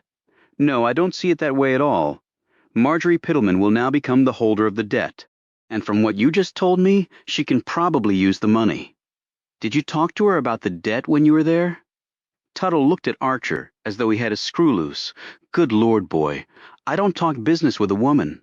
They don't have the sense for it. Certainly Marjorie doesn't. Like I said, I was there to pay my respects, nothing else. With no Hank Pittleman around, the problem with your daughter goes away too. Tuttle said eagerly. You've convinced her to come home then? No, not exactly. Tuttle frowned. Then what are you doing here except wasting my time, son? Archer gazed at him. How about if I can get Jackie to meet with you to talk things out? You make your case to her. If I could make that happen, would it be enough for you to repay the debt and give me my commission? The green eyes blazed with curiosity. Are you serious about her meeting with me? First, is that a deal? Will that satisfy you to honor the debt and pay me my fee? Tuttle considered this for a moment and then nodded. It's a deal, okay? Then she'll meet you at 9 o'clock tonight at her house. Tuttle glanced at him in surprise. Is that a fact? And where is her house? Number 27 El Dorado Street. Tuttle wrote this down and then glanced up at Archer. So you knew all along she was willing to meet with me. You could have just said so. I wanted to make sure you would agree to the deal first. Tuttle looked at him in a new light. You might make a pretty fine businessman, Archer. Well, let's just start my career off with this one then. Archer pulled out the notepapers. Got the documents right here. Good as cash, Pittleman told me. You give me the $5,000 plus interest and my $200, and you get these papers and the meeting with Jackie. Tuttle took his time getting up from his desk as Archer watched him closely, but keeping one eye on the Remington, too, just in case. Tuttle walked over to the Mosler safe, worked the combination dial this way and that, and then spun the wheel and lifted the lever, and the heavy steel door slowly swung wide. Archer rose for a better look. Inside the maw of the safe were stacks of cash and coins, little cloth bags of something with string ties, what looked to be piles of stock and bond certificates, and a large stash of gold bars. It looked like what might be in a proper bank vault. It was more wealth than Archer supposed he would ever see again collected in a single place. Holy Lord, said Archer, which he followed up with an appreciative whistle. Tuttle spun around and caught the wonder on the man's face. This sort of thing doesn't come easy, Archer. I never thought it did, Mr. Tuttle. He closed the safe and walked back to his desk with a bundle of money as Archer sat back down. The interest I calculated at $1,500, all fair and square. Tell Marjorie I said so. Will do. Now, I got a question. With all that wealth you got in that safe, why did you need to take a loan from Pittleman in the first place? Tuttle pointed at the Mosler. When I took out the loan, Archer, that safe was empty. What changed then? He next pointed to the map on the wall with all the pushpins in it. What changed was they found oil on my land. Two of the largest oil concerns in this country are presently figuring out how best to bring it to the surface, and the contents of that safe reflect the value of their interest, with a great deal more to come since I, like Hank Pittleman, drive a damn hard bargain.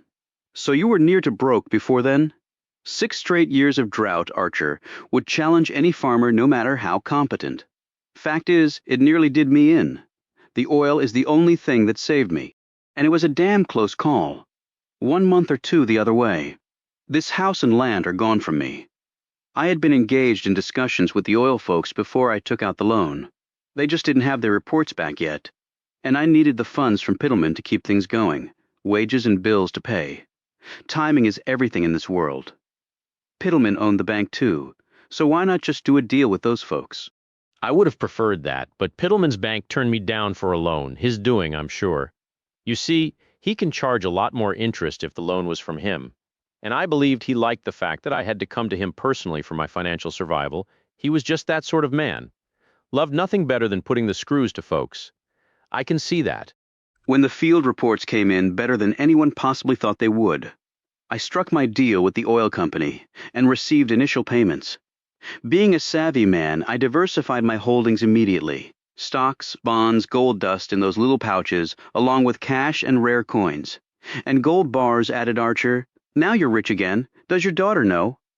The oil companies cannot act with stealth in a place like this, but no one knows that the reports came back favorably.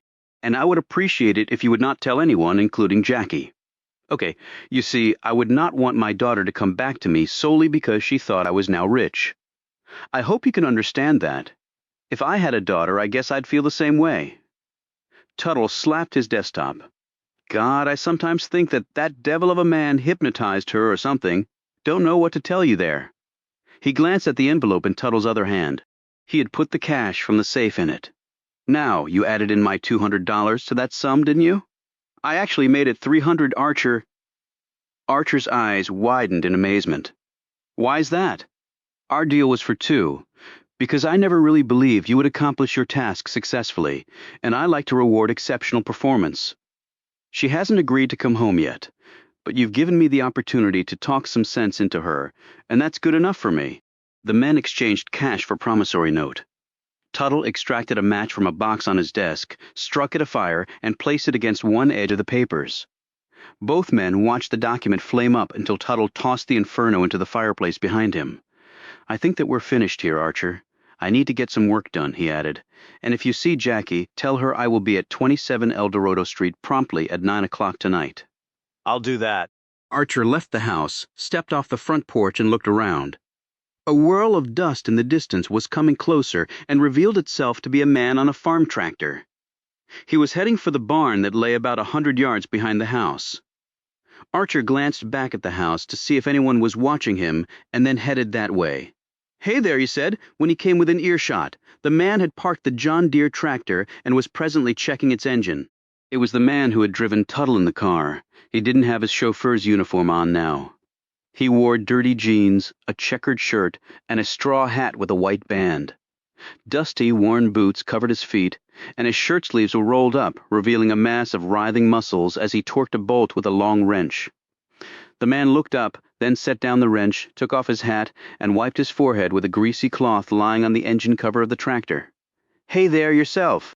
You were driving the Cadillac the other night. Sure was. Nice-looking car. It's a beauty, all right. You're Archer, right? Yep, I was just here doing some business with Mr. Tuttle. He put out his hand. It's Bobby, right? That's right. Bobby Kent. Nice to meet you, Archer. The men shook hands. Archer said, quite the farm he's got. Yeah, but it's been nothing but a pain in the ass for the last half-dozen years or so. Not nearly enough rain. But now I understand everything's okay. He gave Kent a knowing look. You mean the oil? Didn't know if you knew about it. I've been showing them boys from Texas all over the dang place for about 10 months now. They dig a hole here, then run their tests and do their calculations, and then dig another hole 50 feet over from the last one and do it all over again. Drove me crazy. Just give me a tractor to ride all day and soil to tend, and I'm a happy man. Well, it paid off for Mr. Tuttle. Guess it did, yeah. How long you been here? Hell, 15 years if it's been a day. So you knew Isabel and Jackie? Kent put his hat back on and nodded, his expression turning somber. Sure did. They're both gone now. Isabel's dead and Jackie left. Oh, it's been about a year gone by now for both. An accident, I heard? Kent turned and pointed to the hay bale doors on the second story of the barn. Happened right there. She fell out of there and got impaled on the upraised cone of a corn picker. It was damn awful, bloody as all get out. Archer thought back to the piece of equipment he had seen on an earlier visit here to one of the outbuildings while he was looking for the Cadillac. Alice Chalmers, corn pricker, he said. Kent looked at him in surprise. That's right. You, a farmer? I've done a little bit of everything over the years. He wondered why Jackie had not added in this detail of her mother's death, but then again, what did it matter? The woman was still dead, regardless of the exact particulars. Who found her? He knew what Jackie had told him, but remembering Shaw's method, he wanted corroboration. Kent's face twisted into disgust. Poor Jackie did. Archer looked over at the spot and imagined the daughter finding the bloodied corpse of her mother. Maybe that's why she left, huh? Said Archer, looking back at Kent. Could be she loved her mare. All's I know is she was gone pretty soon after.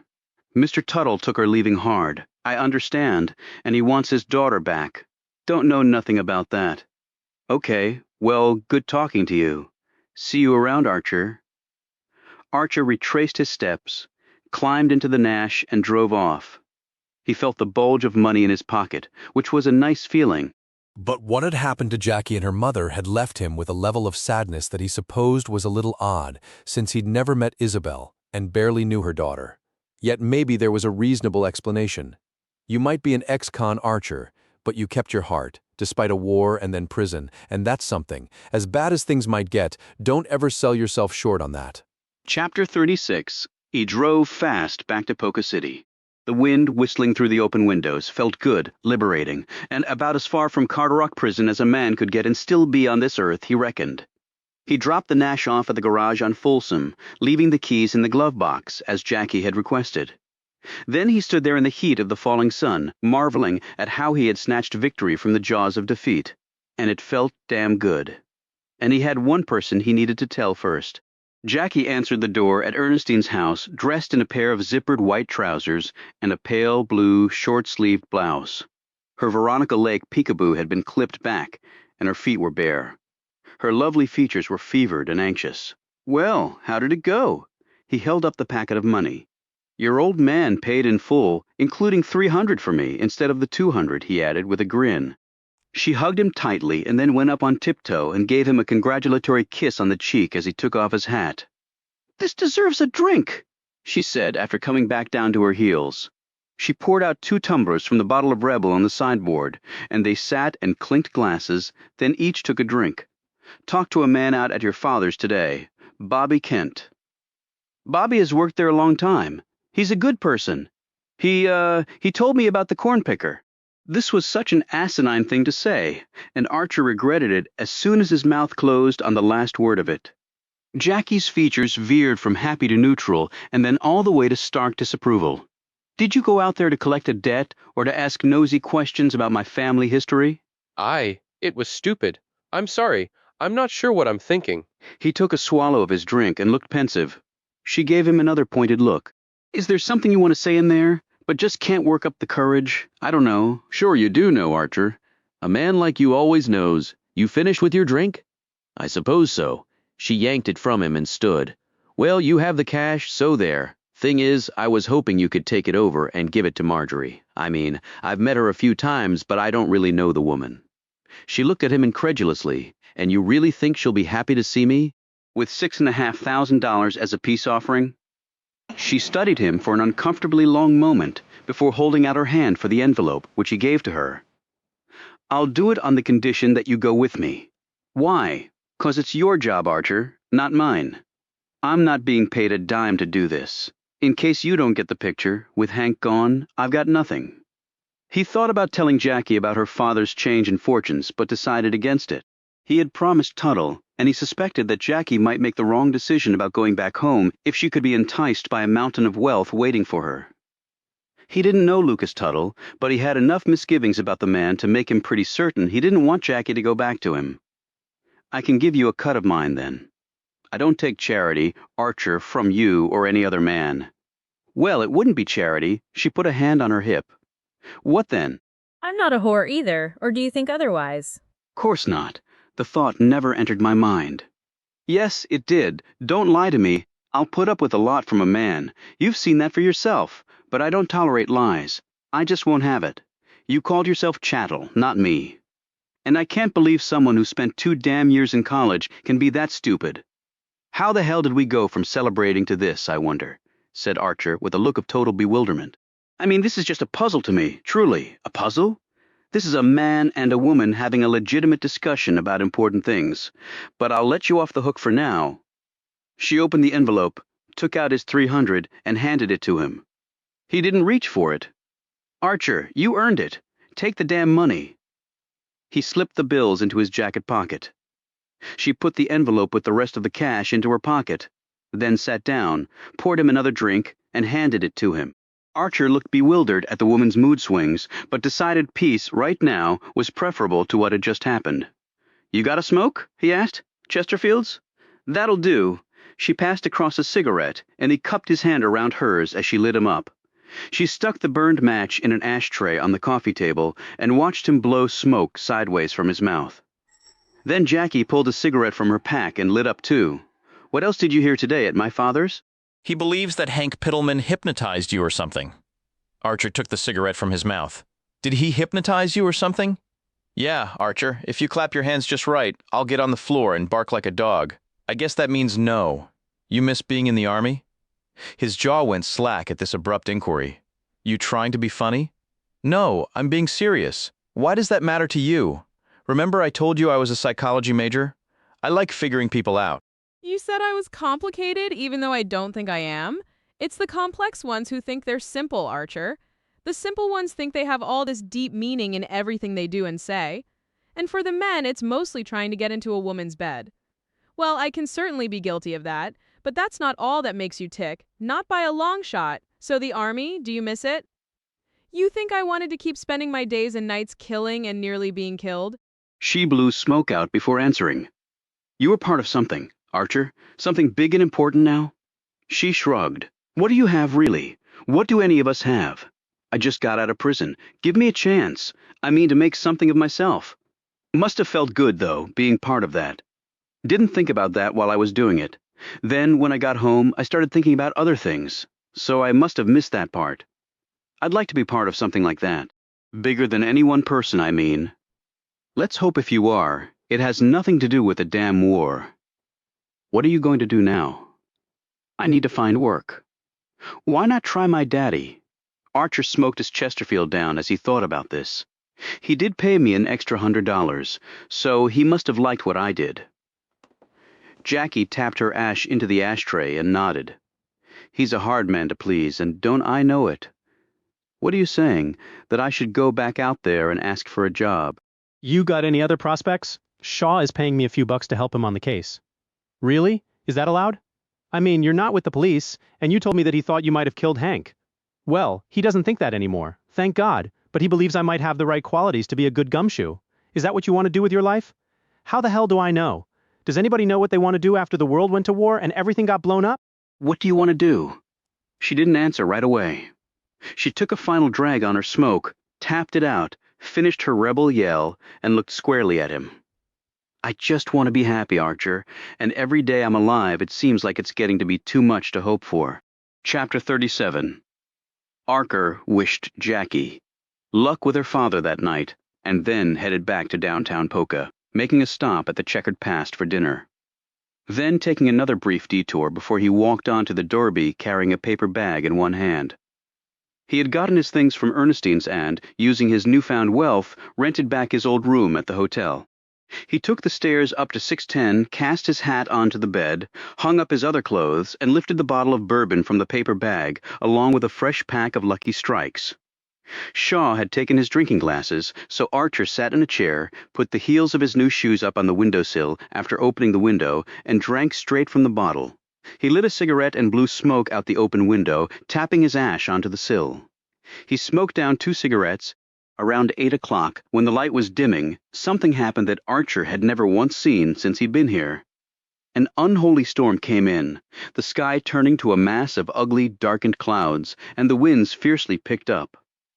A few moments later, the heavens opened up and the rain poured down, forcing pedestrians on the street to make a run for it. After that, the lightning flashed and the thunder boomed, and it went on as Archer sat there and watched this spectacle of Mother Nature unleashed on Polka and its inhabitants. It was like she'd been saving up all her energy for the longest time to unleash it right this minute. How much he drank, Archer wasn't sure, and he wasn't sure when he fell asleep in the chair. He did remember checking his watch at one point and seeing it was about 9 o'clock. He recalled praying that the meeting between father and daughter would go off without a hitch. He thought about going over there, but if Jackie spotted him, it would not be good. He woke much later due to the pounding on his door, not from the storm still raging unabated outside.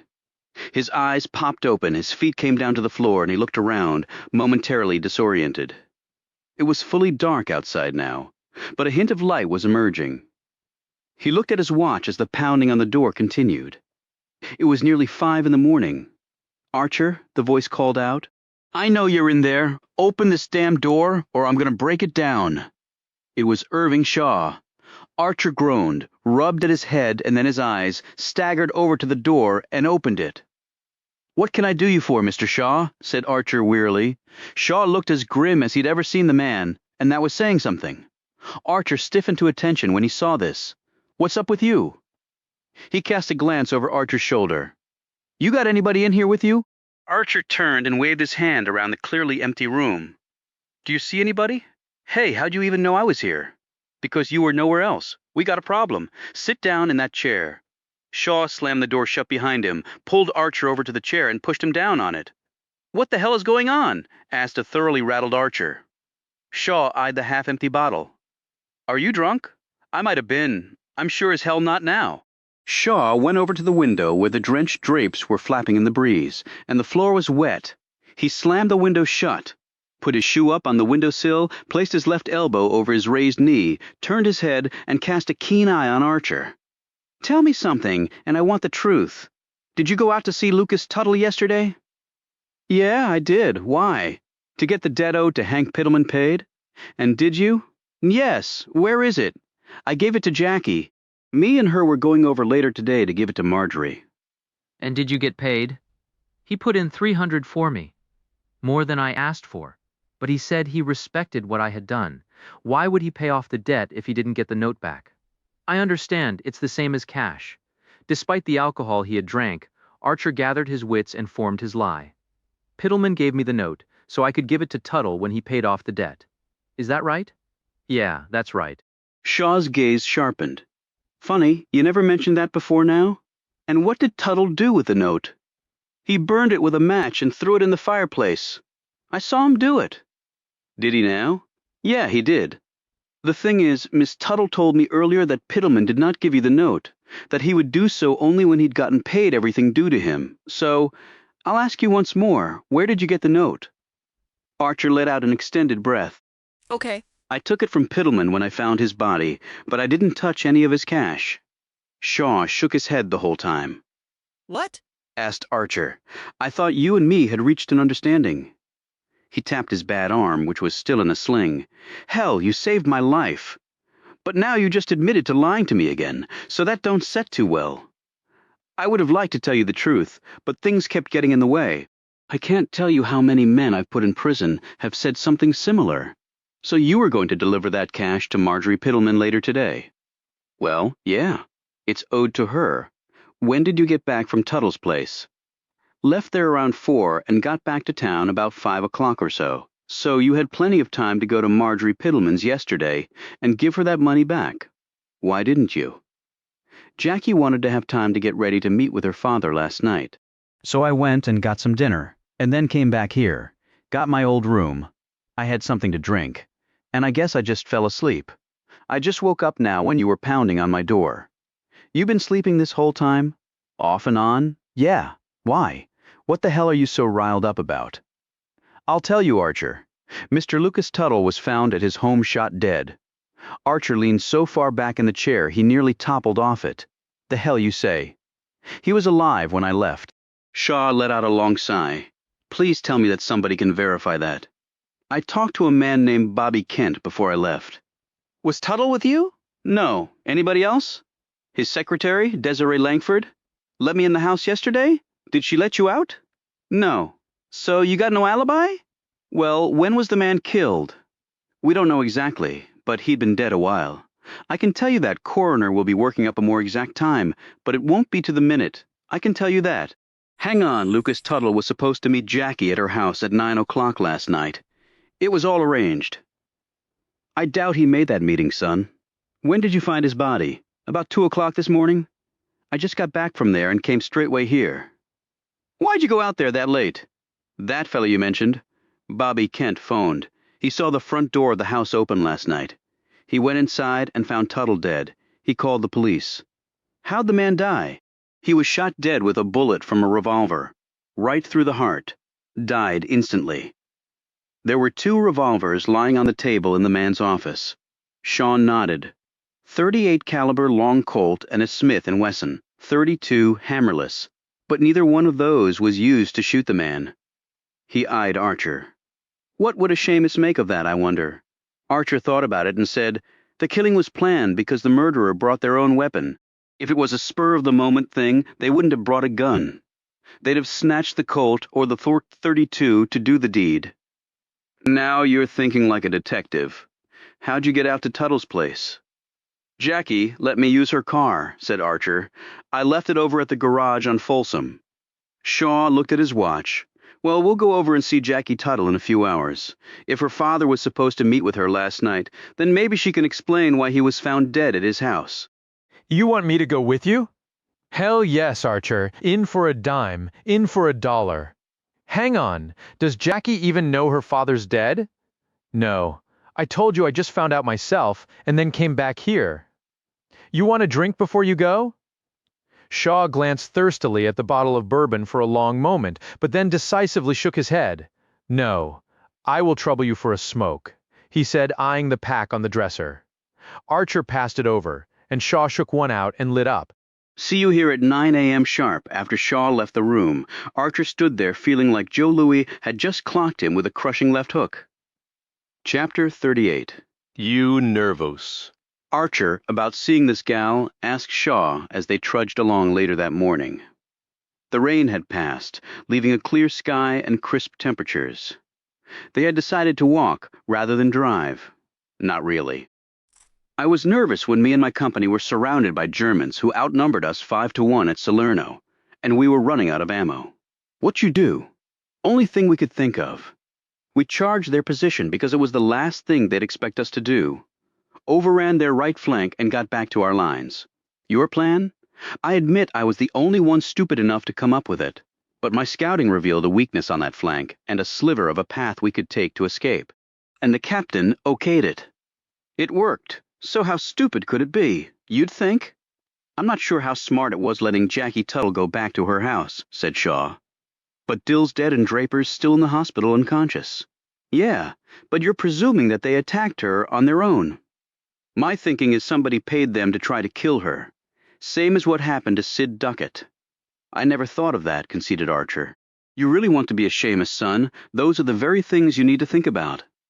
But Ernestine Crabtree was going to be with Jackie when her father came, and I know she knows her way around a gun. Shaw looked at him strangely. Does she now? Archer couldn't figure out the look on the man's face, and he was afraid to ask. The two trudged on. What do you two want at this hour of the morning? Asked Jackie at the front door of her house. She was dressed in the same thick robe as before, and her hair was matted, and her eyes were tired. I'm afraid we've got some bad news, Miss Tuttle, said Shaw, his hat in his hands. Can we come in? She glanced quickly at Archer, saw his grim look, and stepped back for them to enter. They sat in the front room. What bad news? Jackie asked anxiously. I'm afraid it's your father. Did something happen to him?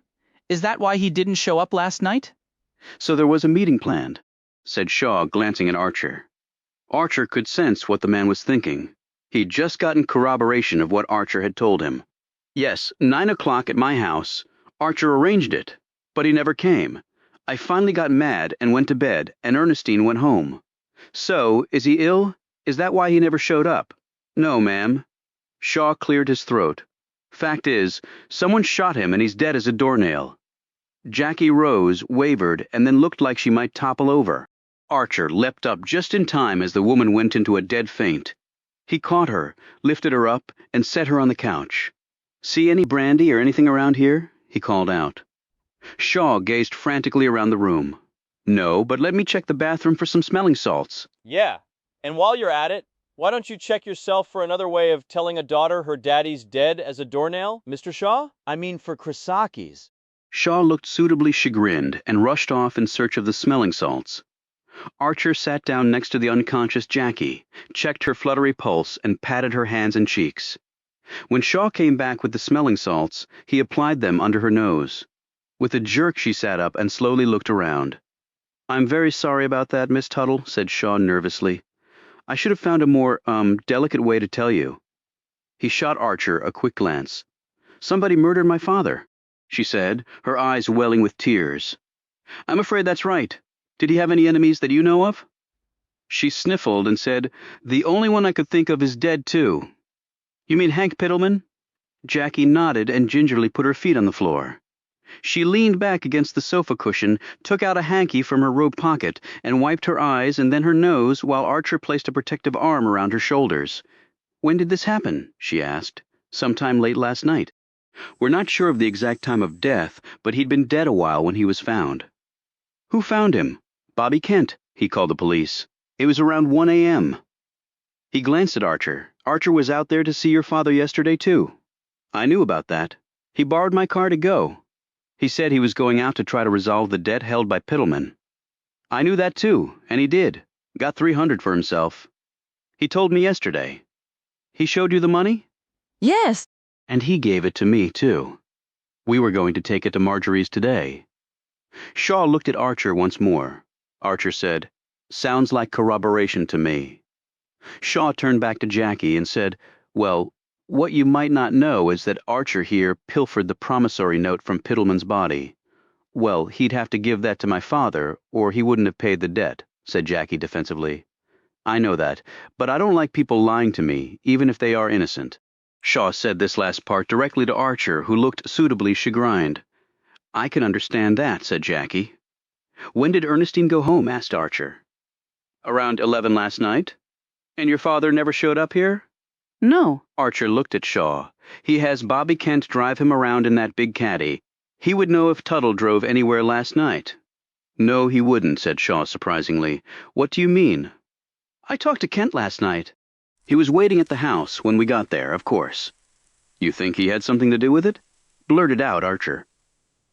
Jackie said Bobby wouldn't hurt a flea. Shaw held up his hand. "No, he couldn't have killed Tuttle or driven him anywhere last night." "Why not?" asked Archer.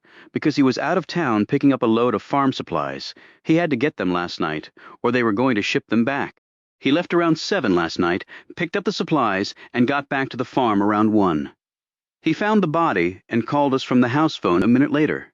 I've checked on his story and confirmed all of it. I got there around 2, and your father had for sure been dead more than an hour." Coroner confirmed that. "Kent's not the killer. But with Bobby out of town, my father would have had to drive himself here," said Jackie. "That's right. Now, Miss Tuttle, you sure you don't know anyone other than Hank Pittleman who was at odds with your father? Anyone having a grudge?" "I've been gone from my father's house for a year, Mr. Shaw, so I can't speak to what happened after that. Now, my father could be a hard man. Even his friends would say that. But I can't think of anyone who would want to kill him. Would anyone profit from his death? I guess I would. I'm his only child, but he only had the farm. And when I left, he was having money troubles," Not anymore. said Archer. The man had a safe full of cash and gold bars and such. What? Cried out Jackie. Come again, said a stunned Shaw. Archer explained about the contents of the safe and how the wealth had come via the company's finding oil on Tuttle's land. They'd paid him in advance and he was expecting a lot more money from it. Why didn't you tell me that yesterday, Archer? Exclaimed Jackie, looking at him with a confused expression. Your father asked me not to? "Why?" she snapped. Archer looked deeply uncomfortable. He didn't want you coming home just because he was rich." When Shaw looked puzzled, Jackie said, "Most people didn't know this, but about a year ago my father was on the verge of bankruptcy. He kept up a strong front and all, and probably robbed Peter to pay Paul to keep up appearances, but financially things were not good," Archer said. "He told me he'd had 6 straight years of drought, and he was hurting." "I know that to be true," added Jackie. Shaw looked at Jackie. "So you didn't know anything about that?" "No, as I said, my father and I were estranged. I heard rumors around town that some oil companies were poking over his land." She glared at Archer again. "And Archer here apparently thought I'm so shallow that dangling money in front of me would make me go running right back to my daddy." "Now look, Jackie." Archer began. She turned to Shaw. "Where's his body?" "At the mortuary. You're sure it's him?" "No question about it. I would like to see my father's body today, if that's permissible." She glanced at Archer. "Estranged or not, he's still my father. I can come get you around noon if that's all right," said Shaw. "That's fine, and I'd like you to go out to your father's house with me at some point." "All right, but I don't think I can manage that today." She wiped her eyes once more. "I'm really sorry, Jackie," Archer said. "My father and I were never really close, but he was the only family I had left. Now, if you'll excuse me," she rose and went into her bedroom and shut the door. Out on the street, Archer found himself taking 3 deep breaths. He glanced at Shaw, who was watching him closely. "Well?" asked Archer. "I don't know, Archer. I really don't. Either you're the dumbest man I ever met, or the unluckiest, or the smartest. Jury's still out on that. Right now, I'll take the unluckiest, and a close second would be the dumbest. I met a lot of infantry who were lucky a bullet or a mortar round or bayonet missed its mark. I had my share of those. Why, I'm still here, I suppose. You think you used up all your luck in the war, then?" "Might be starting to look that way," Shaw put on his hat. "Maybe more than starting. Hey, Shaw, didn't you see all that stuff in the safe when you were out there last night?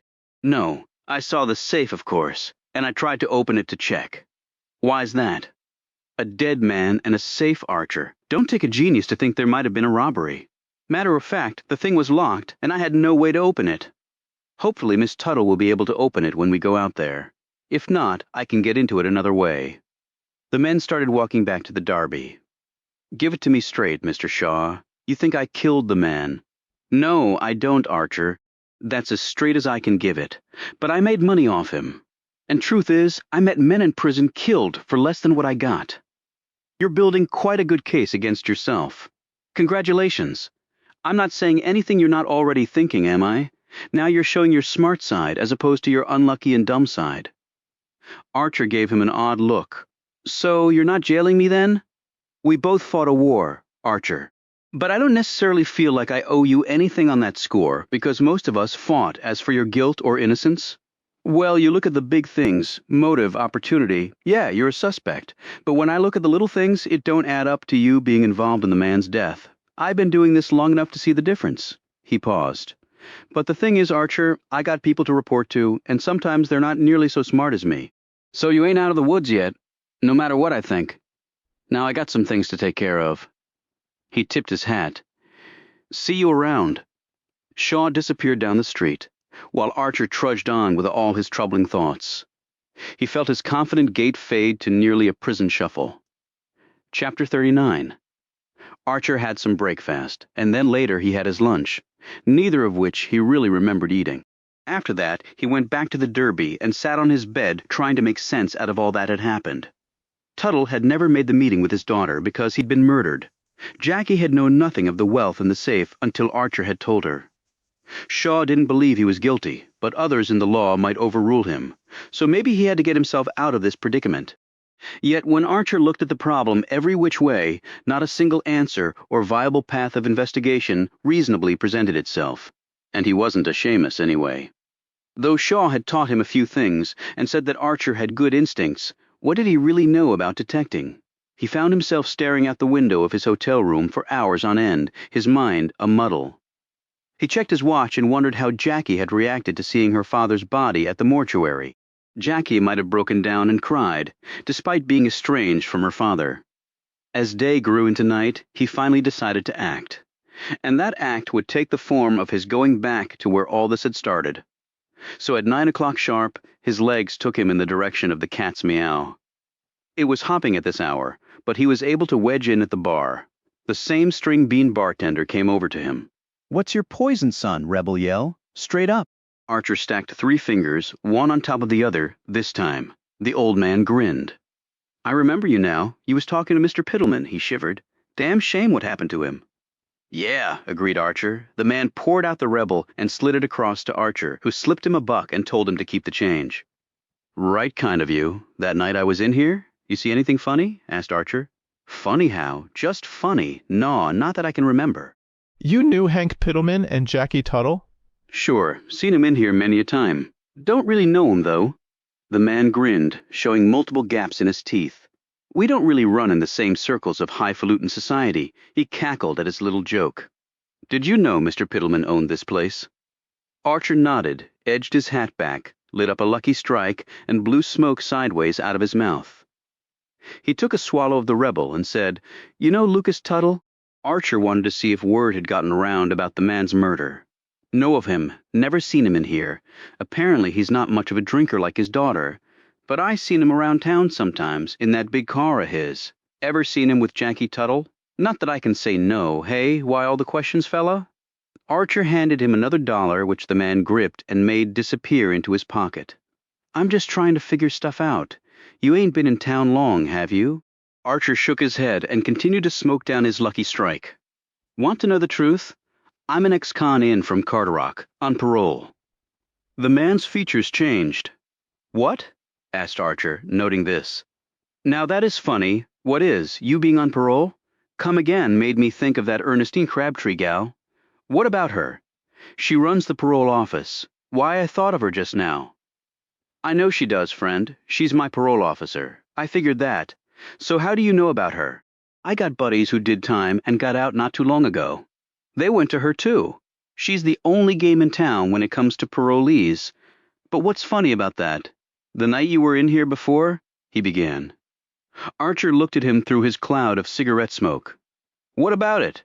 Miss Crabtree was here too, sitting right over there. The man pointed to his left, to a table against the far wall that would not really be in Archer's sight line at the bar. Archer looked that way, and then back at the man. She was? Are you sure? A lot of people in here, and I don't recall seeing her. No, I saw her for sure. She comes in pretty regular, hell. She was here the night before they found poor Mr. Pittleman dead. That's right. I saw her go inside that night. Said she was meeting somebody. You know who that was? Oh, yeah, it was her. Archer stood up straight and gaped at the man. Her? It was a woman. Do you know who it was? You already said her name. Jackie Tuttle. Archer stood there more stunned than he had ever been in his whole life, even more than during the darkest days of the war, when it seemed every hour someone he knew and had fought alongside had been shredded by bullets or else made to vanish from the earth by a well-placed mortar round. Hold on, mister. Are you saying she was meeting up with Jackie? But Jackie was here with Pittleman. Well, yeah, but Pittleman started drinking with some other folks he knew, and Jackie Tuttle went over and sat with Miss Crabtree. You sure they know each other? Oh, yeah, they hung out a lot at the bar, real good friends. I mean, real good, and Pittleman didn't mind. Sometimes he got a little bent out of shape. But Miss Jackie, she knew how to handle him all right, and it's not like Miss Jackie was with another man. Archer couldn't find any words to say. You okay, fella? The bartender was studying him closely. Archer nodded, drank down his remaining 2 fingers, passed the bartender another buck, and left. His long legs ate up the distance to Ernestine's house. When he reached it, he didn't go up to the door, but rather waited across the street and studied the place. He was on a scouting expedition now, and intended to do it by the book as he'd been trained. There were no lights on, and he couldn't hear a sound coming from the place. He finally walked over and knocked on the front door, but got no response. He used the key the woman had given him to open the door. He went right to her bedroom and looked through her closet. It didn't take long. It was empty. All her clothes were gone, and so was the scrapbook. Archer sat on the woman's bed, and for one of the few times in his life, had no idea what to do. Chapter 40. Late the next morning. Archer was lying on his bed in his pants and undershirt, gazing at the ceiling and thinking hard about all that was troubling him, when someone knocked on his door. He opened it and found Irving Shaw leaning on the door jamb and staring back at him.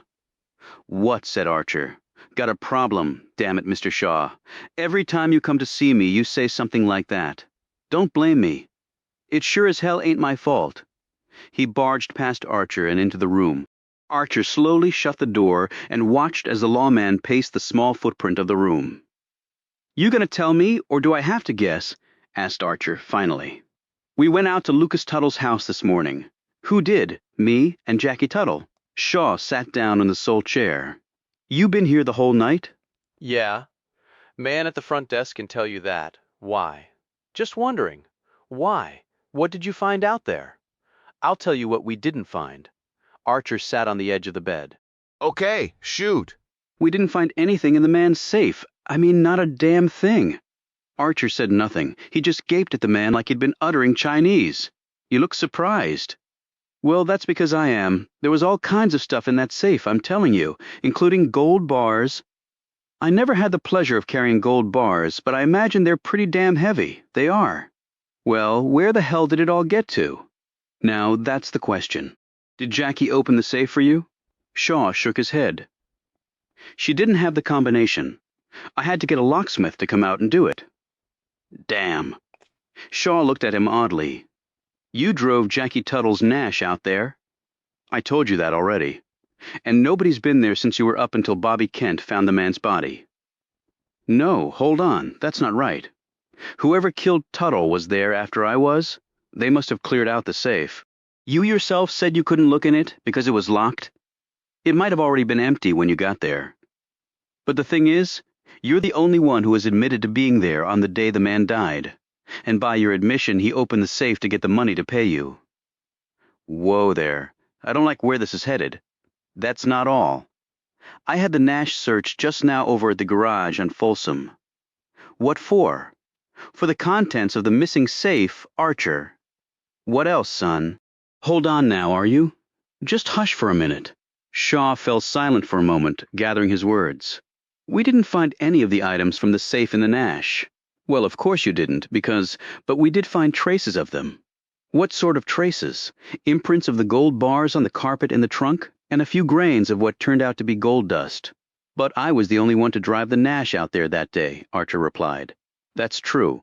And I was with Jackie Tuttle much of the day yesterday. And I had a matron with her last night before I picked her up, and we headed out to her father's place today. Hell, Jackie didn't have anything to do with this. If that's what you're thinking, I agree, which is why I'm here, son. Shaw looked sad, painfully so. What are you getting at, Mr. Shaw? Remember I told you folks not as smart as me in the detecting business might throw a monkey wrench in the works? Well, they have. I got my marching orders from the higher-ups, so stand up. What? Stand up. Archer did so.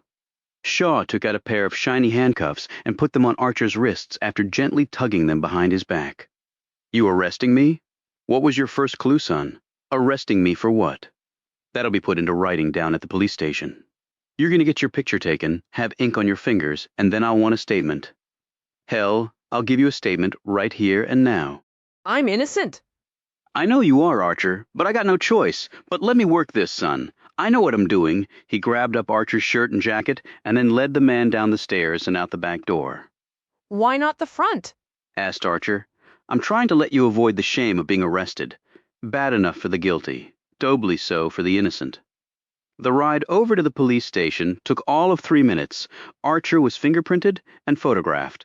Then he was allowed to wash his face and shave and put on his shirt and jacket. Shaw even managed to find some hot coffee and cold eggs for Archer before he set him down in front of a recording machine in a small room with one table and 2 opposing chairs. Shaw said in a low voice, "Now look, since I have to record this, I got to go by the book. I'm going to sound like you're guilty as hell, but you just stick to your guns, okay, son? Listen, I'm not going to do anything to get you in trouble, mister." Shaw, and if this will, I don't want you to do it. Shaw gave Archer a look that many of his fellow soldiers had right before they went into battle together. It was a cross between a sad smile and a dropped tear. I appreciate that, son, but we're going to get through this.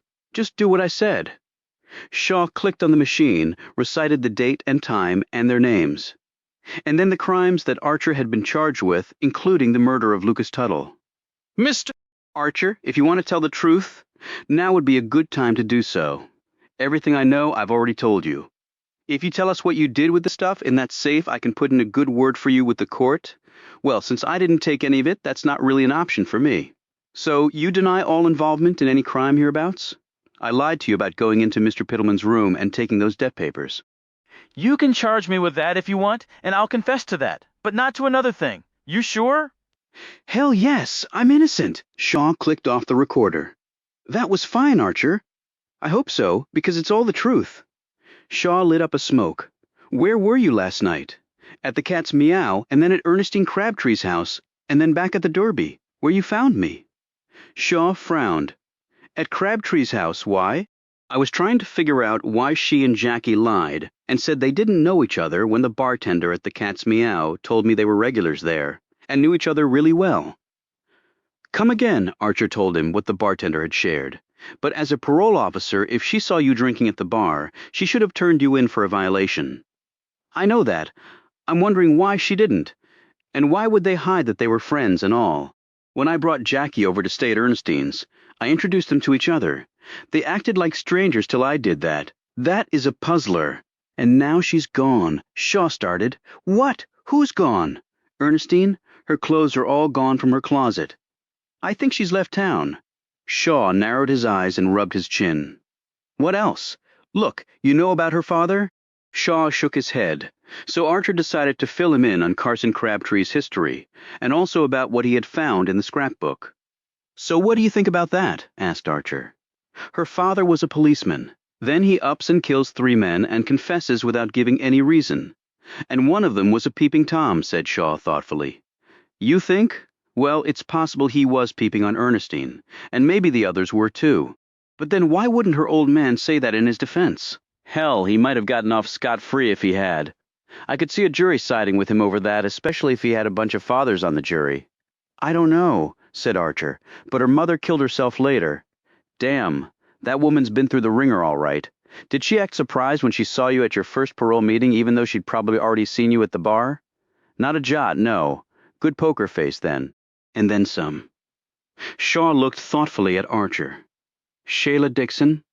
Archer's face collapsed. What about her? She's the mayor's daughter you were charged and convicted with kidnapping and false imprisoning and contributing to the delinquency of, well, hell, I know that. You got a pretty short sentence comparatively. I worked a deal so she wouldn't have to testify, and then I got paroled early, and damn it. For the record, she told me she was 20. I had no idea she was 4 days short of being 16. She didn't look it, I can tell you that. And I swear on a stack of Bibles we didn't do anything. No fooling around or nothing. I just gave her a ride because she couldn't drive. I know all that, Archer. Archer's jaw dropped perceptibly. What? How? I spoke by phone with the lady, and she told me the whole story. How she loved you, but you were a real gentleman. That she lied about her age in the car and pretty much everything else to get you on her side, and that her father browbeat her into lying about you because he was worried it would sully his reputation having, as she told me, he called her a slut for a daughter. And by the way, she's still head over heels for you, though she's married now and just had a baby. Well, damn, Said an astonished Archer. Why'd you call her in the first place? Because I wanted to know what sort of man you were, Archer. See, what you do in the past can matter to what you do in the present and in the future. I believed you, in my gut. But it's nice to have corroboration. You like your corroboration. In the detecting business, it's damn important. Now, the fact that she was still hankering for you shows that you got a real way with women, Archer. But the thing is, son, that's not always good. What do you mean? It's a two-way street, meaning women can have their way with you. Archer thought about this and nodded. I believe you might be speaking the truth there, Detective. I think I am, Archer. I truly think I am. Did Jackie see her father's body? She did. How'd that go?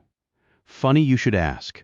I've watched many a family member view their kin's mortal remains, but I've never seen one who didn't shed a single tear while doing so until yesterday.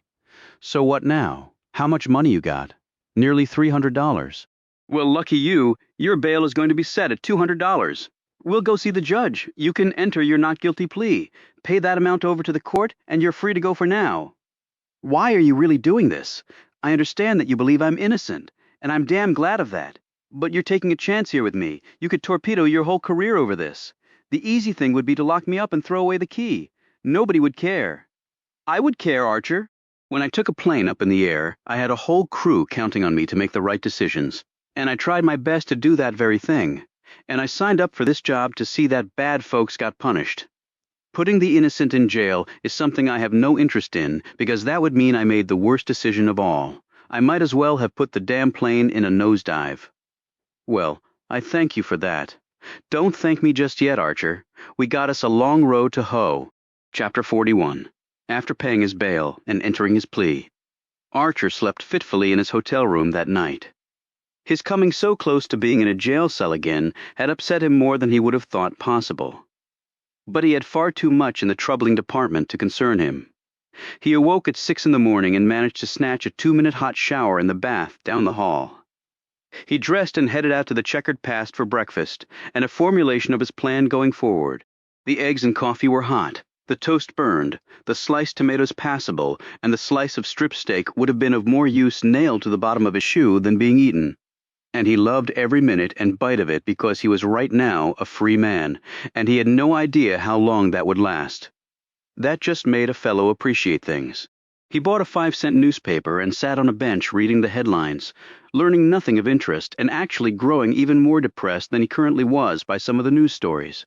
But he used the paper to also shield himself from folks passing down the sidewalk. He was hoping one of those would be Ernestine Crabtree, but he never saw her, even though where he was perched was directly on the path from her house to the courts and municipality building.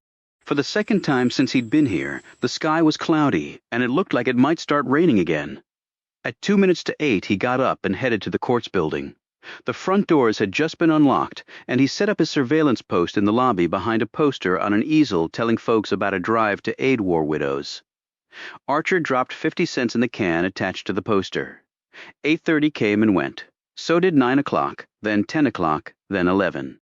Finally, he took the stairs up to Ernestine's floor and headed to her office door. From the looks of her house, the woman had left town, but like Shaw had taught him, he needed confirmation of that. The parole office door was locked, and there was no sign on the door telling why the office was closed. He knocked several times and peered through the upper glass, but it was opaque, and the only thing he could tell was that there was no light on inside. A matronly woman came out of the office across the hall carrying a bunch of file folders. "Hello, ma'am," said Archer. "Yes," she said, smiling. "I was here to see Miss Crabtree, but she doesn't appear to be indoors locked." The woman frowned at Archer. "Here to see Miss Crabtree, are we? She might as well have tacked on, you ex-convict, you." "Yes, ma'am." The woman glanced at the door, and then at the clock on the wall overhead, and her expression changed to confusion. The door's locked, you say? "Yes. Did you try knocking?" "I did indeed. I've been out here a while. I hope she's not ill in there or anything." Wait just a minute." She went inside her office and returned with a key in hand. "I work in the court clerk's office, but this key will fit all the locks in the building." "Well, that's handy," said Archer. "Wouldn't mind having a key like that." She said disapprovingly. "What were you in for? And don't say some petty crime. I've heard it all before, and don't lie and say you're innocent or misunderstood." "No, ma'am. Fact is, I was a bank robber." She looked at him with a new level of respect. "Indeed. Well, that's where the money is, after all." "Yes, ma'am." She unlocked the door, swung it wide, and said, "Miss Crabtree? It's Mrs. Gibbons from across the hall." "Yoo-hoo! Anyone in here?" Clearly the room was empty. Archer also noted that the big, squat royal typewriter was missing. Archer said, "You want to check the ladies' bathroom down the hall, ma'am? I can't do that?" What? Oh, yes, of course. As soon as she left, Archer looked in the wastebasket and searched the desk. Other than office supplies and parole office forms, the only thing in the drawers was a small book. He picked it up and read off the title, A Room of One's Own. He remembered it as being her favorite one of Woolf's works. He slipped the book into his pocket when he heard the woman returning. "She's not in the bathroom," she said when she appeared in the doorway. "She might be sick at home. Well, if so, she should have let someone know. If this is your day to meet with her, tell me your name so you won't lose credit." "No, ma'am. It's not my day." "I was coming by to tell her that I got a job." "Really? Where?" "Slaughterhouse." Knocking in hogsheads, I suppose." "Yes, ma'am. You sure you were a bank robber?" Archer held up 2 fingers in the form of a salute. "Scout's honor. He left her there and walked out of the building. He sat on a bench and opened the book to a page whose corner had been turned down. A sentence was underlined. He read it off. "A woman must have money and a room of her own if she is to write fiction." Archer kept staring at those words as though they would cause everything in his life to instantly make sense. It didn't work. He imagined there were 2 ways to leave Polka City, a car or a bus. If she had left by bus, he might be able to check that, or Shaw certainly could. If by car, that would be more problematic. Car. He hoofed it over to Folsom Street, hoping to beat the rain, which he did, mostly. The heavens burst open just about the time he made it to the garage. He shook off the rain and slapped his hat against his thigh and watched as rainwater turned reddish-brown by the dirt ran in meandering rivulets down the asphalt. Well, this whole place could use a good cleaning. The Nash sat in its space, and according to Shaw, this vehicle was a veritable bastion of evidence mostly against him. Now, he was no trained detective. It was true, but Archer had spent years of his life in another part of the world, noticing little details that might save his life and that of his men. A machine gun muzzle barely visible under a mess of straw. A Panzer barrel edging out from the tree line. The too intense stare of a villager who was trying to hide something. A wire leading to a bomb that looked like only a bit of plant vine, and then in prison it was sort of the same. A shiv sticking out from the cuff of a shirt. A guard clenching his baton a little too tightly before bringing it down on someone's skull. A group of cons edging a bit too close for comfort. His realizing all these things before they could impact him, giving him a bare moment to react and to live. Those experiences had rewired Archer's brain, bestowing on him a level of skillful observation to perhaps successfully accomplish what he was about to attempt. Shaw had said that in the Nash's trunk were the imprints of what had appeared to be the gold bars, their weight pressing down on the soft carpet in the trunk. And along with that were grains of the gold dust. Clearly that had been the haul from Tuttle's safe. Shaw had told him on the way to the police station that pictures of all this had been taken and would be used as evidence in a trial. In my trial, he checked the car, which was unlocked, but the keys were not inside, and the trunk was locked. He managed to work the back seat free and was able to access the trunk that way. He used his Rayovac light to look at the trunk carpet. He could make out the bar impressions and a bit of sparkly particles in one corner. He concluded the latter represented fragments of the gold dust. He climbed free of the car and shut the door. He looked at the Nash's tires and lower half of the car and saw they were mud splattered. He felt the engine. It was cold, and the car couldn't have been driven during this latest rain because it had just started not 5 minutes ago. He peered under the car and saw the hardened and now dried mud caked there too. That meant the Nash had been driven during the big storm, on the very night that Lucas Tuttle had been killed. He wondered where it had been driven to and who had been driving it. As far as I know, only one person has the keys, Jackie Tuttle, but she hadn't mentioned going anywhere that night. She was at her house waiting for her father. Ernestine had gone home at 11, and Jackie had gone to bed. Or so she had said.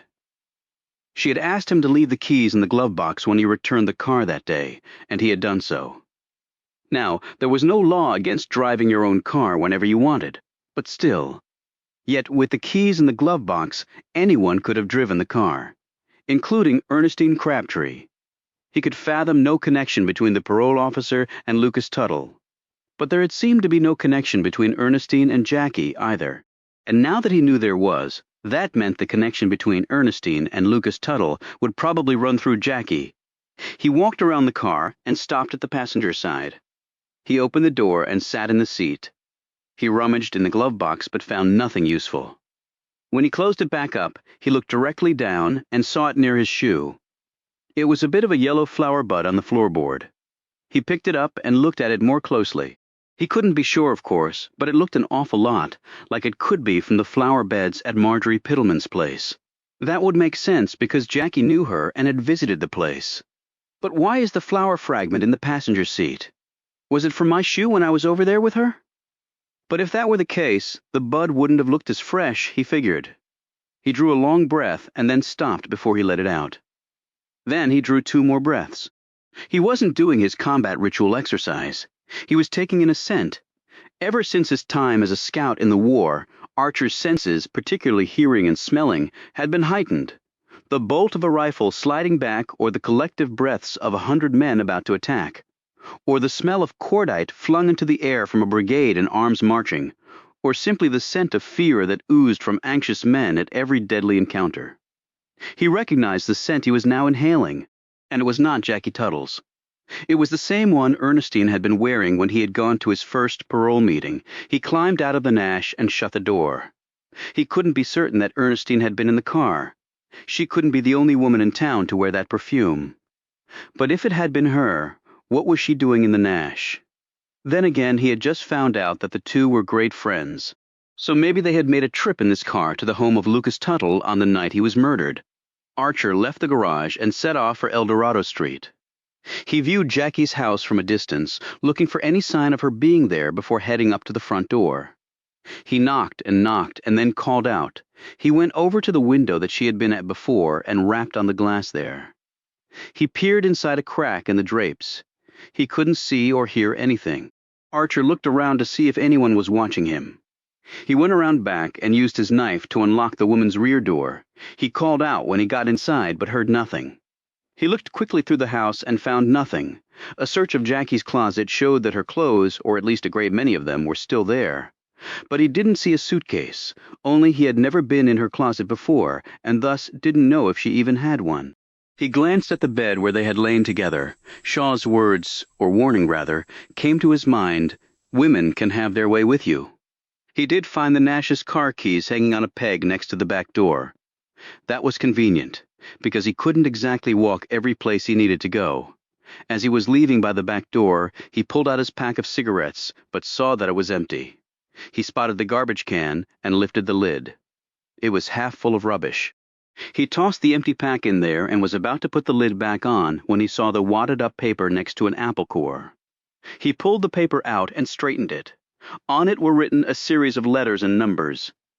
He studied the paper a moment longer and put it in his pocket. Next, he went to the houses on either side of Jackie's and knocked at the doors. No one was home at either place. Archer wanted to determine if anyone had seen Lucas Tuttle drive up to Jackie's house at 9 that night. Well, he wouldn't get an answer to that right now. He wasn't sure anyone even lived in them. Archer jogged back over to the garage on Folsom, beating another furious bout of rain by about a minute, and then drove the car out onto the street. He had 2 places he could go and chose one by taking a quarter from his pocket and performing a coin flip. He punched the gas and the Nash leapt forward, its windshield wipers busily swishing the rain off the glass. He hoped the clarity of his vision would be able to match that of the cleared glass. But right now, that seemed like a stretch. Chapter 42. Nearly an hour later. Archer pulled to a stop in front of the gates to Marjorie Piddleman's home. This time, Manuel didn't come to open the gates, so Archer climbed out and did the honors himself. He pulled the Nash through and stopped in front of the enormous house. He made it to the door with 3 long strides, knocked the rain off his hat, then rapped on the door. He stepped back when he heard footsteps approaching. The door was opened by Agnes, the same elderly woman in a maid's uniform who had been there before, and her look of disinterest had accompanied the woman yet again. "Yes, you remember me? I was here with Miss Jackie?" "Yes," said Agnes, dully. "Is Mrs. Piddleman in?" "Yes. Well, at least she hadn't vanished. Could I see her?" "I will have to ask. Please wait there," she said, stiffly, before walking rigidly off. Ignoring her instruction, he stepped through and looked around. Archer took a long whiff of the air to see if he could detect either Jackie's or Ernestine's perfumes. He couldn't. He paced in the front hall, shooting glances here and there. Through the broad, tall windows facing the rear grounds of the house, he saw a man working under the hood of a pickup. He opened a door, stepped out, and hurried over to him. The rain had now weakened to a drizzle. "Hey there," said Archer, walking over to him as the man looked up. "Just here to see Mrs. Piddleman." The man nodded. "Okay. Bet you're glad to see this rain. Good for the crops. We'll take it when we can get it. Got a question?" The man finished turning a wrench on a bolt, wiped his hands off on a rag, and said, "What's that? I was talking to another farmer hereabouts, and he said the last 6 years of drought just about wiped him out." "It did a lot of folks around here, mister. That's no lie." Archer eyed the lush fields of crops that stretched as far as the eye could see. "So how did you all buck those odds?" "We got a large spring-fed pond on the property. We pipe water in from there. And if that wasn't enough, Mr. Piddleman had water trucked in for irrigation." Must have cost a pretty penny. Wasn't cheap, but we grew our crops and outlasted a lot of others round here. Probably didn't make him all that popular with his fellow farmers. "You want the truth?" I doubt the man cared. Just the way he was. "Mister?" Archer turned to see Agnes at the door calling out to him. "Mrs. Piddleman will see you now." Archer retraced his steps, and the maid led him slowly down the hall to a small sitting room that was cozily furnished and had fine views through a pair of large French doors opening to the rear of the house. Marjorie Piddleman was ensconced like an aged portly queen on a chaise lounge wrapped in a blanket, even though the room was not cool. He wondered if the woman had poor blood or some other such ailment, or maybe she thought the blanket could keep all her troubles at bay. "Mr. Archer?" "Yes, ma'am. Thank you for seeing me. Please sit down. Would you like a drink? Some lemonade or coffee?" "Coffee would be fine, thanks." She pressed a little buzzer on the wall behind her. Archer thought it must be swell to have only to push a button to get what you wanted. A few moments later, Amy opened the door. She graced Archer with a coquettish smile before saying, "Yes, Mrs. Piddleman. A coffee for Mr. Archer." "Yes, ma'am. Right away. Do you take anything with your coffee, mister?" "Archer?" "Just a cup," he quipped. Amy giggled, caught herself under the stern eye of Marjorie, and quickly retreated. "What can I do for you, Mr. Archer?" she said impatiently. "I was wondering if you'd seen Jackie lately." "Not since she was last here with you, I haven't.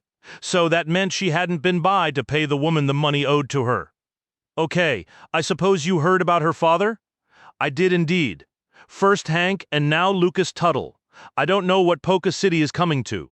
"It's like a crime wave one associates with the likes of Al Capone and his ilk." "Yes, ma'am. Do you happen to know a woman by the name of Ernestine Crabtree?"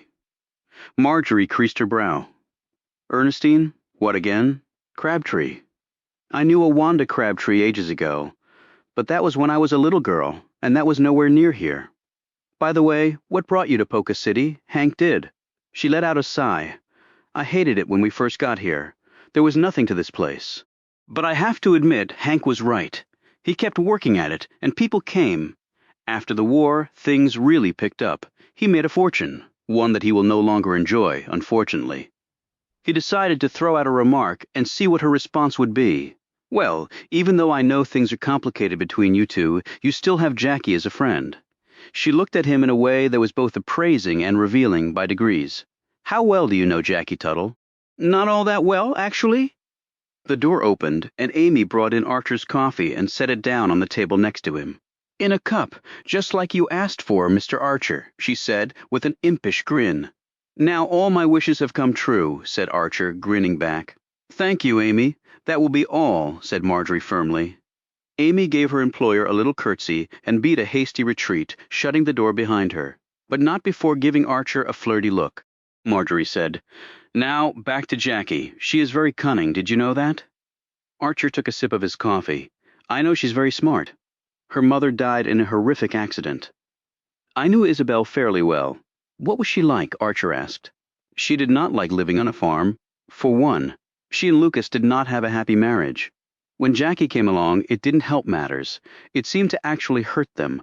How so?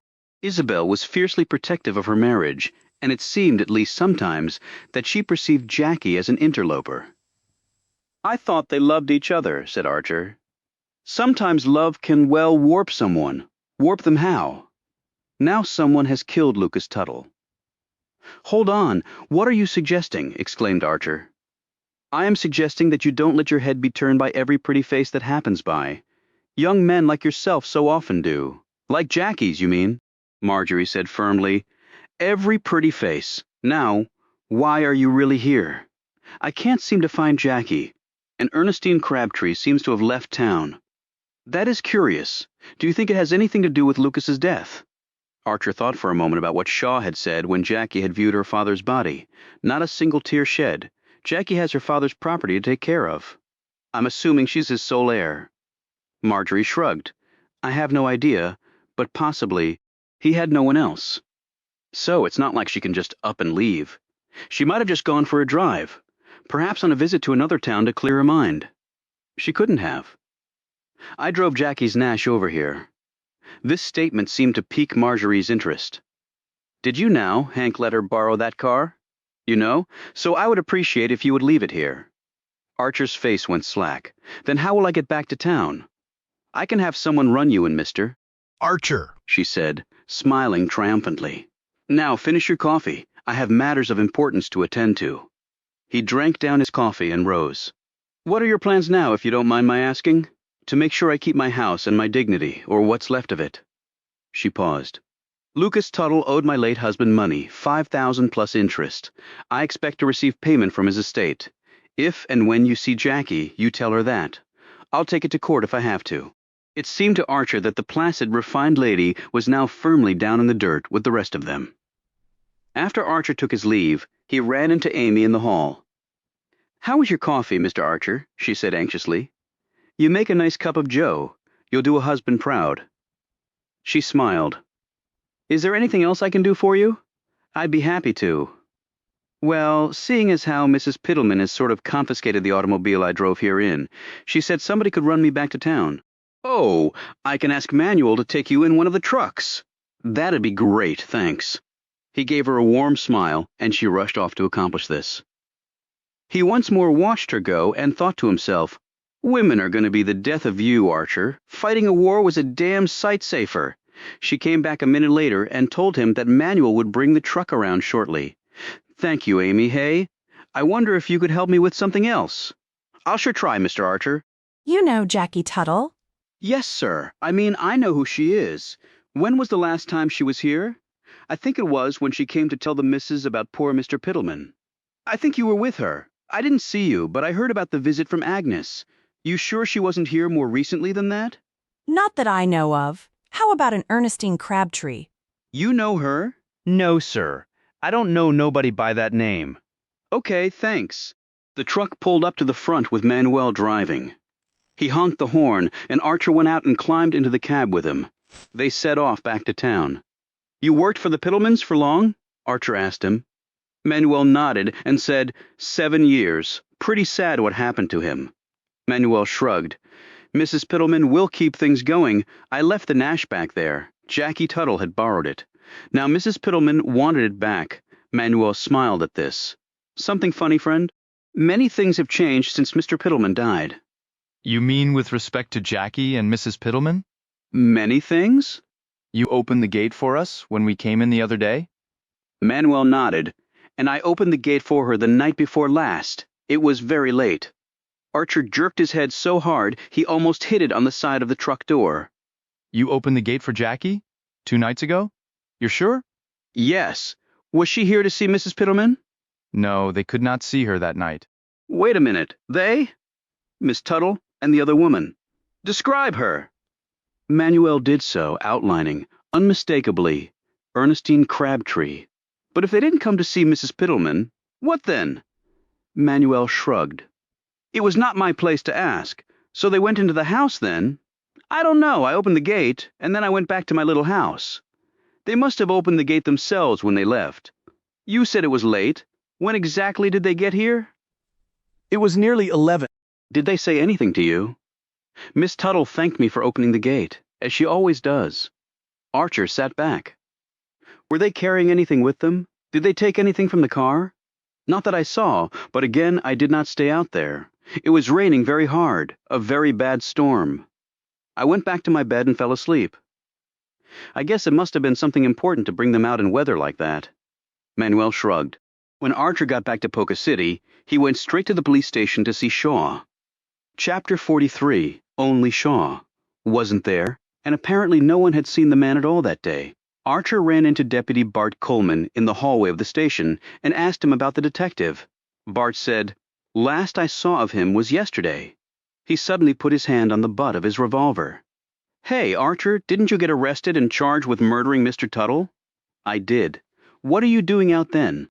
"Made bail." "You can check. Not like I escaped, right? And if I had, I sure as hell wouldn't have come back to the police station." Bart reluctantly removed his hand from his gun. "No, I guess not. Look, if you see Shaw, can you tell him to come see me over at the Derby? It's important." Yeah, okay. Archer sat down on the bed in his hotel room and contemplated things. He'd been rushing around so much he hadn't had time to put together all that he had recently learned. He had wanted to tell Shaw and see the man write it all down in his notebook and maybe help him make sense of it. But that was not to be right now, apparently, so Archer instead went over it in his head. It seemed likely that Jackie and Ernestine had some sort of understanding and a plan. They had visited Marjorie Piddleman's home during the storm. That would account for the mud on the car and its tires. He didn't know if they had gone to the house or not, but Marjorie had said she hadn't seen Jackie since the time he had been there with her. And from what Marjorie had told him, it was clear that Jackie had not given her the money to repay her father's debt. One thing Archer had concluded was that Jackie had cleared out her father's safe and loaded it into the large trunk of the Nash. And she had done so in the time between Archer seeing all the wealth in there and Jackie and Shaw going out to Tuttle's home. But now with Manuel telling him what he had, Archer could narrow that time frame down some.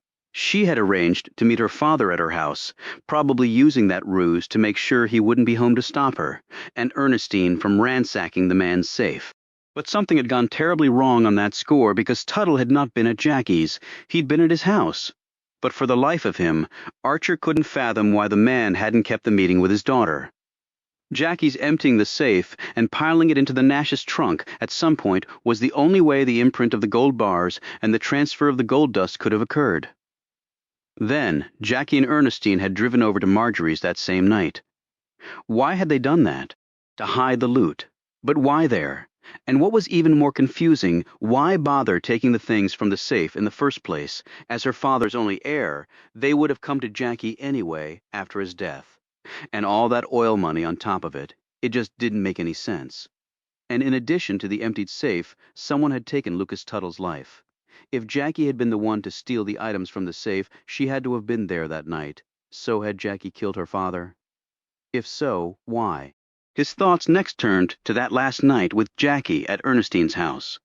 She had been the one to bring the conversation around to the repayment of the debt. Something Archer had admitted to her that he had forgotten about. And she had been the one to suggest the meeting with her father. She used me, set me up like the sucker I am. He rose and was looking out the window when an idea occurred to him. At the same moment, he saw the dull, mustard-colored Hudson Hornet with a brown stripe and chrome sidelight parked at the curb. He put on his hat, pocketed his knife and flashlight, and rushed out. He reached the street and ran over to the car, peering in the open window. Bart Coleman, donut in hand, looked back at him while Deputy Jeb was drinking his coffee and devouring a large, messy pastry. "What do you want, Archer?" said Bart sharply. "I ain't seen Shaw to tell him you want to talk to him. That's why I'm here." He left me a note at the hotel and said to meet him out at Tuttle's place. "Can you give me a ride?" "We're working here, Archer," said an irritated Bart as he wiped a bit of donut powder off his mouth. "Hell, can't you see that?" "Yeah, I can. Look, he pulled out a $5 bill. How about this for gas, and maybe some more pastries?" He tacked on, eyeing Jeb eating away. Bart looked at the $5 for a moment before snatching it. "All right, get in." Archer climbed into the back seat, and Bart pulled away from the curb. He drove fast, and in just under an hour they were at Tuttle's. "Don't see Shaw's car here," noted Bart. "He drives a big Buick. Can't miss it." "Yeah, I know. He might not have got here yet." "He was coming from somewhere else," he said in the note. "I'll ride back into town with him. Suit yourself." Archer climbed out, and the squad car drove off fast, trailing vortices of fresh dust in its wake. The recent rains had done nothing apparently to diminish that physical element of life around here. Archer turned and faced the Tuttle house, which held no signs of life or light. He walked around the place and noted that there was no activity in the adjacent fields. This was not surprising. It was getting on to supper time now as the sun faded into the horizon. Maybe with the man dead, all operations on the farm had ceased. A few minutes later, in the outbuilding, Archer shone his light on the odd-looking piece of farm equipment. It was the corn picker he'd seen before. Maybe this was the thing that Isabel had fallen to her death on. It had 4 sharp-edged, cone-shaped pods. They were all facing downward.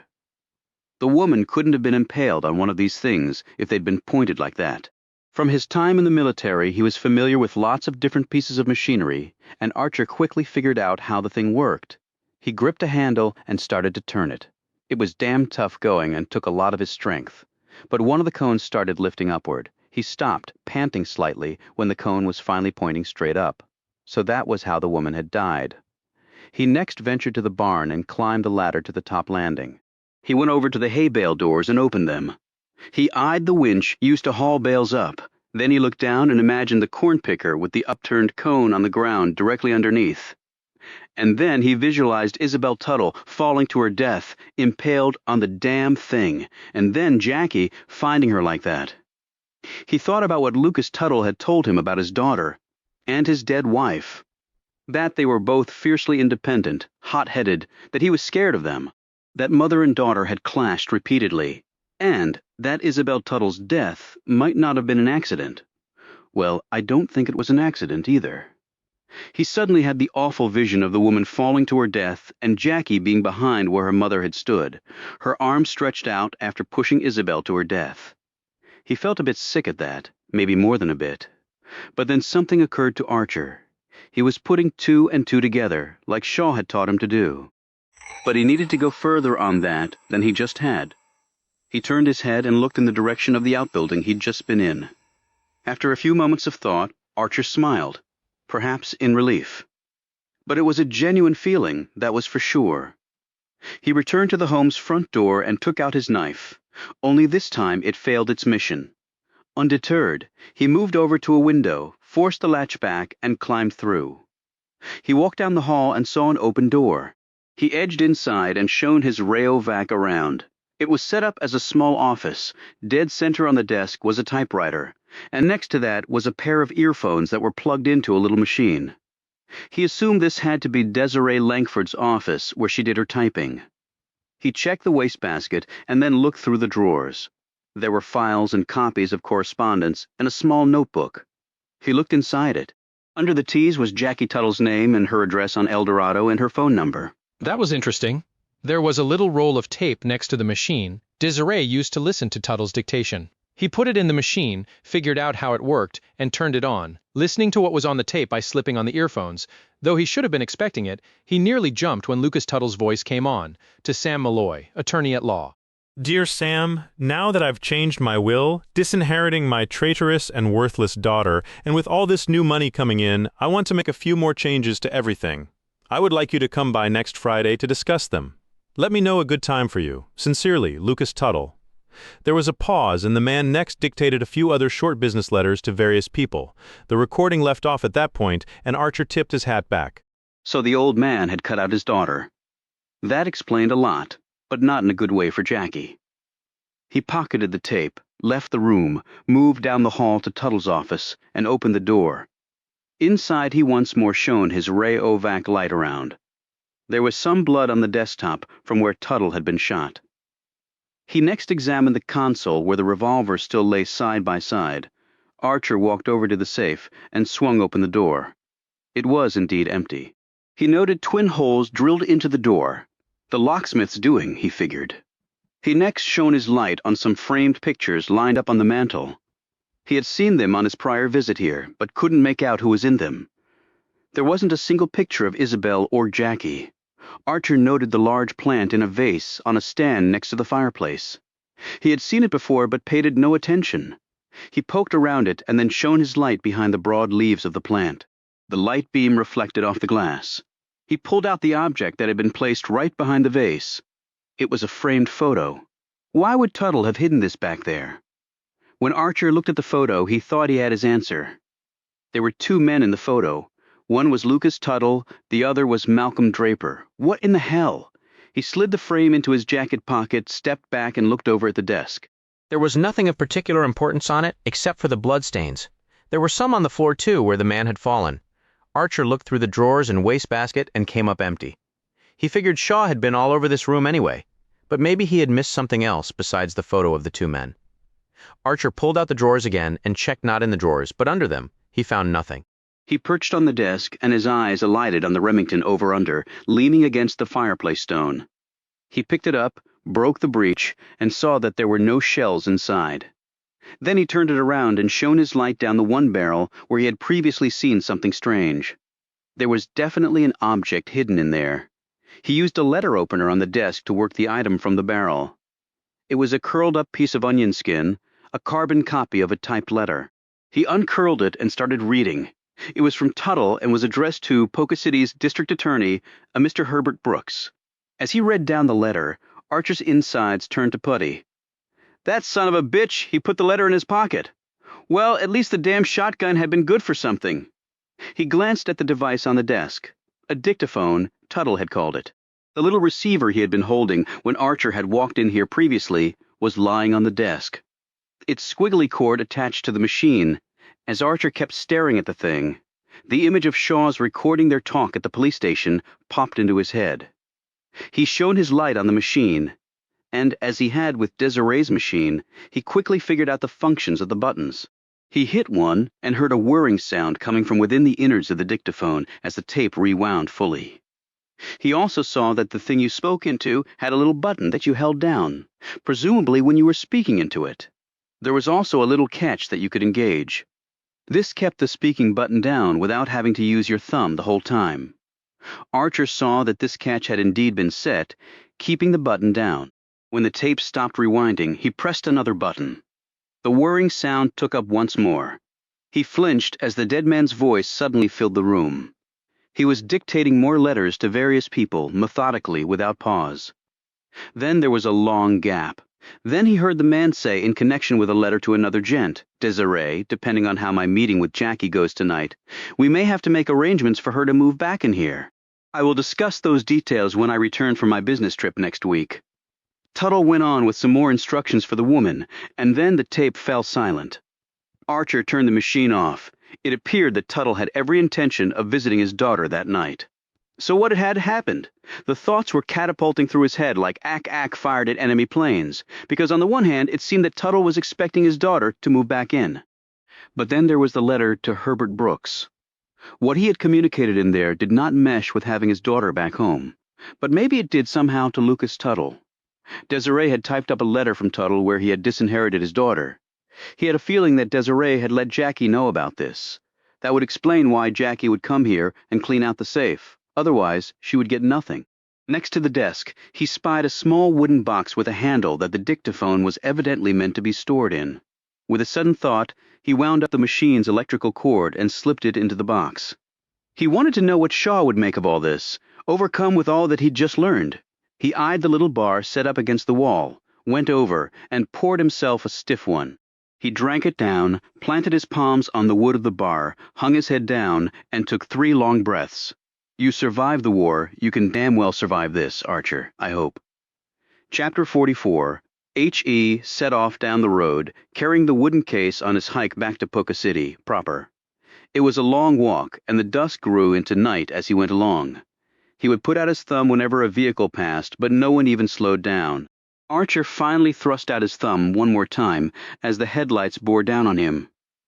However, he held out no hope the vehicle would stop for him, until he heard the gnashing of lowering gears and the slowing of an engine. He turned around as the car pulled off onto the shoulder. The passenger's side window came down with a jerky motion. "Mr. Shaw?" The detective was grinning at him through the opening. Archer eyed the big Buick. "Where the hell have you been?" "Drove over to Texas yesterday. Took me near to forever. Just getting back. Texas? Why?" "Get in and I'll tell you all about it, and I'll do the same with what I found out." Archer climbed in, and Shaw pulled the big Buick back onto the road. "Guess your arm's okay," said Archer, noting the sling was gone. Aches a bit, but I'm fine. What's in the case there? I'll show you when we get to town." "Why don't you tell me what you found out first?" said Shaw. Archer went through some of what he had learned, but he did leave out the details of the carbon copy letter he had found. He wasn't certain why he had, but his gut was telling him to keep that to himself.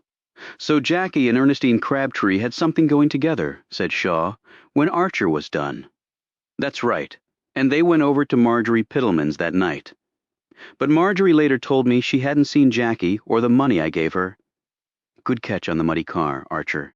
"I didn't see that one, and I was staring right at the dang thing." "And you think they emptied out the safe that night? Why?" In answer, Archer told the detective about the recording where Tuttle had cut his daughter out of his will. "That would give her a motive to steal what was in that safe," said Shaw. "Only how did she get it open? She didn't have the combination." "No, I think she did." He showed Shaw the slip of paper he'd found in Jackie's trash. "Well, I'll be damned." "Sure looks like a safe combo to me." He eyed Archer proudly. "You did good, son. Damn good. You got the makings of a fine detective." He paused as he watched Archer frown. "What's wrong?" When Archer didn't answer, Shaw did it for him. "You like these 2 gals, and you don't want to see them in trouble?" Archer nodded. "You hit it right on the head. If they broke the law, Archer, nothing you can do about that." "I guess." "So Ernestine has up and gone, and you can't find Jackie?" "I think they're both gone." He sat up straighter in his seat and stared out the windshield into the dark. "Now, tell me what you were doing over in Texas. After you told me what happened with Ernestine's father, I called a friend of mine at the Federal Bureau of Investigation." "The FBI? You mean J. Edgar Hoover and those boys?" "I do indeed. Anyway, this buddy of mine is assigned to Amarillo, Texas." "Okay, Archer took the pack of Lucky Strikes out of his pocket. You want one?" Hell yes, Archer shook a pair out, lit one up and passed it to Shaw, and then did the same for himself. Shaw rolled down his window and blew his smoke out. "Anyway, I spoke with my buddy, and he recalled the case. He phoned a friend of his in the Amarillo Police Department and put me in touch with him. I drove over to Amarillo yesterday, shortly after I left you, and I'm just getting back now, like I said. They had a tornado come through there a few months ago, wrecked half the damn town. Felt like I was back in the war. Damn. So what'd you find out?" Carson Crabtree was a fine police officer who everybody liked and respected, except for the fact that he killed 3 people. "Hold on, I'm getting to that." He puffed on his cigarette. "Thing is, those 3 men, they did have one thing in common. What was that? They all knew Ernestine." "And that never came out?" "It did, but only after Carson was executed." "Why, only then? Didn't people investigate?" "Why would they, Archer?" "Carson Crabtree confessed to the killings. What was there to investigate?" Right. Anyway, it did come out later when a curious reporter down there did a little digging. One of the men had been caught peeping on women. That was in that article I told you about. What you don't know is that he'd definitely been caught peeping on Ernestine. Okay, but how does that tie into what happened? You know young man Archer being one yourself. Some think they can do what they want with the fairer sex. They start by peeping, then move on to something a lot worse. Archer shot him a hard look. Are you saying what I think you're saying? The policeman I was talking to believed that the three men, well, they did things to Ernestine. You mean they raped her? Archer, or so the man believed, and more than once, and that's why Carson Crabtree killed them. Hell, if somebody did that to my little girl, I know I'm a lawman and all, but so is Carson Crabtree. I might just do what he did. But if he killed those men, he must have known what they did to her. He could have used that to not get electrocuted. Hell, he probably could have gotten off completely. You said that yourself? Now, there's the interesting part. The theory the man had is that Carson was guilt-ridden because in his mind he had failed to protect his daughter. And on top of that, if he used what they had done to his daughter as a defense, it would have to all come out. He probably thought the shame would have ruined her. So he confessed and went to the chair, for her sake. Archer sat back. I think the man might be right. Remember the letter in the scrapbook? Shaw nodded and said, You think her mother knew and she was telling Ernestine not to dwell on it, not to blame herself for what her father did. I think so, but then Ernestine's mother killed herself. I guess she couldn't heed her own advice. Archer rubbed his brow, tossed his cigarette out the window, and said, Damn, I need a stiff drink. I'm with you there, son. Maybe more than one. They drove on to Poca City. Chapter 45.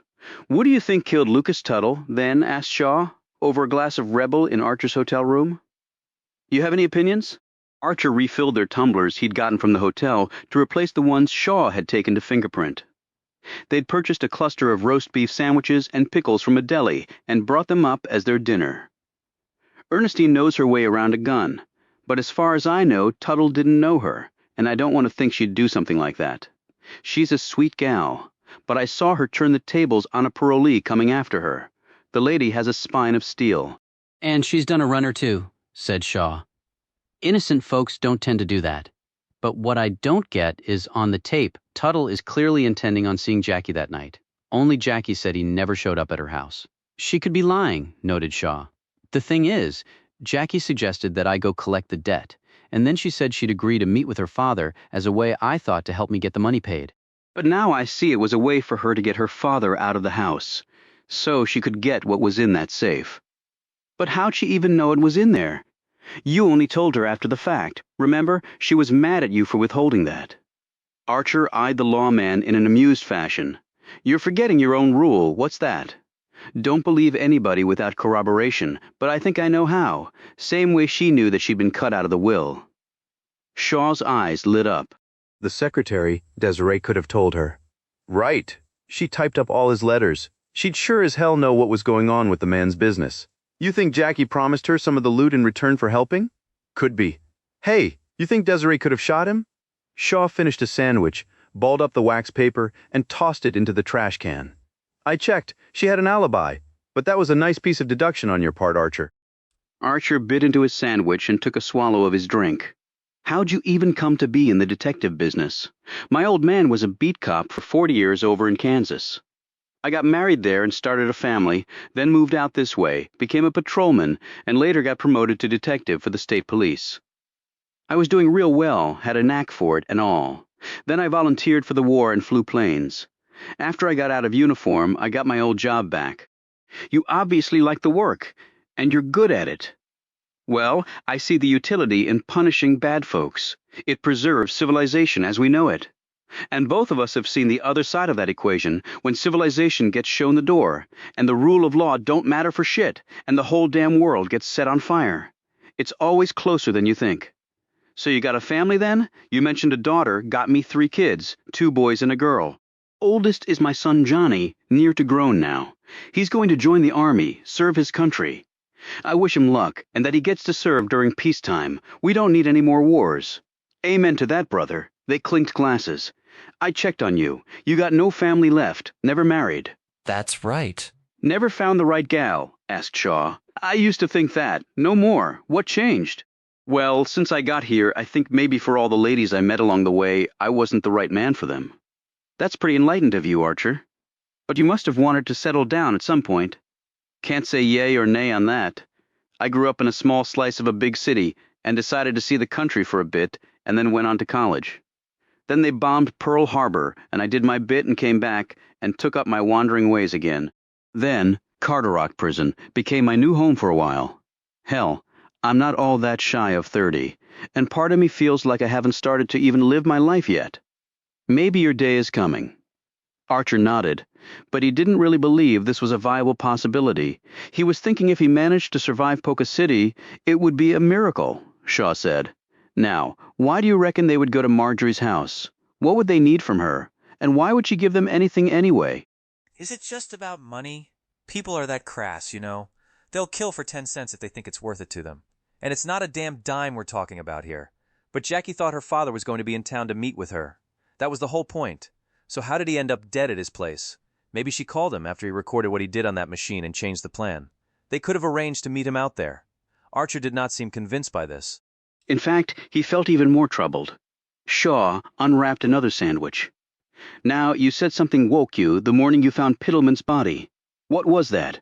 Archer thought back. Loud noise or bang. Like maybe someone hit your door. Yeah. Now, if I'm reading this right, whoever killed Piddleman was the one to bang on your door to get you up from your bed. Then they waited to hear you coming down the hall, and they opened the door a crack to number 615, and maybe went and hid in number 617. You see, the plan was they wanted you to find the body and get your prints on that doorknob. I guess that could be. Archer smacked his forehead and pulled the small framed photo out of his pocket. Hell, I forgot about this. There's Lucas Tuttle and Malcolm Draper together. Shaw looked stunned. But he worked for Piddleman, not Tuttle. Well, Marjorie said that Draper only came to work for them about a year ago. Hold on, wasn't that about the time Jackie left home? Yes, it sure was, Shaw squinted as he thought about this. And Draper would go out to the slaughterhouse most nights, the clerk said. And then you told me they couldn't make payroll. That's right, Shaw smiled in a self-satisfied way. What? Asked Archer sharply. I know this will sound like a long shot, but I was a pilot, and you were infantry, Archer. So all we knew were long shots that paid off every night we went to bed still breathing. He paused. What if Draper was a plant of Tuttle's? A plant? How so? Man gets Draper in there to do his bidding and mess up Piddleman's little empire. Draper might have been going out to the slaughterhouse to mess with the books, so to speak, maybe skimming money off, things like that. And maybe that wasn't the only business of Piddleman's he was doing that too. You think? Remember the past due bills I found in the trash can behind the hotel? What if Draper took them from the office and tossed those in there? Thing is, the man was sort of Piddleman's business manager. He lived at the Derby Hotel. He could have had access to that office any time he wanted. Hell, maybe Piddleman thinks the man is paying those bills, but instead he's tossing them. Wouldn't take long for Piddleman's businesses to be run into the ground and him not even know it before it was too late. And on top of that, Piddleman had his own gambling problem. Now, Archer looked stunned as he recalled something Sid Duckett had told him. Hold on. When I talked to Sid Duckett about what would happen to Piddleman's businesses since he was dead, the man said that Lucas Tuttle might buy them up, because he had the money. But how would Duckett know that Tuttle had the money to do that? Everyone thought he had financial problems, including his own daughter. He would, if Draper told him, Shaw took all this in, and the night we talked to Duckett at his cottage, and you mentioned payroll not being met at the slaughterhouse? You think Duckett put two and two together and confronted Draper about what he thought was going on? Shaw nodded. Maybe even tried to blackmail him over it. He could have threatened to tell the law what was going on unless they paid him off, and then he ends up fed to the hogs for his troubles. So Lucas Tuttle was getting his revenge on Piddleman. Come again? Said Shaw. When I met with him, Tuttle told me that Piddleman had this big plan to get Tuttle's daughter and then all his property, but I'm thinking that it was actually Tuttle who had that plan, to get all that Piddleman had. Like Marjorie told us, the two men were rivals. And Tuttle would get it on the cheap, since Piddleman had all those past due bills and such. And Marjorie would probably have to rely on Draper to tell her what a fair price for the business would be, And with the man working for Tuttle, we know whatever price he told her was fair, surely wouldn't be. Hey, how is Draper? We could ask him flat out about all of this. Shaw shook his head, still not conscious. But when he does wake up, I'll be right there with all my questions. Archer fell silent and looked out the window. What is it? We fought a war for this. Conniving folks killing other folks over money? Wars don't change how people are, Archer. They just kill a bunch of folks, and when it's over, people go back to being how they always were. Most good, some not so good. He yawned and stretched. Now, I'm all done and need some sack time. Been a long damn day. Okay, Shaw gave Archer a thumbs up. We're going to get to the truth. Have no fear. I got me some ideas after he left. Archer smoked another cigarette while he stared out the window. Part of him wished he was back in prison, a thought he never believed he would have. This had all shaken his faith in a lot of things, but mainly in one thing. Me. During the war, during most of his life, in fact, Aloysius Archer had been able to trust his instincts. Not now. A few minutes later, he looked down at the framed picture. Pittleman was dead. Tuttle, too. Draper might never wake up and tell them the truth.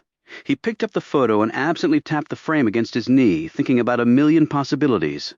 With his tapping, the backing fell off the frame and the freed paper fluttered to the floor. He reached down and picked it up. It was a letter.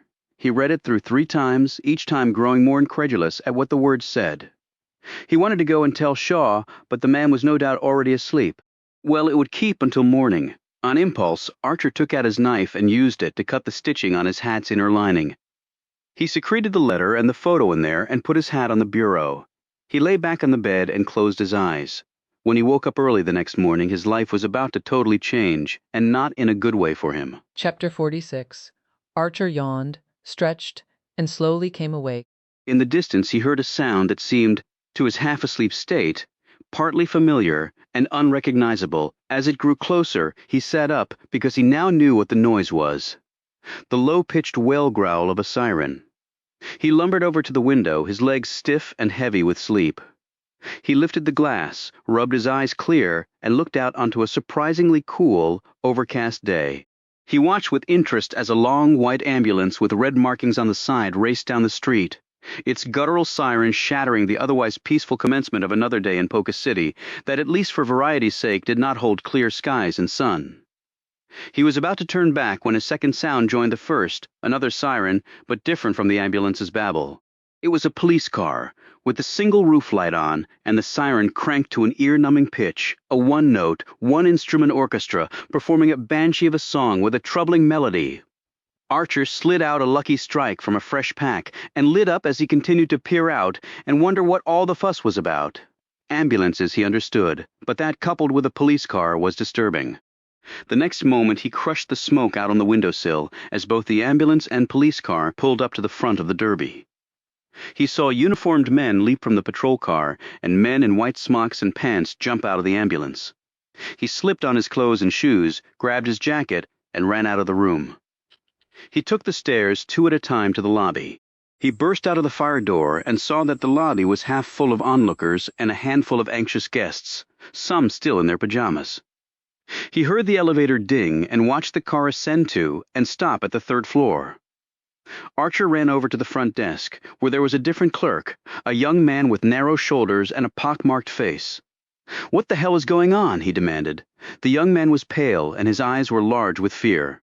"They found somebody out in the hallway bleeding like crazy." "Who is it?" "I don't know. A maid found him." Archer ran back to the stairs and sprinted up to the 3rd-floor landing. He caromed out into the hall and looked in both directions. He saw nothing but heard something. He ran to his left and around the corner where he stopped abruptly. The police and ambulance men were gathered in a small knot around someone lying on the floor. Archer hustled over there to see. One of the officers heard his approach, whirled around, and put up a hand. "Stay back. This is police business." However, he had moved just enough for Archer to see who it was. Irving Shaw was lying there, covered in blood. What happened to him? "Get out of here, sir," said the uniformed officer sternly, his face flushing red and the words catching in his throat. His partner turned, put his hand on the butt of his service revolver, and added, "Now." Archer staggered back to the stairs, stumbled up them, and made it to his room before collapsing on the bed. Shaw was wounded, or maybe dead.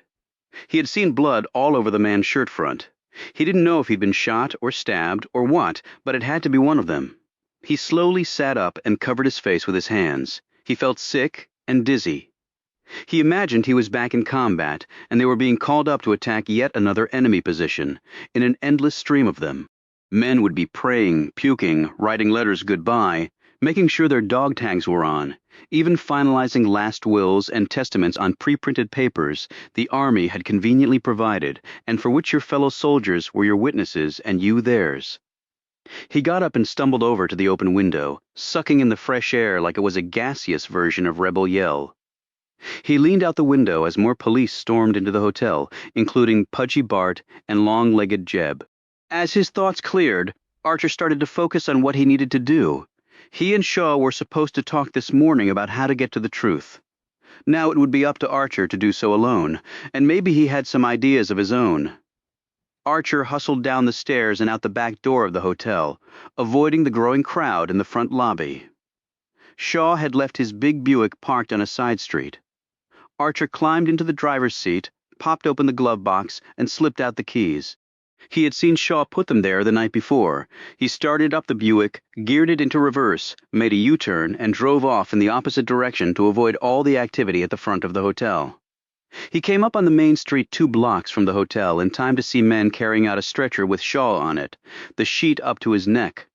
But not over his face, so he's not dead. Thank God. Archer watched this until the rear doors closed on the ambulance. He took a whiff, and the scent of the man, imprinted in every pore of the Buick, came rushing into his lungs. A good man with maybe a bad ending. It could happen to any of us, Archer knew. Against enormous odds, the lawman had survived all those bombing missions fighting for his country, only perhaps to come back and die in a 2-bit hotel in Polka Goddamn City. And someone might have tried to kill him because he was looking for the truth and trying to clear my name at the same time. This thought gave added fire to Archer's mission. Not that he needed it. Avoiding a short drop with a rope around the neck should be incentive enough for any man, he thought. He hung a left and drove out of town. His destination was Marjorie Pittleman's. Jackie and Ernestine had gone there, presumably with the loot from the safe. And he needed to find out why. And that also might provide a clue as to where the women had gone. And, most important, something had occurred to Archer that might lead him to the truth, ironically. It was due in part to something Shaw had told him. It was a two-way street with the women. He was attractive to them, and they could, in return, bend him to their purposes. He made it there in good time, parking the Buick down the road a bit and finishing the journey on foot. It was early enough that he could see no one out and about yet. The gates were chained shut, but he quickly clambered over and dropped to the ground inside. From a crouch, he looked right and left, feeling back in his role of an army scout. He was not concerned with the main house, but flitted off to the left. He reached into his pocket and felt for it. He had not only taken Shaw's car, he had also popped open the compartment under the dash and taken the man's Smith & Wesson .48 Victory piece. Archer was hoping for a triumph of his own right about now. He could sure as hell use it. He got the lay of the land while hunkered down and checked his watch. He imagined folks would be up and about soon. This assumption paid off when he saw Manuel come around a corner of an outbuilding with a bucket of something in hand. He rose from his hiding position and approached the man, who stopped abruptly when he saw Archer. "Hello, Manuel, how's doing?" Manuel looked confused by this greeting. "Doing?" He held up the bucket. "I'm working. Got a question?" "Maid in the house named Amy?" "What about her? How long has she been working here?" "Why? I'm thinking of asking her out. I think she likes me." Manuel smiled. "She is very friendly." "Yeah, I could see that. So how long?" "Not long. Maybe 6 months. Any idea where she is now?" "At this hour, probably in her room getting ready for work." "Where is that?" Manuel eyed him suspiciously. "Why?" Archer patted his pocket where the gun was. "Got a present I want to give her and then ask her out. Don't like to let grass grow under my feet. Another fella might cut me out." Manuel smiled again in understanding, nodded, and pointed to his left. "The maids live in little cottages behind that barn. Amy's is the last one." Archer pressed $1 into the man's calloused hand. "Thanks, friend. You have no idea how much that helps me. Good luck. I think I'm going to need it." Archer hustled to the row of little one-room dwellings and reached the last one. He knocked on the door, and a girlish voice said, "Who is it?" Doing a reasonably good impression of Manuel's baritone, Archer said, "Mrs. Pittleman needs you right now, Amy." "Just a minute." Less than a minute later, the door opened, and there stood Amy. She looked up at Archer, astonished beyond belief, and then she smiled disarmingly. "What are you doing here, Mr. Archer?" She stopped smiling when Archer pulled out the .38 and pointed it at her. Terrified, she backed up, and Archer entered and closed the door behind him. He looked around the tiny dimensions of the room, which was not much bigger than his prison cell had been. It was furnished in a rudimentary fashion. Cot, dresser with a washbowl and pitcher on top. One wooden chair with a broken back, pegs on the wall for clothes, of which she had few, a small square of tattered rug over the cold plank floor. There was a chill in the air and the distinct odor of mildew. He figured her bathroom would be a nearby outhouse. Sit down, he ordered, pointing to the cot. While he took up residence in the chair, she sat and looked at him fearfully. "Please don't hurt me. I need you to tell me right now where Jackie and Ernestine are." She looked at him blankly and said nothing. She just sat there with tears forming in her eyes and her small face twitching. He rose and roughly gripped her by the arm, jerking the woman to her feet. "Okay, let's just go to the coppers then. They'll be able to hang somebody. Might as well be you, sister." Amy's bloodless face collapsed, and she pulled against him and wailed, "Wait, please don't. He looked around the room again. "They shake some cash in front of you? A way out of this dump. How much?" When she didn't answer, he pointed the revolver at her again and said quietly, "I'm one desperate son of a gun, lady. So how much?" $1,000.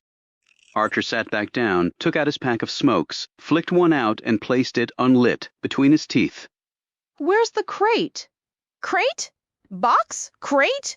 Whatever the hell you want to call it. This is pretty damn simple, Amy. It was all about the dough." When she didn't say anything, Archer nodded slowly.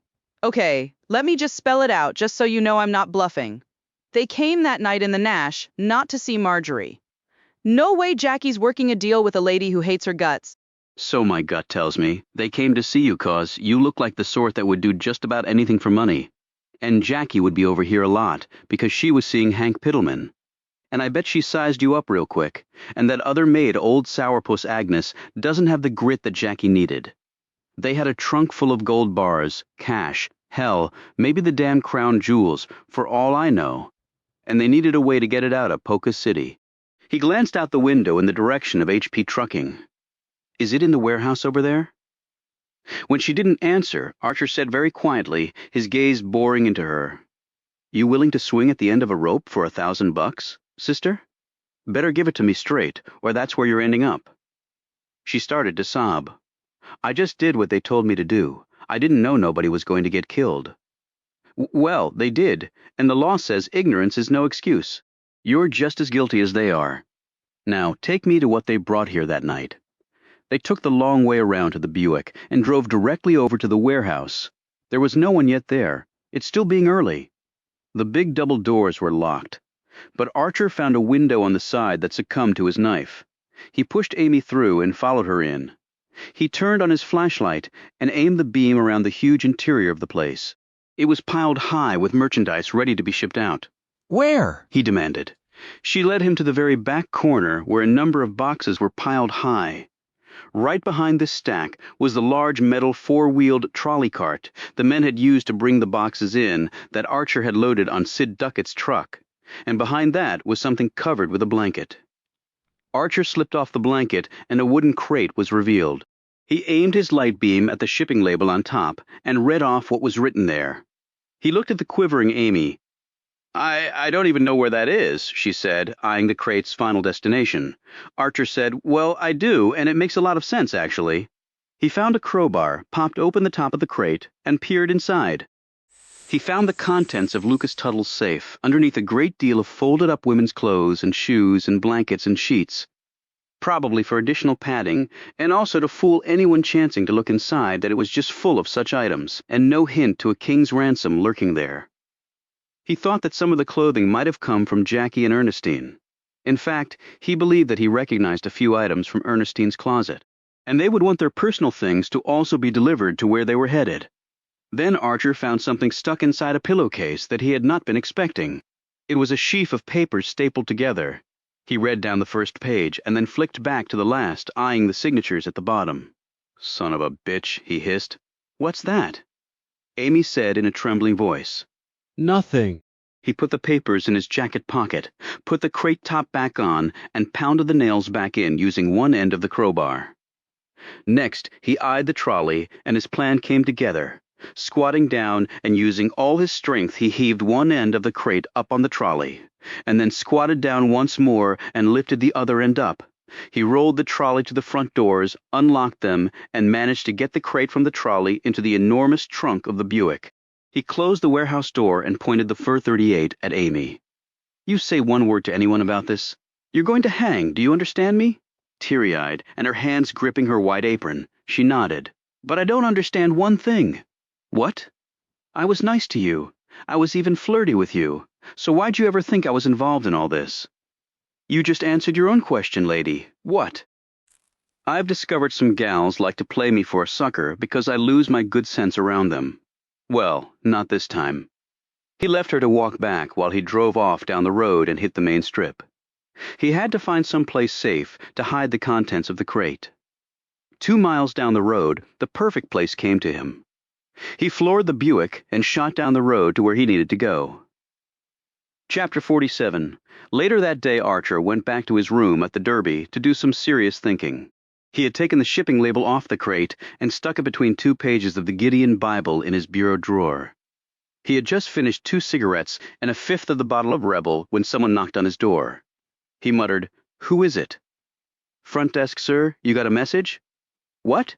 Who from?" She wouldn't say. "She?" Archer jumped up from the bed and hurried over to the door. As soon as he opened it, it flew inward, and Bart and Jeb plowed through the opening. They slammed him up against the wall.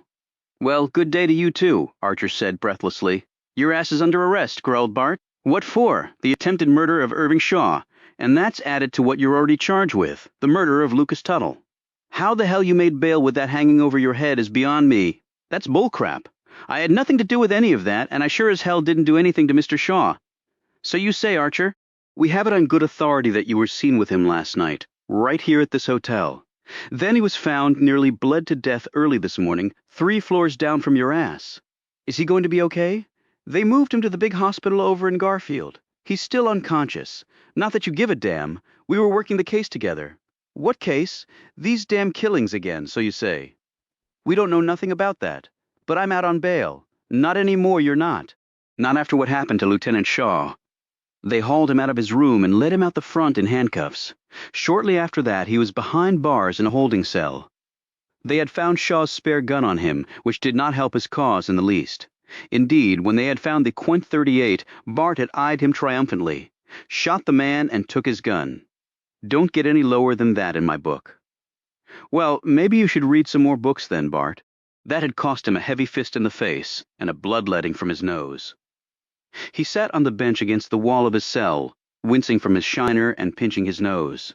His facial injuries from his encounter with Draper hadn't even fully healed yet.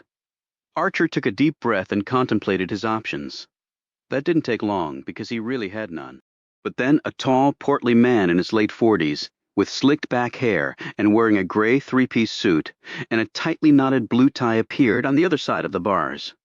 He looked like a preacher or a politician, and Archer didn't really care to be jawing with either one right now. "Mr. Archer?" Archer looked up. "Who's asking?" "I'm Herbert Brooks, the district attorney for Polka City. Herbert Brooks." Archer recognized the name from the letter that Archer had found inside Tuttle's shotgun barrel. "That means you're no friend of mine." "Maybe, maybe not." "Come again," said Archer, rising to his feet and coming over to the bars.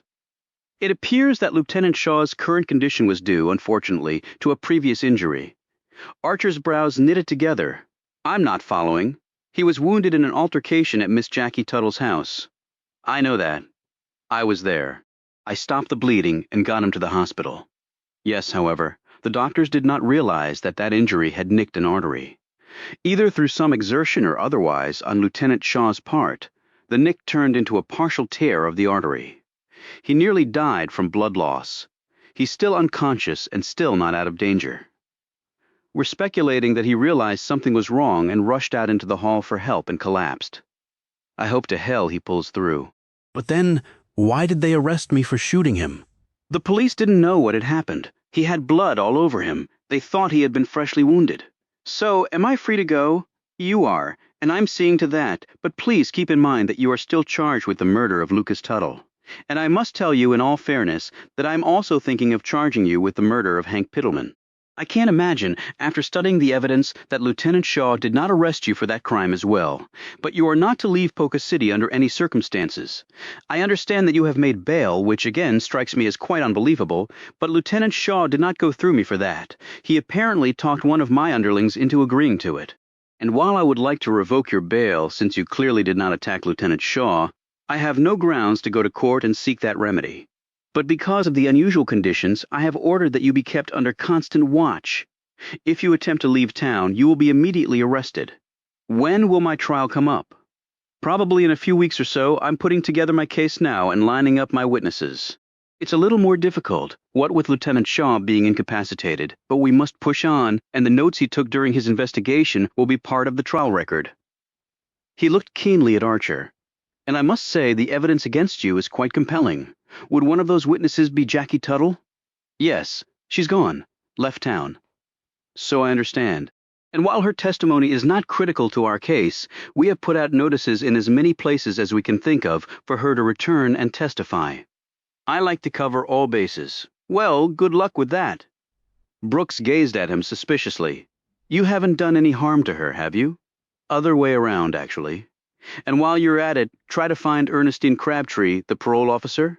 Yeah, she's skipped town too. I wonder why. Brooks looked at him skeptically and shook his head. Hey, mister. Brooks, one more thing. From his pocket, Archer drew out the onion-skin copy of the letter he'd found in Tuttle's shotgun. He passed it between the bars to Brooks. Brooks looked at it and then glanced sharply up at Archer. Where did you get this? Mr. Tuttle gave it to me. But he sent the original to you, right? Yes. And what do you intend on doing about it? I represent the law, Mr. Archer, so I intend on following it up. Miss Tuttle was a very important man hereabouts, and his word carries great weight. And that's the other reason I want her back here. And if she doesn't come back, I have ways to track her down. One way or another, justice will be served. Okay, Archer put out his hand for the letter. I'm not sure I should give this back to you. You already have the original of it, and I might need it for my defense. How so? I don't need to tell you that, do I? Well, actually no. Okay then. He reluctantly passed the copy back to Archer. Archer slowly put the paper back in his pocket and said, Hey, do I get a lawyer or what? Yes, if you can afford one. If not, well, he shrugged. Yeah, that happened to me last time. I didn't have a lawyer because I didn't have any money. Doesn't seem right that justice should depend on how much you have in your wallet. The U.S. Supreme Court has actually agreed with you, Mr. Archer. Under the Sixth Amendment, a criminal defendant is entitled to a lawyer provided by the government if he can't afford one. Well then, but at the current time, that rule only applies in federal court criminal prosecutions, not state court, except in very special circumstances, none of which you meet, unfortunately. Well, hell, I can be hanged if I'm convicted. What's more special than that? In the face of this, Brooks seemed to take pity on Archer. I can recommend someone who comes relatively cheap. Okay, thanks. Don't thank me, Mr. Archer. I'm going to do my best to see that you hang. He walked off. Archer sat back down and leaned against the concrete wall, desperately wanting a smoke, but they'd taken his lucky strikes and matches along with the gun.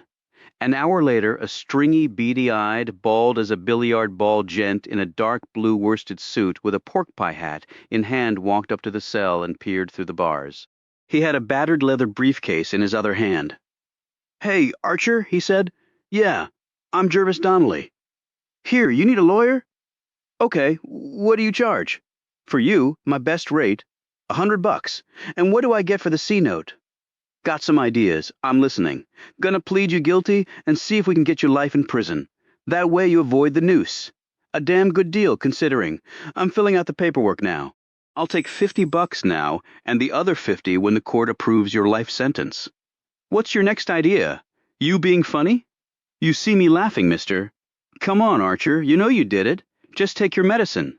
This way you get 3 squares and a roof over your head till you croak, and they'll teach you how to make license plates. Most folks would love to have that deal.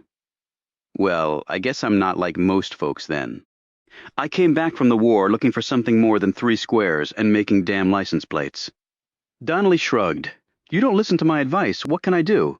You can get lost is what you can do. Go on, beat it. Donnelly's beady eyes became beadier. You need a lawyer, Archer. Nobody else will take your case. Me, I'm a nice guy. I got empathy. But you won't even put up a fight. Hell, son, I'm not a magician. I can't change the damn facts, and you're a dirty ex-con on top of it.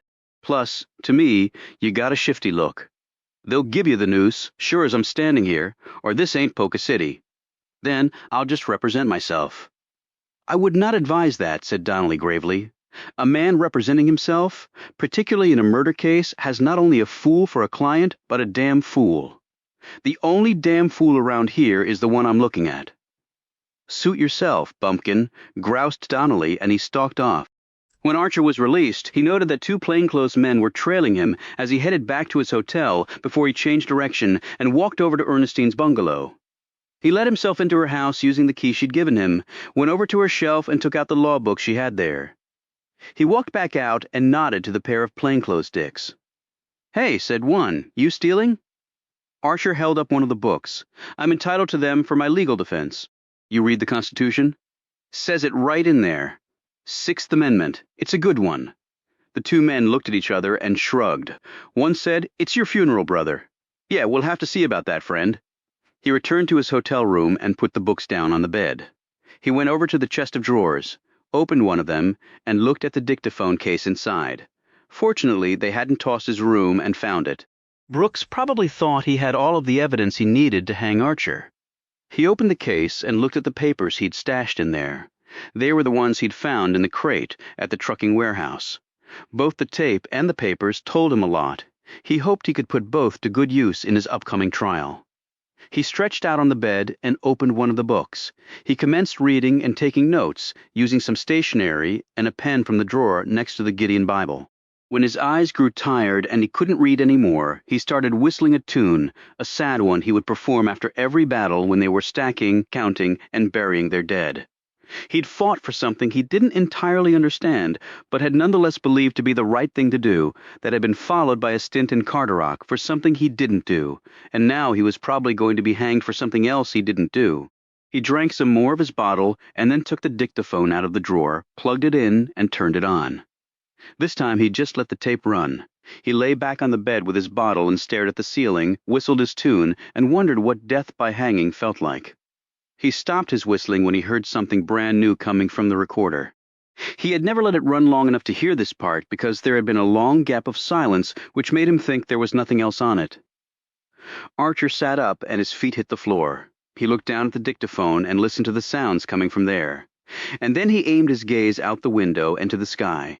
After fighting a world war, he had no longer been a God-fearing man, because he firmly believed a loving, righteous God should have just stopped mankind from committing that egregious sin. No, Aloysius Archer was not a God-fearing man, until right now. Thank you, Mr. Jesus. He pulled the shipping label out of the Bible, snatched up a piece of blank paper, and took about a half hour to carefully compose a letter. He ran down to the front desk, got an envelope, wrote the address down on it, and carried it over to the post office to mail it. The plainclothes men followed him every step of the way. After that, he went back to his room, lay on his bed, and prayed that what he'd written in that letter worked its magic. But Archer also had to smile. He had stopped believing the best in people because he so rarely saw it. Now, his faith had been renewed just in the nick of time. Chapter 48. All rise, said the heavy-set bailiff with a stern gaze and a widow's peak etched sharply into his dark hair. It was several weeks later, and a goodly portion of the town of Polka City, along with the empaneled jury, rose as one inside the first-floor room in the courts and municipality building. This included Archer in his new suit and spit-polished shoes. His hat rested on the table in front of him. Next to that were Ernestine's law books and some handwritten notes alongside the books. A squirrel of a judge with rounded shoulders, a bald head encircled by gray hair, and a skinny corrugated neck augmented by a waddle of flesh scampered out from a door behind the high bench and took his seat. He stared down imperiously over his little domain behind horn-rimmed spectacles. "Be seated," bellowed the bailiff. The collection of bottoms hit the wooden seats, and Judge Theodore Richmond called the court to order in a high, reedy voice. He looked down at a paper in front of him and said, "Mr. Aloysius Archer, you are on trial for the murders of Mr. Hank Pittleman and Mr. Lucas Tuttle. And you are representing yourself, is that correct?" Archer stood. "That's correct, Judge." The judge eyed him severely. "Just so you know, it is highly unusual for a man to be defending himself against murder charges." "Well, Judge, me and the lawyer they sent didn't see eye to eye. He thought a life sentence was a good deal, and I couldn't afford anybody else. Considering the alternative, he might well be right about that life sentence." He turned to the DA. "Mr. Brooks, you ready to go on your end?" Brooks, resplendent in a blue three-piece pinstripe suit and dark red tie, with cufflinks on his starched shirt and his hair combed precisely so, rose and cleared his throat. In an impressive baritone, he said, "Yes, Your Honor." "Defendant," said the judge, giving Archer a patronizing look. "Ah, the defense is ready, Judge," said Archer, half rising from his seat. As he looked at the stack of law books next to him, he suddenly reached out and tapped the volume on top. "If good fortune is ever going to shine on me, let it be now." After legal proceeding preliminaries were dispensed with, Judge Richmond said, "Call your first witness, Mr. Brooks." Brooks called a series of people to help lay out the state's case. Archer declined to cross-examine any of them. The judge finally looked over at him. "Mr. Archer, just checking to see if maybe you've fallen asleep over there." The crowd tittered at this. "No, Judge, just biding my time," replied Archer. "Well, don't wait too long. You might find your time has run out, son." Finally, Archer perked up when Brooks said, "The state calls Miss Jacqueline Tuttle."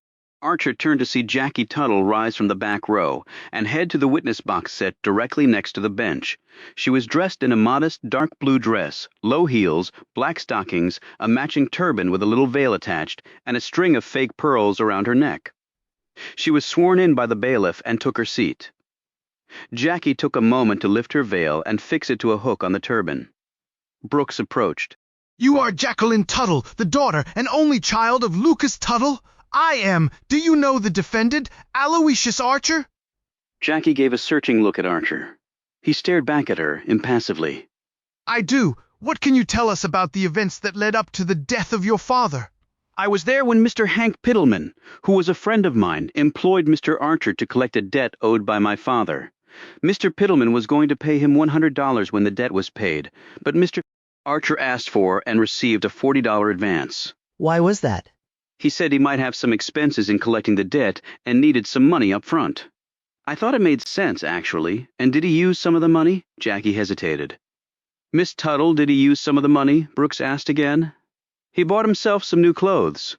Brooks held up a piece of paper. "New clothes that we have determined cost about $35. He looked good in them." "And did the time come when Mr. Archer sought to collect this debt?" "Yes. He told me that he'd had a good first meeting with my father, and that he intended to keep working away at it." "Was he successful?" "At first, no." "Can you walk us through that, please?" "Hank wanted Mr. Archer to take back a Cadillac that my father owned and that he had assigned as collateral for the loan." "Did Mr. Archer secure this collateral?" "No, he later told me that my father had burned it up." "And what happened after that?" She glanced at Archer before replying. Mr. Archer was worried because he'd already spent most of the money Hank had advanced, and he was concerned that Hank might come after him for it. Brooks looked over at the jury and saw them hanging on every word of this testimony. "And what was Mr. Pittleman's reaction to Mr. Archer having spent the money?" "He told Archer if he didn't get the car back, he was going to make Archer pay somehow." "How did Mr. Archer take that?" "Like anyone would have. He was worried about it." The jury and the crowd started mumbling about this until the judge restored quiet with smacks of his gavel. "Thank you for making things so clear, Miss Tuttle. Now, did there come a time when Mr. Archer met with your father again?" "Yes, I let him drive my car out there to meet with him. And what happened?" "Archer convinced my father to pay back the debt." "How much money did he come back with?" $5,000 plus another $1,500 in interest. Wasn't Mr. Archer paid as well?" "Yes, my father also paid him an additional $300 as his commission. These large sums caused whistles and musings from those gathered until the raps of the judge's gavel ended the distraction. So just to be clear, this $300 paid by your father was in addition to the amounts promised to Mr. Archer by Mr. Pittleman. Yes. Do debtors ordinarily pay the men collecting their debts? Well, I thought it was strange, but it happened. But you don't know that it did, Miss Tuttle. You only had Mr. Archer's word for it that your father paid him the $300. Isn't that correct? But why would he lie about that? Brooks glanced at the jury. Oh, I think most people could think of a few reasons. He refocused on Jackie. Now, your father was murdered the very same day that Mr. Archer went out there, correct? Well, yes, but wasn't his safe also emptied? Asked Brooks, interrupting. His safe? Yes, his safe was cleaned out. Can you tell us what was in it? No, the last time I was there the safe had nothing in it. But what did Mr. Archer tell you was in the safe? Jackie glanced at Archer, but he looked down at his hands. She looked back at Brooks, who was waiting patiently for her answer. Miss Tuttle, he prompted. Didn't Mr. Archer tell you what was in the safe? She nodded but said nothing. Can you share what you know with the court? He said pleasantly but firmly. She sighed and said, He told me that it was full of cash, stock and bond certificates, and even gold bars. And where did this wealth come from? He said that my father had told him that the reports of oil on his land had come back favorably, and that was where the money had come from. With more to follow once they commenced drilling. And you weren't aware of this until he told you? That was the first that I had heard of it. I had been gone from home for a year. The crowd once more verbally fussed over all this until the judge's gavel smacked down again. And then, prompted Brooks. And then I went out to my father's house with Mr. Irving Shaw, the detective on the case. He had the safe opened, but it was empty. What else did Mr. Shaw tell you? About your car specifically and traces of things inside it. Brooks had now moved so that Jackie's sight line to Archer was blocked.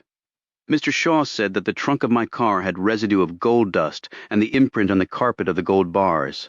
Brooks said to the jury, although unfortunately Lieutenant Shaw is still in the hospital and cannot be here to testify, we have photographs and other evidence of all this which will be entered into evidence. He turned back to Jackie again. To be clear, you had given Mr. Archer permission to use your car that day to drive out to your father's home to meet with him? Yes, that's right. So, to clarify for the jury, Mr. Archer went to see your father, collected the debt, and your father ended up dead that very same day. Then his safe was emptied, and the wealth from the safe was placed in the car that Mr. Archer was driving. He paused. That is correct, isn't it? That is correct, she said quietly. Brooks glanced over at the jury. He smiled because every single one of them was nodding, and Brooks could tell, connecting the dots. And even though we never found the murder weapon, a gun can easily be disposed of, and a former soldier like Mr. Archer would no doubt know how to do so. Archer didn't bother objecting to this or looking at the 12 men who would decide his fate. He kept his gaze on Jackie. Brooks continued. And the, let's call it, treasure that Mr. Archer told you that he had seen in the safe. That meant that it must have been opened by your father while he was there?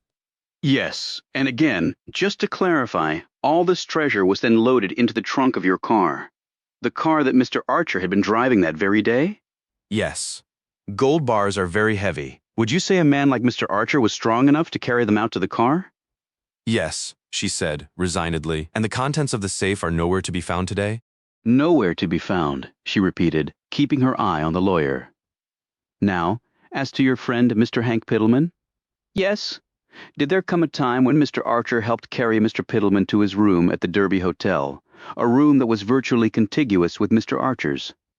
That is correct. Tell us about that. Hank and I were at the Cat's Meow. Hank had too much to drink, as he often did. I was helping him out of the bar when suddenly Mr. Archer turned up. Suddenly? You had not expected to see him there? Jackie looked confused. No. Go on. Then he volunteered to help me get Hank to the hotel. He actually carried him into his room and put him on the bed. That's how I knew Mr. Archer was strong. What happened after that? We left and went to Mr. Archer's room where we had a drink. And that was all. Jackie flicked a quick glance in Archer's direction. We might have fooled around a bit. After that I left and went home. It was the next day that I found out Hank had been killed. She took a handkerchief from her purse and dabbed at her eyes. Poor Hank. Archer eyed Marjorie Pittleman, who sat in the front row looking just like a pillar of the community, except for the fact that she was shooting venomous tipped daggers at the younger woman. What did Mr. Shaw tell you about fingerprints on the doorknob to Mr. Pittleman's room? Jackie slowly removed the hanky from her face. He told me that Mr. Archer's fingerprints had been found on the doorknob of Hank's room. Did that surprise you? She didn't respond. Miss Tuttle, I know that you were well friends with Mr. Archer, but you took an oath to tell the whole truth. Please do so. She sat up straighter, her features firmed up, and she placed her hands on the front rail of the witness box. Look, the thing is, when we went into the room, I opened the door because Mr. Archer was carrying Hank, and I closed the door after us when we left the room. So you're saying that Mr. Archer's fingerprints having been found on the doorknob could only have occurred if he had gone back later and entered the room? Yes, and he later conceded to me that he'd done so. So he went back into the room later. When was that? He said it was after Hank was dead. He said it was after Mr. Pittleman was dead. Well, yes. Could anyone corroborate that? No. Brooks again eyed the jury. Indeed, Mr. Shaw could not as well. The facts will show that taking into account the time of Mr. Pittleman's death, the accused would have had ample time to kill him, as his room was only a short distance away. His prints were found on the doorknob, for which he has no explanation, and he had a motive to kill the deceased because of money owed. Brooks glanced questioningly back at her. And perhaps there was another motive for him to murder Mr. Pittleman. I don't know what you mean, she said. Oh, come, Miss Tuttle. Isn't it a fact that Mr. Archer was sweet on you? He's a good-looking man around your age, and you just testified that you and he went back to his hotel room and, well, to use your words, fooled around? The courtroom chatter went up several notches after that, until the judge beat it back down with his gavel. Well, yes, we did, but... So presumably, Mr. Archer could have seen Mr. Pittleman as a rival for your affections. I don't think Mr. Archer thought that at all. Really? Said Brooks, once more gazing at the jury, this time with an incredulous look that was mirrored by the majority of the men there. He turned back to her. What else can you tell us about Mr. Pittleman's death, specifically about the papers representing the debt of your father to Mr. Pittleman? Please be as precise as you can, and keep in mind that we have your earlier statements to Detective Shaw on this subject. This time Jackie did not glance in Archer's direction.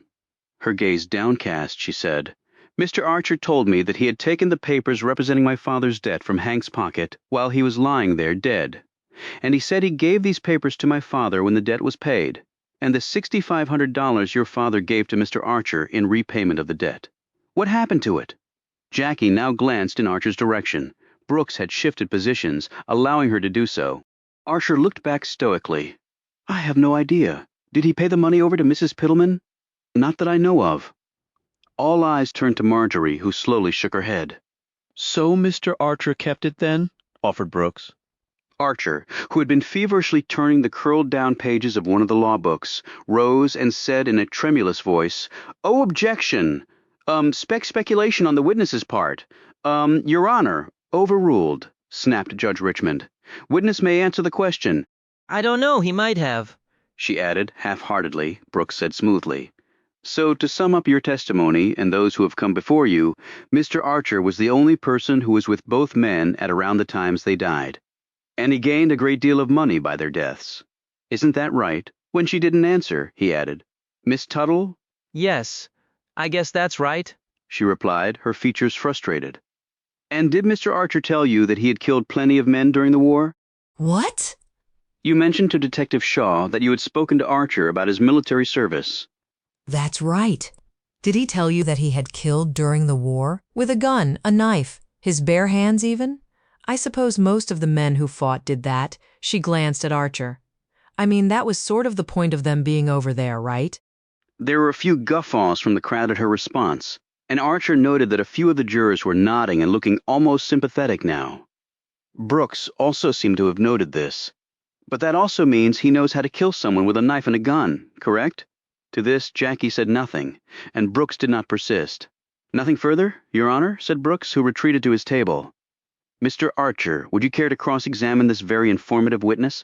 Said Richmond tauntingly, holding up his gavel like a broadsword ready to strike. I would, said Archer, who had once more been consulting a few pages in one of the books.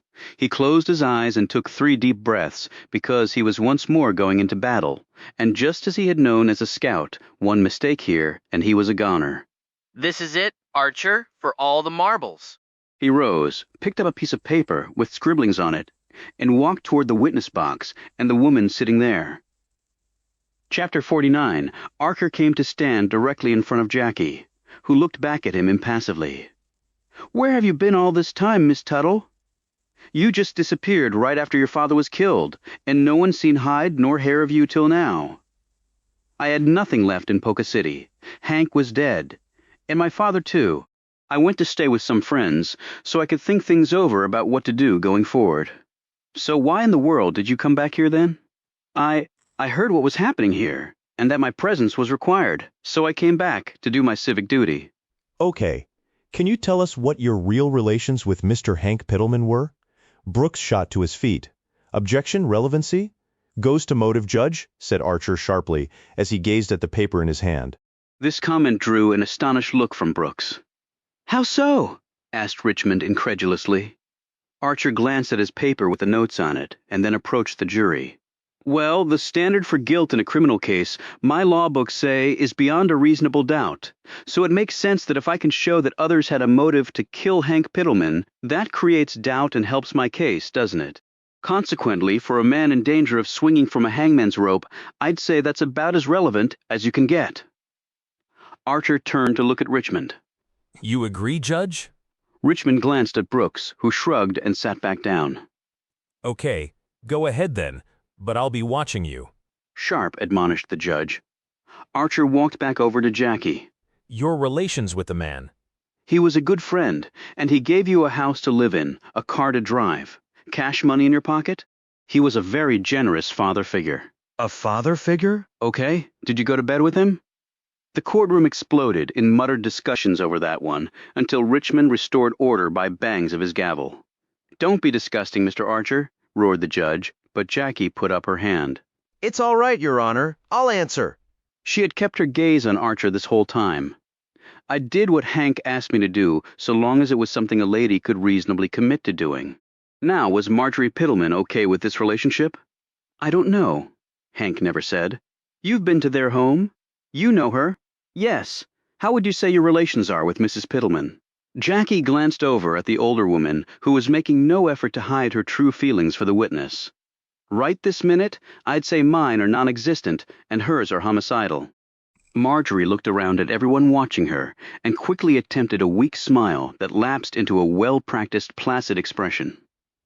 "You may well be right about that, since Mrs. Pittleman suggested to me that you were quite cunning and had perhaps killed your own mother and father." Now Jackie looked at Marjorie with a homicidal expression. "Stop badgering the witness, mister, right now," ordered Richmond. Archer put his hands on the witness box rail. "Do you recall that Mr. Shaw and I saved your life when a man named Dickie Dill and another fellow named Malcolm Draper attempted to murder you in your bedroom?"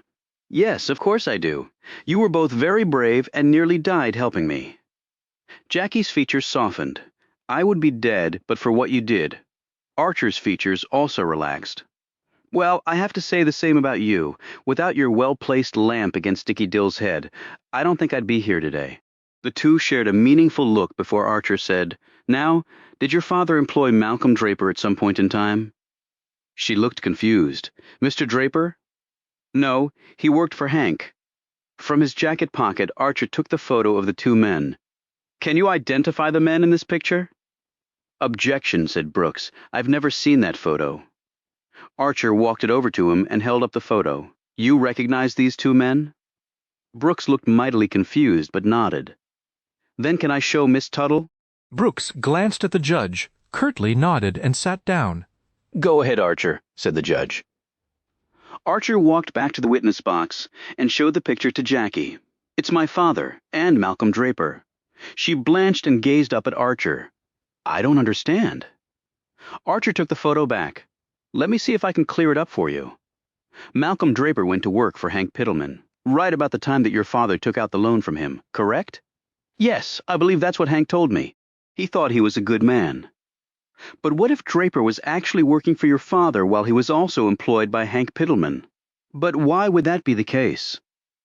Your father told me that he wanted to take the loan out from Pittleman's bank, but the man refused him. Brooks jumped to his feet. Objection, Your Honor. The defendant is testifying without the benefit of being under oath. Sustained, barked the judge. Okay, said Archer. Let me put it this way then. Based on what you know of the two men, would it strike you as possible that Mr. Pittleman wanted the loan to be a personal debt so he could charge more interest, and because he liked your father, owing him directly? That sounds like Hank, actually. But it still doesn't explain why Draper would be working for my father while also working for Hank. Did you know that Mr. Draper would go out to the slaughterhouse most nights? Richmond said. Hey, now we're getting far afield here. I'm going to bring it back around, Judge. I swear, said Archer. And Mr. Shaw had that in his notes. Well, hurry it on up then. No, I didn't know, said Jackie. I worked out there butchering hogs, and on payday they could only make half wages. Now, I wondered about that because it looked like the hog business was doing fine. But what if Mr. Draper was going out there to cook the books, so to speak? And maybe he was doing that to Pittleman's other businesses too? Archer saw Brooks jump to his feet to object, but forestalled this by saying, that was actually Mr. Shaw's idea. It's in his notebook where he wrote everything down, and Mr. Brooks said those notes are part of the official record, so I can use what's in there as part of my defense, just like he's been doing this whole time to make the jury believe I'm guilty. All eyes went to a helpless-looking Brooks. Well, Mr. Brooks, said the judge, who was regarding Archer in a somewhat more favorable light. Brooks said, that is correct, and I waive any objection I might have made. Archer continued his questioning, and Mr. Shaw found a mess of unpaid bills that he thought Draper had tossed in the trash so Mr. Pittleman wouldn't see them. And you think my father had him do this? Why? Well, let's look at your father for a minute. He'd had bad farming years due to the drought. But Mr. Pittleman, he had water on his property and had the cash to truck in more if needed. I think maybe that didn't sit well with Lucas Tuttle. And then he has to borrow money from the man. That must have stung his pride. And then, what does Hank Pittleman do? He starts using you as his. What did you call yourself again? Jackie looked down and said something. I couldn't quite get that, Miss Tuttle. I was his chattel, she said sharply. That's right, like his property. Must have made your old man mighty upset. And then someone goes into Hank Pittleman's hotel room and cuts his throat. So who do you think killed Hank, Mr. Archer? She asked. Maybe the same pair who tried to kill you, Dickie Dill and Malcolm Draper. Brooks shot to his feet. Your Honor, really? He's doing it again. Archer grinned and said, well, hell, I was just answering the lady's question. Archer and Jackie once more shared a look and exchanged tiny smiles as folks in the courtroom laughed over his remark. Richmond said to the jury, you are hereby instructed to not listen to any of what the defendant has just said. There's not an ounce of proof in any of it. Archer turned to the jury and said, you folks remember reasonable doubt? I just need to let you good people see that others had a reason to kill Hank Pittleman, not just me, and Lucas Tuttle had a damn good reason. A lot more than me. He turned back to find Jackie's gaze upon him. Archer leaned against the witness box, folded his arms over his chest, and said, you moved out of your father's house. Why? I wanted to make my own way in the world. Your father approved of this? I don't know if he did or not. But he wanted you back home, didn't he? Yes, but so what? I wasn't going back. I told you that. Your mother died in an accident out at the farm right before you left home, correct? Jackie looked startled by this abrupt segue. Yes. Can you describe what happened? Brooks got to his feet. Judge, what does this have to do with anything? Good question, said Richmond. You care to answer that, Mr. Archer? I've got a theory of the case, Judge, and this one goes to motive on both the murders I'm accused of. Richmond looked at Brooks, who finally shrugged. Okay, proceed. Your mother's death? She fell out of the hay bale in the barn and was impaled on a corn picker that was down below. How do you get impaled on a corn picker? One of the cones was pointing upward. The ends are very sharp, almost like the point of an arrow. That's what she fell on. Do you know how to raise the cone on that machine? No, I've never had a reason to do it. Well, I do, and before anybody objects to me testifying again, I got Mr. Bobby Kent sitting over there who will back up everything I have to say on the matter. Kent, who was sitting in the second row and dressed in an old suit, shyly waved his hand and nodded. Brooks looked put out by this, but the judge finally nodded. Go ahead, Mr. Archer. While I was preparing for the trial, I talked to Bobby Kent, and he told me the corn picker there now is the same one your mother fell on. There's a little turn handle. Now, as you already testified to, I'm pretty strong, but it took a lot of my strength to turn that thing and point that cone upward. Kent said, "It's always been that way." "So what are you getting at?" asked Jackie. "Would it surprise you to learn that your father tried to suggest to me that you murdered your mother?" The court broke into pandemonium over this until Richmond shattered a gavel, bringing back order. He pointed the broken gavel at Archer and said, "You better get to your dang point, but fast, son." Here, Archer turned and looked over at Brooks. A woman couldn't have turned that handle to make the cone point upward. It would take a fairly strong man. So I think your father killed your mother by pushing her out of the hay barn and onto that corn picker, which he had set just underneath, because why else would it have been there with one of the cones pointing up? While Archer and Brooks exchanged a long, probing look, the whole courtroom went into such an uproar over this that it took a full minute for Richmond this time to restore order, using his fist against the wood of the bench and his high-pitched voice as he searched through the drawers of his bench for a fresh gavel. The judge barked, "We are not interested in what you think, Mr. Archer. Is there a question in there somewhere for the witness?" "Yes, Judge, and here it is." He looked at Jackie. "Did you see your father kill your mother?" The courtroom went quiet. Even Richmond seemed mesmerized, waiting for her to answer. Archer and Jackie were locked in a stare-down. When it seemed apparent that Archer was not backing down, Jackie said quite firmly, "Yes, I saw him do it." "But you never told anyone?" "No." "Why?" Jackie dabbed at her eyes, and this time Archer could see that these were real tears. "Because he told me if I did, that no one would believe my word over his and that he would then make me pay a tremendous price. He threatened to harm you? He told me he would blow my head off with a shotgun." Surprisingly, the courtroom remained quiet at this. Brooks and Judge Richmond were watching all this open-mouthed along with everyone else. "Why would he want to kill his own wife?" asked Archer. I don't know. I think I might be able to help with that." Archer went back to the table, picked up his hat, and took the letter out of the liner. He held it up to Brooks. "I'm going to get her to identify this, and then you can take a look." He didn't wait for Brooks to respond. He walked back to the witness stand. He held the letter out. "You know your mother's handwriting?" "Of course I do. I found this letter in the back of the picture frame that held the photo I showed you." He held it up for her to see. "Is that Isabel Tuttle's handwriting?" Jackie stared at the letter for a few seconds and then nodded. "Yes, it is." Archer took the letter over to Brooks and let him read it. He looked shaken and handed the letter back to Archer. "You okay with me asking her about this, Mr. Brooks?" Brooks seemed to waver for a moment but said, "Go ahead, Archer. I think this needs to come out." "Thanks." He returned with it to the witness stand. "Do you want to read this letter for the jury?" asked Archer. "No, I do not." Okay. "But to sum up what it says, your mother was going to divorce your father, leave and take you with her.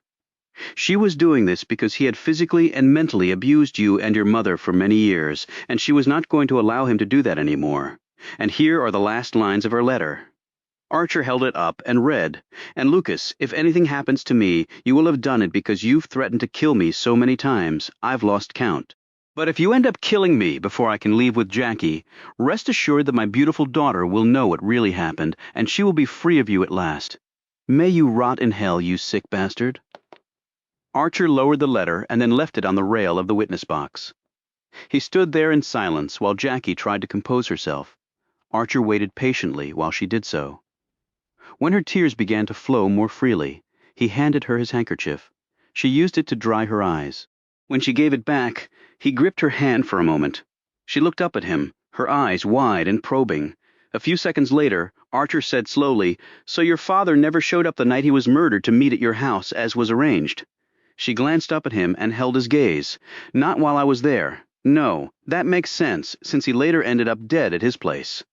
"But you did go out that night, didn't you?" "When he didn't show up?" "How do? It was the mud on your nash. That meant it was driven during that hard rain." Archer glanced at the judge. "Mr. Shaw took photos of it and wrote notes about it, so it's included in the record." He turned back to Jackie. "You went over to the Piddlemans, didn't you? Around 11 or so?" Jackie looked hesitant and glanced around the room. Here she faltered. But right away Archer said, "You went over there to have it out with Mrs. Piddleman? About her husband? About a lot of things. Only you couldn't see her. Isn't that right? You two didn't meet? When she didn't answer, he leaned in closer, held her gaze. Isn't that right?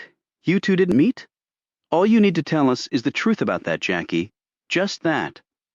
One of her hands was clenched on the box's rail. Archer put his hand over hers and gently squeezed it. Her guarded and suspicious look fell away as their gazes commingled. Yes, that's right. I went over there.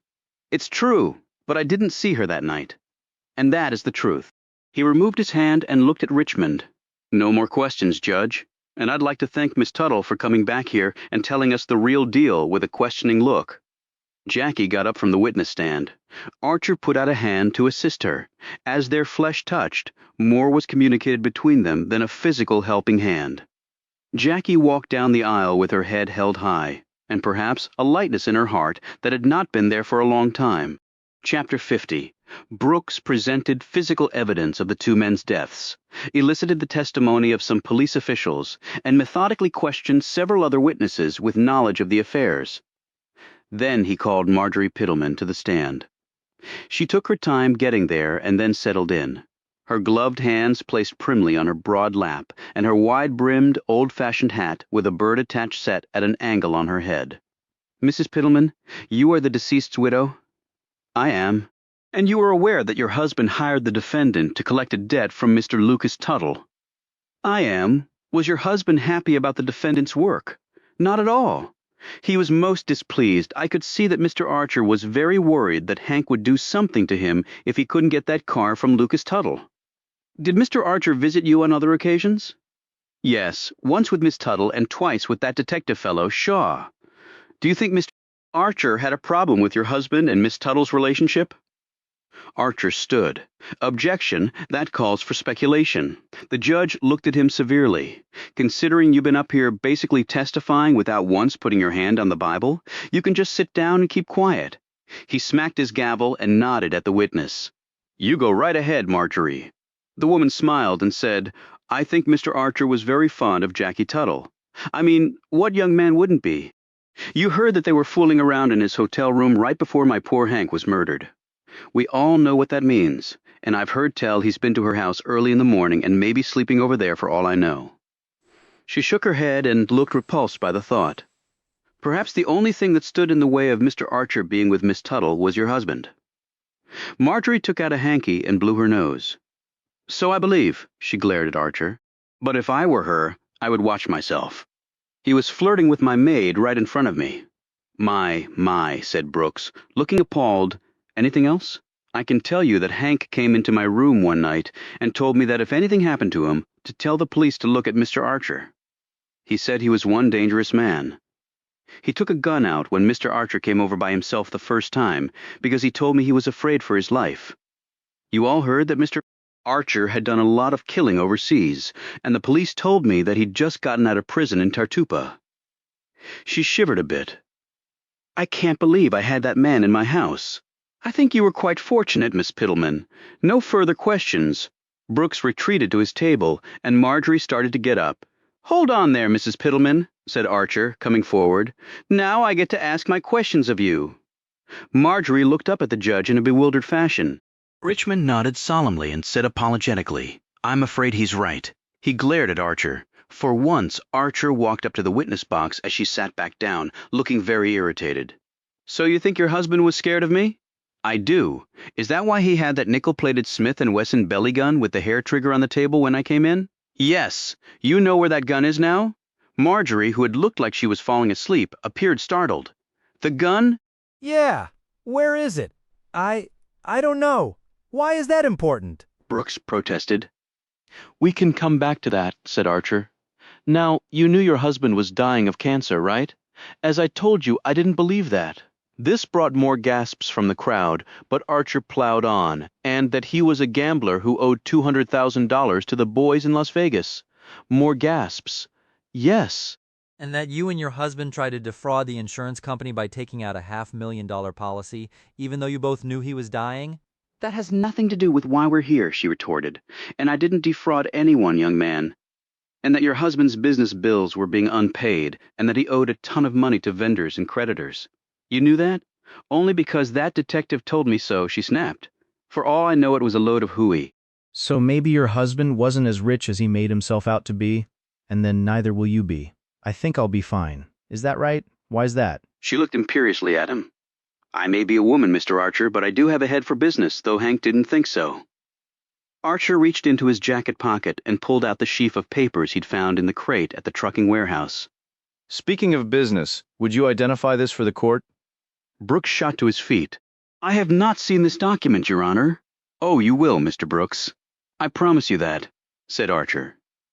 Brooks slowly sat back down as the judge eyed Archer. Go on ahead, but this is pretty unorthodox, son. Well, not being a lawyer and all, I'm doing the best I can, Judge. Archer gave the papers to Marjorie.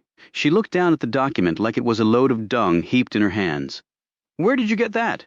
She snarled. That's not important. What is important is that this is a contract between you and Lucas Tuttle. It has both your names and signatures on the last page. Archer turned to the page and held it up for her to see. Now, do you want to tell the court what's in here, or do you want me to do it? She shook her head and remained silent. Okay, not to beat about the bush, you agreed to sell all of your husband's businesses and assets to Lucas Tuttle for $500,000, but you get to keep your big house and a bit of the land around it. The crowd started murmuring at this, and the judge did nothing to quell it. He was too busy listening to this exchange. Marjorie said, So what? I had every right to do so. But on page 6, paragraph H, it says that the purchase price can be reduced by any unpaid debts owed by your husband to others, personal or otherwise, even if Mr. Tuttle didn't have to pay these debts. He paused. I don't know much about contracts and such, but that sounds unusual. Did it to you? I'll take that as a no. Did you even have a lawyer look at this thing? When she didn't answer, he said, I'll take that as another no. Now, when you signed this agreement, you didn't know that your husband had all these debts, did you? Because Mr. Shaw only told you after you signed the agreement with Mr. Tuttle, because I saw him coming out of your house with these papers before we went in to see you. Marjorie merely stared stonily at him. Now, I'll take that as a yes. Mr. Shaw had all the numbers down very accurately.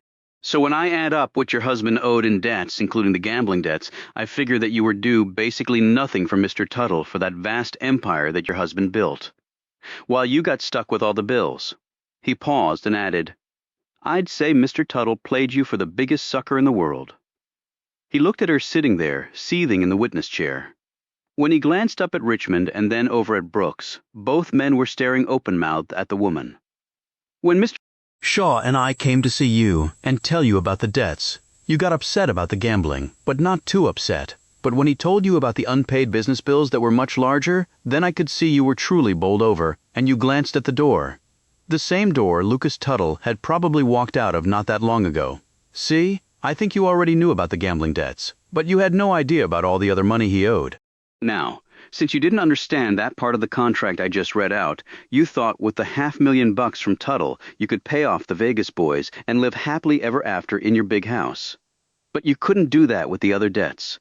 They were far too high, even if Mr. Tuttle paid you the full $500,000. And then when Mr. Shaw told you about the insurance policy, you got really agitated and said you would fight it. Like you testified here, you just flat out said you didn't believe the doctor, and that would somehow make it okay for the insurance company to shell out all that dough to you. I think you were desperate at that point, and were looking for anything to hang your hat on, even playing the poor old widow role and hoping that would be enough to shame the insurance company into giving you something. And you did that because it suddenly occurred to you that you needed that insurance money. And then you put the idea into Mr. Shaw's head that maybe it was the Vegas boys who had killed your husband. It was a real good performance. I mean, you shoulda gone into the pictures, ma'am. But in the end, it didn't fool me. I don't go to the pictures much, but I do read a lot of detective novels. Archer walked over and handed the contract to Brooks before returning to the witness box. But that's just money. That's really not why we're here. Now, when I went over to your house one time, that Manuel fellow who works for you told me something. Archer pointed to the back of the courtroom where Manuel sat, looking nervous. I spoke with Manuel in preparing for my trial, and if need be, he'll testify. Now, he said that Jackie Tuttle came to your house on the night Lucas Tuttle died, just as Miss Tuttle testified that she did. So what? Marjorie said sharply. Only he said she couldn't meet with you. And in fact, Miss Tuttle also testified that no meeting took place that night between you two. Marjorie looked blankly at him. Again, so? Couldn't. That's the word Manuel used. I wondered why.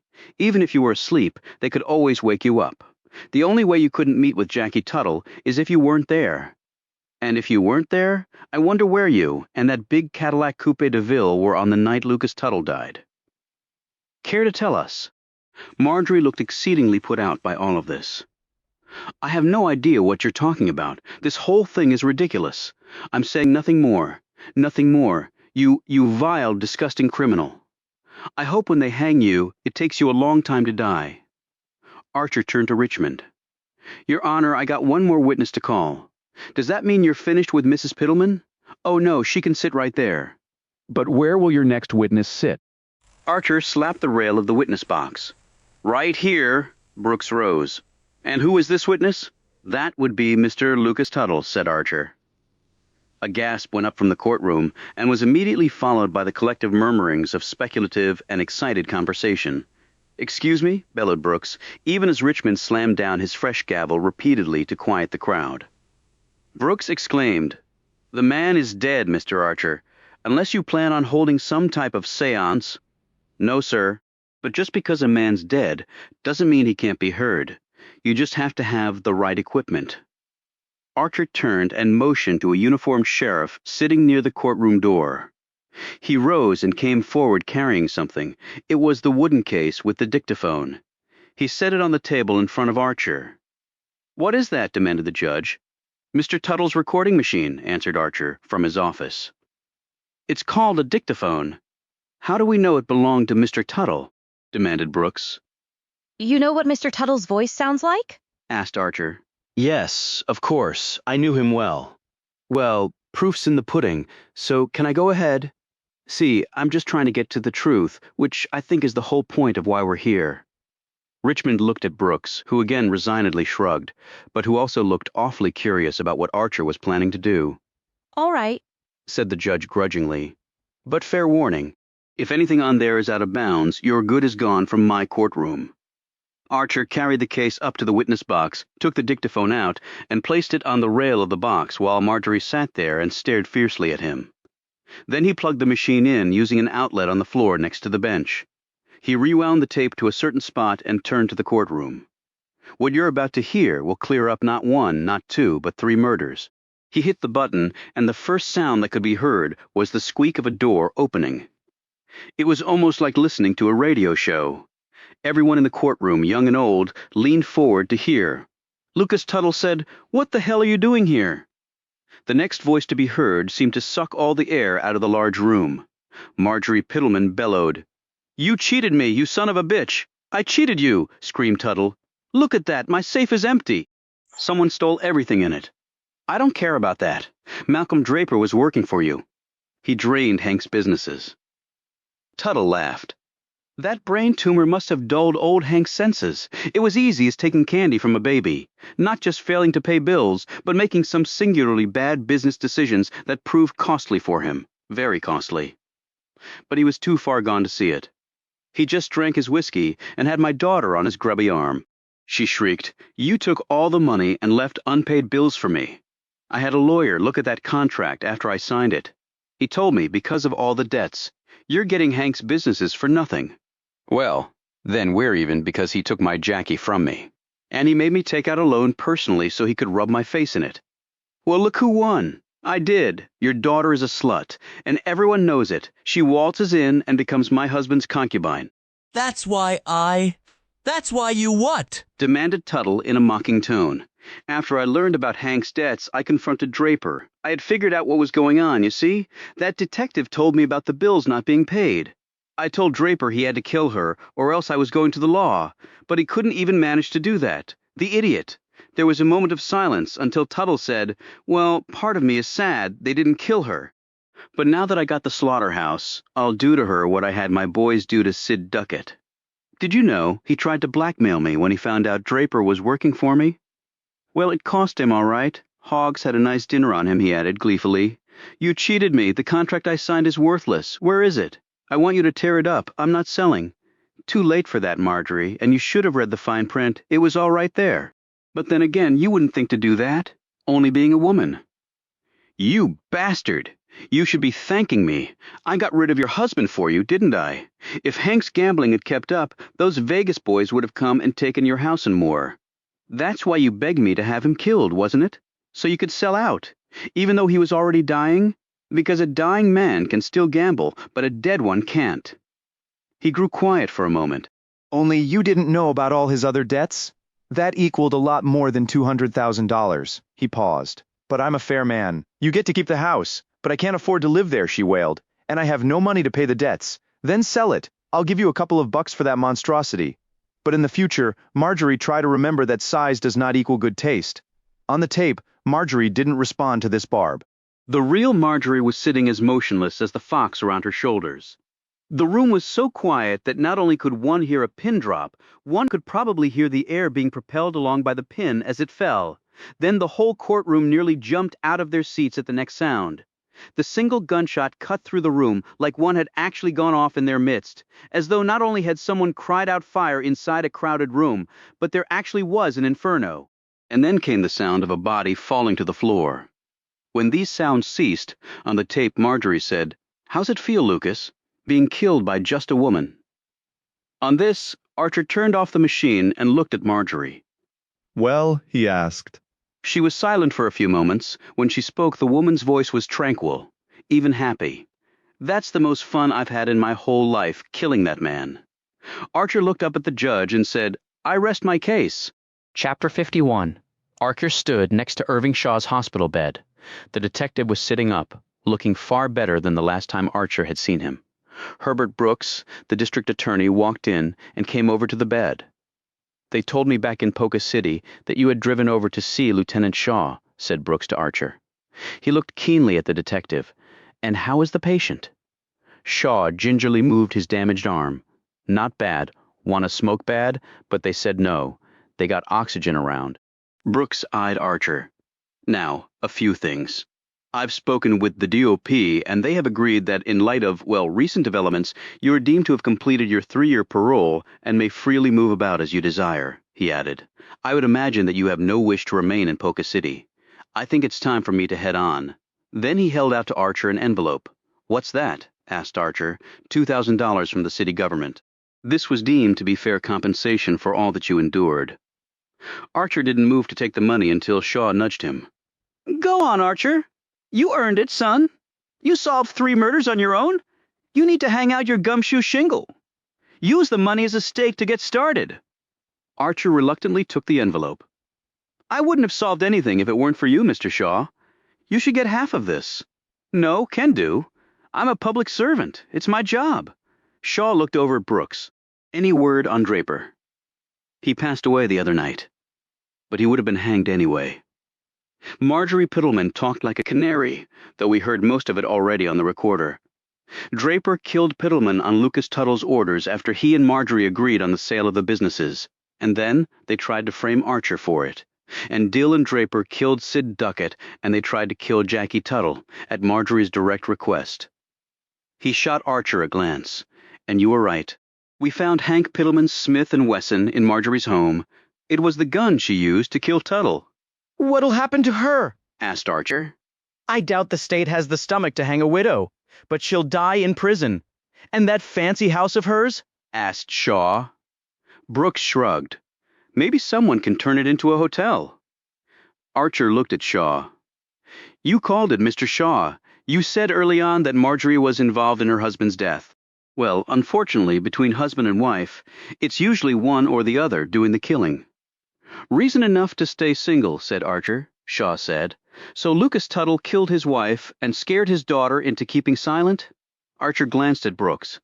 "I guess a man's word is worth more than a woman's. You sort of told me that before," Brooks said quietly. "I guess you could say that was the case, yes. There's nothing right or fair about that." Shaw cleared his throat. "There's some more information about Ernestine Crabtree's past, Archer. Thought you might want to hear it." "What's that?" "Those men did rape her," he added in a far more somber tone. "In fact, she could never have children after that because of her injuries." There was an awkward silence until Brooks said, I have to say the way you handled yourself in that courtroom was truly remarkable, Mr. Archer, particularly so for a person with no legal training. When a man's fighting for his life, what choice does he have except do what he has to so he can survive? Shaw said, Amen. Every man who fought in the war damn sure knows that. Archer eyed Brooks and said, So you have no reason to go after Jackie, right? You're convinced that Lucas Tuttle killed his wife? Brooks nodded. I am convinced, Mr. Archer. She has nothing to worry about from me. It was a terrible thing for her to endure, even more so for a young woman.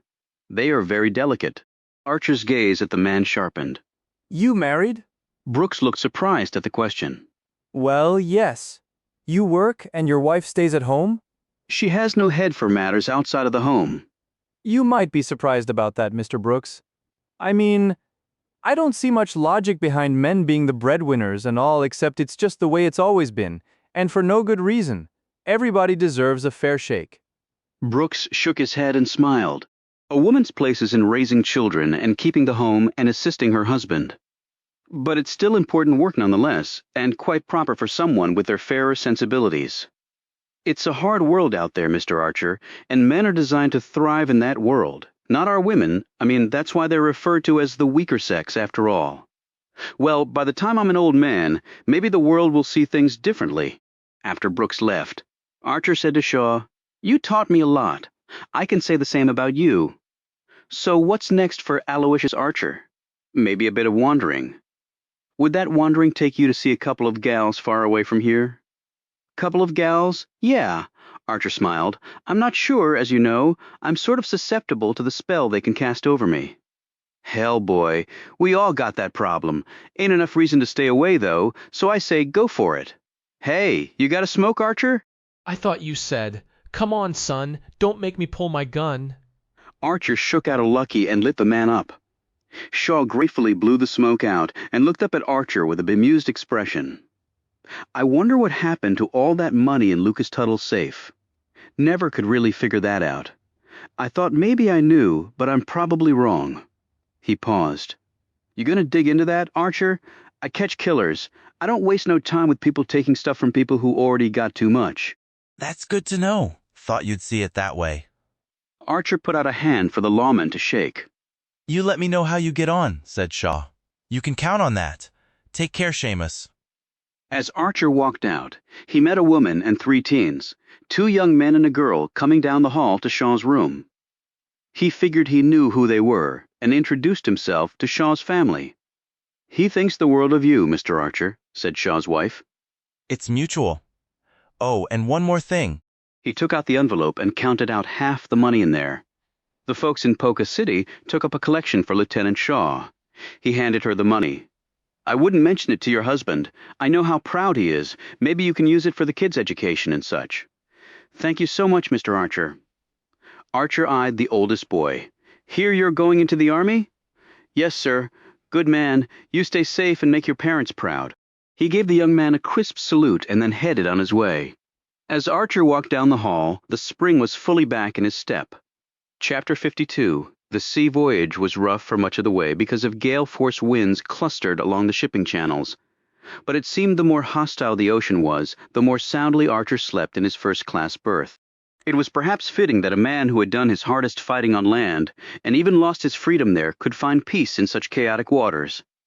He would venture out to the top deck from time to time, to admire the vastness and calamitous pitch of the ocean, while most passengers, and even some of the crew, were below decks, vomiting into buckets.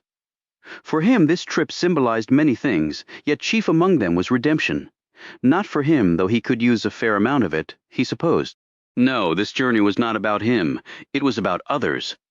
During the war, Archer had one chief goal: to survive. Wedded to that enterprise was his desire to survive with as many of his fellow soldiers as possible. In that spirit, one looked out for the other.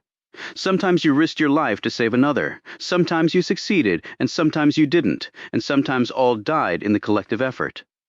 But there was profound risk in not trying. Then what sort of a world would one have? Not to be too mushy about it, thought Archer, but thinking only of yourself as you trudged through life was a lonely journey indeed. He finally reached Brazil and immediately made his way inland to Sao Paulo, to an address that he had taken off the crate in Hank Pittleman's warehouse and stuck in the Gideon Bible in his room at the Derby. It was a small house on a low rise of earth with expansive views just outside the city's main footprint. It was painted a deep eggplant and had yellow shutters. There were exotic flowers in terracotta pots thriving in the warm air and hot sun, in a place where rainbursts were plentiful and welcome. Archer had purchased a new wardrobe. His three-piece suit was beige and made out of lightweight summer cloth that was comfortable for where he was right now. He wore a Panama hat and brown lace-up leather shoes, and his face was tanned and weathered from the ocean trip. Archer walked up the steps to the front door and knocked. He almost instantly heard approaching footsteps. When the door opened, he had to look twice to recognize Jackie Tuttle. Her hair was dyed blonde, for one thing, and cut short in a gamine style, the peekaboo all gone. And instead of the clingy and expensive dresses he was used to seeing her in, she had on a pair of faded coveralls like those the factory women would wear during the war. Under that was a loose-fitting blue cotton shirt. No gloves, hat, jewelry, or makeup in sight. On her feet were a pair of clogs. "You don't look surprised to see me," he said. "That's because I'm not." She stepped back to allow him passage. He walked through and into a small front room. It had 3 chairs and a small settee resting on threadbare carpet. In one of the chairs was Ernestine Crabtree, looking as physically modified as her companion. Again, he had to look twice to make sure that it was her. Her blonde hair was styled in an urchin cut and partially covered by a plum-colored beret. She was also dressed as plainly as Jackie. He sat down with his hat perched on his knee and looked around. "You like it here?" "It's warm, sunny, and beautiful, and the people are friendly," said Jackie as she sat next to Ernestine.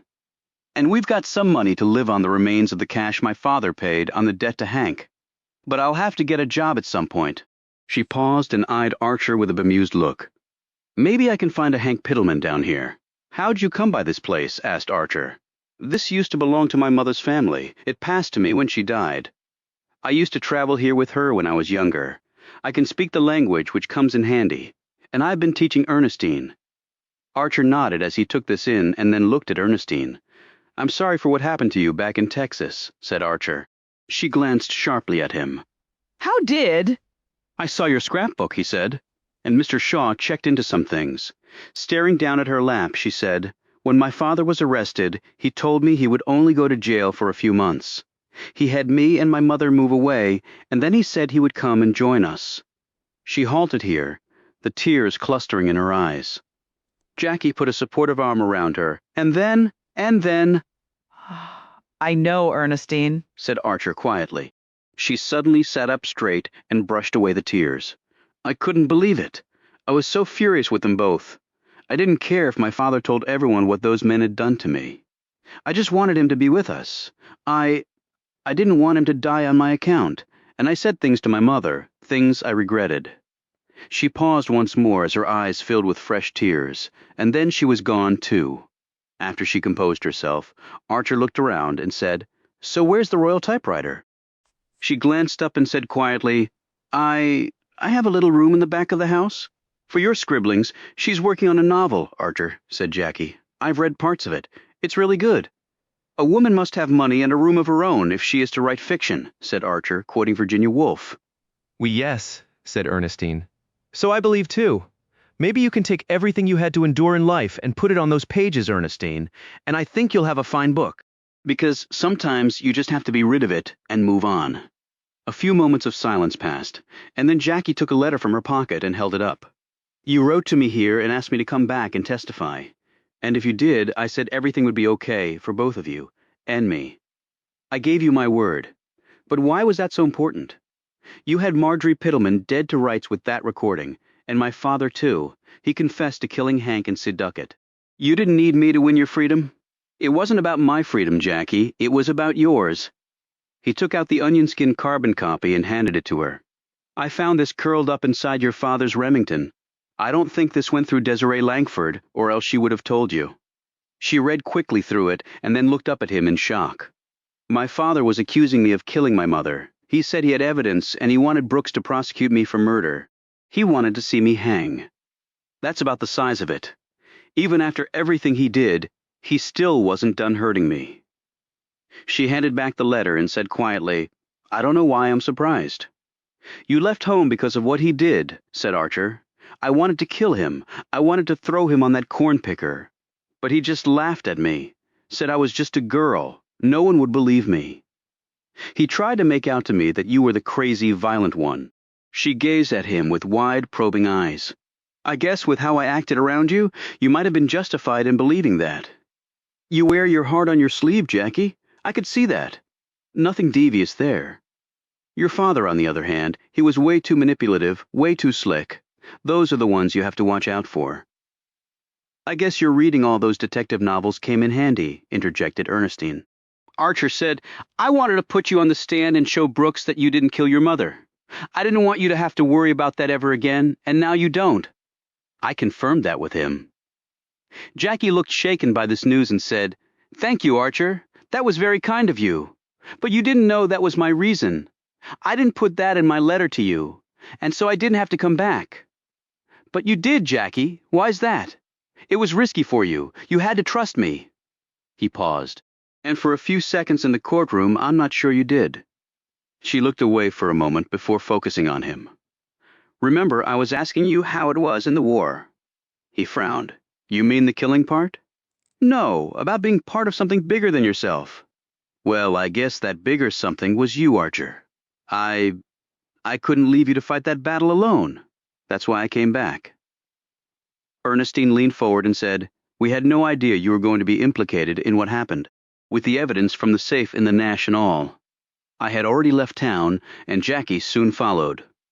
But we never meant to hurt you, Archer, never. I believe you, he said simply. Jackie said, when I was on the witness stand. My trust in you did waver at one point. But, said Archer, but in the end I figured I had to count on a man at some point in my life. And it might as well be you. I think you earned that right. He nodded and said, I thank you for that.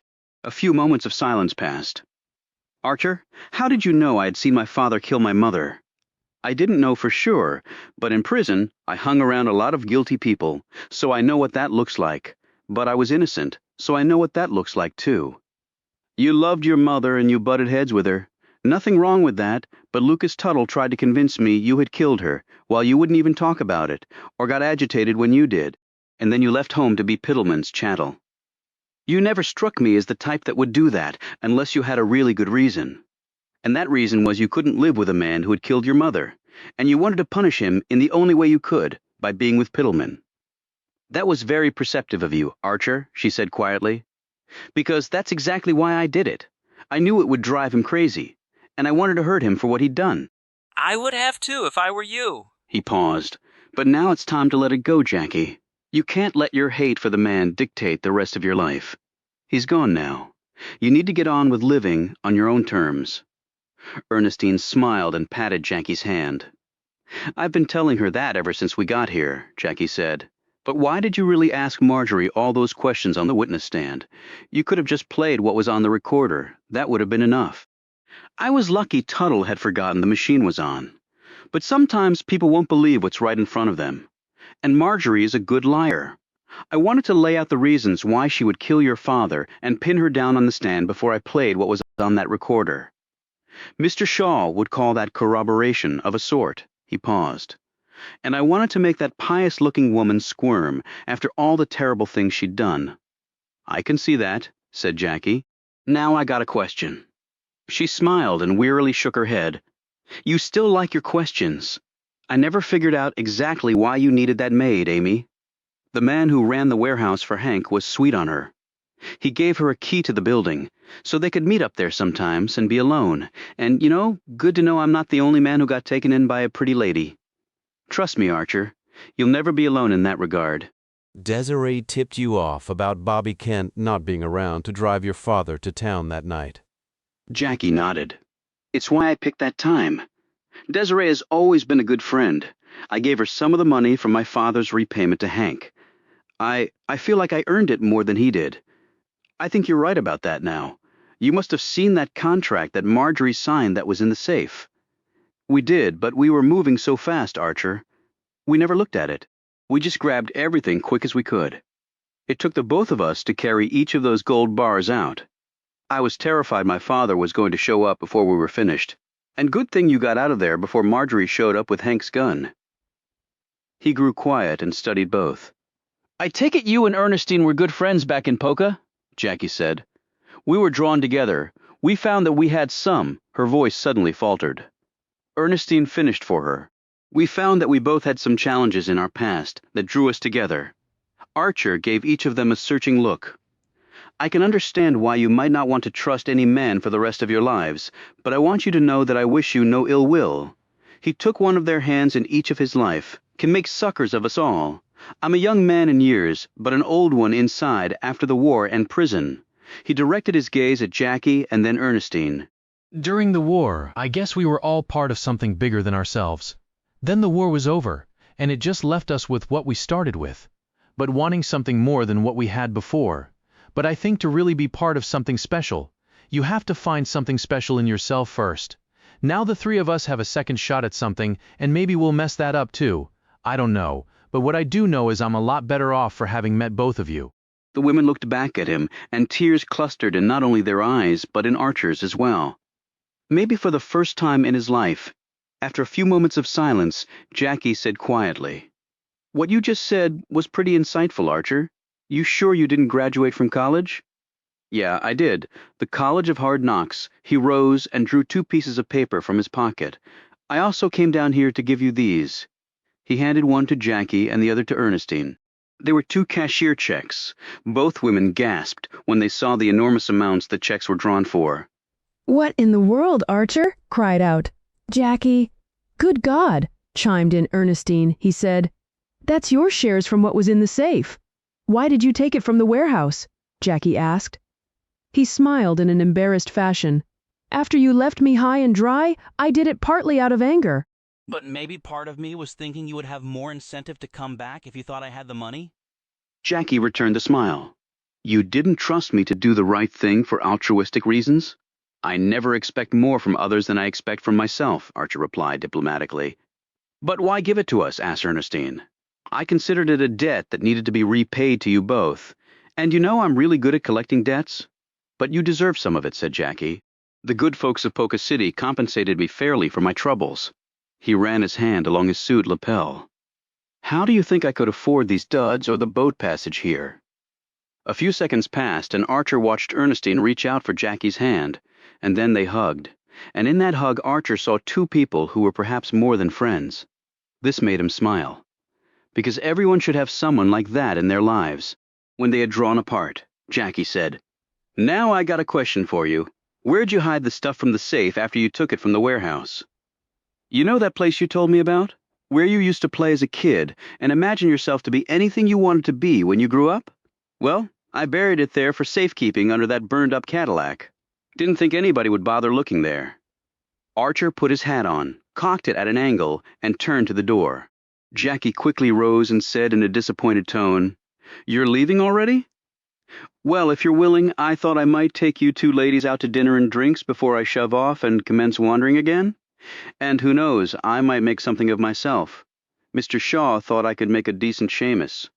"I think you can make of yourself anything you want, Aloysius Archer," said Ernestine. "We'll need to change," said Jackie, looking at her plain outfit. Archer shook his head and said, "I think you both look fine just as you are." He put out an arm to each of them, which they immediately took. The 3 walked out the door into the bright sunshine of a new world that held an abundance of possibilities. Acknowledgments. To Michelle, "Here we go again, this time to the 1940s. Thanks for your encouragement on this one." To Michael Pietsch, for your vision. To Andy Dodds, Elizabeth Kulhanek, Brian McLendon, Karen Kostolniak, Beth de Guzman, Albert Tang, Bob Castillo, Kristen Lemire, Anthony Goff, Michelle McGonigal, Cheryl Smith, Andrew Duncan, Joseph Benincase, Tiffany Sanchez, Morgan Swift, Matthew Ballast, Daniel Modlin, Jordan Rubenstein, Allison Lazarus, Rachel Hairston, Karen Torres, Christopher Murphy, Ali Catroni, Tracy Dowd, Martha Bucci, Rena Kornblue, Jeff Shea, Thomas Louie, Sean Ford, Laura Eisenhard, Mary Urban, Barbara Slavin, Kearsiah McNamara, and everyone at Grand Central Publishing. For always being by my side no matter the path I take. To Aaron and Arlene Priest, Lucy Childs, Lisa Urbach Vance, Frances Jallet Miller, John Richmond, and Juliana Nador, for always being so supportive. To Mitch Hoffman for paying your dues on this one.